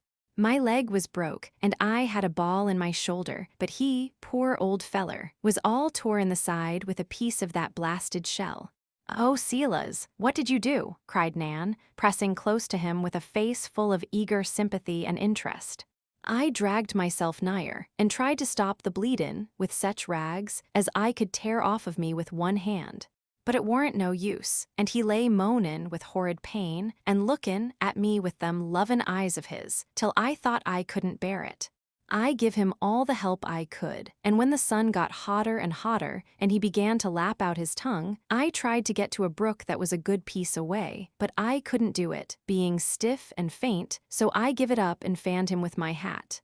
Now you listen to this, and when you hear folks common, down on the rebs, you just remember what one on 'em did and give him credit of it.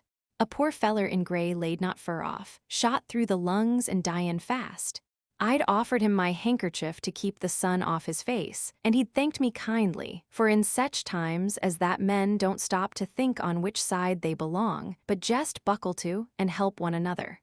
When he see me mournin' over Major and tryin' to ease his pain, he looked up with his face all damp and white with sufferin', and says he, "There's water in my canteen, take it, for it can't help me," and he flung it to me. I couldn't have took it if I hadn't had a little brandy in a pocket flask, and I made him drink it. It done him good, and I felt as much set up as if I'd drunk it myself. It's surprisin' the good such little things do folks sometime, and Silas paused as if he felt again the comfort of that moment when he and his enemy forgot their feud and helped one another like brothers. "Tell about Major," cried the boys, impatient for the catastrophe. I poured the water over his poor pantin' tongue, and if ever a dumb critter looked grateful, he did then. But it warn't of much use, for the dreadful way und kep' on tormentin' him till I couldn't bear it any longer. It was hard, but I done it in mercy, and I know he forgive me. "What did you do?" asked Emil, as Silas stopped abruptly with a loud hem, and a look in his rough face that made Daisy go and stand by him with her little hand on his knee. "I shot him." Quite a thrill went through the listeners as Silas said that, for Major seemed a hero in their eyes, and his tragic end roused all their sympathy. "Yes, I shot him and put him out of his misery. I patted him fust and said, 'Goodbye.' Then I laid his head easy on the grass, give a last look into his lovin' eyes, and sent a bullet through his head. He hardly stirred. I aimed so true, and when I seen him quite still, with no more moanin' and pain, I was glad, and yet, well, I don't know as I need by a shamed aunt. I just put my arms round his neck and boo-hooed like a great baby. Sho, I didn't know I was such a fool, and Silas drew his sleeve across his eyes, as much touched by Daisy's sob as by the memory of faithful Major. No one spoke for a minute, because the boys were as quick to feel the pathos of the little story as tender-hearted Daisy, though they did not show it by crying. "I'd like a horse like that," said Dan half aloud. "Did the rebel man die too?" asked Nan anxiously. "Not then. We laid there all day, and at night some of our fellers came to look after the missing ones. They naturally wanted to take me fust, but I knew I could wait, and the rebel had but one chance maybe, so I made them carry him off right away. He had just strength enough to hold out his hand to me and say, 'Thank ye, comrade,' and them was the last words he spoke, for he died an hour after he got to the hospital tent." "How glad you must have been that you were kind to him," said Demi, who was deeply impressed by this story.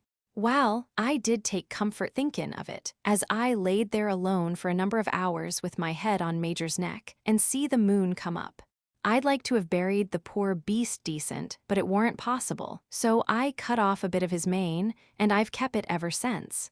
Want to see it, sissy?" "Oh, yes, please," answered Daisy, wiping away her tears to look.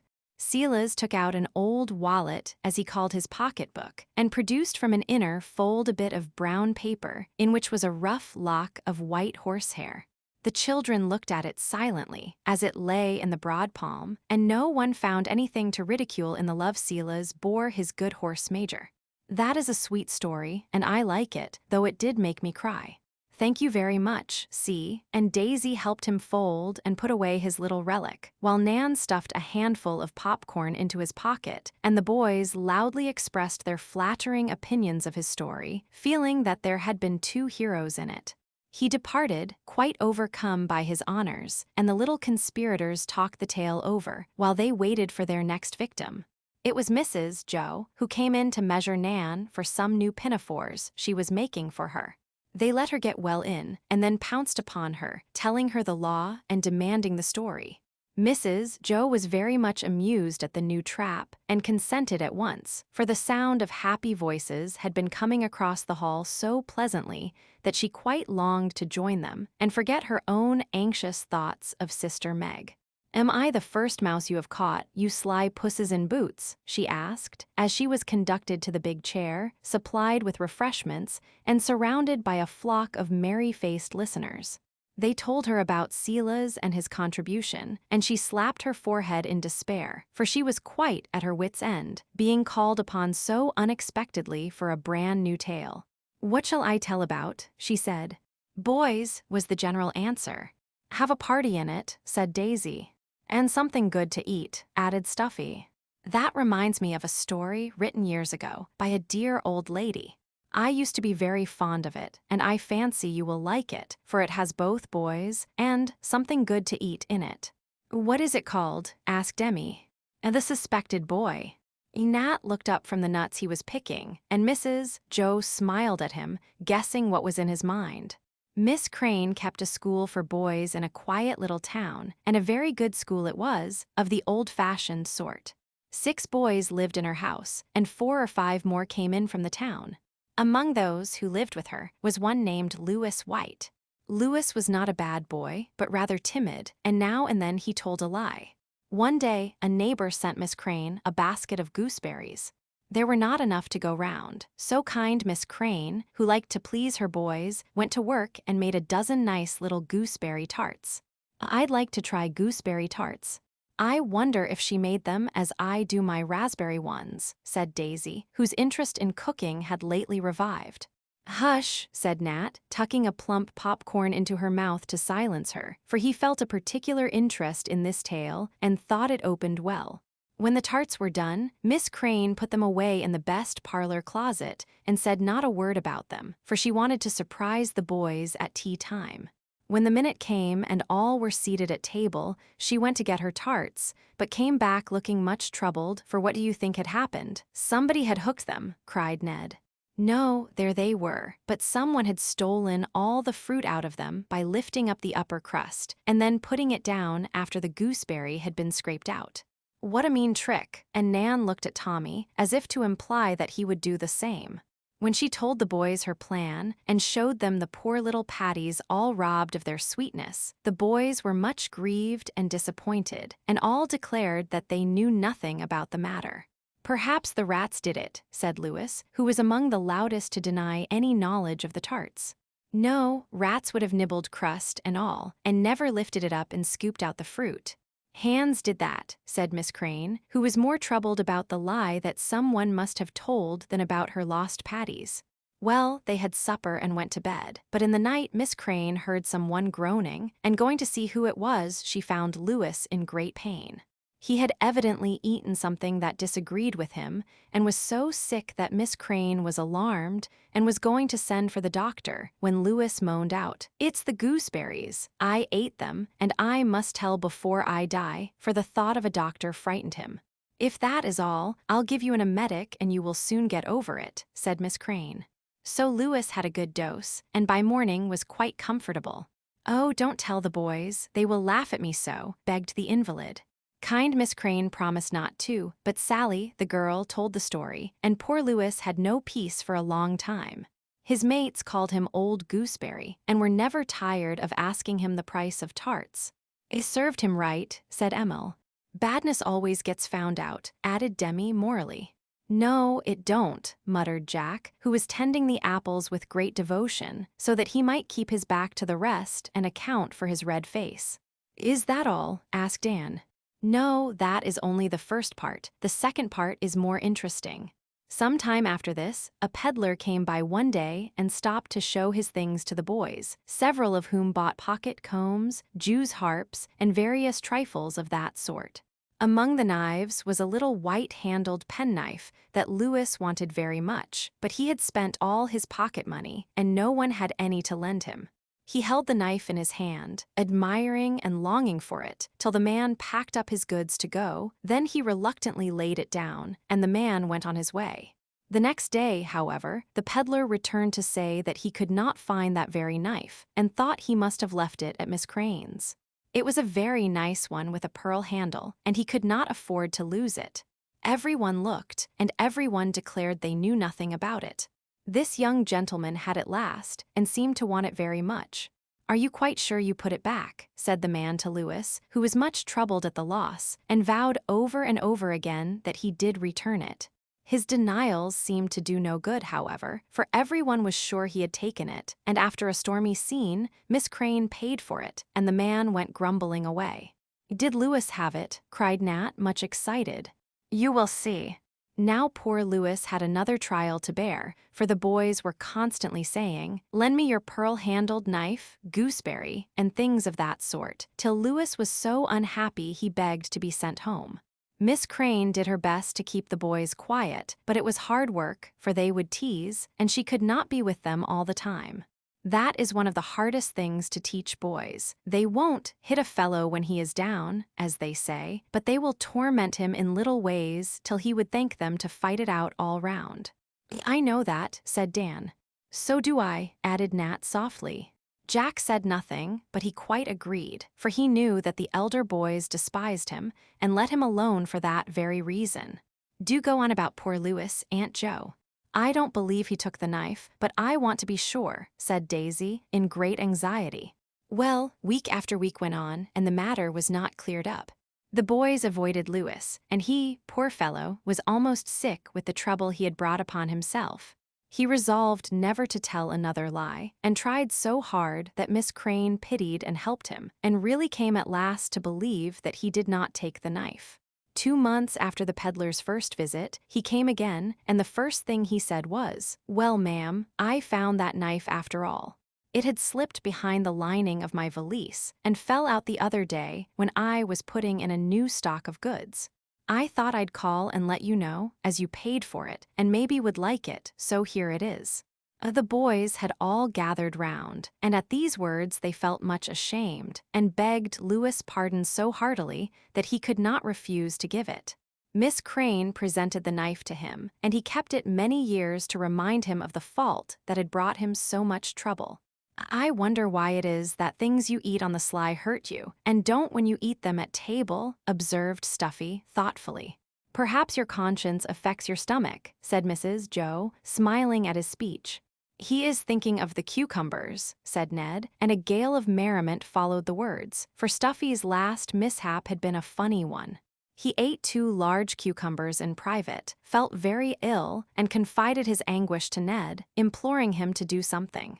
Ned good-naturedly recommended a mustard plaster and a hot flat iron to the feet. Only in applying these remedies, he reversed the order of things and put the plaster on the feet, the flat iron on the stomach, and poor Stuffy was found in the barn with blistered soles and a scorched jacket. Suppose you tell another story, that was such an interesting one, said Nat, as the laughter subsided. Before Mrs. Joe could refuse these insatiable Oliver twists, Rob walked into the room trailing his little bed cover after him, and wearing an expression of great sweetness as he said, steering straight to his mother as a sure haven of refuge, I heard a great noise, and I thought somefin dreadful might have happened, so I came to see. Did you think I would forget you, naughty boy? Asked his mother, trying to look stern. No, but I thought you'd feel better to see me right here, responded the insinuating little party. I had much rather see you in bed, so march straight up again, Robin. Everybody that comes in here has to tell a story, and you can't, so you'd better cut and run, said Emil. Yes, I can. I tell Teddy lots of ones, all about bears and moons and little flies that say things when they buzz, protested Rob, bound to stay at any price. Tell one now then, right away, said Dan, preparing to shoulder and bear him off. Well, I will, let me think a minute, and Rob climbed into his mother's lap, where he was cuddled, with the remark, it is a family failing, this getting out of bed at wrong times. Demi used to do it, and as for me, I was hopping in and out all night long. Meg used to think the house was on fire and send me down to see, and I used to stay and enjoy myself, as you mean too, my bad son. I've finked now, observed Rob, quite at his ease, and eager to win the entree into this delightful circle. Everyone looked and listened with faces full of suppressed merriment as Rob, perched on his mother's knee and wrapped in the gay coverlet, told the following brief but tragic tale with an earnestness that made it very funny. Once a lady had 1,000,000 children and one nice little boy. She went upstairs and said, "You mustn't go in the yard." But he wented and fell into the pump and was drowned dead. Is that all? Asked France, as Rob paused out of breath with this startling beginning. No, there is another piece of it, and Rob knit his downy eyebrows in the effort to evolve another inspiration. What did the lady do when he fell into the pump? Asked his mother, to help him on. Oh, she pumped him up and wrapped him in a newspaper and put him on a shelf to dry for seed. A general explosion of laughter greeted this surprising conclusion, and Mrs. Joe patted the curly head as she said, solemnly, "My son, you inherit your mother's gift of storytelling. Go where glory waits thee." Now I can stay, can't I? Wasn't it a good story? Cried Rob, in high feather at his superb success. You can stay till you have eaten these 12 popcorns, said his mother, expecting to see them vanish at one mouthful. But Rob was a shrewd little man, and got the better of her by eating them one by one very slowly, and enjoying every minute with all his might. Hadn't you better tell the other story while you wait for him, said Demi, anxious that no time should be lost. I really have nothing but a little tale about a wood box, said Mrs. Joe, seeing that Rob had still 7 corns to eat. Is there a boy in it? It is all boy. Is it true? Asked Demi. Every bit of it. Goody, tell on, please. James Snow and his mother lived in a little house up in New Hampshire. They were poor, and James had to work to help his mother, but he loved books so well he hated work and just wanted to sit and study all day long. How could he? I hate books and like work, said Dan, objecting to James at the very outset.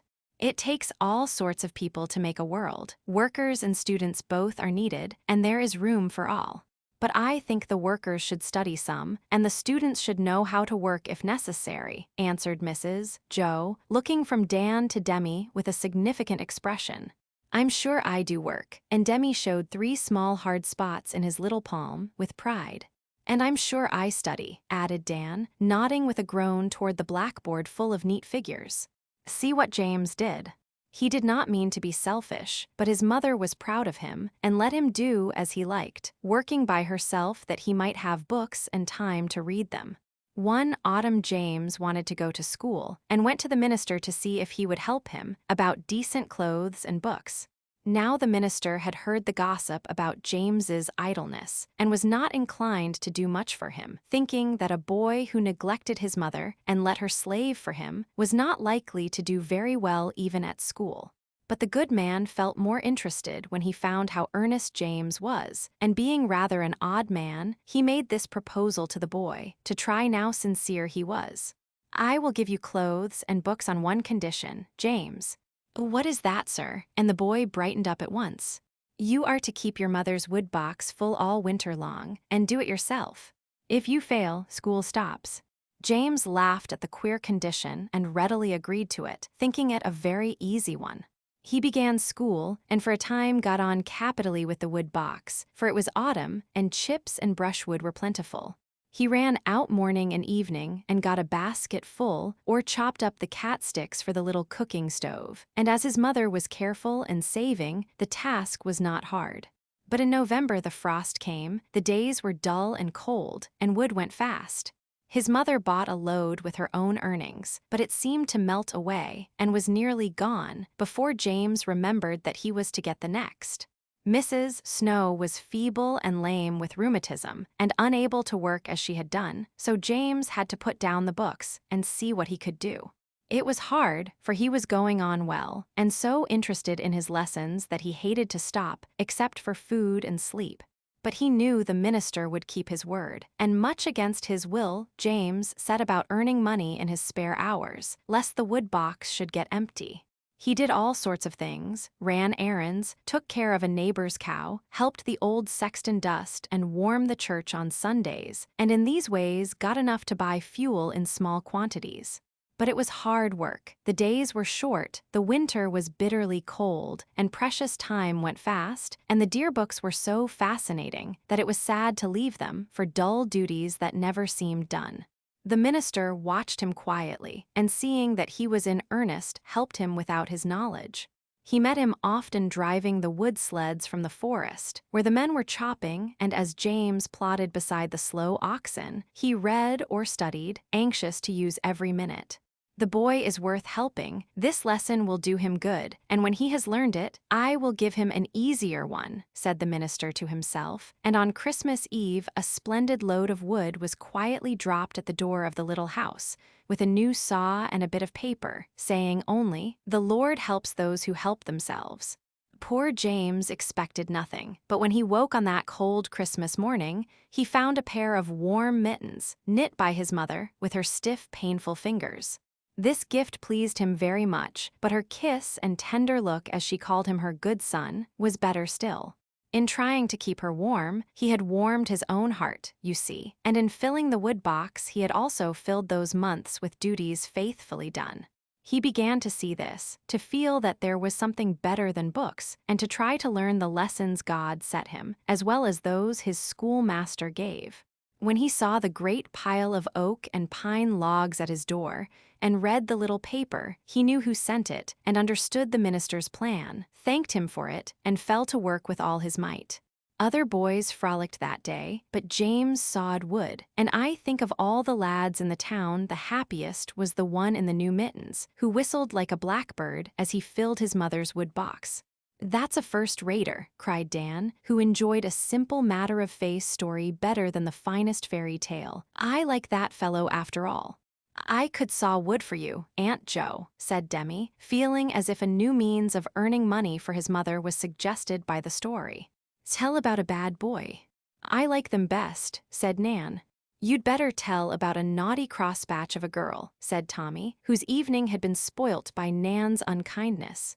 It made his apple taste bitter, his popcorn was insipid, his nuts were hard to crack, and the sight of Ned and Nan on one bench made him feel his life a burden. But there were no more stories from Mrs. Joe, for on looking down at Rob, he was discovered to be fast asleep with his last corn firmly clasped in his chubby hand. Bundling him up in his coverlet, his mother carried him away and tucked him up with no fear of his popping out again. "Now let's see who will come next," said Emil, setting the door temptingly ajar. Mary Ann passed first, and he called out to her, but Sela's had warned her, and she only laughed and hurried on in spite of their enticements. Presently a door opened, and a strong voice was heard humming in the hall. "Ich weiß nicht, was soll es bedeuten, dass ich so traurig bin." "It's Uncle Fritz. All laugh loud and he will be sure to come in," said Emil.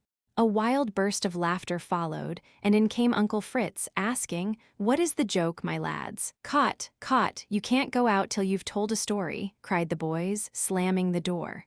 "So, that is the joke then? Well, I have no wish to go, it is so pleasant here, and I pay my forfeit at once," which he did by sitting down and beginning instantly. "A long time ago your grandfather, Demi, went to lecture in a great town, hoping to get some money for a home for little orphans that some good people were getting up. His lecture did well, and he put a considerable sum of money in his pocket, feeling very happy about it. As he was driving in a chaise to another town, he came to a lonely bit of road, late in the afternoon, and was just thinking what a good place it was for robbers when he saw a bad-looking man come out of the woods in front of him and go slowly along as if waiting till he came up. The thought of the money made Grandfather rather anxious, and at first he had a mind to turn round and drive away. But the horse was tired, and then he did not like to suspect the man, so he kept on, and when he got nearer and saw how poor and sick and ragged the stranger looked, his heart reproached him, and stopping, he said in a kind voice, "My friend, you look tired. Let me give you a lift." The man seemed surprised, hesitated a minute, and then got in. He did not seem inclined to talk, but Grandfather kept on in his wise, cheerful way, speaking of what a hard year it had been, how much the poor had suffered, and how difficult it was to get on sometimes. The man slowly softened a little, and won by the kind chat, told his story. How he had been sick, could get no work, had a family of children, and was almost in despair. Grandfather was so full of pity that he forgot his fear, and, asking the man his name, said he would try to get him work in the next town, as he had friends there. Wishing to get at pencil and paper to write down the address, Grandfather took out his plump pocketbook, and the minute he did so, the man's eye was on it. Then Grandfather remembered what was in it and trembled for his money, but said quietly, "Yes, I have a little sum here for some poor orphans. I wish it was my own. I would so gladly give you some of it. I am not rich, but I know many of the trials of the poor. This $5 is mine, and I want to give it to you for your children." The hard, hungry look in the man's eyes changed to a grateful one as he took the small sum, freely given, and left the orphan's money untouched. He rode on with Grandfather till they approached the town, then he asked to be set down. Grandpa shook hands with him and was about to drive on, when the man said, as if something made him, "I was desperate when we met, and I meant to rob you, but you were so kind I couldn't do it." "God bless you, sir, for keeping me from it. Did Grandpa ever see him again?" asked Daisy, eagerly. "No, but I believe the man found work, and did not try robbery any more." "Oh, that was a curious way to treat him. I'd have knocked him down," said Dan. "Kindness is always better than force." "Try it and see," answered Mr. Bear, rising. "Tell another, please," cried Daisy. "You must," Aunt Joe did, added Demi. "Then I certainly won't, but keep my others for next time. Too many tales are as bad as too many bonbons. I have paid my forfeit and I go." And Mr. Bear ran for his life, with the whole flock in full pursuit. He had the start, however, and escaped safely into his study, leaving the boys to go rioting back again. They were so stirred up by the race that they could not settle to their former quiet, and a lively game of blindman's buff followed, in which Tommy showed that he had taken the moral of the last story to heart, for, when he caught Nan, he whispered in her ear, "I'm sorry I called you a crossbatch." Nan was not to be outdone in kindness, so, when they played button, who's got the button, and it was her turn to go round, she said, "Hold fast all I give you," with such a friendly smile at Tommy, that he was not surprised to find the horsehair ring in his hand instead of the button. He only smiled back at her then, but when they were going to bed, he offered Nan the best bite of his last apple. She saw the ring on his stumpy little finger, accepted the bite, and peace was declared. Both were ashamed of the temporary coldness. Neither was ashamed to say, "I was wrong, forgive me," so the childish friendship remained unbroken, and the home in the willow lasted long, a pleasant little castle in the air. Chapter 21. This yearly festival was always kept at Plumfield in the good old-fashioned way, and nothing was allowed to interfere with it. For days beforehand, the little girls helped Asia and Mrs. Joe in storeroom and kitchen, making pies and puddings, sorting fruit, dusting dishes, and being very busy and immensely important. The boys hovered on the outskirts of the forbidden ground, sniffing the savory odors, peeping in at the mysterious performances, and occasionally being permitted to taste some delicacy in the process of preparation. Something more than usual seemed to be on foot this year, for the girls were as busy upstairs as down, so were the boys in schoolroom and barn, and a general air of bustle pervaded the house.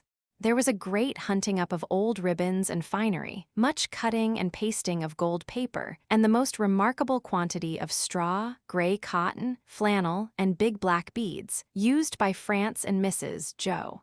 Ned hammered at strange machines in the workshop. Demi and Tommy went about murmuring to themselves as if learning something. A fearful racket was heard in Emil's room at intervals, and peals of laughter from the nursery when Rob and Teddy were sent for and hidden from sight whole hours at a time. But the thing that puzzled Mr. Bear the most was what became of Rob's big pumpkin.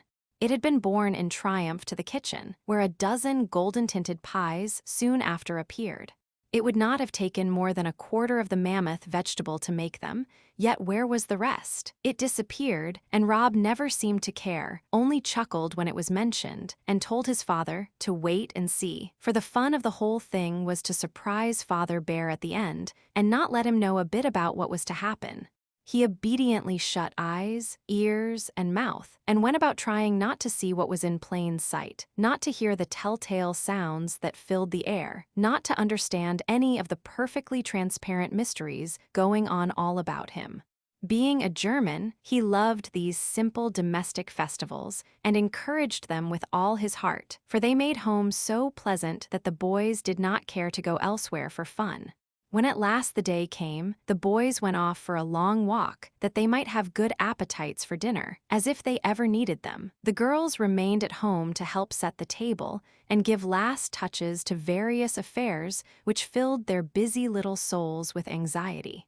The schoolroom had been shut up since the night before, and Mr. Bear was forbidden to enter it on pain of a beating from Teddy, who guarded the door like a small dragon, though he was dying to tell about it, and nothing but his father's heroic self-denial in not listening kept him from betraying a grand secret.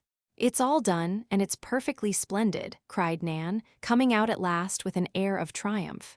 "The goes beautifully, and Sela's knows just what to do now," added Daisy, skipping with delight at some unspeakable success. "I'm blessed if it ain't the cutest thing I ever see, them critters in particular," said Sela's, who had been let into the secret, went off laughing like a great boy. "They are coming. I hear Emil roaring landlubbers lying down below, so we must run and dress," cried Nan, and upstairs they scampered in a great hurry. The boys came trooping home with appetites that would have made the big turkey tremble, if it had not been past all fear. They also retired to dress, and for half an hour there was a washing, brushing, and prinking that would have done any tidy woman's heart good to see. When the bell rang, a troop of fresh-faced lads with shiny hair, clean collars, and Sunday jackets on filed into the dining room, where Mrs. Joe, in her one black silk, with a knot of her favorite white chrysanthemums in her bosom, sat at the head of the table, looking splendid, as the boys said, whenever she got herself up. Daisy and Nan were as gay as a posy bed in their new winter dresses, with bright sashes and hair ribbons. Teddy was gorgeous to behold in a crimson merino blouse, and his best button boots, which absorbed and distracted him as much as Mr. Toots' wristbands did on one occasion. As Mr. and Mrs. Bear glanced at each other down the long table, with those rows of happy faces on either side, they had a little Thanksgiving all to themselves, and without a word, for one heart said to the other, "Our work has prospered. Let us be grateful and go on." The clatter of knives and forks prevented much conversation for a few minutes, and Mary Ann, with an amazing pink bow in her hair, flew round briskly, handing plates and ladling out gravy. Nearly everyone had contributed to the feast, so the dinner was a peculiarly interesting one to the eaters of it, who beguiled the pauses by remarks on their own productions. "If these are not good potatoes, I never saw any," observed Jack, as he received his fourth big mealy one. "Some of my herbs are in the stuffing of the turkey, that's why it's so nice," said Nan, taking a mouthful with intense satisfaction. "My ducks are prime anyway. Asia said she never cooked such fat ones," added Tommy. "Well, our carrots are beautiful, ain't they? And our parsnips will be ever so good when we dig them," put in Dick, and Dolly murmured his assent from behind the bone he was picking. "I helped make the pies with my pumpkin," called out Robbie, with a laugh which he stopped by retiring into his mug. "I picked some of the apples that the cider is made of," said Demi. "I raked the cranberries for the sauce," cried Nat. "I got the nuts," added Dan, and so it went on all round the table. "Who made up Thanksgiving?" asked Rob. For being lately promoted to jacket and trousers, he felt a new and manly interest in the institutions of his country. "See who can answer that question," and Mr. Bear nodded to one or two of his best history boys. "I know," said Demi. "The Pilgrims made it." "What for?" asked Rob, without waiting to learn who the Pilgrims were. "I forget," and Demi subsided.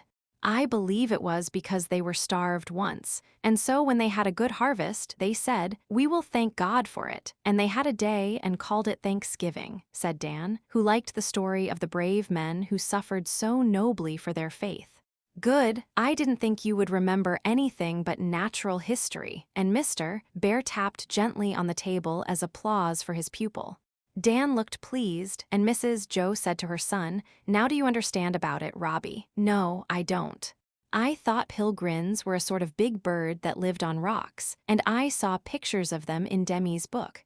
He means penguins." "Oh, isn't he a little goosey?" And Demi laid back in his chair and laughed aloud. "Don't laugh at him, but tell him all about it if you can," said Mrs. Bear, consoling Rob with more cranberry sauce for the general smile that went round the table at his mistake. "Well, I will." And, after a pause to collect his ideas, Demi delivered the following sketch of the Pilgrim Fathers, which would have made even those grave gentlemen smile if they could have heard it. "You see, Rob, some of the people in England didn't like the king, or something, so they got into ships and sailed away to this country. It was all full of Indians and bears and wild creatures, and they lived in forts and had a dreadful time." "The bears?" asked Robbie with interest. "No, the Pilgrims, because the Indians troubled them. They hadn't enough to eat, and they went to church with guns, and ever so many died, and they got out of the ships on a rock, and it's called Plymouth Rock, and Aunt Jo saw it and touched it. The Pilgrims killed all the Indians, and got rich, and hung the witches, and were very good, and some of the greatest great-grandpas came in the ships. One was the Mayflower, and they made Thanksgiving, and we have it always, and I like it. Some more turkey, please." "I think Demi will be an historian. There is such order and clearness in his account of events." And Uncle Fritz's eyes laughed at Aunt Jo as he helped the descendant of the Pilgrims to his third bit of turkey. "I thought you must eat as much as ever you could on Thanksgiving. But France says you mustn't even then." And Stuffy looked as if he had received bad news. "France is right, so mind your knife and fork and be moderate, or else you won't be able to help in the surprise by and by," said Mrs. Joe. "I'll be careful, but everybody does eat lots, and I like it better than being moderate," said Stuffy, who leaned to the popular belief that Thanksgiving must be kept by coming as near apoplexy as possible and escaping with merely a fit of indigestion or a headache. "Now, my pilgrims, amuse yourselves quietly till tea time, for you will have enough excitement this evening," said Mrs. Joe, as they rose from the table after a protracted sitting, finished by drinking everyone's health in cider. I think I will take the whole flock for a drive. It is so pleasant. Then you can rest, my dear, or you will be worn out this evening," added Mr. Bear. And as soon as coats and hats could be put on, the great omnibus was packed full, and away they went for a long gay drive, leaving Mrs. Joe to rest and finish sundry small affairs in peace. An early and light tea was followed by more brushing of hair and washing of hands. Then the flock waited impatiently for the company to come. Only the family was expected, for these small revels were strictly domestic, and such being the case, sorrow was not allowed to sadden the present festival. All came, Mr. and Mrs. March, with Aunt Meg, so sweet and lovely, in spite of her black dress and the little widow's cap that encircled her tranquil face. Uncle Teddy and Aunt Amy, with the princess looking more fairy-like than ever in a sky-blue gown and a great bouquet of hothouse flowers, which she divided among the boys, sticking one in each buttonhole, making them feel peculiarly elegant and festive. One strange face appeared, and Uncle Teddy led the unknown gentleman up to the bears, saying, "This is Mr. Hyde. He has been inquiring about Dan, and I ventured to bring him tonight that he might see how much the boy has improved." The bears received him cordially, for Dan's sake, pleased that the lad had been remembered. But after a few minutes' chat, they were glad to know Mr. Hyde for his own sake, so genial, simple, and interesting was he. It was pleasant to see the boy's face light up when he caught sight of his friend, pleasanter still to see Mr. Hyde's surprise and satisfaction in Dan's improved manners and appearance, and pleasantest of all to watch the two sit talking in a corner, forgetting the differences of age, culture, and position, in the one subject which interested both, as man and boy compared notes, and told the story of their summer life. "The performance must begin soon, or the actors will go to sleep," said Mrs. Joe when the first greetings were over. So everyone went into the schoolroom and took seats before a curtain made of 2 bed covers. The children had already vanished, but stifled laughter and funny little exclamations from behind the curtain betrayed their whereabouts. The entertainment began with a spirited exhibition of gymnastics, led by France. The 6 elder lads, in blue trousers and red shirts, made a fine display of muscle with dumbbells, clubs, and weights, keeping time to the music of the piano, played by Mrs. Joe behind the scenes. Dan was so energetic in this exercise that there was some danger of his knocking down his neighbors, like so many 9 pins, or sending his bean bags whizzing among the audience, for he was excited by Mr. Hyde's presence and a burning desire to do honor to his teachers. A fine, strong lad. "If I go on my trip to South America, in a year or 2, I shall be tempted to ask you to lend him to me, Mr. Bear," said Mr. Hyde, whose interest in Dan was much increased by the report he had just heard of him. "You shall have him, and welcome, though we shall miss our young Hercules very much. It would do him a world of good, and I am sure he would serve his friend faithfully." Dan heard both question and answer, and his heart leaped with joy at the thought of traveling in a new country with Mr. Hyde, and swelled with gratitude for the kindly commendation which rewarded his efforts to be all these friends desired to see him. After the gymnastics, Demi and Tommy spoke the old-school dialogue, "Money makes the mare go." Demi did very well, but Tommy was capital as the old farmer, for he imitated Silas in a way that convulsed the audience, and caused Silas himself to laugh so hard that Asia had to slap him on the back, as they stood in the hall enjoying the fun immensely. Then Emil, who had got his breath by this time, gave them a sea song in costume, with a great deal about stormy winds, lee shores, and a rousing chorus of "Luff, boys, luff," which made the room ring, after which Ned performed a funny Chinese dance and hopped about like a large frog in a pagoda hat. As this was the only public exhibition ever held at Plumfield, a few exercises in lightning arithmetic, spelling, and reading were given. Jack quite amazed the public by his rapid calculations on the blackboard. Tommy won in the spelling match, and Demi read a little French fable so well that Uncle Teddy was charmed. "Where are the other children?" asked everyone as the curtain fell, and none of the little ones appeared. "Oh, that is the surprise. It's so lovely, I pity you because you don't know it," said Demi, who had gone to get his mother's kiss, and stayed by her to explain the mystery when it should be revealed. Goldilocks had been carried off by Aunt Jo, to the great amazement of her papa, who quite outdid Mr. Bear in acting wonder, suspense, and wild impatience to know what was going to happen. At last, after much rustling, hammering, and very audible directions from the stage manager, the curtain rose to soft music, and Bess was discovered sitting on a stool beside a brown paper fireplace. A dearer little Cinderella was never seen, for the gray gown was very ragged, the tiny shoes all worn, the face so pretty under the bright hair, and the attitude so dejected, it brought tears, as well as smiles, to the fond eyes looking at the baby actress.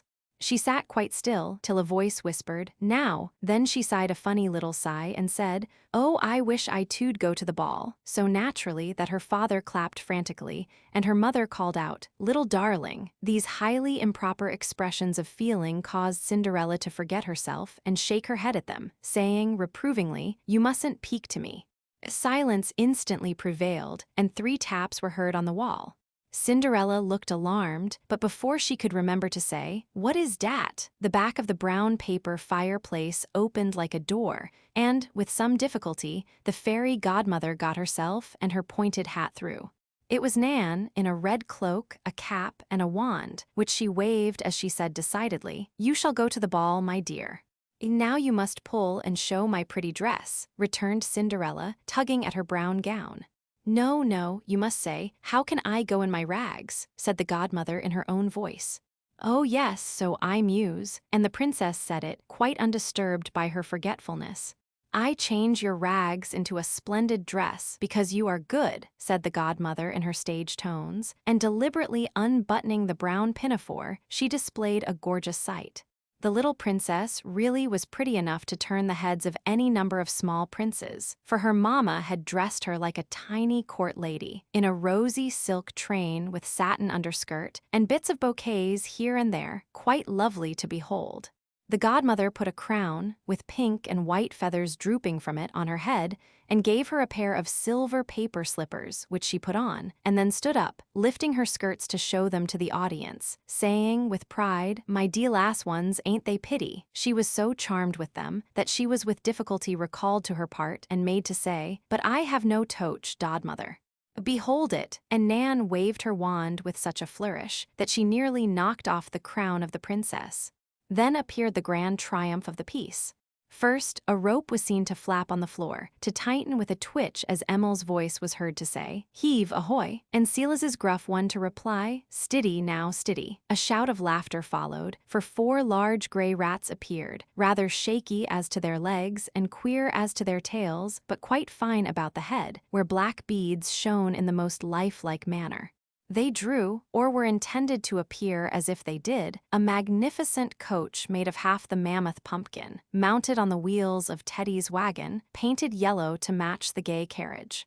Perched on a seat in front sat a jolly little coachman in a white cotton-wool wig, cocked hat, scarlet breeches, and laced coat, who cracked a long whip and jerked the red reins so energetically that the gray steeds reared finely. It was Teddy, and he beamed upon the company so affably that they gave him a round all to himself, and Uncle Lurie said, "If I could find as sober a coachman as that one, I would engage him on the spot." The coach stopped, the godmother lifted in the princess, and she was trundled away in state, kissing her hand to the public, with her glass shoes sticking up in front and her pink train sweeping the ground behind, for, elegant as the coach was, I regret to say that her highness was rather a tight fit. The next scene was the ball, and here Nan and Daisy appeared as gay as peacocks in all sorts of finery. Nan was especially good as the proud sister, and crushed many imaginary ladies as she swept about the palace hall. The prince, in solitary state upon a somewhat unsteady throne, sat gazing about him from under an imposing crown, as he played with his sword and admired the rosettes in his shoes. When Cinderella came in, he jumped up and exclaimed with more warmth than elegance, "My gracious, who is that?" and immediately led the lady out to dance, while the sisters scowled and turned up their noses in the corner. The stately jig executed by the little couple was very pretty, for the childish faces were so earnest, the costumes so gay, and the steps so peculiar that they looked like the dainty, quaint figures painted on a Watteau fan. The princess's train was very much in her way, and the sword of Prince Rob nearly tripped him up several times. But they overcame these obstacles remarkably well, and finished the dance with much grace and spirit, considering that neither knew what the other was about. "Drop your shoe," whispered Mrs. Joe's voice as the lady was about to sit down. "Oh, I forgot." And taking off one of the silvery slippers, Cinderella planted it carefully in the middle of the stage, said to Rob, "Now you must try and catch me," and ran away, while the prince, picking up the shoe, obediently trotted after her. The third scene, as everybody knows, is where the herald comes to try on the shoe. Teddy, still in coachman's dress, came in blowing a tin fish horn melodiously, and the proud sisters each tried to put on the slipper. Nan insisted on playing cut off her toe with a carving knife, and performed that operation so well that the herald was alarmed and begged her to be welly careful. A Cinderella then was called, and came in with the pinafore half on, slipped her foot into the slipper, and announced with satisfaction, "I am the princess." Daisy wept and begged pardon, but Nan, who liked tragedy, improved upon the story, and fell in a fainting fit upon the floor, where she remained comfortably enjoying the rest of the play. It was not long, for the prince ran in, dropped upon his knees, and kissed the hand of Goldilocks with great ardor, while the herald blew a blast that nearly deafened the audience. The curtain had no chance to fall, for the princess ran off the stage to her father, crying, "Didn't I do well?" while the prince and herald had a fencing match with the tin horn and wooden sword. "It was beautiful," said everyone, and when the raptures had a little subsided, Nat came out with his violin in his hand. "Hush, hush," cried all the children, and silence followed, for something in the boy's bashful manner and appealing eyes make everyone listen kindly. The bears thought he would play some of the old airs he knew so well, but to their surprise, they heard a new and lovely melody, so softly, sweetly played, that they could hardly believe it could be Nat. It was one of those songs without words that touch the heart, and sing of all tender home-like hopes and joys, soothing and cheering those who listen to its simple music. Aunt Meg leaned her head on Demi's shoulder, Grandmother wiped her eyes, and Mrs. Joe looked up at Mr. Laurie, saying in a choky whisper, "You composed that." "I wanted your boy to do you honor, and thank you in his own way," answered Laurie, leaning down to answer her. When Nat made his bow and was about to go, he was called back by many hands and had to play again. He did so with such a happy face that it was good to see him, for he did his best, and gave them the gay old tunes that set the feet to dancing and made quietude impossible. "Clear the floor," cried Emil, and in a minute the chairs were pushed back, the older people put safely in corners, and the children gathered on the stage. "Show your manners," called Emil, and the boys pranced up to the ladies, old and young, with polite invitations to tread the mazy, as dear Dick Swiveller has it. The small lads nearly came to blows for the princess, but she chose Dick, like a kind, little gentlewoman as she was, and let him lead her proudly to her place. Mrs. Joe was not allowed to decline, and Aunt Amy filled Dan with unspeakable delight by refusing France and taking him. Of course, Nan and Tommy, Nat and Daisy paired off, while Uncle Teddy went and got Asia, who was longing to jig it and felt much elated by the honor done her. Silas and Mary Ann had a private dance in the hall, and for half an hour Plumfield was at its merriest. The party wound up with a grand promenade of all the young folks, headed by the pumpkin coach with the princess and driver inside, and the rats in a wildly frisky state. While the children enjoyed this final frolic, the elders sat in the parlor looking on as they talked together of the little people with the interest of parents and friends. "What are you thinking of all by yourself with such a happy face, Sister Joe?" asked Laurie, sitting down beside her on the sofa. "My summer's work, Teddy, and amusing myself by imagining the future of my boys," she answered, smiling as she made room for him. "They are all to be poets, painters, and statesmen, famous soldiers, or at least merchant princes, I suppose. No, I am not as aspiring as I once was, and I shall be satisfied if they are honest men. but I will confess that I do expect a little glory and a career for some of them. Demi is not a common child, and I think he will blossom into something good and great in the best sense of the word. The others will do well, I hope, especially my last two boys, for after hearing Nat play tonight, I really think he has genius. Too soon to say, talent he certainly has, and there is no doubt that the boy can soon earn his bread by the work he loves. Build him up for another year or so, and then I will take him off your hands and launch him properly. That is such a pleasant prospect for poor Nat, who came to me 6 months ago so friendless and forlorn. Dan's future is already plain to me. Mr. Hyde will want him soon, and I mean to give him a brave and faithful little servant. Dan is one who can serve well if the wages are love and confidence, and he has the energy to carve out his own future in his own way. Yes, I am very happy over our success with these boys, one so weak and one so wild, both so much better now and so full of promise. What magic did you use, Joe? I only loved them and let them see it. Fritz did the rest. Dear soul, you look as if only loving had been rather hard work sometimes, said Laurie, stroking her thin cheek with a look of more tender admiration than he had ever given her as a girl. I'm a faded old woman, but I'm a very happy one, so don't pity me, Teddy, and she glanced about the room with eyes full of a sincere content. Yes, your plan seems to work better and better every year, he said, with an emphatic nod of approval toward the cheery scene before him. How can it fail to work well when I have so much help from you all? Answered Mrs. Joe, looking gratefully at her most generous patron. It is the best joke of the family, this school of yours and its success. So unlike the future we planned for you, and yet so suited to you after all. It was a regular inspiration, Joe, said Laurie, dodging her thanks as usual. Ah, but you laughed at it in the beginning, and still make all manner of fun of me and my inspirations. Didn't you predict that having girls with the boys would be a dead failure? Now see how well it works. And she pointed to the happy group of lads and lasses dancing, singing, and chattering together with every sign of kindly good fellowship. I give in, and when my Goldilocks is old enough, I'll send her to you. Can I say more than that? I shall be so proud to have your little treasure trusted to me. But really, Teddy, the effect of these girls has been excellent.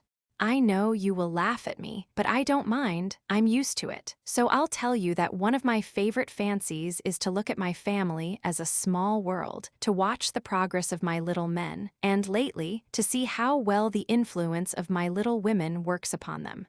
Daisy is the domestic element, and they all feel the charm of her quiet, womanly ways. Nan is the restless, energetic, strong-minded one. They admire her courage and give her a fair chance to work out her will, seeing that she has sympathy as well as strength and the power to do much in their small world. Your Bess is the lady, full of natural refinement, grace, and beauty. She polishes them unconsciously and fills her place as any lovely woman may, using her gentle influence to lift and hold them above the coarse, rough things of life, and keep them gentlemen in the best sense of the fine old word. It is not always the ladies who do that best, Joe. It is sometimes the strong, brave woman who stirs up the boy and makes a man of him, and Laurie bowed to her with a significant laugh. No, I think the graceful woman, whom the boy you allude to married, has done more for him than the wild Nan of his youth, or, better still, the wise, motherly woman who watched over him, as Daisy watches over Demi, did more to make him what he is. And not more than the lads help them. It is mutual, I assure you. Nat does much for Daisy with his music. Dan can manage Nan better than any of us. And Demi teaches your Goldilocks so easily and well that Fritz calls them Roger Ascham and Lady Jane Grey. Dear me, if men and women would only trust, understand, and help one another as my children do, what a capital place the world would be. And Mrs. Joe's eyes grew absent, as if she was looking at a new and charming state of society in which people lived as happily and innocently as her flock at Plumfield. You are doing your best to help on the good time, my dear.